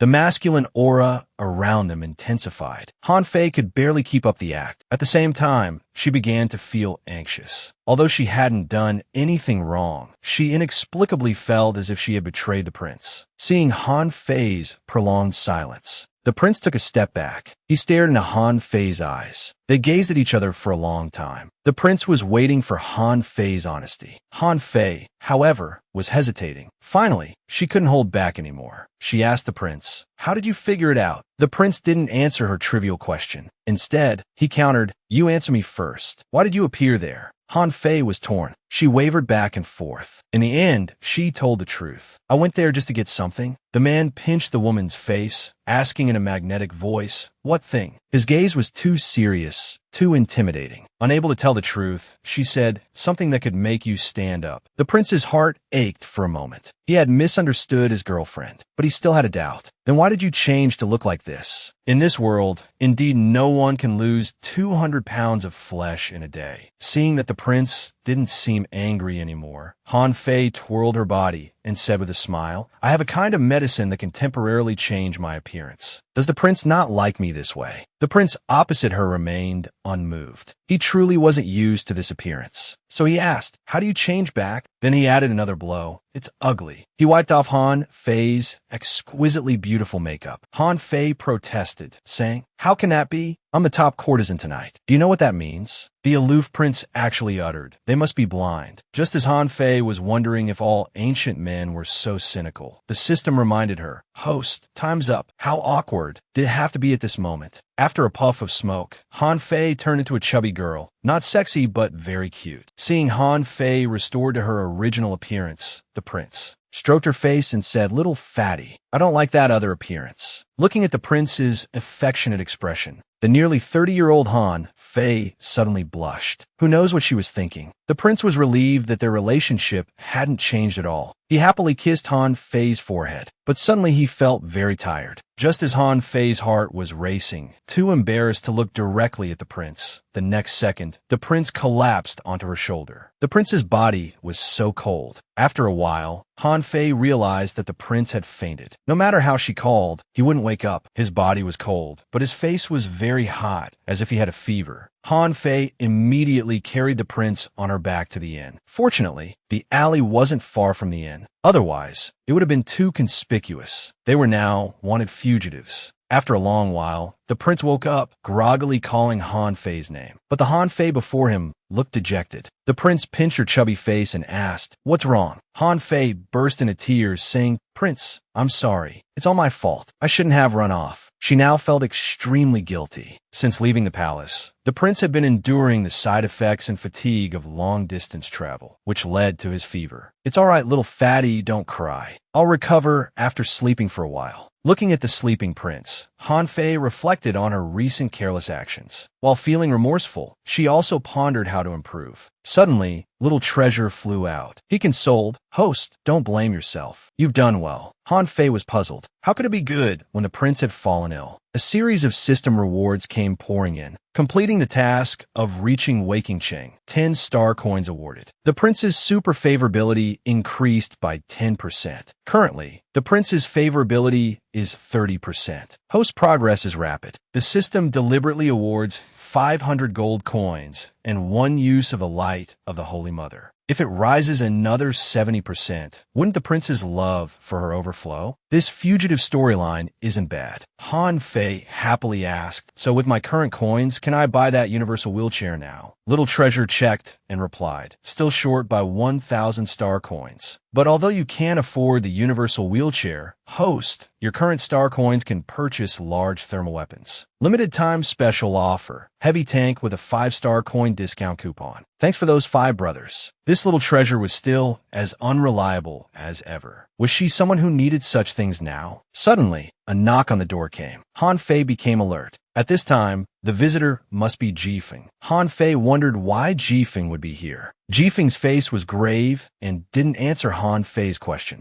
because it wasn't appropriate to explain too much at the moment. He said directly, "Miss Han, we must leave. The Imperial Guards sent by the Qin Emperor have already entered Wei-Qingcheng." Soon, several people boarded a carriage and began to flee. The cold-blooded assassin Jifeng drove frantically. The careless man naturally didn't consider the prince's condition. The prince in the carriage was already in pain, and the bumpy ride made him even weaker. Seeing this, Han Fei worriedly asked the prince, "Why don't we stop the acupuncture for these few days? Your body hasn't fully recovered yet." The prince now only wanted to walk quickly. Of course, he asked Han Fei to continue with the acupuncture. Han Fei sighed helplessly, because she knew that no one could change the prince's mind. The prince had endured for too many years. Suddenly, the horse reared up and stopped. Caught off guard, Han Fei's 100-pound body pressed down on the prince. Han Fei, still startled, lifted the curtain and called out, "Jifeng, why did you suddenly stop?" "I apologize, young master. Someone suddenly jumped out. I couldn't control it well. Please punish me." Indeed, heaven is big, earth is big, but the prince is the biggest. This person was Bingling from the Flower House, who had some previous interaction with Han Fei. "It recognized Han Fei." A weak female voice came, "Auntie." Before Han Fei could react, Bingling grabbed her and begged, "Auntie, I'm so glad to meet you here. Please save me. Take me with you. The madam was going to sell me to the Fong family. I barely escaped." Han Fei's hand was gripped so tightly that Bingling's nails were almost digging into her flesh. This was the second time Han Fei had heard of this Fong family. 2 young women nearby ran away in fear upon hearing this. What kind of family could make people so terrified? Bingling said fearfully, "They're the richest family in Wei-Qingcheng. The Fong family has bought many girls, and now they're all missing. Auntie, please take me with you." Meanwhile, the prince in the carriage saw a military officer in the distance, saying, "There seems to be something going on over there. Let's go check it out." Seeing the 2 people approaching from afar, the prince spoke, "Han Fei, don't get too entangled. Let's go." Han Fei responded to the young master. Han Fei was in a difficult situation. They were now fugitives, not knowing when they might suddenly be caught. Turning back, she apologetically said to Bingling, "Stop crying for now. Bingling, it's not safe for you to come with us. Here's what you should do. Head south. There's a small village there. You can hide there to lay low for a while. After some time, people will probably stop looking for you." But this woman, Bingling, while kind-hearted, was somewhat foolish and a bit spoiled. She could have done some manual labor to earn money to bury her father, but instead chose to sell herself to a flower house. Apart from one unpleasant aspect, life conditions in the flower house were quite good, with maids to serve them. She had never thought about improving herself, but rather sought someone to rely on. Hearing Han Fei's words, Bingling couldn't believe Han Fei could be so heartless. A surge of anger welled up inside her. She pretended to be pitiful. With tears in her eyes, she said, "Auntie, please take me with you. Is it because your master won't allow it? Let me beg him." Then she suddenly pushed Han Fei aside. Young master, please, I beg you. Save me. I'm willing to serve you like an ox or a horse." Unexpectedly, Han Fei stumbled and fell against the horse's rump. The horse was startled. With a jolt, the prince fell off and was unable to sit up by himself. Seeing this, Bingling was shocked. She mumbled, "The young master is a cripple." Her previously expectant and excited eyes suddenly turned disappointed. With a hint of panic, Han Fei rushed to check on him. "Your Highness, are you all right?" "I'm fine." "Jifeng, hurry up and go." At the prince's command, Jifeng, disregarding propriety between men and women, shoved Bingling aside. Falling to the ground, Bingling shouted angrily, "You're so heartless. What's there to be proud of? You're just a cripple. What kind of young master are you?" "Bah!" Nearby, 2 military officers heard the word cripple. They quickly gave chase, shouting, "Stop! Who's in that carriage?" When Han Fei heard Bing Ling say cripple, her good impression of her shattered completely. Everyone has their own difficulties. To lash out with cruel words just because someone won't help you, how is that any different from scoundrel? Mainly, these words had hurt the prince. She slapped Bing Ling, in disbelief asked, "You hit me?" Han Fei, with a cold face, said, "Yes, I hit you. A dog's mouth can't produce ivory." After saying this, Han Fei turned and left without any lingering attachment. "Let's go, G-Phone." The group departed swiftly. Bing Ling shouted angrily from behind, "Did I say anything wrong? He's just a cripple." The military officers chased them to the city gate. One shouted, "Quick, stop them." Two guards at the city gate hurriedly blocked their way. Ji Feng, who usually killed without blinking an eye, actually slowed down and asked, "What should we do?" Han Fei said without hesitation, "Charge through." Then she snatched Ji Feng's horsewhip. "Stop dilly-dallying," Han Fei shouted. "The mission is the government's order, but life is our own." One of the guards, hearing this, found it quite reasonable and stepped aside. After all, he hadn't even married yet and had many life experiences still ahead of him. With Han Fei's swift horsemanship, the carriage quickly disappeared into the distance. The two men stood there dumbfounded. One of the pursuing officers couldn't help but grab his colleague, demanding, "We told you to stop them. What are you doing?" The young soldier felt a bit guilty and didn't dare to respond, because he felt Han Fei's words just now made a lot of sense. He was just relieved that the unfortunate ones were others. A pair of hands slammed on the table, producing a violent sound. Useless bunch of good-for-nothings. The reporting soldier lowered his head, not daring to speak. The Qin emperor angrily said, "Even like this, you let them escape?" At this moment, a eunuch rushed in frantically. "Your Majesty." He approached the Qin emperor and whispered in his ear. After listening, the Qin emperor's face turned ashen. He ordered, "Bring her in first." Han Fei's half-sister, Han Yin, walked in with her head lowered. She approached the Qin emperor and fell to her knees with a thud. "This subject, Han Yin, pays respects to your Majesty." Even though he was facing a palace lady he had previously favored, the Qin emperor's face remained ashen, because Han Yin's sister, Han Fei, had taken away his emotional support and son. "Do you know that deceiving the emperor is a capital offense?" Han Yin feigned pitifulness, her eyes brimming with tears. Crying, she said, "Your Majesty, this subject naturally knows. The crime of deceiving the emperor is unforgivable." Seeing this, the Qin emperor's heart remained unmoved, until Han Yin raised her head and said, "Whatever the crime, let this subject bear it alone." The Qin emperor looked at her, his eyes nearly popping out of their sockets. This Han Yin looked increasingly like his deceased love, the prince's mother, consort Yu. Even her crying was so similar. The Qin emperor's mind was in turmoil, and he unconsciously called out,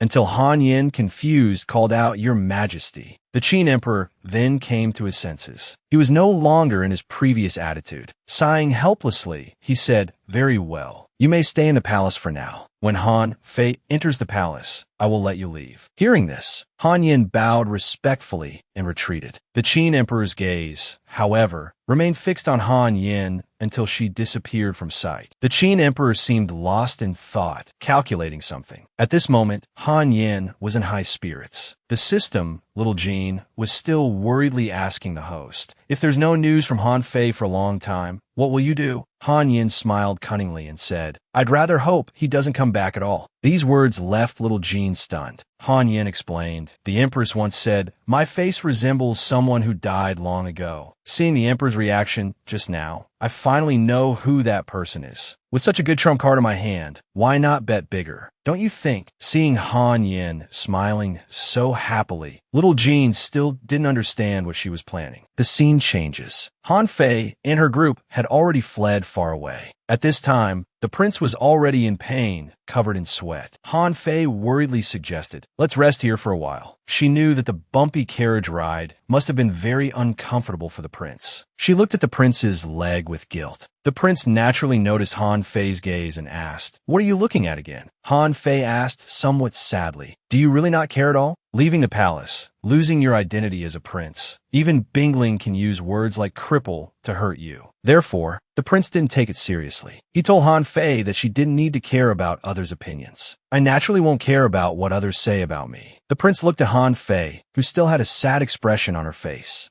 he directly took Han Fei's hand. He asked, "Do you still remember what others said about you?" Han Fei replied that of course she remembered. It was nothing but fat woman, fatty, ugly girl, and the like. "Do you care about that?" Han Fei expressed that she didn't care at all. She wasn't eating from anyone else's rice bowl anyway. Hearing this, the prince patted Han Fei's head. He comforted her. "Since you don't care, why would you think I would care?" Hearing this, Han Fei suddenly felt that her perspective had been too narrow. She blushed. If it weren't for the prince occupying her entire heart, she definitely wouldn't have reacted this way. She made an excuse, saying she was going to fetch some water nearby, and told the prince to rest for a while. By the river's side, Han Fei was still muttering to herself, "I understand the logic. I cannot care about myself, but I just can't help caring when others slander you. It's so embarrassing to say this to the prince." At this moment, Han Fei had no idea that a figure was slowly approaching from behind, until Little Treasure shouted, "Host, be careful." Only then did Han Fei realize the danger. As she turned her head, she was knocked unconscious by a chop. People are changeable. She could only find someone to understand. "So,"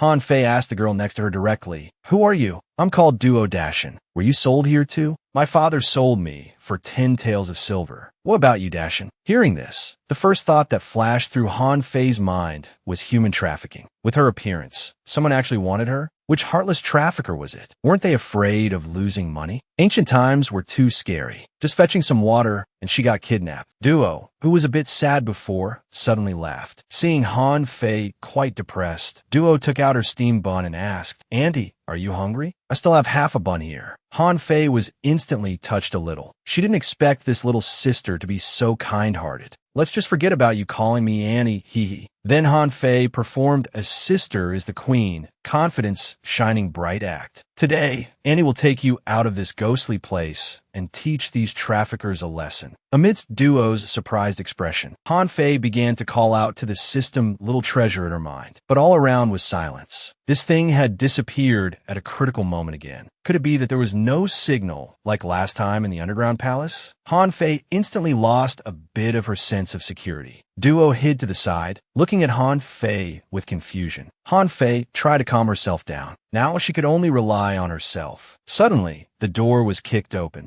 The people who came in were carrying lots of packages. Han Fei couldn't help but think, is the treatment this good? There's even snacks? But what they took out were bowls of liquid. Han Fei couldn't help but wonder internally, are these two the leaders? The two men were also quite careless, discussing in front of the girls. "This batch of goods has been delivered. We should get more money from the Fong family later." The other man strongly agreed and added, "I even picked up a sturdy one by the river. It should be worth quite a bit." Han Fei was about to go crazy. She had just been called auntie, and now sturdy. She was already depressed about not being able to lose weight, and now the anger of a woman was instantly ignited. The next second, the man shouted, "Quickly drink it." Han Fei instantly became timid. Well, a good woman doesn't fight with men. But after calming down, Han Fei remembered what Bing Ling from the flower house had said. The Fong family had bought many girls, and they all went missing in the end. "Auntie, I beg you, please take me away. The Fong family is probably catching up soon." Combining this with what the two men had just said, could it be that this Fong family is the one Bing Ling mentioned? Han Fei looked at the bowl of soup with a solemn expression. From the corner of her eye, she saw Duo about to drink it. She quickly waved her hand to stop her. Whispering to Duo that there was something wrong with the soup, she then poured it out when the two men weren't looking. She wanted to see what exactly this Fong family was up to. The scene shifts. The aloof prince was still waiting at the original spot for Han Fei's return. However, he had been resting for quite a while, and Han Fei still hadn't come back. He sensed something was amiss. He instructed Ji Feng to search nearby. Ji Feng took off swiftly, quickly circling the area, but didn't see any sign of Han Fei. This guy was as fast as half a Sun Wukong. Soon, Ji Feng returned, reporting to his master. This servant went to the nearby riverbank and looked carefully several times, but didn't see Miss Han. "I only found this hair ribbon by the river." Seeing this, a flash of panic crossed the prince's face as he said, "Go search. Have all the shadow guards search." His hand slowly clenched the hair ribbon, his eyes filling with murderous intent. Whoever dared to harm his little fatty would certainly not have a good end. Upon hearing this, Ji Feng immediately accepted the order and went to search. Meanwhile, on the other side, the girls had been moved to another location. Han Fei was sleeping soundly. If it weren't for the sudden loud scream, she might not have woken up at all. Duo, who hadn't drunk the medicine, was also startled awake. The sound was too shrill. Trembling, Duo asked the awakened Han Fei, "Did you hear that too, big sis?" Han Fei lazily yawned. The other girls were sleeping deeply, probably due to the medicine they had taken. Han Fei made a small hole and peeked out secretly. A series of agonizing screams came through. It was a woman, disheveled and dirty. Her clothes looked as if they had been forcibly torn. She ran out desperately, shouting, "Murder! Monster! Monster! Murder!" Seeing this, the two men quickly called for others. "Don't let her escape. Catch her quickly." Soon, the woman was subdued, but her appearance and eyes were somewhat different. Her body was covered in darkened veins. She snarled viciously, "You'll all die a horrible death." This sight made even the experienced Han Fei break out in a cold sweat. Seeing Han Fei frozen in place, Duo fearfully asked, "Big sis, what's wrong?" Han Fei felt she had seen the woman's appearance somewhere before. She tried hard to recall. Suddenly, she grabbed Duo's hand tightly. Terrified and covered in cold sweat, realizing the situation was beyond her control, Han Fei said in horror, "Duo, we must escape from here. They want to turn us into drug people." Hearing this, Duo was confused, never having heard this term before. Han Fei explained, "That woman in the courtyard just now, she hasn't been fully turned into a drug person yet. Once completely transformed into a drug person, the body becomes abnormally strong. Their strength becomes extraordinary, but they lose all reason and only obey those who drug them." Han Fei realized that the Fong family had bought so many girls to turn them into drug people, but she couldn't understand why the Fong family wanted to create so many human-killing machines. Understanding now, Duo quickly grabbed Han Fei and said, "Big sis, let's escape then." Han Fei was surprised that Duo was so brave and so easily aligned herself with her. "You trust me?" Duo affirmed, "Of course. I always felt that big sis must be a very capable person." Han Fei wiped her sweat nervously, because in truth, she wasn't entirely confident. But since Duo trusted her so much, she made a promise to Duo. "I'll do my best to get you out of here." Han Fei observed her surroundings. She noticed that although the door was locked, there was no one guarding outside. It was probably due to the soup distributed in the afternoon. They likely assumed everyone inside had passed out, so they didn't post any guards. Ancient rooms were convenient in this way. The windows weren't locked either. Just as Han Fei was feeling relieved, she realized that the room they were in was quite high, a considerable distance from the ground. No wonder it wasn't locked. But her mind quickly turned, and as she looked down, she felt a bit regretful. Trembling, she asked Duo, "If you're scared, we can think of another way." But Duo, without any hesitation, said, "I'm not afraid. Auntie, let's hurry." Han Fei felt helpless. A 13 or 14-year-old girl was so brave. She, nearly 30, couldn't bring herself to admit she was scared. Mustering her courage, Han Fei climbed down using the cloth strips. Duo followed closely behind. The cloth was barely holding Han Fei's weight alone, and with Duo added, there was soon a ripping sound. Han Fei was praying it wouldn't give way, or it would be terribly embarrassing. The next second, the rope snapped completely. With a loud thud, Han Fei fell to the ground. She vowed that if she made it out of this, she would definitely lose weight. Seeing Han Fei lying motionless on the ground, Duo worriedly shook her, asking, "Annie, are you all right?" The noise they made attracted attention. "Who's there?" Han Fei immediately grabbed Duo and ran. "Someone's escaping. Catch them. A fat one and a thin one. Could they outrun several strong men?" Soon, other guards arrived as well. "Guard all the doors. They can't grow wings and fly away." The guards searched the compound with torches. In reality, Han Fei and Duo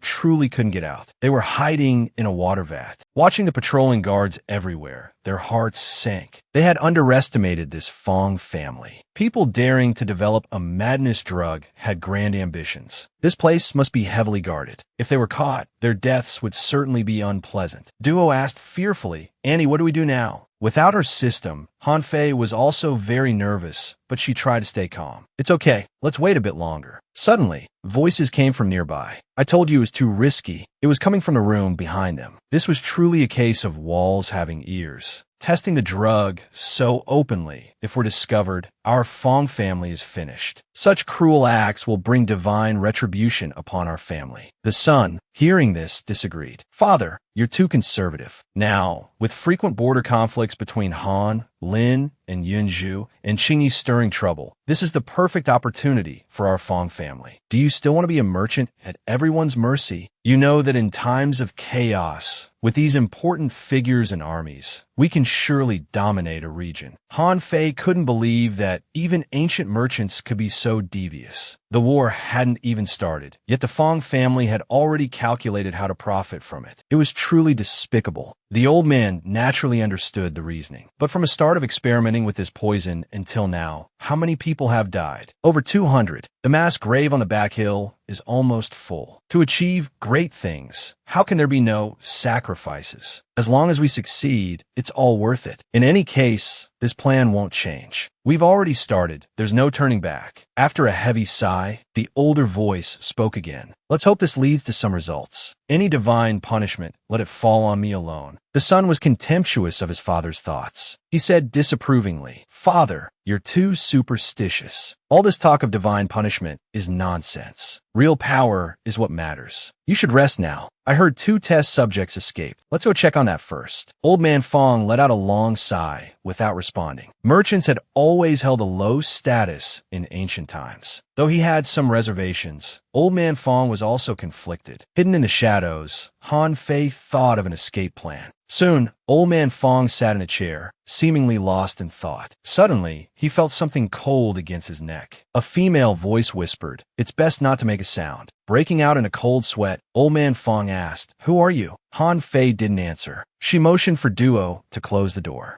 Duo climbed directly through the window. She ran forward and closed the door. Han Fei, seeing this, thought it safer to climb into the room as well. She slowly squeezed through while holding the knife. Embarrassingly, she got stuck. The air around them was silent. Old man Fong carefully turned his head and saw this scene. He couldn't help but laugh. Han Fei, hiding her embarrassment, quipped, "You can laugh even with a knife at your throat? You're quite carefree. Duo, come help me hold the knife." Duo carefully took the knife. Han Fei struggled to squeeze through the window. With great effort, she finally made it into the room. Old man Fong asked, puzzled, "What do you want?" "Whatever our Fong family can provide, we could discuss. I'm the head of the Fong family. Killing me won't do you any good." Han Fei smiled slyly. "Don't worry, I certainly won't kill you." She then took out a bottle of poison and made Old man Fong drink it. "As long as you cooperate, your life will be safe." Half an hour later, Old man Fong called for some guards. "Master, do you have any orders? Take this box away and send it out." Han Fei had gone to great lengths for the medicine. At this moment, Old man Fong, to save his life, could only obey Han Fei. The 2 guards didn't notice anything unusual. They struggled to lift the red box. The box was incredibly heavy, and the 2 men found it difficult to carry. Han Fei's hands were covered in cold sweat. The time limit was very short. She only hoped they could escape without incident this time. As they were about to exit the mansion gates, Han Fei muttered, "Thank heavens." Suddenly, a voice called out, "What are you carrying?" "Young master, the old master told us to take this out and dispose of it. We don't know what it is." Fong Mingcheng sensed something was amiss and stepped closer. Han Fei's 6th sense told her there was no chance left. Fong Mingcheng opened the box anyway. In an instant, a cloud of white powder burst from the box with a whoosh. The 2 desperately ran out of the box and fled forward. Amidst coughing, an order rang out, "Catch them. Don't let them escape." The small and nimble duo had already escaped from the Fong mansion, but the bulky figure was nowhere to be seen nearby. When she looked back, Han Fei had already been stabbed in the body by a guard. Meanwhile, the prince was having a nightmare. It was that person again. "Look, you've lost him once more. You always fail to keep what you want to cherish. You're just useless. Come on, give this body to me. I'm not as useless as you. I'll protect him well. I'll show those people the consequences of angering us." "You don't want to lose him again, do you?" The prince couldn't believe Han Fei had really met with an accident. The power of denial.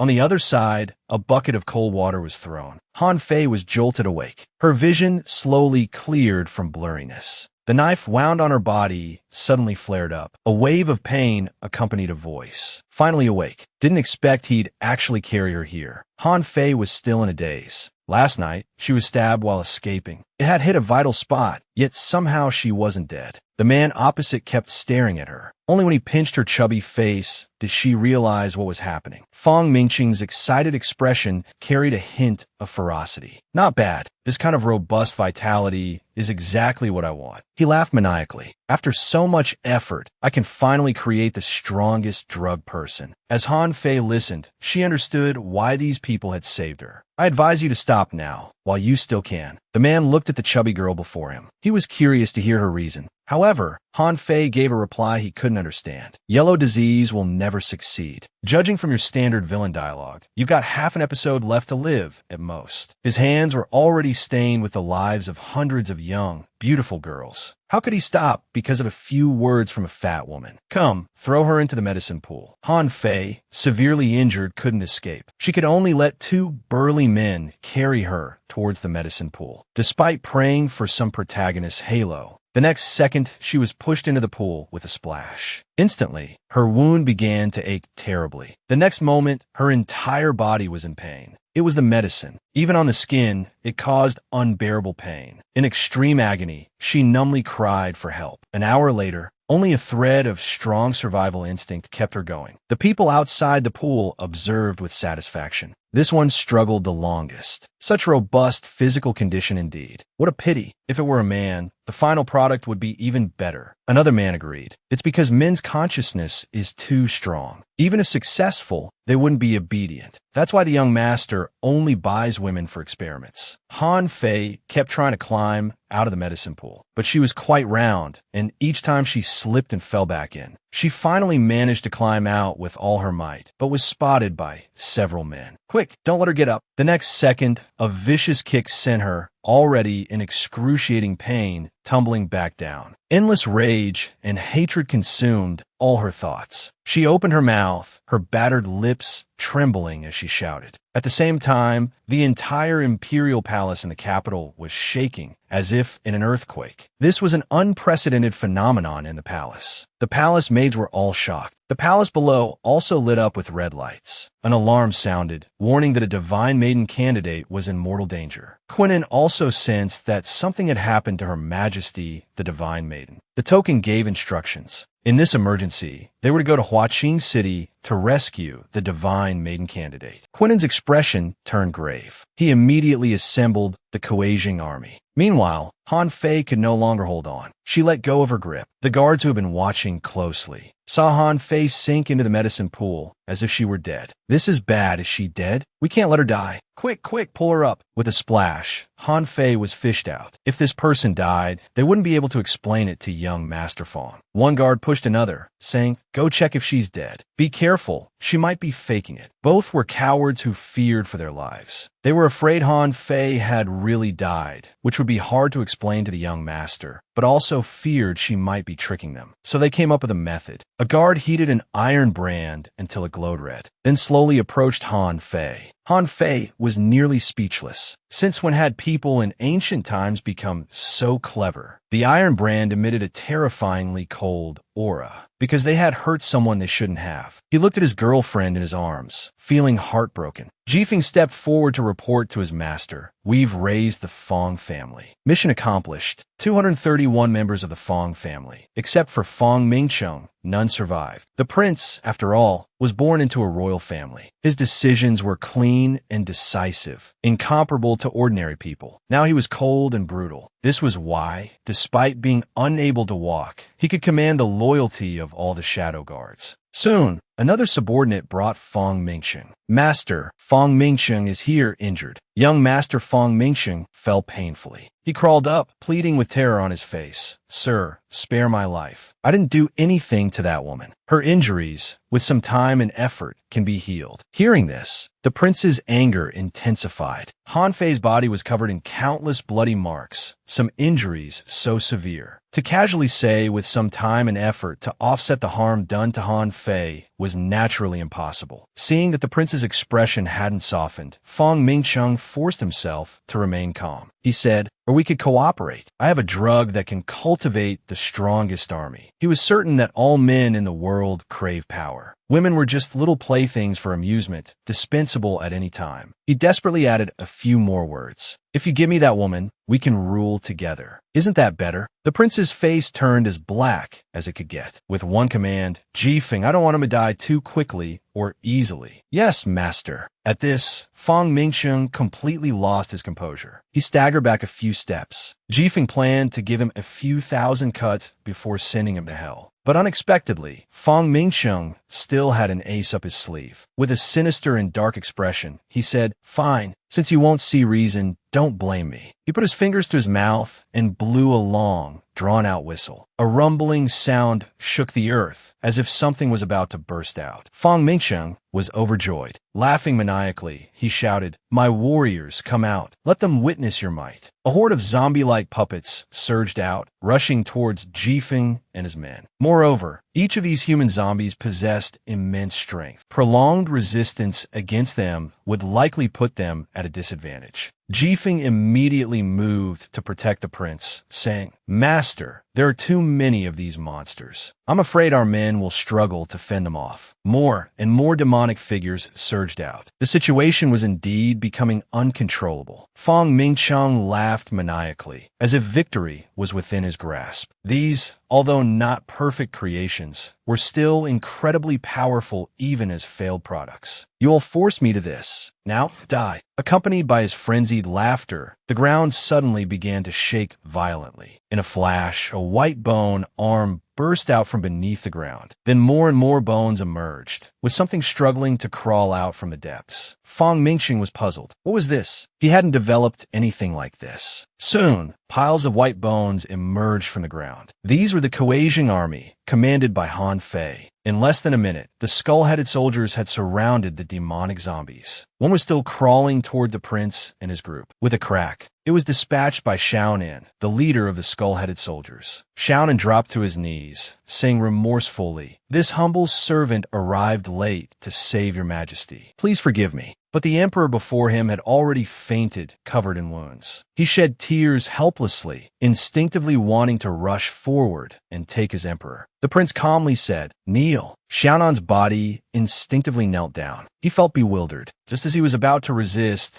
that innate sense of obedience, as he raised his head, he saw a face he would never forget in his life. Xiaonan's expression froze. Then he no longer resisted the innate sense of obedience. He respectfully bowed and said, This humble servant Xiaonan pays respects to the divine lord. The prince didn't want to waste words. Han Fei's safety was the most urgent matter now. He ordered, Clear out this rabble. Yes, this servant obeys. Xiaonan stood up, waved his hand, and roared, Kueijing army, fight for his majesty. The battle cry echoed across the sky. All the skull soldiers glared fiercely at the remaining rabble. Attack! Let's see how arrogant he remains now. The melee erupted instantly. Let him feel what pain is, what it means to wish for death. Accompanied by the monster's howls, Fang Mingsheng screamed in agony. The fire spread to the entire Fang mansion, illuminating half the sky. It reflected the colors of death. The prince carried Han Fei, stepping out gradually. The firelight served as the backdrop for their silhouettes. At this moment, the shadow guards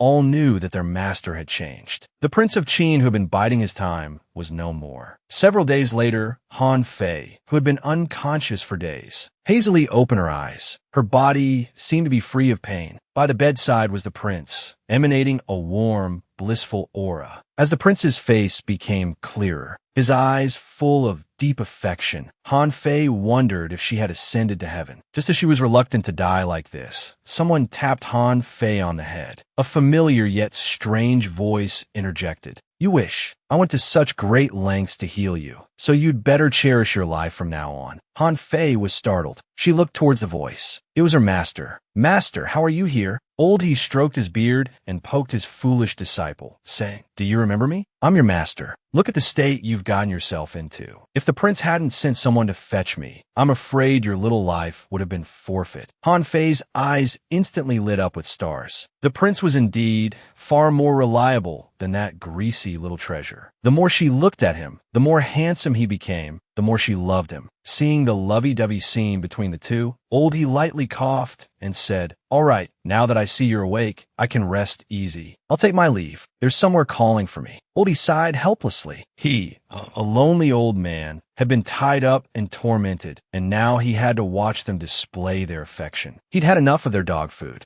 Han Fei felt a bit shy under the prince's gaze and changed the subject, asking, "Prince, how long was I unconscious?" The prince's expression turned a bit sorrowful as he said, 5 days. "My goodness, that long." Han Fei was startled and tried to sit up. Did this mean she had been on the brink of death? "Be good and lie back down to rest. Your body hasn't fully recovered yet." Who could resist such a gentle voice? Han Fei obediently lay back down and said softly, "Prince, I'm actually fine now. Be good and rest a while." Han Fei hesitated, then called out, "Prince, what is it?" "Nothing. I just wanted to call you." Han Fei felt a bit confused. She sensed something different about the prince. It seemed like she hadn't caused any trouble to anger him this time. She remembered that at the moment the prince rescued her, his expression had been very strange, very unusual. The prince wanted to say something, but also hesitated. Just as Han Fei was curious and about to ask, a voice called out, "Your Majesty, when did you wake up?" "Your Majesty, that's wonderful. You finally awakened. It's all this servant's fault for arriving late." "Your Majesty, are you all right? Is there any discomfort?" Xiaonan's eyes were brimming with tears as he looked at Han Fei with concern. Han Fei patted Xiaonan's head to comfort him, then asked the prince, "How did this thing get here?" Hearing this, the prince was puzzled and asked, "You brought him on yourself. I should be asking you."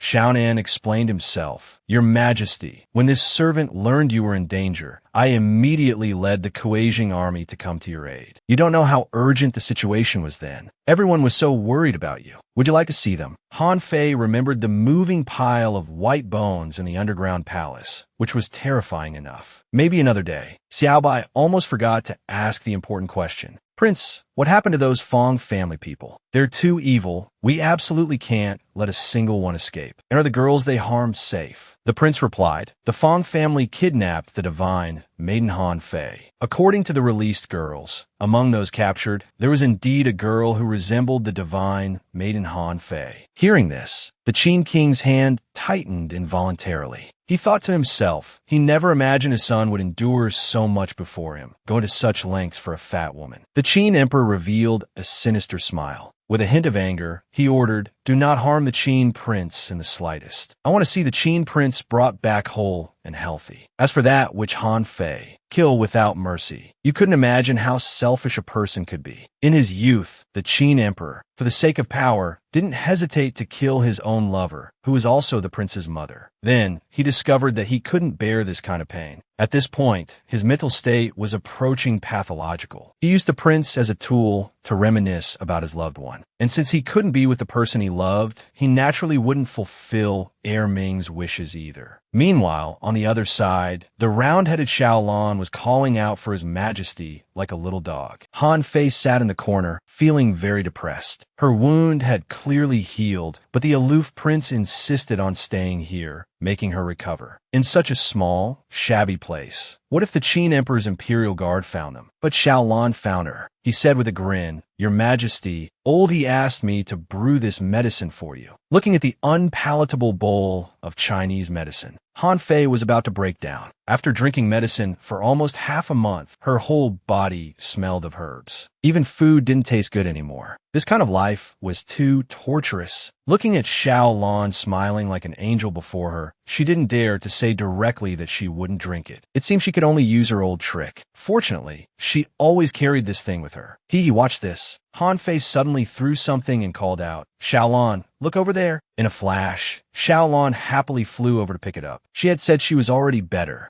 Why did they keep forcing her to drink such unpalatable medicine every day? Although feeling a bit guilty, Han Fei still secretly poured out the medicine. Suddenly, Xiaolan appeared behind her and said, "Your Majesty, did you just pour out the medicine I personally brewed?" An awkward atmosphere spread around them. Han Fei had a quick idea. She snatched the goddess bracelet. One more time, she threw it, and Xiaolan darted off to fetch the bracelet again. This trick really never failed. Xiaolan reluctantly brought back the bracelet, saying, "Your Majesty," with a hint of disappointment. Han Fei, seeing Xiaolan's pitiful look, patted his head and comforted him. All right.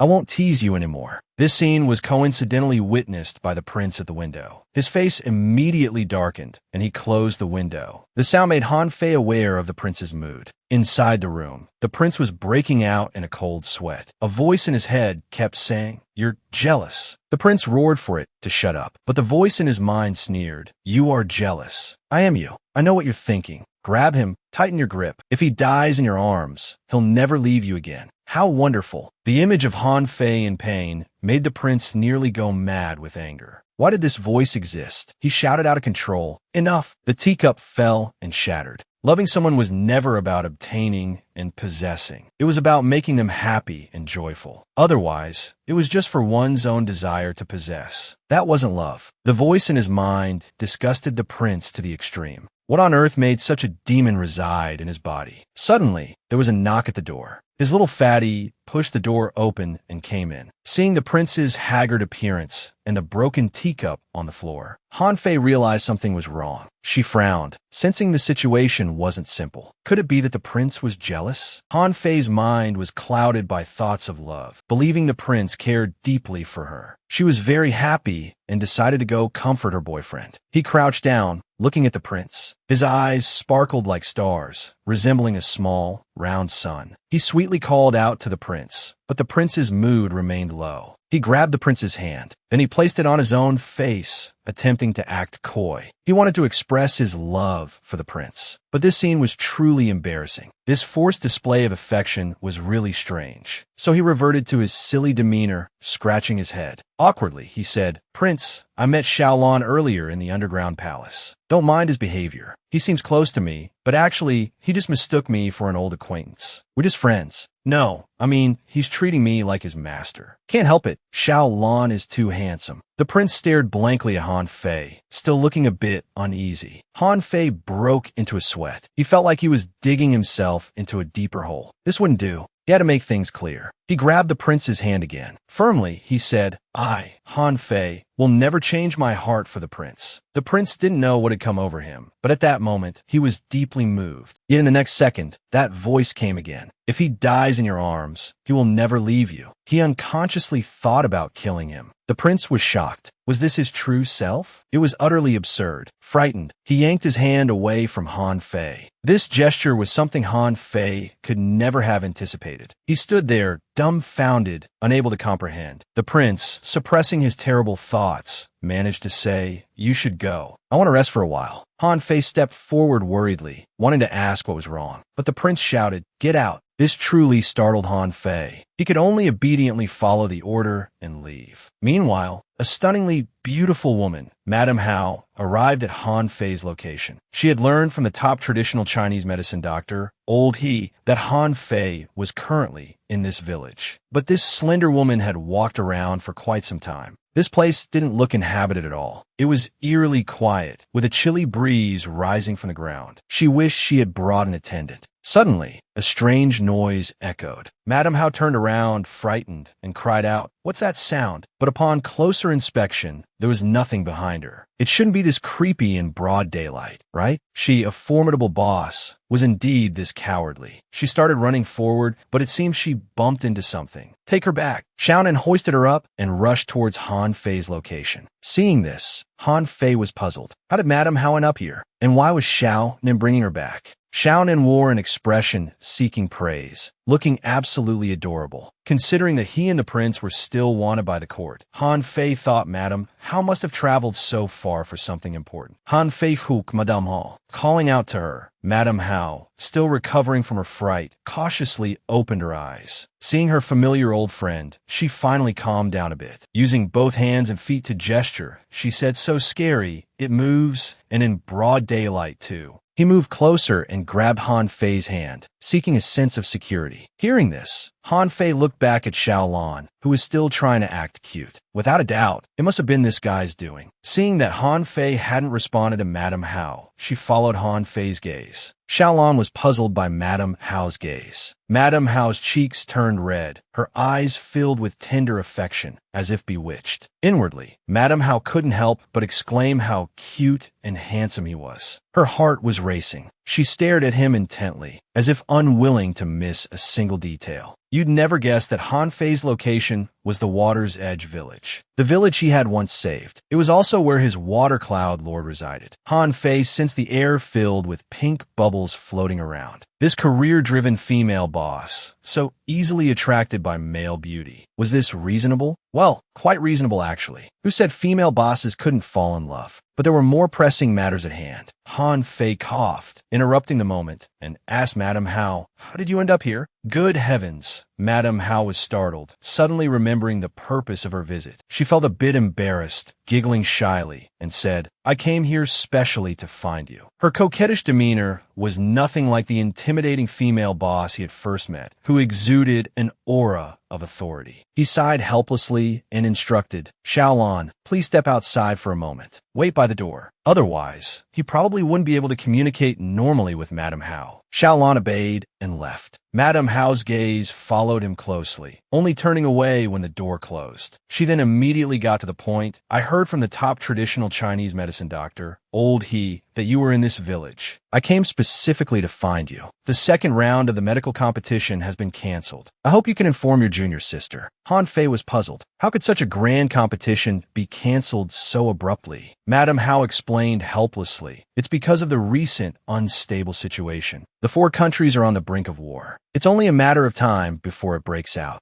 I've already started closing down my Shenlong Shelves branches in remote areas. They probably won't reopen for a long time. Some regions have already stopped supplying medicinal herbs. That's why I decided to come in person. I brought you enough precious herbs. Also, the medicine you developed earlier has been selling very well, making a lot of money. I've come to give you half of the profits." Han Fei was overjoyed to hear this. Herbs and money were exactly what he needed most right now. However, Han Fei's brow furrowed shortly after. It seemed that what was said about the world situation at the Fong family's 10-direction city that day wasn't without reason. But he didn't like this life of fighting and killing. Yet in ancient times, to protect oneself, one had to face challenges head-on. "There's one more thing," Madame Hao said, pulling out something. "Have you offended someone important? On my way here, I ran into a group of people with wanted posters. They seem to be looking for you." Han Fei broke out in a cold sweat. He thought, could it be the Imperial Guards sent by the Qin Emperor? Had they already found this place? When he saw the wanted poster in Madame Hao's hand, Han Fei had never felt so speechless in his life. How could this possibly be me? But Madame Hao, with a look of disbelief, asked, "Isn't this you?" Han Fei was going crazy. He might not be as good-looking now, but he wasn't that ugly either. "This is not me." Seeing Han Fei so agitated, Madame Hao didn't want to push it too far. Indeed, how good a photo looks is very important to any girl. "All right, but if you're really on the run, I have a map here. You can head northwest. That route is sparsely populated, making it harder to gather information. The terrain also helps conceal your tracks." Hearing this, Han Fei immediately looked at it with a serious expression. Madame Hao observed this, and he added a few more words. "However, this endless forest, you must make sure to go around it when the time comes. Remember my words. This forest is perpetually shrouded in miasma. Once you accidentally enter, it's almost impossible to come out. But legend has it that deep within the endless forest, there's a cliff called the Endless Cliff. If you cross the Endless Cliff, you can reach another world, and that world is called the Lost Land."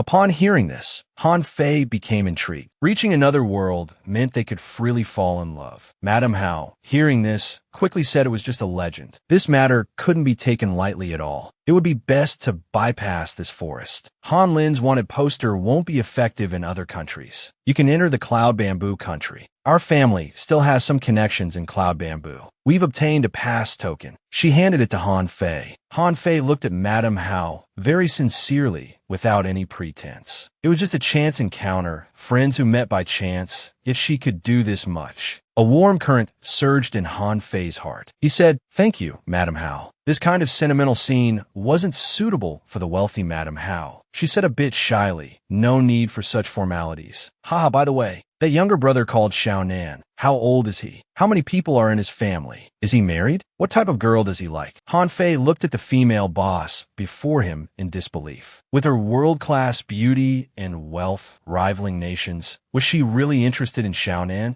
Madame Hao, he's actually over 1,000 years old. The spinning head you saw when you first entered the village was his true form. These words left Madame Hao completely confused. She fainted again instantly. Single for so many years, finally someone she felt a connection with. How could he be a 1,000-year-old corpse? Looking at the once again fainted Madame Hao, Han Fei shook his head helplessly. He told Xiaonan to go inside and carry Madame Hao to the room to rest. Let me know when she wakes up. Then Han Fei paced back and forth outside the prince's room for a long time. Thinking about the situation Madame Hao described, they probably couldn't stay here for long. He needed to explain things clearly to the prince before taking action. But thinking about the prince's strange behavior these past few days, something seemed odd, but he didn't know what the reason was. Suddenly, the door opened. It was already night. The prince's pleasant voice came from the doorway. "Why are you standing stupidly at the door?" Han Fei looked at the prince before him, his face full of gentleness, as if his eyes were filled only with him. He tentatively began to speak. "I was just thinking, Your Highness, we might have to..." Before he could finish, he suddenly realized the prince's legs were fine. He could stand up, and he was standing straight. Faced with Han Fei's surprise, the prince calmly smiled. Then he reached out and pulled Han Fei close. He asked, "Isn't it good that I can stand?" They stood there, gazing into each other's eyes. The prince gently embraced Han Fei, whispering in his ear, "Only by standing up can I hold you like this." Han Fei felt the prince's gentle breath from his ear, his voice just as enchanting. But now Han Fei felt that although he was embracing the prince, hearing the same heartbeat near his ear, when he looked up, it all seemed very unreal. So unreal that if he took one step forward, it felt like it would shatter at a touch. And just at that moment, the prince, knowing that men care about their face, made an excuse saying he was just a bit weak, nothing serious. "You needn't worry for now." Han Fei questioned again, "But Your Highness just stood up. According to my previous diagnosis, Your Highness's leg condition couldn't have improved so quickly." Old He, worried about how to cover for the prince, followed Han Fei's words and continued. "This is naturally because your master has taken action." Han Fei asked excitedly, "Did master cure the prince's legs?" Oldie flicked Han Fei's forehead and said, "Of course. To treat the Qin prince, I had to put in quite some effort. However, the medicine was a bit too potent. It inevitably harmed his body, causing him to faint. As a healer yourself, you should understand this principle." Han Fei was about to ask, "But what?" Oldie couldn't bear these endless questions. If they continued talking, the prince's manly pride would be hurt. He told Han Fei to stop and go brew the medicine. The prince would need to drink it when he woke up. Soon, the prince woke up and opened his eyes. Oldie stepped forward and inquired, "Han Fei, I covered for you there, but shouldn't the prince give me an explanation? The medicine I prepared can help you walk again soon. But with your current condition, it's absolutely impossible for you to stand up. What power did you borrow to endure pain unbearable to ordinary people and stand up? If this continues, you'll exhaust your body." But the prince was hiding something and didn't want to explain. That's not for Old He to worry about. Old He, at his advanced age, naturally knew he couldn't get an answer. He didn't understand why the prince was so eager to walk again. Thinking of his excellent disciple who constantly revolved around the prince, he sighed. Unfortunately, this disciple was indeed not blessed with good looks. Once the prince could walk again, she would be even less of a match for him. Speaking as an old father figure, he said, "Whatever you're planning, Prince, don't forget Han Fei's sincere devotion to you. I don't want her to get hurt." The prince, thinking of his increasingly unusual emotions these past few days, was somewhat afraid if he could fully protect Han Fei. but he still promised, I won't let Han Fei get hurt, even if the one who might hurt her is me. Meanwhile, on the other side, the fabulously wealthy boss Hao lay in bed, with a 1,000-year-old round-headed Xiao Lan beside him. He was watching boss Hao as per Emperor Han Fei's instructions. Unbeknownst to anyone, Xiao Lan was feeling very conflicted at this moment. For some reason, looking at boss Hao gave him an uneasy feeling. But Her Majesty had told him to watch over boss Hao until she woke up. Just then, boss Hao woke up. Their eyes met, and the air was silent for a moment. Xiao Lan was extremely excited, thinking he could finally go find Her Majesty. Boss Hao, however, thought, has he been watching over me this whole time while I was unconscious? Xiao Lan's expression was solemn. It was late at night, and Emperor Han Fei should be asleep. He was debating whether to go report or not. Boss Hao, on the other hand, was feeling incredibly shy, being cared for by a handsome man until late at night. Who could resist that? She couldn't help but glance at Xiao Lan again, thinking, although he has a round head, he's still quite cute when you look at him. Well, being a bit older doesn't matter. If Han Fei knew, she would have to criticize, Boss Hao, get a grip. You're a woman focused on your career. This isn't just about being a bit older. Wake up, he's over 1,000 years older. How could this relationship possibly work normally? Suddenly, Xiao Lan turned his head, and their eyes met again. Boss Hao decided to throw caution to the wind and pretended to be ill. Oh, I'm not feeling well. My head hurts a bit. Unexpectedly, the man by the bed frowned, unmoved. Boss Hao couldn't help but sigh inwardly, what a blockhead. Then she coughed lightly and said, could I trouble you, young man, to pour me a glass of water? Xiao Lan grunted in response. Soon, hot water was brought to Boss Hao. Xiao Lan held out the hot water. As Boss Hao took it, she accidentally touched his hand. To her surprise, Xiao Lan immediately withdrew his hand, causing Boss Hao to lose her grip. The cup of hot water spilled onto Boss Hao's body. The scalding tea instantly burned her delicate skin. A series of shrieks followed. One might have thought something terrible had happened. Xiao Lan instinctively tried to help wipe off the hot water. But unexpectedly, in the chaos, he accidentally tore open Boss Hao's clothes. In an instant, a large expanse of her chest was exposed. Both of them fell silent. The air around them was thick with awkwardness. Just then, Han Fei pushed open the door, asking Xiao Lan if the boss had woken up. He walked in on this shocking scene. Xiao Lan finally came to his senses. Breaking out in a cold sweat, he quickly shut his eyes and hastily let go of his grip. Then he dashed out of the room in a flash. Watching his retreating figure, Han Fei wondered if he had come at a bad time. Boss Hao let out a long sigh, lamenting what she had fallen for. Such a coward. She wasn't afraid of someone who had lived for over 1,000 years, yet she couldn't understand what this guy was so scared of. She had money and looks. People chasing after her stretched all the way to France. Yet he was frightened like he'd seen a ghost just from touching her fingertips. The next day, Han Fei and the others had already set off to escape. However, Han Fei in the carriage was deeply frustrated. Initially, she had impulsively eloped with her idol, imagining they would roam the world together with swords in hand. Freedom was real, but she never expected to be surrounded by countless third wheels. Meanwhile, Boss Hao and Xiao Lan were each lost in their own thoughts. This was a relationship that couldn't move forward. Another third wheel, the assassin Jifeng, also arrived. Master, there's a suitable place ahead. Shall we stop to rest for a while? The prince gestured in agreement. At this point, Han Fei was in tears. What elopement! They might as well call it a team-building exercise. She arranged for a barbecue during the rest and began discussing with Boss Hao. Xiao Lan, since you don't want to return to the underground palace and insist on following me, and Boss Hao doesn't want to go home either, wanted to hitch a ride with us. Boss Hao felt guilty, as she actually had other motives. Then you two will have to help out. We're on the run now and can't enter the city. Shaw, Xiao Lan, you and Boss Hao will be responsible for going into town to buy some supplies for the journey. She then handed the list to Xiao Lan, saying, I've checked. There's a prosperous town nearby.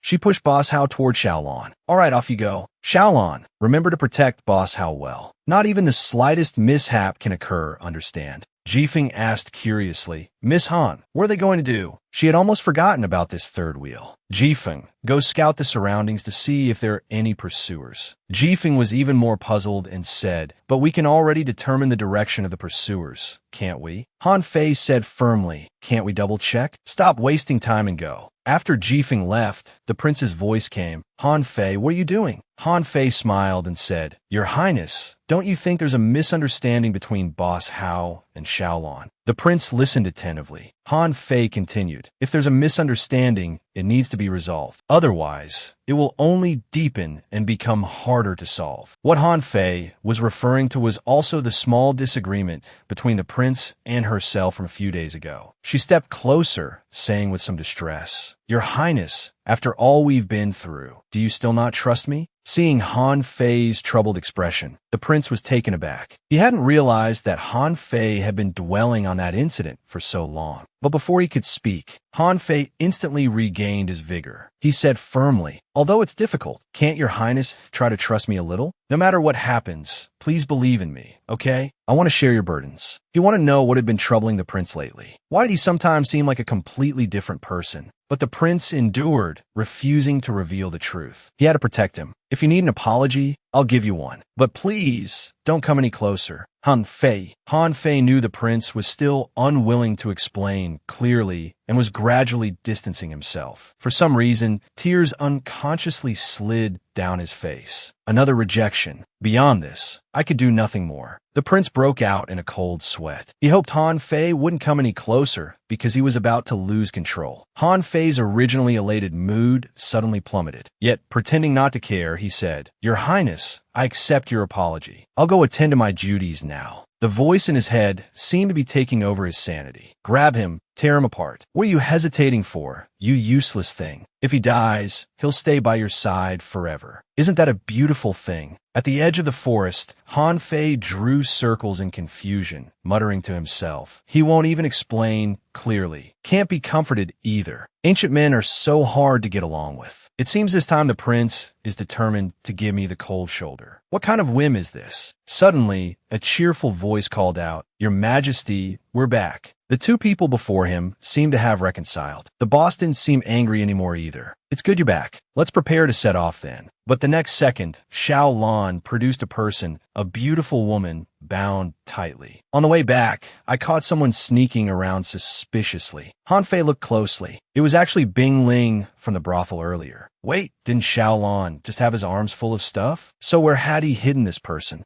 Bing Ling turned her head and realized it was the deity she knew. But the blunt man roughly and quickly untied her. He dug her out. She didn't dare stay at Hua Qingshang anymore and had fled all the way here. Han Fei was still resentful of Bing Ling's earlier insults to the prince. He knew Bing Ling was a petty person. She couldn't be kept around. So he ordered, "In that case, Xiaolon, send her away." As Xiaolon was about to act, Han Fei added, "Wait, make her drink this. We're on the run. We can't let her reveal our whereabouts." Seeing the vial, Bing Ling thought she was about to die here. She angrily said, "You poisonous woman." Hearing someone describe him this way, Xiaolon, respecting his emperor, became angry and grabbed Bing Ling's throat. "How dare you? Say that again if you dare." Bing Ling was so frightened she fell silent, mainly because she couldn't say anything now. Han Fei sighed. This Bing Ling had always called him deity, and now she described him as a poisonous woman. Although he wasn't exactly a good person, this drug was simply meant to cause memory loss. Han Fei handed the drug to Xiaolon. Xiaolon was about to force it into Bing Ling's mouth. But the prince behind Han Fei said, "Wait, let's keep her." Han Fei was completely stunned. What was the prince thinking now? Earlier, this woman had said a bunch of insulting things about the prince. Why would the prince, who was usually so cold and unapproachable, want to keep Bing Ling? Han Fei asked puzzledly, "Are you serious?" The prince directly ordered, "Xiaolon, release this girl." Xiaolon looked at Han Fei and the prince with a troubled expression, saying, "Lord Shanwei." Han Fei added, addressing the prince, "Your Highness, his background is unknown, his intentions unclear. Keeping him by your side like this, aren't you afraid?" Before he could finish, the prince calmly interrupted, "Han Fei, this is my business." The man's tone and demeanor were distant. Han Fei could barely recognize the man before him. He looked at the prince in disbelief. Yet the prince offered no explanation. At this moment, Han Fei felt disappointed and hurt. He tentatively proposed a hypothetical scenario. "Your Highness, what if I insist on not letting him travel with us today?"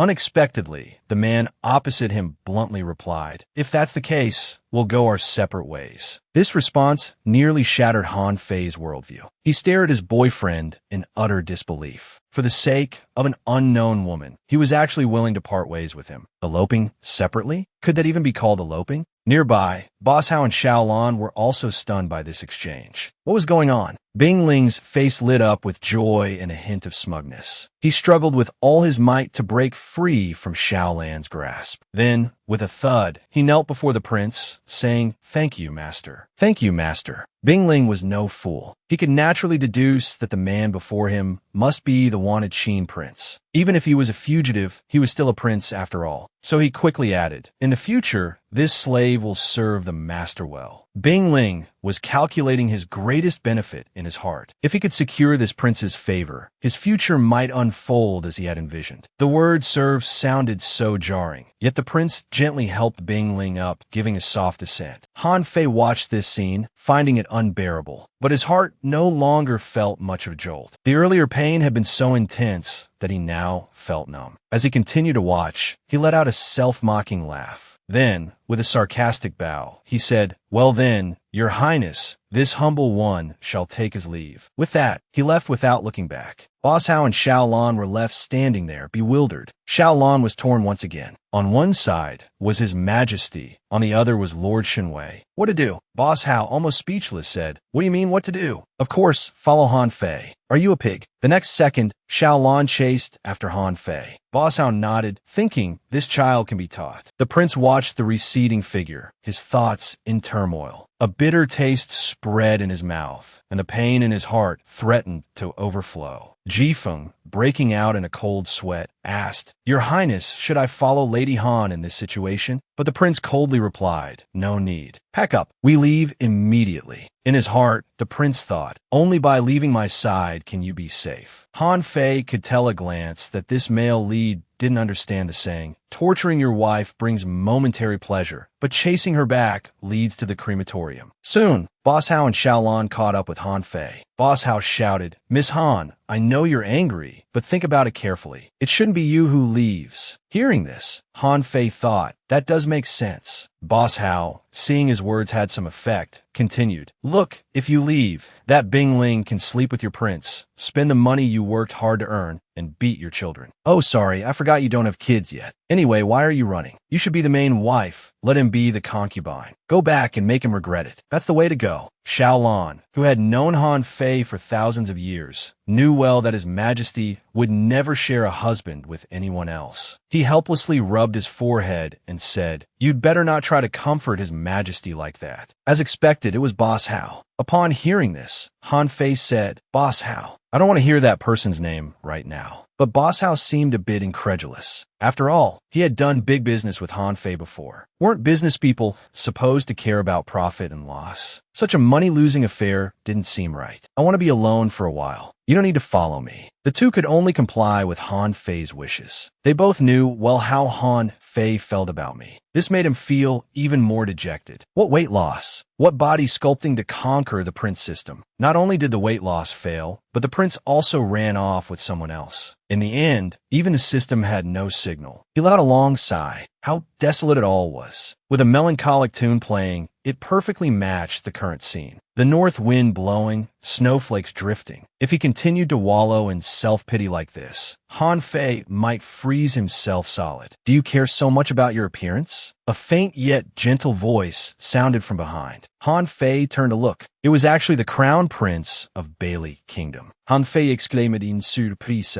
"Si abai." The smile on Bailey Wenchio's face stiffened a bit. How did he know this nickname? Only his good friend would call him that. Han Fei asked with some surprise, "How come you're here?" Because almost no one would choose to take this road. Bailey Wenchio gave up on pursuing the question of nickname. Instead, he sidestepped the issue and said, "I was passing by. I saw a familiar figure from afar. Upon closer inspection, I didn't expect it to really be you." Han Fei felt so helpless. He mumbled, "Why do I feel like every time I'm in a mess, I run into you?" Bailey, who hadn't done anything, was inexplicably labeled as a harbinger of misfortune. Bailey had never seen this woman in such a state. Listless, full of sorrow. It seemed that even those eyes, once bright and captivating, had lost their luster. He crouched down and said, "If you want to talk about it, I'm here to listen." Han Fei stubbornly said, "I don't want to talk about anything. I'm perfectly fine." But tears flowed uncontrollably down his cheeks. Bailey gently patted Han Fei's head, feeling heartbroken. He comforted, "Yes, you're fine. You're the best." The Han Fei, I know, isn't a muddle-headed fool who would wallow in self-pity and give up at the first setback. Bailey Winchio's face bore a smile and determination, exuding a gentle aura. Like a small son, he warmed Han Fei and encouraged him. He smiled and adjusted his attitude, saying, "Thank you."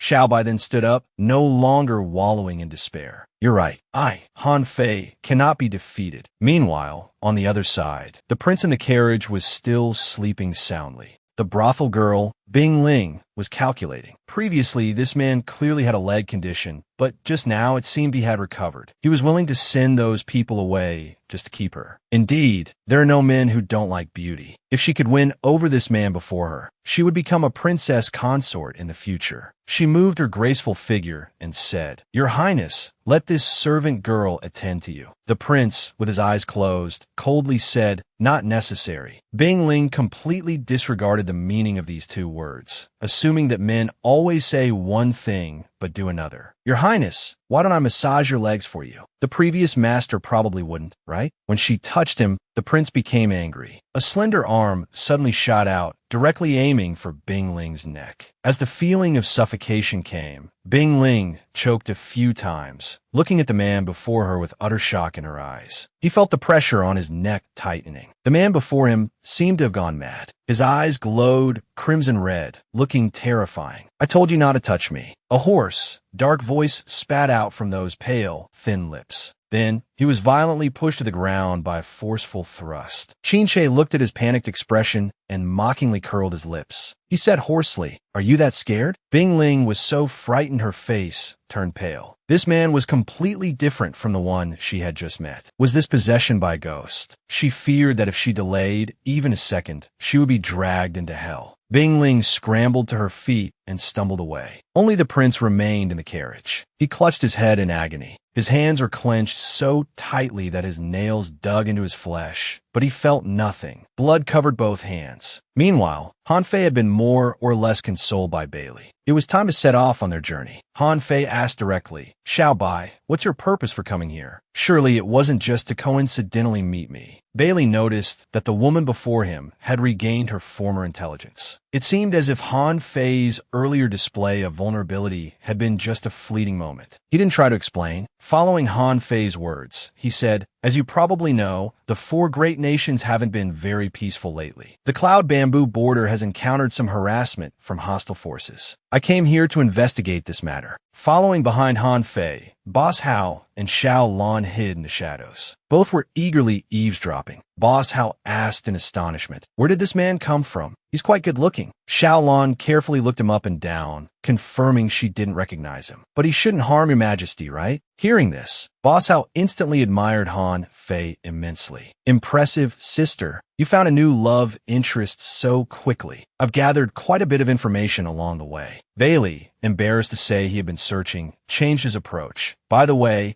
it seems there's a group of people pursuing you and the Qin Prince. What did you do?" Han Fei felt very awkward when asked this. "Actually, I didn't do much. She had just run off with someone else's precious prince and then ended up losing him." Bailey Wunchio's expression darkened, but at the same time, there was a hint of relief. "If you don't want to talk about it, you don't have to force yourself. Given your current situation, it seems the Han Kingdom can no longer accommodate you. Would you consider a change of location?" When Han Fei heard Bailey Wunchio's words, her heart inevitably skipped a beat. "You mean?" He stepped forward and suddenly extended his hand to Han Fei. That handsome face now bore an indecipherable emotion. "I'm inviting you to join Cloud Bamboo." Han Fei stood frozen in place, but Bailey's expression was exceptionally serious. It clearly wasn't a joke. Behind them, Boss Hao exclaimed, "What's going on?" "He's reaching out his hand. Is he proposing?" Xiaolan also admired Boss Hao's wild imagination. "Xiaolan, let's move a bit closer. We can't hear clearly from here. I, Bailey Wenxiu, Cloud Master of Chu, invite you to join Cloud Bamboo. I swear on this, and will never go back on my word. With Master He by the prince's side, there shouldn't be major issues, but Han Fei still hesitated. Boss Hao and Xiao Lan continued to inch forward.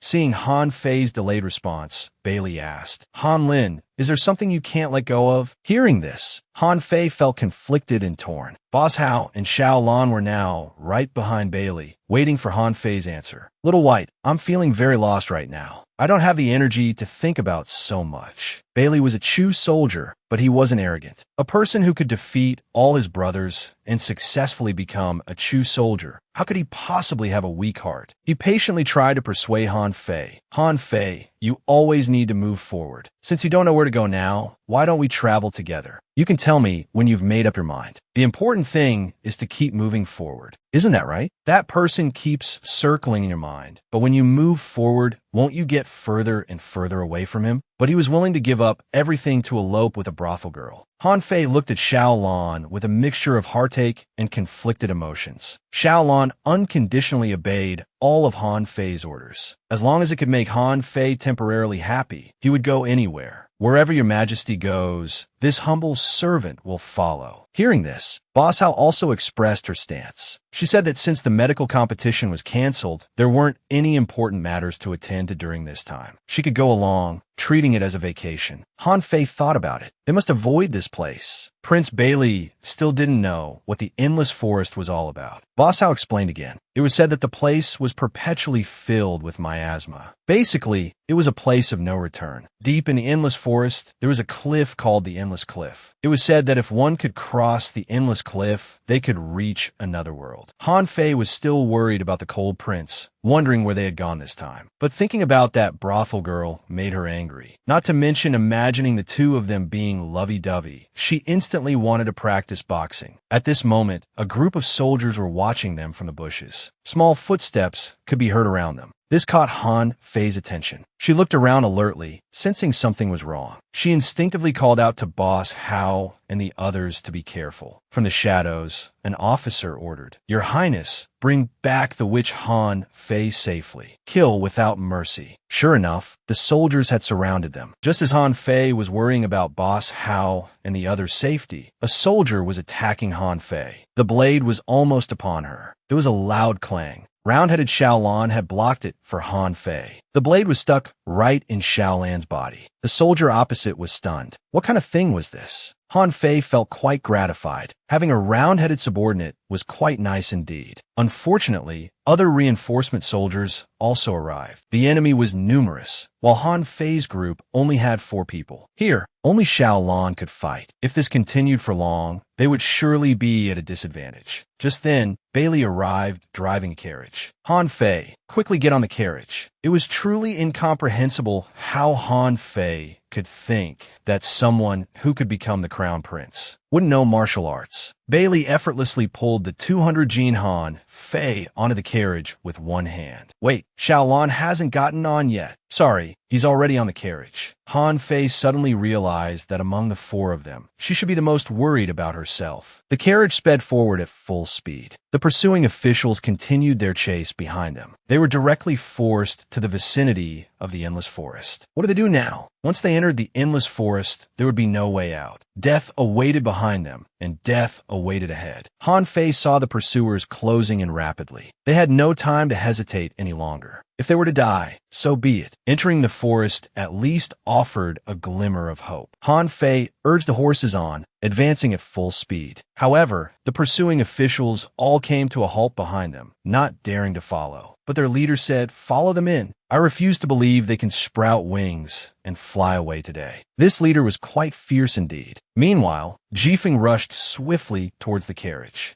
He reported directly, This subordinate just want to check Lady Han's resting place. Only signs of a struggle remained. It must have been people sent by the Qin Emperor. This subordinate also saw the direction of the wheel tracks. They were heading towards the Endless Forest. What the prince didn't know was that it wasn't just the Qin Emperor who wanted to kill Han Fei and capture the prince alive. The Crown Prince and the Empress wanted to eliminate both of them, as well as Han Fei's half-sister, Han Yin, who wanted to get rid of Han Fei. Upon hearing this, the prince immediately gave the order to turn back towards the endless forest. He was terrified that something might have happened to Han Fei. I thought by letting you leave, you would be safer. I never imagined I would be wrong. A cold wind blew through the endless forest where Han Fei was. The surrounding mist spread, making it almost impossible to see the path. Soon, a series of coughs could be heard. Not good, this miasma is poisonous. Stop pursuing them. Let's get out first. We'll wait until all reinforcements arrive before proceeding. The leader smiled cunningly, thinking that in this godforsaken place, they wouldn't be able to hide for long. Han Fei and her companions hid in the bushes, observing secretly. Han Fei looked ahead with a solemn expression and said, "I've sprinkled some antidote on our cloths. We should be able to withstand this miasma for a while. If that's the case, can we try to pass through this misty forest before the medicine's effects wear off?" Bailey's question left Han Fei uncertain, because where they were now was just the outskirts of the forest. She had a feeling that something even more dangerous lurked inside. But strangely, that thing seemed to be calling out to her. Upon hearing this, the wealthy boss,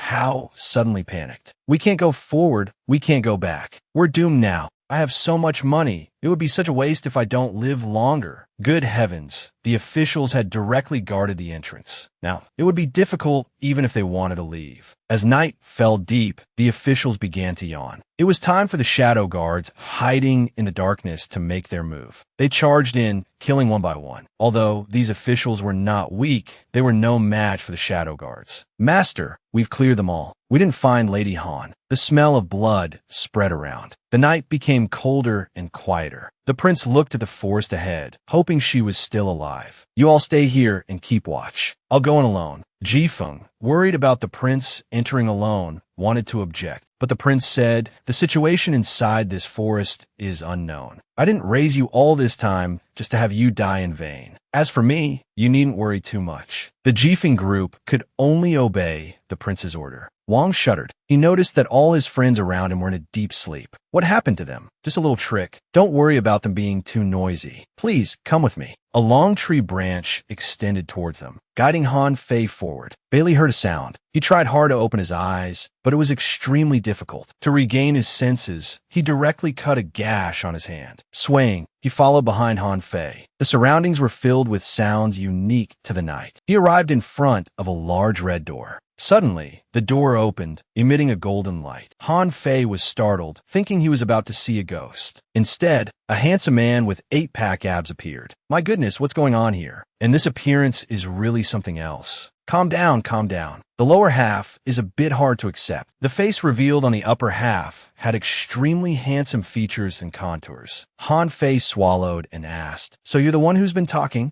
Though it's been 1,000 years, this man recognized him at once. "Your Majesty, you've finally returned. I am Wu Jin." Hearing this, Han Fei thought this guy was probably like Xiaolon, mistaking him for someone else. "Your Majesty, have you come to take me away?" "Wait a moment, I'll come out right away." Seeing this handsome man about to emerge from the big tree, with a grimacing expression as if in extreme pain, Han Fei was startled and quickly said, "If you can't move, then don't. Just stay as you are." He stopped, looking at Han Fei in confusion. Seeing him like this, Han Fei felt truly uncomfortable about impersonating someone. So he reluctantly said, "I'm not your Majesty. I entered this forest only to escape pursuers." Wu Jin instantly turned into a whining mess. "But why is Xiaolon with you? I can still sense a familiar aura from you." Han Fei awkwardly said, "I really don't know where to begin explaining. Xiaolon also mistook me." He helplessly grumbled internally, "Your eyesight is all terrible. How will you find wives in the future?" Wu Jin couldn't hear what Han Fei was saying, only believing that Han Fei was unwilling to take him along. "Your Majesty, I will still guard this sacred place for you. But how could you not recognize me?" "All right, stop crying first. What sacred place did you just mention?" Hearing this, Wu Jin became even more distressed. He produced a handkerchief from somewhere.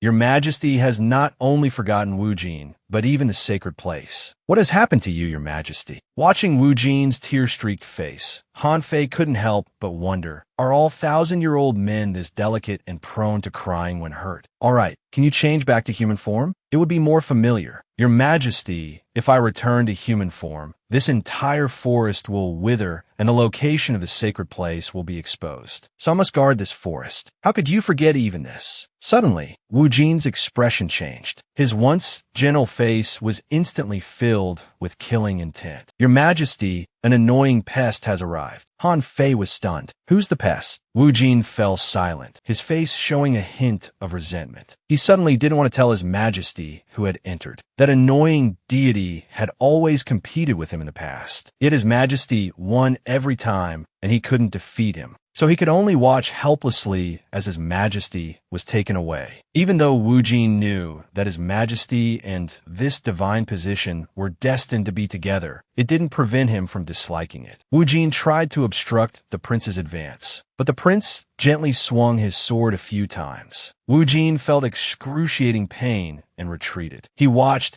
as that detestable person got closer and closer to His Majesty. Wu Jin became anxious and advised Han Fei, "My energy doesn't work on him. I don't want to see him. If he tries to deceive you again with his sweet talk later, you must not believe him. He tricked you the same way in your previous life." Han Fei suppressed a sigh, wondering who could provoke such a strong reaction from Wu Jin. Suddenly, Han Fei felt dizzy. When she opened her eyes again, she could only see a large tree. Wu Jin had vanished. Han Fei thought she was hallucinating and decided to return to where she came from, wondering about Shaolan's situation. Suddenly, a familiar voice reached her ears. Han Fei turned her head and saw the person she had been longing for night after night. Her expression froze instantly. She murmured, wondering if this was another hallucination. The prince was standing right in front of her. Such a realistic hallucination, she thought, feeling oddly happy. The next second, Han Fei despised herself. She turned to leave, questioning why she would have such an unrealistic vision. The prince's voice came from behind her again. Before Han Fei could pinch herself awake, her wrist was grasped. That familiar cold temperature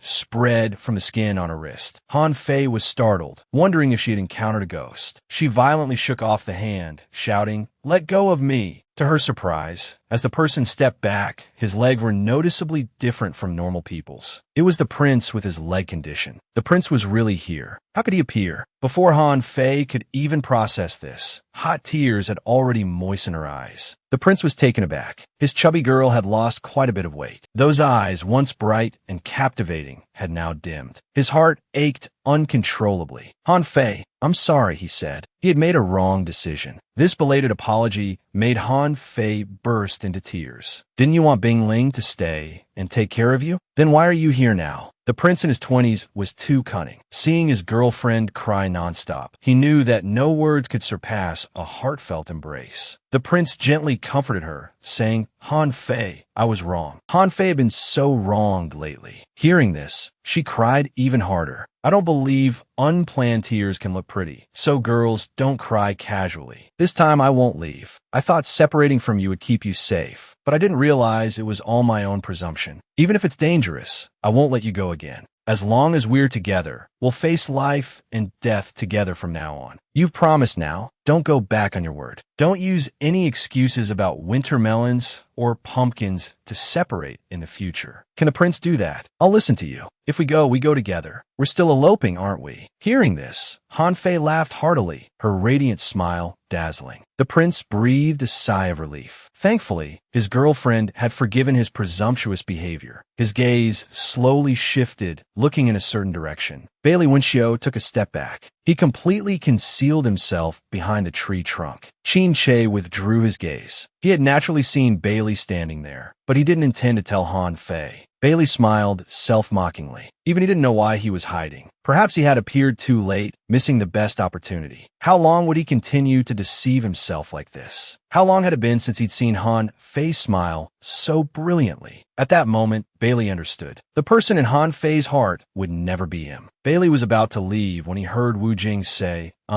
Excuse me, Pardon the interruption. Han Fei, unaware that Bailey was standing behind her, was still cuddling with the prince and ignored Wu Jing. Wu Jing directly pulled the two apart. Then he respectfully said to Han Fei, "Your Majesty, a large troop has entered the forest." Han Fei thought it must be the pursuers from outside the forest. But how did the prince get in? The prince informed Han Fei that he had already dealt with the pursuers outside the forest. Those coming must be their reinforcements. Han Fei thought they were outnumbered and needed to quickly come up with a plan to deal with the situation. Wu Jin, full of confidence, said, "Finally, I can help your majesty. Don't worry, leave this to me. I've just woken up and feel refreshed." How strange. A prince in his 20s, yet so smooth with sweet talk. Han Fei was delighted to hear this. She grabbed the prince's hand, intending to reunite with Xiao Lan and the others, then resumed their elopement journey. Suddenly, the prince pulled out a knife and handed it to Han Fei. Han Fei was stunned, looking at the object in her hand. It was a dagger, black and exquisite. The prince said, "If anyone tries to harm you, use this dagger to kill them, even if that person is me." Han Fei couldn't quite understand, but the prince's expression was utterly serious. However, there was no time for further discussion now. The two rushed to Xiaolan's resting place, but found no trace of the group. Han Fei stayed put, thinking that given Skull Xiaolan's skills, it shouldn't have been so easy to capture them. Suddenly, a large troop appeared behind them. "This humble officer pays respects to His Highness Prince Qin," the commander said politely. In reality, they had already captured Boss Hao and Xiaolan. "This humble officer requests your highness to return to the palace." The prince, with a cold face, lowered his voice and said, "I've never seen such an unreasonable officer. If your highness is unwilling, please forgive this officer for being discourteous. Seize him." At the command, the troops advanced. Han Fei stood in front of the prince, saying, "Without my permission, who dares to touch my prince?" The prince's happiness index and sense of security instantly skyrocketed. "This must be a protection maniac." Han Fei shouted, "Wu Jin, go for it." Soon, countless vines emerged, attacking the officers. Wu Jin directly tied them up, causing chaos on the ground. Han Fei quickly went forward to untie Boss Hao and Xiaolan. But where was Prince Bailey? Boss Hao said he didn't know either. He hadn't seen him since waking up. With no other choice, they had to flee first. Soon, the officers broke free from the vines. The group ran frantically. "Wu Jin, is this your solution? You didn't take down a single one." "I can't help it, your majesty. I'm afraid of blood." The air suddenly fell silent. The next second, Han Fei tripped over a rock. She fell heavily and couldn't get up. Oh boy, she was really down for the count. The people in front were terrified. A stream of information flooded Han Fei's mind. System reboot. Program implantation. Initiating a brand new system. What's going on? What has happened? The long unseen, greasy little treasure appeared once again. Han Fei felt excited, happy, and angry all at once. "Little treasure, you went offline for so long without a word. What on earth were you doing? Aren't you afraid the audience won't recognize you anymore? Most importantly, I've missed you terribly these days." Han Fei's unusual behavior caught Little Treasure off guard. "Host, you're so scary like this." The next second, Han Fei gave Little Treasure a bun. "All right, I won't tease you anymore. Let's get to the point. Why did you suddenly pull me into this space?" "I was in the middle of running for my life." Little Treasure flapped its greasy wings as it explained. "I disappeared earlier because of a system upgrade. Although I couldn't talk to you, Host, I understand your current situation. To solve your present predicament, Host can practice swordsmanship in this space. Once you learn to use a sword, you can deal with those pursuers. Then why are we dawdling? Let's start right away. The prince is waiting for me to save him." Han Fei perfectly demonstrated what it means to forget friends when seeing a beauty. Xiaolan and Boss Hao had become invisible. Little Treasure didn't expect Han Fei to be so quick. "Well then, let's begin." As soon as Little Treasure finished speaking, a black shadow materialized. However, it had no body or face. "Host, you just need to learn from this shadow." Seeing this, Han Fei frowned slightly and murmured, "Why isn't it the prince this time?" "Never mind. It's not the time to dwell on such details. Let's start." Han Fei felt very relaxed, without any burden. After all, this world was relatively static. No matter how long she practiced here, only 10 minutes would pass in the real world. The Black Shadow's swordsmanship was impressive. Han Fei quickly got the hang of it and became immersed in learning. Each move and stance showed considerable style. Gradually, she developed a sword aura. However, Little Treasure beside her didn't seem happy. Complex emotions flashed across its little face from time to time. Soon, Han Fei had learned everything, though she was drenched in sweat. Unlike her previous learning experiences, there was no button to exit and return to the real world this time. Little Treasure said that, due to the system update, there would be a small test for this learning session. Only by defeating all these black shadows one by one could she complete the test and exit the space. Han Fei found this extremely troublesome. The system upgrade seemed very inconvenient, but there was no choice. She had to finish quickly now.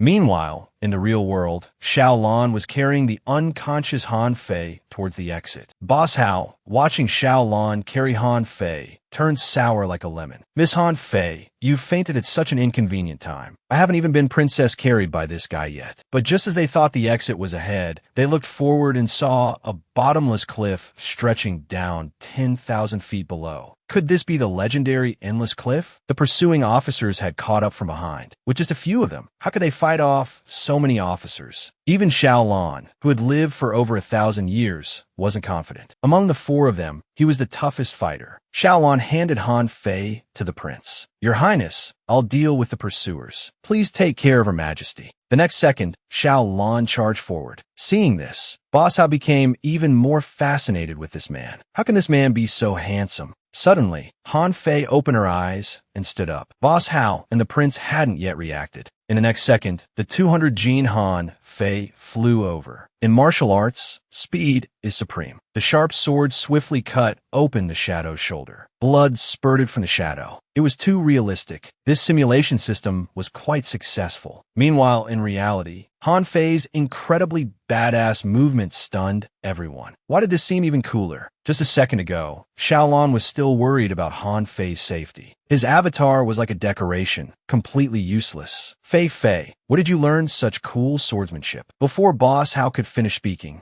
Han Fei drew her sword and attacked Boss Hao. Boss Hao, who had no martial arts skills, stood there dumbfounded, not understanding what was happening. Fortunately, the 1,000-year-old roundhead, Xiao Lan, blocked it in time. Boss Hao, who had finally come to her senses, was shaking with fear. She was incredibly wealthy and couldn't afford to lose her life here. That would be a tremendous loss. But no matter how others called out to her, Han Fei showed no response. Xiao Lan's expression turned serious as he said, "Your Majesty hasn't fully awakened. Boss Hao, please step aside a bit." Boss Hao could only obediently retreat to the side. Meanwhile, in the dream world, Han Fei was puzzled. Something seemed off about the shadow people assisting with martial arts practice in the system. Just a moment ago, it had tried to pat her shoulder. Han Fei questioned Greasy Little Treasure about this. Hearing this, Greasy Little Treasure urged nervously, "Host, there are only a few shadows left. Quickly finish them and get out of here." Han Fei thought about the safety of her friends, who were waiting for her to rescue them in the real world. There was no time to dwell on it. Han Fei continuously attacked the shadow in front of her, but this shadow only dodged without attacking. It didn't fight back at all. This infuriated Han Fei. Was it trying to stall for time? What kind of lousy system upgrade was this? It had become even more annoying. In reality, Han Fei's usually likable face now looked terrifyingly unfamiliar. The sharp sword was now dripping with blood, drop by drop. No one could delay her from going out to save the prince. Han Fei attacked with all her might, but the shadow left no trace of blood. Han Fei wondered if perhaps the character being imitated was Xiao Lan, that skull-headed one who couldn't die or bleed. How to deal with such a person? A thought suddenly occurred to Han Fei. Just smash it to pieces, right? Han Fei quickly smashed every bone, every part of the shadow opposite her. Now there was only one step left. But strangely, this shadow stood motionless, unlike all the previous ones. Han Fei asked Little Treasure in confusion, "Why isn't this one fighting me?" "Host, don't ask so many questions. Don't worry about all that. Just do it quickly. This is the last one." Han Fei swung her sword to attack, but the shadow opposite still didn't move. For some reason, she found it hard to strike. She suddenly felt very uncomfortable, almost unbearably so. At this moment, she couldn't explain why she felt this way. She had lost her clear consciousness. She stood there for a long time, unable to bring herself to strike. "Little Treasure, what's going on with all this?" System Little Treasure lied nervously. "Host, just do it quickly. This is the order from the Grand System Lord. As long as you deal with it." Before finishing the last words of comfort, Little Treasure realized he had let something slip and quickly stopped himself. But Han Fei had already realized the problem. So the last shadow was actually the prince. With a clang, Han Fei dropped her sword in shock. No wonder that aura felt so much like the prince's. It turned out this wasn't a virtual character at all. Even if it meant her own death, Han Fei would never kill the prince. They had been through too much together. The prince was the one who had always silently helped her from behind, never mentioning his deeds in front of her. He had 25-year-old puppy love, loved so deeply and selflessly. How could Han Fei, a woman nearing 30, not love him back with all her heart? At worst, she would just stay in this space forever. She could never harm the prince. Little Treasure panicked, running in circles. Host, everything you say in this space will be heard by the main systems people. The next second, the system's voice kept coming through. Please complete the task immediately. Han Fei angrily retorted, I won't. I want to see what you can do to me. But the next moment, an invisible force surrounded her, controlling her hands and feet. No matter how Han Fei struggled, it was useless. You treacherous system. Let go of me. Don't think I'm a pushover if I don't show my temper. In reality, the prince was holding the unconscious Han Fei tenderly, while an officer was quietly approaching from behind. But what kind of person was the prince? Of course, he sensed the scum right behind him. As the officer was about to get close, he suddenly swung his hand back, caught the officer's falling sword, and with a swift motion, the officer met his end. Blood accidentally dripped on a Han Fei's face. The prince carefully wiped the blood off Han Fei's face. It's all right. Everything's over now. We still have to elope, don't we? Suddenly, Han Fei opened her eyes. She could see the prince now. Seeing this, the prince's face lit up with joy, calling out to Han Fei. But at this moment, Han Fei's body was not under her control. She felt for the knife beside her. Just as the prince was holding Han Fei, comforting her, Han Fei's expression twisted. Her rationality fought against the frenzy. She desperately tried to stop herself, but the knife plunged into the prince's back, out of her control. What am I doing? Stop, please stop. Blood dripped down drop by drop. Her tears flowed uncontrollably. The prince broke free from Han Fei's grip, comforting her, saying, I'm fine, Han Fei. Don't cry. The prince, already unfit for prolonged movement, now looked even paler due to Han Fei's stab. Han Fei's strength was terrifyingly great. She directly dragged the prince to the edge of the endless cliff. She kept begging Little Treasure to make the main system stop. But by now, the prince had lost too much blood. He looked at Han Fei with heartache before soon passing out. Han Fei pushed the prince right into the endless cliff. Her heart ached so much she could barely breathe. In the last second, she finally pulled her consciousness back to reality. But the prince had already fallen into the bottomless ravine. She couldn't accept that she had killed the person she loved most. The pain spread throughout her entire body. He felt as if his entire being was about to collapse. Why did this happen? Was the prince truly no longer in this world? He had killed him with his own hands. It was all his fault. That day, why couldn't he control his mind? If his life could be exchanged for the prince's, he would willingly do so. But now it was irreversible. He could no longer hold back. At this moment, his entire body felt cold, accompanied by waves of stabbing pain. He had reached the breaking point. In reality, half a month had already passed. Han Fei, lying on a hospital bed, had become noticeably thinner. His tears continued to flow unceasingly. The pillow was soaked through. Bailey looked at Han Fei lying on the bed, his face haggard and pale. He was no longer that radiant young woman. Both of their hearts were heavy. Half a month had passed. Wasn't it said that there was nothing wrong with his body? Why hadn't he woken up yet? Old He shook his head and said, this has nothing to do with his physical condition. Your Highness, Han Fei is unwilling to wake up. We are powerless to help. Bailey lowered his head. His heart ached terribly. His hanging hand couldn't help but clench tightly. Oldie glanced at him and sighed. If we could find Prince Qin, perhaps Han Fei might have a chance to wake up. Hearing this, Bailey spoke even more sorrowfully. When I caught up with the pursuers at the cliff's edge, I saw Han Fei push Prince Qin off the endless cliff. If I hadn't acted quickly, he probably would have jumped down too. I sent people to check the surroundings. That endless cliff is bottomless. Prince Qin is most likely no longer in this world. He let out a long sigh and said, it seems we can only prescribe some medicine to maintain this body. Let's hope my foolish disciple comes out of this soon. Han Fei on the bed continued to weep uncontrollably. Seeing this, Bailey felt even more heartbroken. He sat quietly by the bed, watching Han Fei. The tenderness in his eyes was about to overflow. He murmured, Han Fei, what must I do to ease your suffering? Meanwhile, in Han Fei's dream, the cold temperature around him had turned his skin purple. Yet he paid no attention, his expression numb to the extreme. Suddenly, the voice of the host, Greasy Little Treasure, interjected. Han Fei looked up to see Little Treasure, whom he hadn't seen in a long time. A surge of anger welled up instantly. He demanded, why are you here? Why did you betray me? Little Treasure had never seen Han Fei in such a state. It was terrifying. He felt guilty and spoke tremblingly. I'm sorry, host. This was arranged by the main system. I had no choice. But host, the prince is not dead.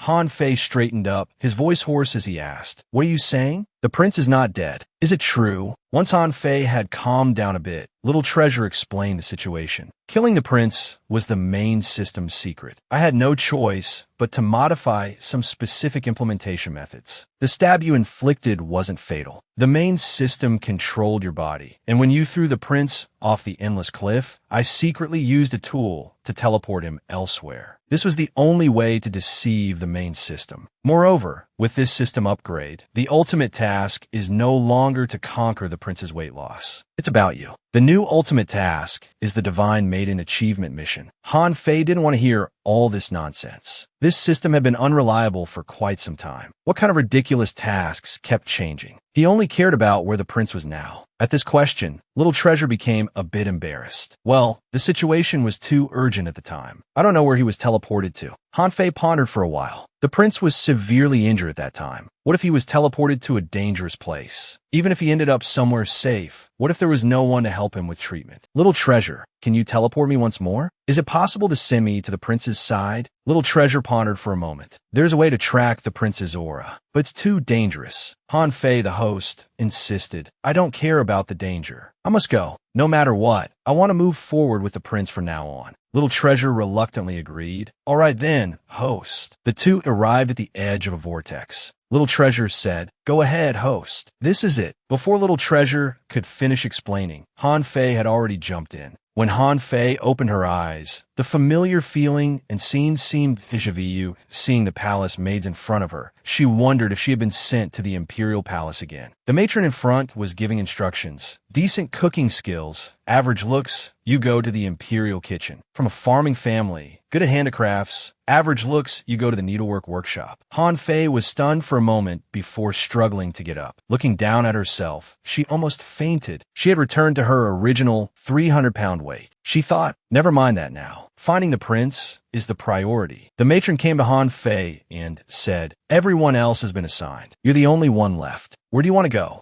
Han Fei immediately bowed respectfully and said, this servant wishes to go to the palace of pleading. The matron was puzzled. There's no palace of pleading in the imperial palace. Never mind, the cold palace is short of people. You go there. Han Fei was shocked and asked, what? Matron, there's no palace of pleading. Seeing the plump girl still having thoughts, the matron said sternly, you don't want to go? Han Fei saw that the matron seemed a bit angry. She could only agree, I'm willing. The matron thought to herself that she'd look around the situation first. One look left, everyone stunned. They had never seen such a fat palace maid before. The boy in white on the ground just silently looked over, not daring to make any sound. Han Fei spoke up indignantly. You kids bullying him alone. That's too despicable. The eldest prince sneered. Which palace are you from, servant? How dare you meddle in your master's affairs? I'll deal with you next. Han Fei was quite scared. This little guy, so young, yet putting on such airs. Since these children didn't recognize her, and with thousands of palace maids, no one would likely find her here. It seemed no one passed by either. Watch how I teach you a lesson, you little brat, Han Fei said as she grabbed the eldest prince to discipline him. The prince, dangling in the air, was terrified. Put me down, you insolent servant. I'll tell my mother. Put me down. Han Fei smiled eerily and said, since the master insists, this servant naturally obeys. Han Fei let go. A dull thud followed. The eldest prince landed hard on his bottom. The little brats, seeing they couldn't beat this huge figure before them, could only leave with threats. "You dare drop me, you insolent servant. Just you wait." Han Fei wasn't scared at all. The worst outcome couldn't be that bad. She turned and advised the boy in white, "You should leave quickly too. When he brings people back, I won't be able to save you." The boy still didn't speak, just looked up at Han Fei. Han Fei noticed that this boy in white looked very similar to the prince. She couldn't help but ask, "What's going on? How did the prince become so small?" Before Han Fei could react, the boy in white darted away like a mouse, incredibly fast. Han Fei, having come to her senses, wanted to ask for clarification, but the boy in white was about to disappear from her sight. Han Fei could only chase after him desperately. Her 300-pound weight made it quite challenging. She chased him into a palace. She was already panting, exhausted beyond measure. This kid could really run like a rocket. Han Fei walked in and discovered that this palace seemed to have been abandoned for a long time. Could this boy have been living here all along? Han Fei scanned her surroundings. She finally spotted the boy in white. He was hiding behind a large tree. Han Fei tentatively called out the prince's name, then slowly approached. "Don't be afraid. I won't hurt you."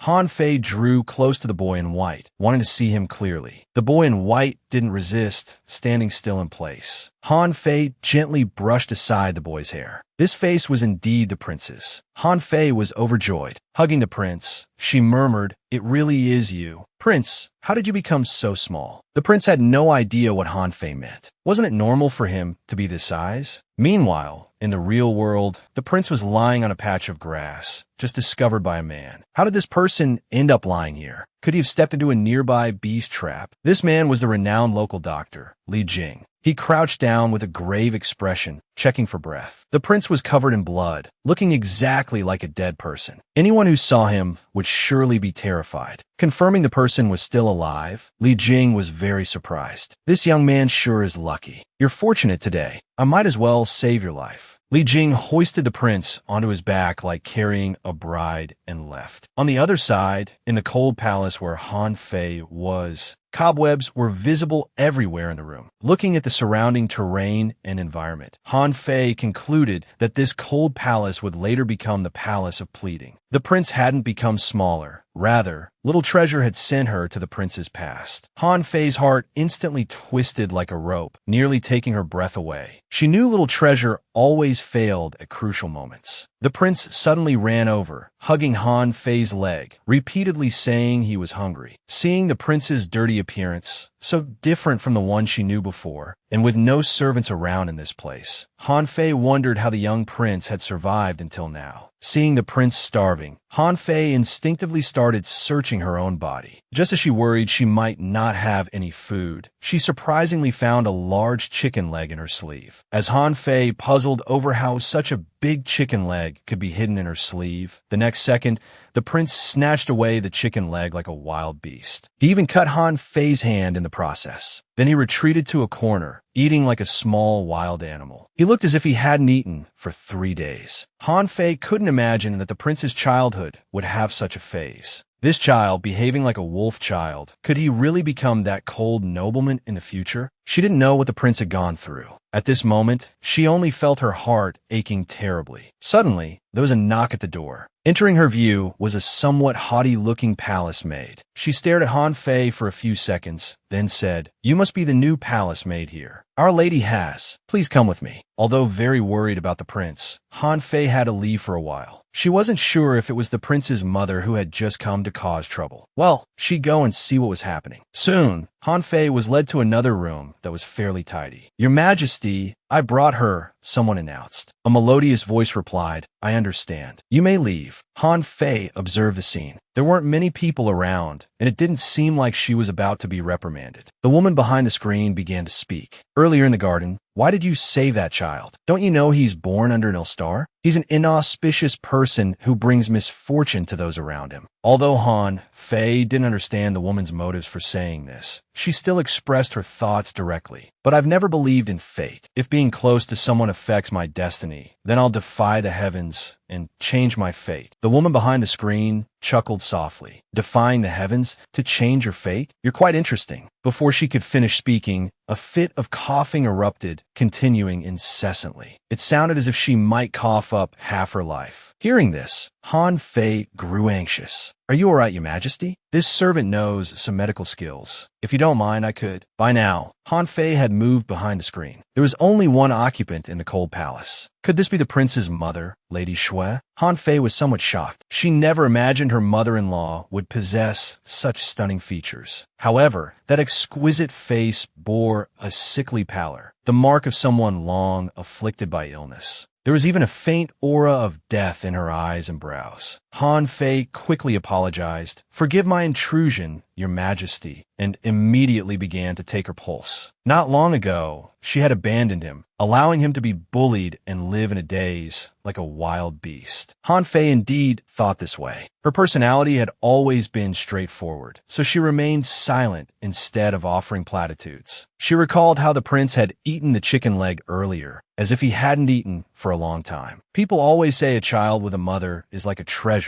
Yet the prince lived a life worse than a little beggar's. Throughout history, the relationship between mother-in-law and daughter-in-law has always been a challenge. As long as you're happy, mother-in-law. At worst, I'll just take care of the prince in secret. Suddenly, Lady Shui grasped Han Fei's hand and said earnestly, "I know I'm not a good mother. I don't have much time left. I can only do this. By keeping him ignorant of the ways of the world and its rules, living in a daze, those people won't kill Chair. Even if he lives a life that's neither human nor ghost, at least he's alive, isn't he?" Han Fei's eyes widened. She couldn't believe her mother-in-law's thinking was so misguided. How could she believe that by making her son less intelligent than normal, others wouldn't want to kill him? Pretending to be weak and actually being weak are two entirely different things. Han Fei shook off Lady Shui's hand. Indignantly, she said, "You're wrong. Being alive isn't everything. If one can only live like that, what's the difference from being dead? You think keeping him in a daze is protecting him. But when you're gone, he won't know anything, won't understand anything. No matter how dull and harmless he is, he'll be nothing more than prey that can be hunted at any time. Is that what you want to see?" Lady Shui was stunned. For the first time, she thought that she might have been wrong, and terribly so. Then she began to applaud. "It seems you have a point." Han Fei didn't expect her mother-in-law to agree with her thoughts so readily. Jokingly, she said, "It's nothing, really." Lady Shui found the palace made before her quite intelligent. So she grasped Han Fei's hand again and said, "If that's the case, how about I entrust Chair to you from now on?" Although Han Fei's words were disrespectful, Lady Shui didn't mind. "I can't trust others, but I see that you're clever and kind, and you always think of Chair's best interests. Why don't we have Chair become your disciple? What do you think?" Han Fei was somewhat reluctant, as she only wanted to be the prince's girlfriend. She knelt down and said, "Your Majesty, please don't jest with me. This servant is shallow in knowledge and lacking in skills. Taking care of the master is my duty. How could I possibly be the master's teacher? Besides, it would mess up the generational order." Lady Shui feigned resignation, holding her forehead as she said, "Indeed, you're unwilling to accept a child who's like a wild beast. I've asked too much of you." Hearing this, Han Fei quickly shook her head and explained, "That's not it, Your Majesty. This servant agrees to your request. I will always stay by the prince's side, taking care of him and teaching him." Upon hearing this, Lady Shui felt half the weight lift from her heart. As Han Fei was leaving, Lady Shui warned her, "I myself am also a doctor. In Hanlin, it's a disgrace for a woman to be a doctor. In the future, you should keep this hidden. Don't let it be discovered." Han Fei felt a warmth in her heart, not expecting her mother-in-law to be so considerate of her. Leaving Lady Shui's chambers, Han Fei gazed at the bright moon in the sky, her eyes gleaming. She made a silent vow to fill the prince's childhood with happiness. The next day, Han Fei had cleaned the cold palace spotlessly, especially the prince's room. She even added a few pots of fresh flowers. Though tired, she was happy. It looked a bit simple, but at least it seemed livable now. Suddenly, Han Fei caught sight of something in her peripheral vision. She looked down and saw the prince about to eat a flower. Noticing how dirty he was all over, she thought it was time for a bath. "Come on, take off your clothes. I'll give you a bath. The prince surely couldn't have imagined that one day we'd be so intimately acquainted, Han Fei thought. But unexpectedly, the little boy suddenly became aware, shaking his head and refusing to undress. What's a man afraid of? Let me take a look, it's nothing. The next second, the prince's gaze turned sharp. It truly startled Han Fei. To avoid undressing, he even hid. Seeing the prince's frightened appearance, Han Fei felt as if she were some kind of pervert. She had thought the young prince would be easier to persuade. Who knew he'd be so vigilant from such a young age? Fine, I won't bathe you then, but you must wash yourself thoroughly. Seeing Han Fei about to leave, the prince found himself in a dilemma, as he didn't know how to bathe at all. Hearing the footsteps growing distant, the prince suddenly hugged Han Fei's leg, looking pitiful as he pleaded, "Don't go." Han Fei was taken aback, realizing that the prince's mercurial nature had been present since childhood. She successfully helped the prince undress. His hair was truly filthy. Han Fei washed it vigorously. "I'm going to rinse now. Close your eyes." Rinsing a child's hair was the most challenging part. The prince obediently closed his eyes, neither crying nor fussing. Han Fei felt deeply gratified. So the prince could be this well-behaved as a child. The prince looked at Han Fei, the palace maid he trusted, and smiled, calling her fatty. She was instantly thunderstruck. Because of her aloofness, the prince used to call her that in the past. Could it be that the prince had also transmigrated? That would be too awkward. She stepped back in fright. Seeing this, the prince called out fatty even more cheerfully. His joyful demeanor resembled a classmate giving nicknames to others. So this habit of calling people names started from childhood. She had to correct the prince. "You can't call people that, understand? Say Han Fei. Repeat after me." Children were truly difficult to teach. The prince was delighted and wouldn't listen to Han Fei at all. Han Fei couldn't hold back anymore, her face turning black as night. With a sweeping gesture, she violently smashed the teacup onto the ground. Accompanied by a cry of "wench," the teacup hit the floor, shattering into pieces. The empress said through gritted teeth, "Even after being confined to the cold palace, she still won't settle down. She even dares to command servants to fall. If that's how it is, she can't blame me for nipping this in the bud." Meanwhile, in the cold palace, the prince and Han Fei were enjoying each other's company. "Look, these two characters are my name. Is it Fatty? I've told you it's not Fatty. It's Han Fei, understand? You could try writing it too." The prince looked at Han Fei with a mix of comprehension and confusion. Then, observing Han Fei's writing, he began to imitate it. He appeared to be very focused. He was completely unlike the beast-like child from before. Though his writing was crooked, it had started to resemble actual characters. It was just a bit ugly this time. Han Fei took the prince's hand and began to practice with him. Suddenly, she remembered when she first transmigrated to ancient times. Back then, to prepare for the selection of imperial concubines, she had learned calligraphy in the system. It was the prince who had taught her. Fate truly works in mysterious ways, Han Fei muttered to herself. The prince listened nearby, not understanding, but not interrupting either. "Now, let's write your name." The prince watched attentively as Han Fei wrote stroke by stroke, accompanied by the gentle evening breeze. This feeling was truly wonderful. Looking at his own name,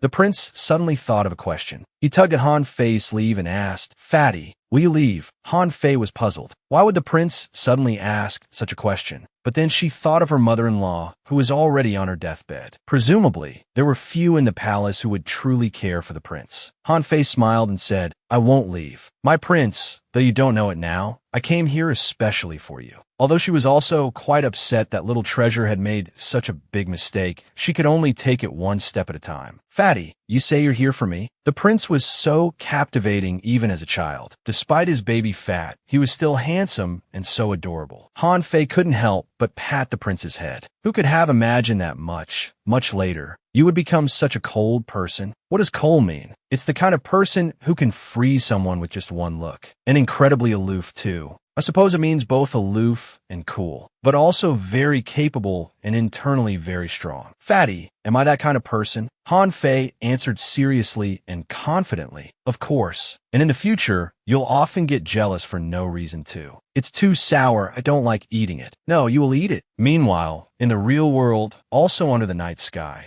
the prince gazed out the window, lost in thought. The renowned local doctor, Li Jing, opened the door and entered. Seeing the prince awake after his treatment, he exclaimed with delight, Brother, you're awake. Why are you sitting up? How are your wounds? The prince remained silent, like a closed bottle gourd. Li Jing approached to take a closer look. The wounds had mostly healed. He couldn't help but praise his own medical skills. No wonder they healed so quickly with my medicine. Tell me, why do you keep running up the mountain for no reason every day? Fortunately, I often go up the mountain to gather herbs. I happen to find you and save your life. The prince replied, I'm fine, brother. It's just that I've been having some headaches lately. It seems like some vague memories have appeared in my mind. As if long forgotten, they suddenly became clear. Li Jing couldn't resist gossiping a bit. Memories from when? With whom? How did you remember? When did it start? Who would have thought a doctor could be so talkative? Even the little eunuchs in the palace weren't as loose-lipped. The prince thought of his childhood, of Han Fei helping him bathe. Was that person Han Fei? If so, hadn't she seen him completely naked? His face instantly turned red, almost steaming. Seeing this, Li Jing became even more curious and pressed on. What did you remember? Come on, tell me. How am I supposed to know if you don't say? It's killing me. Don't blush now. You haven't fallen for me, have you?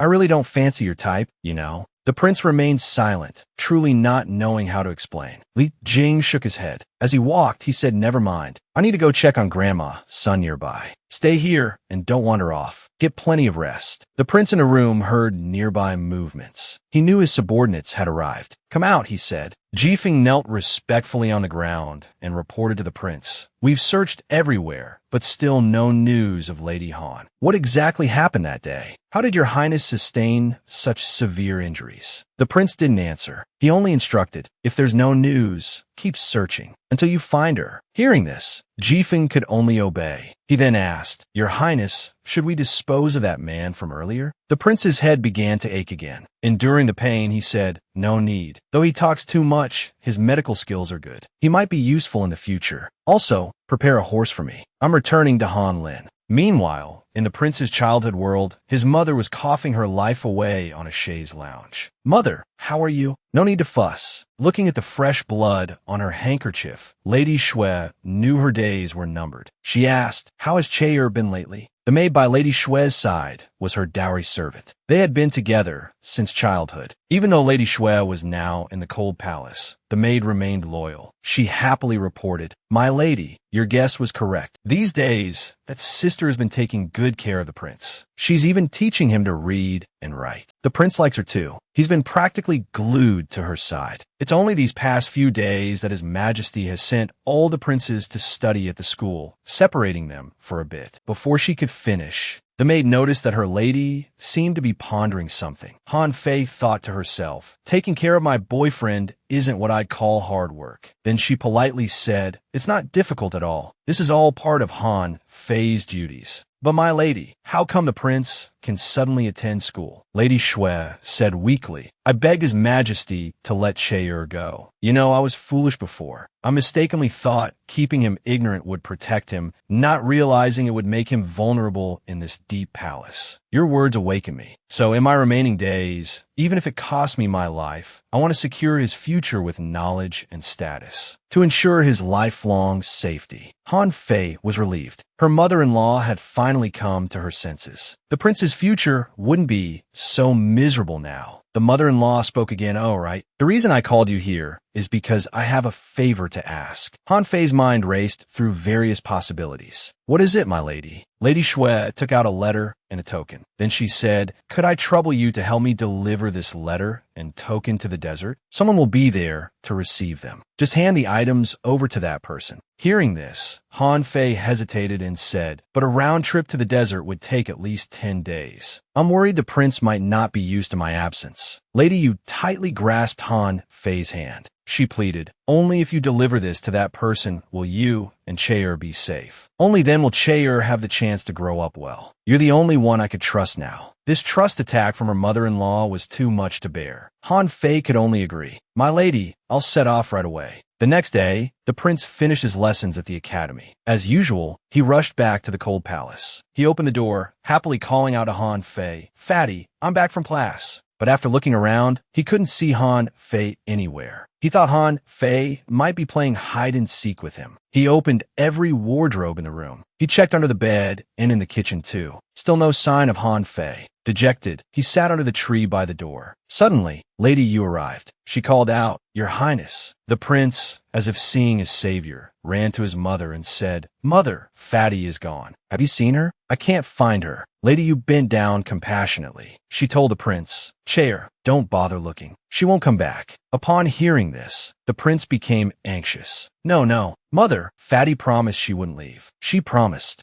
Both mother and son's eyes dimmed, but their thoughts were not the same. Lady Shui lowered her voice. She said, enunciating each word, "She lied to you. Chair, you must understand. This is the Cold Palace. As long as you and I are here, we will be bullied every day. She doesn't want to stay here forever, being bullied alongside you. She abandoned you." The child's face instantly turned ashen gray, filled with despair. He had read many books, yet he couldn't understand why Fatty, who was so close to him, would leave without a word. Lady Shui held him tighter and said, "You must remember, only when you become strong enough to hold everything in your grasp, will you never be abandoned." The child finally couldn't hold back. He burst into tears with a wail. His cry was heart-wrenching, as if he had lost his most beloved. At this moment, he vowed to become stronger than anyone else. "Chair, stop crying. Crying won't solve anything. Look up at mother. Remember, no one will stay with you forever. You must become stronger. Only then can you keep what you like by your side forever. Everything mother does is to help you." The prince committed every word his mother said to memory. At this moment, he had only one thought. He must become very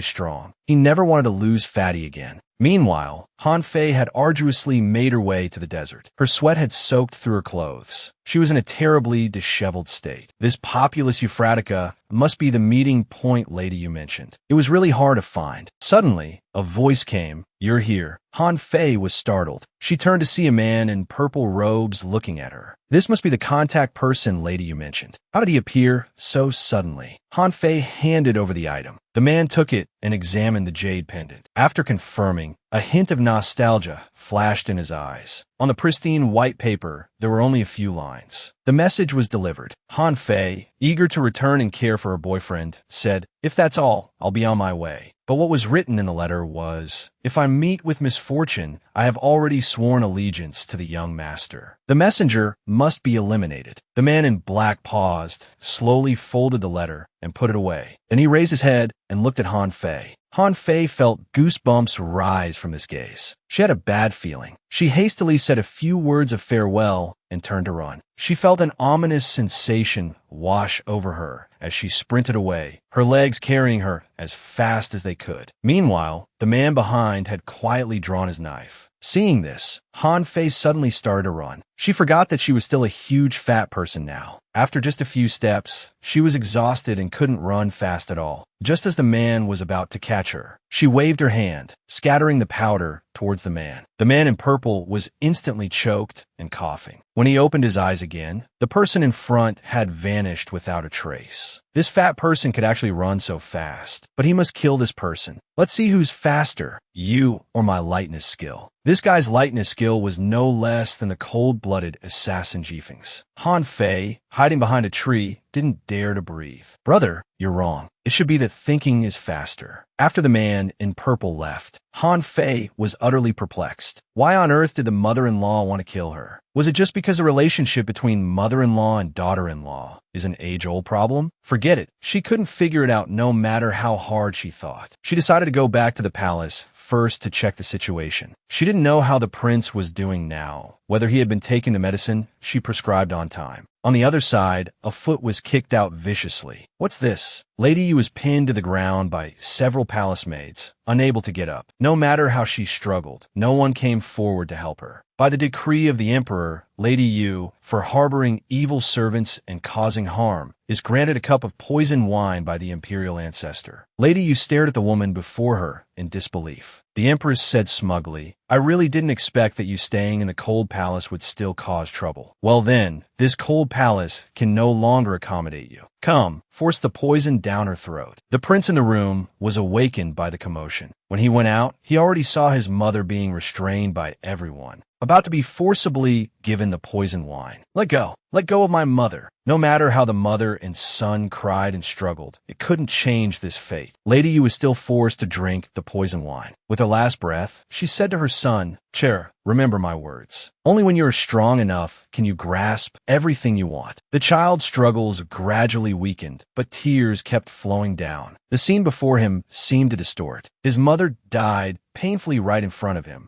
and the empress beside naturally wouldn't let the prince go. You don't deserve to be a prince at all. You little beast, you dare to lay hands on my mooer. I could put your mother to death, and I can naturally get rid of you, you little beast. The prince gritted his teeth as he looked at this person who had killed his mother. He went berserk and kicked toward the empress. The empress fell painfully. The empress, standing up, became even more furious. She scolded, You little beast, how dare you disrespect me? Beat him severely, cripple his legs for me. Soon those people pressed the child down. The merciless scepter smashed down on his slender legs. The sound of bones dislocating rang out. The little boy howled in pain. The pain took away all his thoughts. His mother's death, those people's heartless sneers, the scepter smashing down with great force, the betrayal of the dowry made his mother trusted most. Everything froze together. The trauma of childhood would ultimately accompany him for life. Suddenly, there came a series of unusual sounds. The prince crawled out to look. The guards fell one by one. Not far away, Han Fei held the keys, feeling relieved. Fortunately, her old skill in making bewildering incense was still intact. Not knowing where the prince was imprisoned, she searched along the way. Finally, Han Fei found the prince. The prince was overjoyed to see Han Fei. His faith had returned. But when Han Fei saw the prince's legs covered in wounds and bloodstains, her tears fell instantly. Even though she had come back once, why couldn't she protect him? Why did he suffer from leg injuries again? At this moment, Han Fei felt immensely guilty. The prince was still a child. Seeing the person he missed the most, he couldn't help but act spoiled. Fatty, my legs hurt so much. Therefore, Han Fei, even at that time, when you no longer remembered me, Emperor Qin asked with a gloomy face, Who are you to attempt a prison break? Han Fei showed no fear. She stood up, bowed, and said, This servant greets your majesty. But your majesty is truly amusing. If you truly cared about this child, how could you allow him to be bullied in the cold palace, have his legs broken, and left to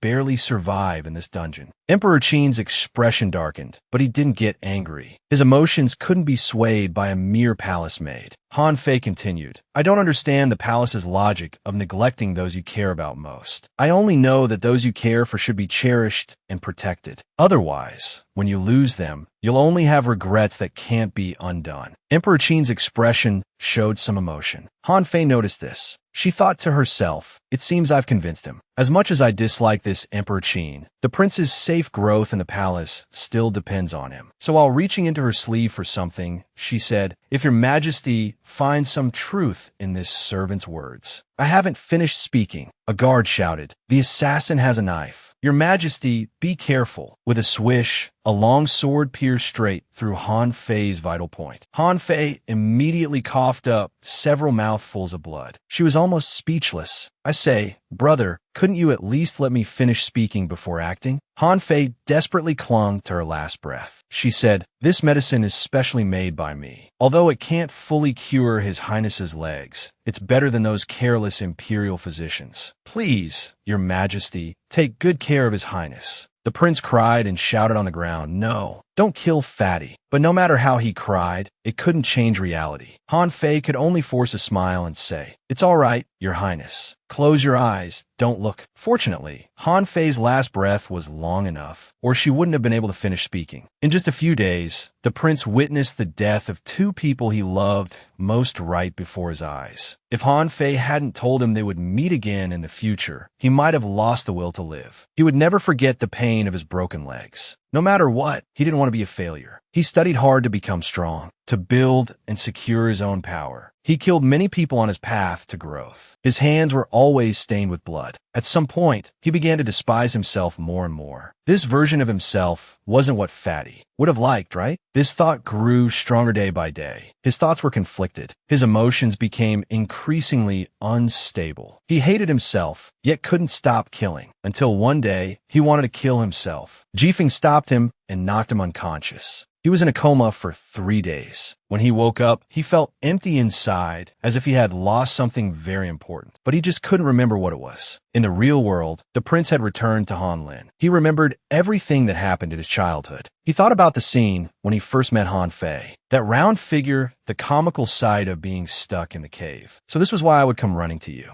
Han Fei in the system saw that the prince was safe. Half the weight in her heart was finally lifted. Next, she had to properly interrogate this treacherous system. So, you mistakenly sent me to the prince's past and even made me die in front of him. Now tell me, everything was actually a causal loop? Don't think you can confuse me, and I'll let you off. Little Treasure trembled in fear, trying to cover up the truth. Host, look on the bright side. At least the prince has you in his memories now. Hearing this, Han Fei became even angrier and said, "Bright side my ass. Do you know how much of a shadow this scene can cast on a child's childhood? The prince became an ice-cold beauty because of childhood trauma. You bear a great responsibility, you know? And why was I fat in the memories, too? Are you a devil? Do you know how unsightly I looked when I died? You damned thing. Forget it. I won't argue with you anymore. Can I get out of this hellhole now? I've been in the past for so long, I don't even know what condition my body is in. Actually, host, the situation outside is quite good. In the palace of Yinzhu Kingdom, palace maids were frantically calling out, 'She's awake. Quick, go tell his majesty.' Concubine Li, who adored Bailey, heard this news and was very displeased. Consort Han woke up groggily, mumbling, 'How long have I been asleep? Little Treasure didn't even tell me. My bones feel like they've rusted. The weather outside is nice, though.' As she passed by a mirror, she almost scared herself to death. Was this heavenly beauty really herself? The extremely jealous concubine came to consort Han's chambers, but what met her eyes was a living fairy. That flawless skin, those eyes, that nose, those lips, and that waist, those legs, every part was perfect. The whole person was so beautiful, she seemed to glow. The extreme jealousy distorted her face. She was indeed beautiful, but she said with disdain, 'It's nothing special, just skin and bones.' Hearing this, Han Fei was unhappy. This beauty comparable to Liu Yifei wasn't good-looking enough. I won't allow anyone to disparage Liu Yifei, and I certainly won't allow anyone to disparage my current beauty. Han Fei pretended to be delicate and said, Yes,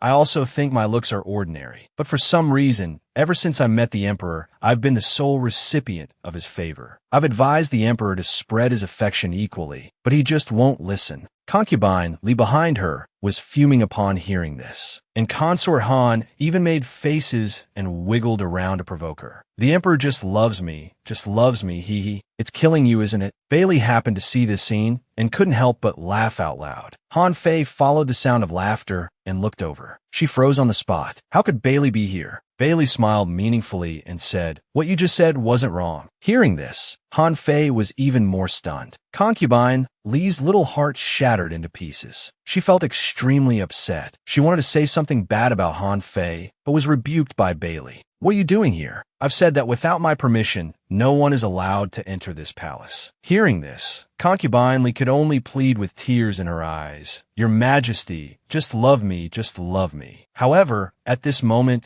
someone suddenly opened the door and came in. Han Fei was stunned. It was actually Bailey, not the prince she had been thinking of. Looking at the concubine who had been driven away, Han Fei suddenly felt she had embarrassed herself terribly. Bailey's eyes were filled with starlight. He said happily, "Han Fei, you've finally awakened. I thought I wouldn't get to see this day." Han Fei asked with an embarrassed expression, "How long have I been asleep? It feels like everything has changed. You're now the Emperor of Yinzhu Kingdom." Han Fei couldn't possibly understand what these 5 years meant to Bailey Wenxiu. He said with a sorrowful expression, "It's been 5 years since I found you at the edge of the endless cliff and brought you back to the palace chambers." During these 5 years, Han Fei had become his obsession. He vowed never to let her get hurt again. In the 5 years that Han Fei was unconscious, he had worked to consolidate his position and successfully ascended to the throne. To have a matching power to protect his loved one completely, his journey hadn't been easy. One could say it was even somewhat messy. But these are things he only needed to know himself. Han Fei didn't need to know. Han Fei was utterly speechless. The whole system was still so unreliable. Wasn't it said that time wouldn't change? The next moment, she asked urgently, "What about the prince? I know the prince didn't die. Where is he now?" Hearing this, Bailey's face immediately darkened. Bitterness spread in his heart. The hope he originally had all burst like bubbles. It was completely shattered. What remained was only pain. He withdrew his hand that Han Fei had grabbed. He turned to leave. He feared that if he didn't leave now, he might do something undignified. "You've just woken up. Your body is weak. Don't think about these things now." Han Fei grew anxious and said, "I'm not weak. Look how healthy I am. You can tell me." Before she could finish talking about the prince, Bailey interrupted. "I have important matters to attend to. Rest well. I'm leaving now." Why would Bailey act like this? Han Fei, who had watched countless historical dramas, naturally understood. She just couldn't believe that in 5 years, even Bailey's true heart had changed. He clearly knew the prince's whereabouts, but refused to tell her. Meanwhile, in the Choqing Palace, Jifeng landed swiftly like the wind. He then knelt on the ground and respectfully reported to his master, "My lord, I've discovered that the emperor's deteriorating health in recent years is due to poison in his food. The poisoner is yet unknown, but the emperor's days are likely numbered." Across from him, the prince, as usual, silently held the hair tie Han Fei had given him, contemplating and considering something. The loyal Jifeng suggested, "Master, since you led the army to attack Qingqiu a year ago and achieved a great victory, your prestige in the country has been rising like the sun. Now that the emperor is bedridden, perhaps we should seize this opportunity." But the prince remained as steady as an old dog. Taking the throne would be a matter of minutes for him. He was in no rush. He asked the question he most urgently wanted to know. "Any news from Yunzhu?" Jifeng immediately reported. The assassin's pavilion spy infiltrated in the Yunzhu palace has reported finally seeing the mysterious woman hidden in the palace by the new emperor of Yunzhu. But Jifeng paused, fearing that unreliable information might hurt his master's heart. But what? At this moment, the prince's expression had already added several more traces of sorrow. "But according to the spy, that woman is a peerless beauty." Before he could finish speaking, the prince suddenly stood up and said with great certainty, "It's her." Jifeng thought the prince had gone mad and kindly reminded him, but the spy said that woman is a peerless beauty. Hearing this, the prince's face darkened. He lowered his voice and questioned, "So you mean to say that Consort Han is not beautiful?" The usually taciturn prince was already intimidating. Jifeng, faced with this question, broke out in a cold sweat. He hurriedly said, "I wouldn't dare, my lord." In his heart, he furiously complained, "Are all men in love this blind?" The prince immediately issued orders to mobilize 50,000 Qin troops, commanding them to follow him out of the city tomorrow. Hearing this, Jifeng was puzzled by such a grand display and asked, "Your Highness, what are you planning to?" The prince looked at the hair tie in his hand, smiled, and said, "Of course, we're going to welcome Chubby back." Jifeng was speechless, internally ranting, "This dog food is being smeared right in my face." Meanwhile, in the Yunzhu kingdom, Han Fei was living like a celestial being. Every meal consisted of over 100 dishes. After the meal, there were carefully prepared desserts. Across from her, Bailey kept recommending more. "These are all delicious treats. You should eat more. Being too thin isn't good for your health." Although she had been consuming rare and precious medicines for the past 5 years, their taste naturally couldn't compare to the current food. Han Fei let out a satisfied burp and said helplessly, "Your Majesty, I really can't eat anymore." In her mind, she thought, "These days it's been nothing but desserts, sweets, and hearty meats. It's indeed very delicious. But if this keeps up for long, does Bailey intend to fatten me back up to 200 pounds? By then, won't the prince be unable to see my heavenly beauty? No, I need to control myself." Across from her, Bailey became emotional and said, "I still prefer you calling me Xiao by like before." Hearing this, Han Fei quickly backpedaled, saying,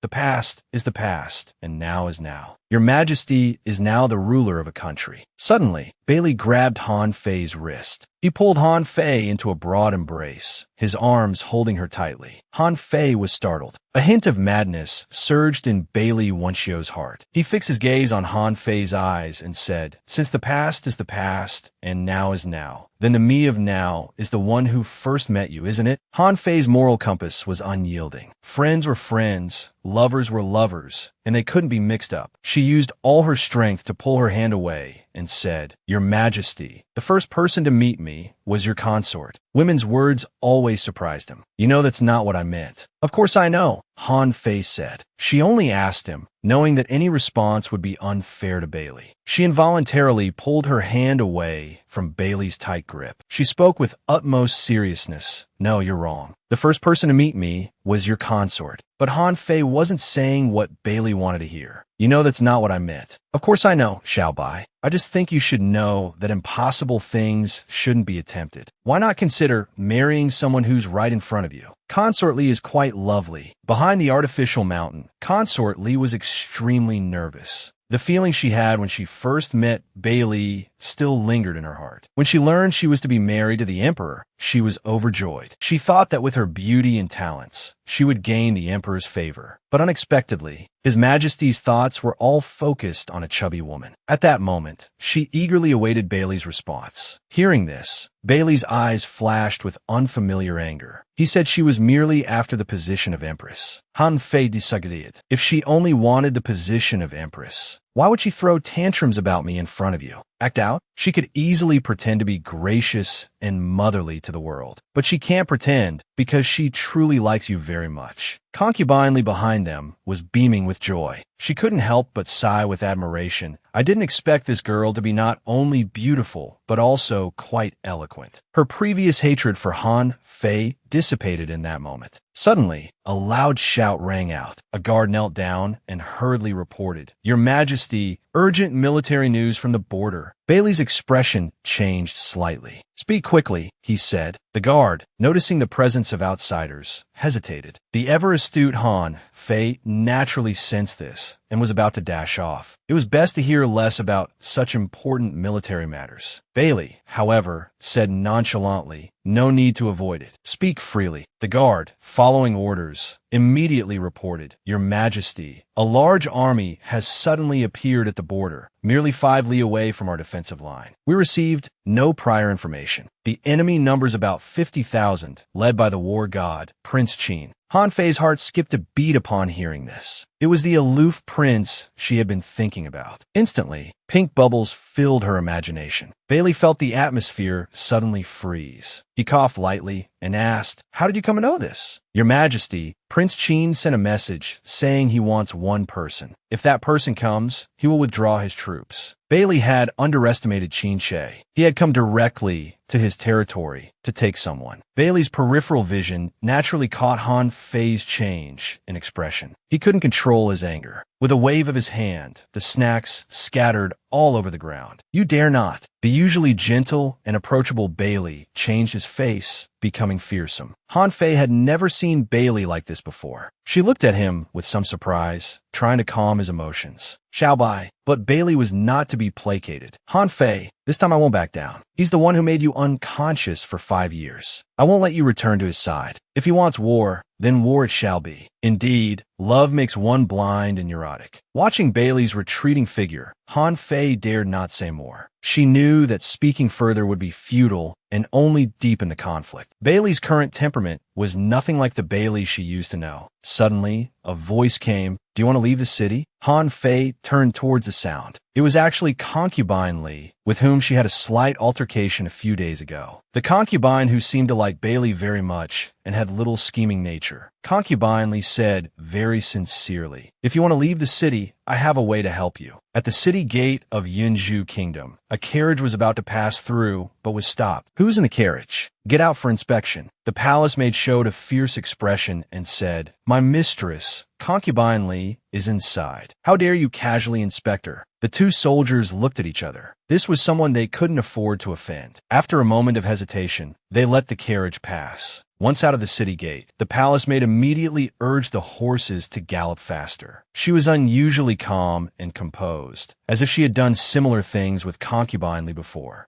Inside the carriage, Han Fei was drenched in cold sweat. She let out a long breath and marveled. I didn't expect the guards to let us pass without even looking. It seems Xiao Li's reputation is quite formidable. Little Treasure flew out and said, "Host, you actually trusted that concubine Li so easily? What she means to harm you. And you're calling her Xiao Li so affectionately." Han Fei smiled and waved her hand, saying, "Don't worry. If she had any intention of harming me, she wouldn't have been so easily angered by my few words that day." Soon, the carriage entered Han Lin's territory. Han Lin's soldiers stopped them and demanded, "Who goes there?" The palace maid remained as steady as ever, saying, "We've brought the person Prince Qin wants." Han Fei was extremely nervous inside the carriage. It had been 5 years since they last met. She didn't know how the prince had changed. That day, controlled by the system, she had given the prince a fatal stab. She had even pushed the prince into the endless cliff. Would the prince hold a grudge against him? He exhaled deeply, trying to calm himself down. He rubbed his cheeks and silently told himself there was nothing to fear. He had to trust the prince. Soon, the soldiers led the two of them to the prince's tent. "Miss, we've arrived at the prince's tent. You can get off here." Then the curtain was lifted. He nervously stepped down from the sedan chair. As soon as he looked up, he was met with countless pairs of wide-eyed stares. All the soldiers were stunned by Han Fei's heavenly beauty. Is this the beauty the prince traveled thousands of miles with an army to receive? She's too beautiful, like a fairy descending to the mortal world. Truly a beauty that could topple a nation. Now I understand why the prince led 50,000 troops to receive her. If it weren't for our large army surrounding and trapping Yunju's 30,000 soldiers, ready to annihilate Yunju's emperor at any moment, how would they let her go? If I were the Yunju emperor, I wouldn't let her go. The soldiers discussed among themselves. But Bailey naturally couldn't bring himself to sacrifice 30,000 soldiers. Those men were all good sons of Yunju, loyal soldiers who risked their lives for the country. He couldn't disregard their lives. But just as he was about to let Han Fei go, he discovered that Han Fei was no longer in the palace. Han Fei stood outside the tent, giving herself a pep talk. Tears involuntarily rolled down her cheeks. "Prince, I'm back." But when she opened the tent, it was empty inside. Han Fei searched the entire tent,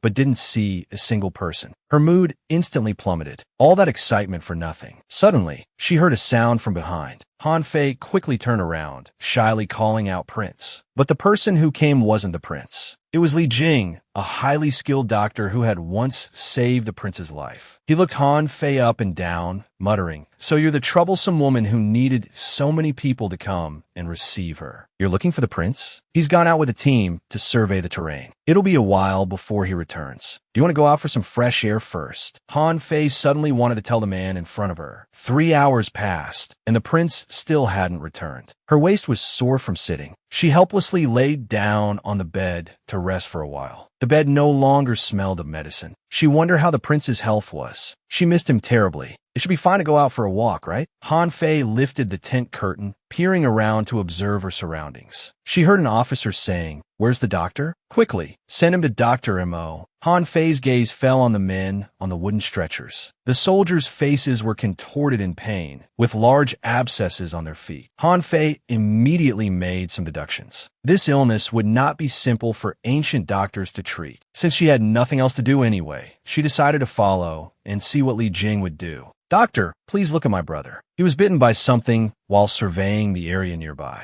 There are a few others who are also bitten. They're right behind." Li Jing stared gravely at the abscess. "This is bad. It's poison. Give me the knife. We need to amputate this leg immediately." The two soldiers beside him looked at each other in dismay. How could they fight without a foot? Li Jing shouted, "Hurry." The soldiers had no choice. Not understanding, they could only obey Dr. Li's orders. They had never seen Dr. Li with such an expression before. It seemed very serious. Han Fei quickly called out to stop them. She then ran over and knocked the knife out of Li Jing's hand. Li Jing righteously declared that the leg couldn't be saved. He looked as if he had been angered. Han Fei felt somewhat displeased. "Who let this woman in? Get her out quickly. She's delaying the treatment." The soldiers hesitated. This beauty was personally invited by the prince. She was worth a whole city, and 50,000 troops were sent to welcome her. If the prince, who was still at the front lines, found out about this, there would surely be consequences upon his return. Han Fei had no time to deal with these people. Her heart turned cold. Gritting her teeth, she said he was injured by woodworms. If they hastily amputated, his life would be ruined. She ordered the incompetent doctor to quickly prepare alkaline water, which was just water and soapberry. She told them to grind the soapberry well. For a moment, no one moved, as if they didn't understand Han Fei's words. Han Fei became furious. She directly cursed at them. "What are you all standing around for? Get moving. Do you want to watch him become disabled?" This sentence quickly got everyone moving. The beauty's commanding tone made people want to obey instinctively. When buckets of water and soapberry were brought over, Han Fei quickly scattered the ground soapberry into the water. After stirring a few times, she soaked the foot in the bucket. Soon, worms crawled out one by one, dying in the basin. The swelling also reduced significantly. Only some medicine needed to be applied afterwards for recovery. "Didn't you say others were bitten too? Hurry and prepare more soapberry water." Li Jing's face showed disbelief. How could he not have thought of this? Soapberry was the natural enemy of woodworms, so it could be used like this. Han Fei was rolling her eyes so hard they almost reached the sky. It's a good thing she came along, otherwise this young man would have lost his leg. Li Jing suddenly grabbed Han Fei. Han Fei asked impatiently if there was anything else. Li Jing, somewhat embarrassed and apologetic, said sorry. In the urgency earlier, he had yelled at the young lady. He hadn't thought of using soapberry against woodworms. Recalling the military doctor's initial boorish behavior, Han Fei retorted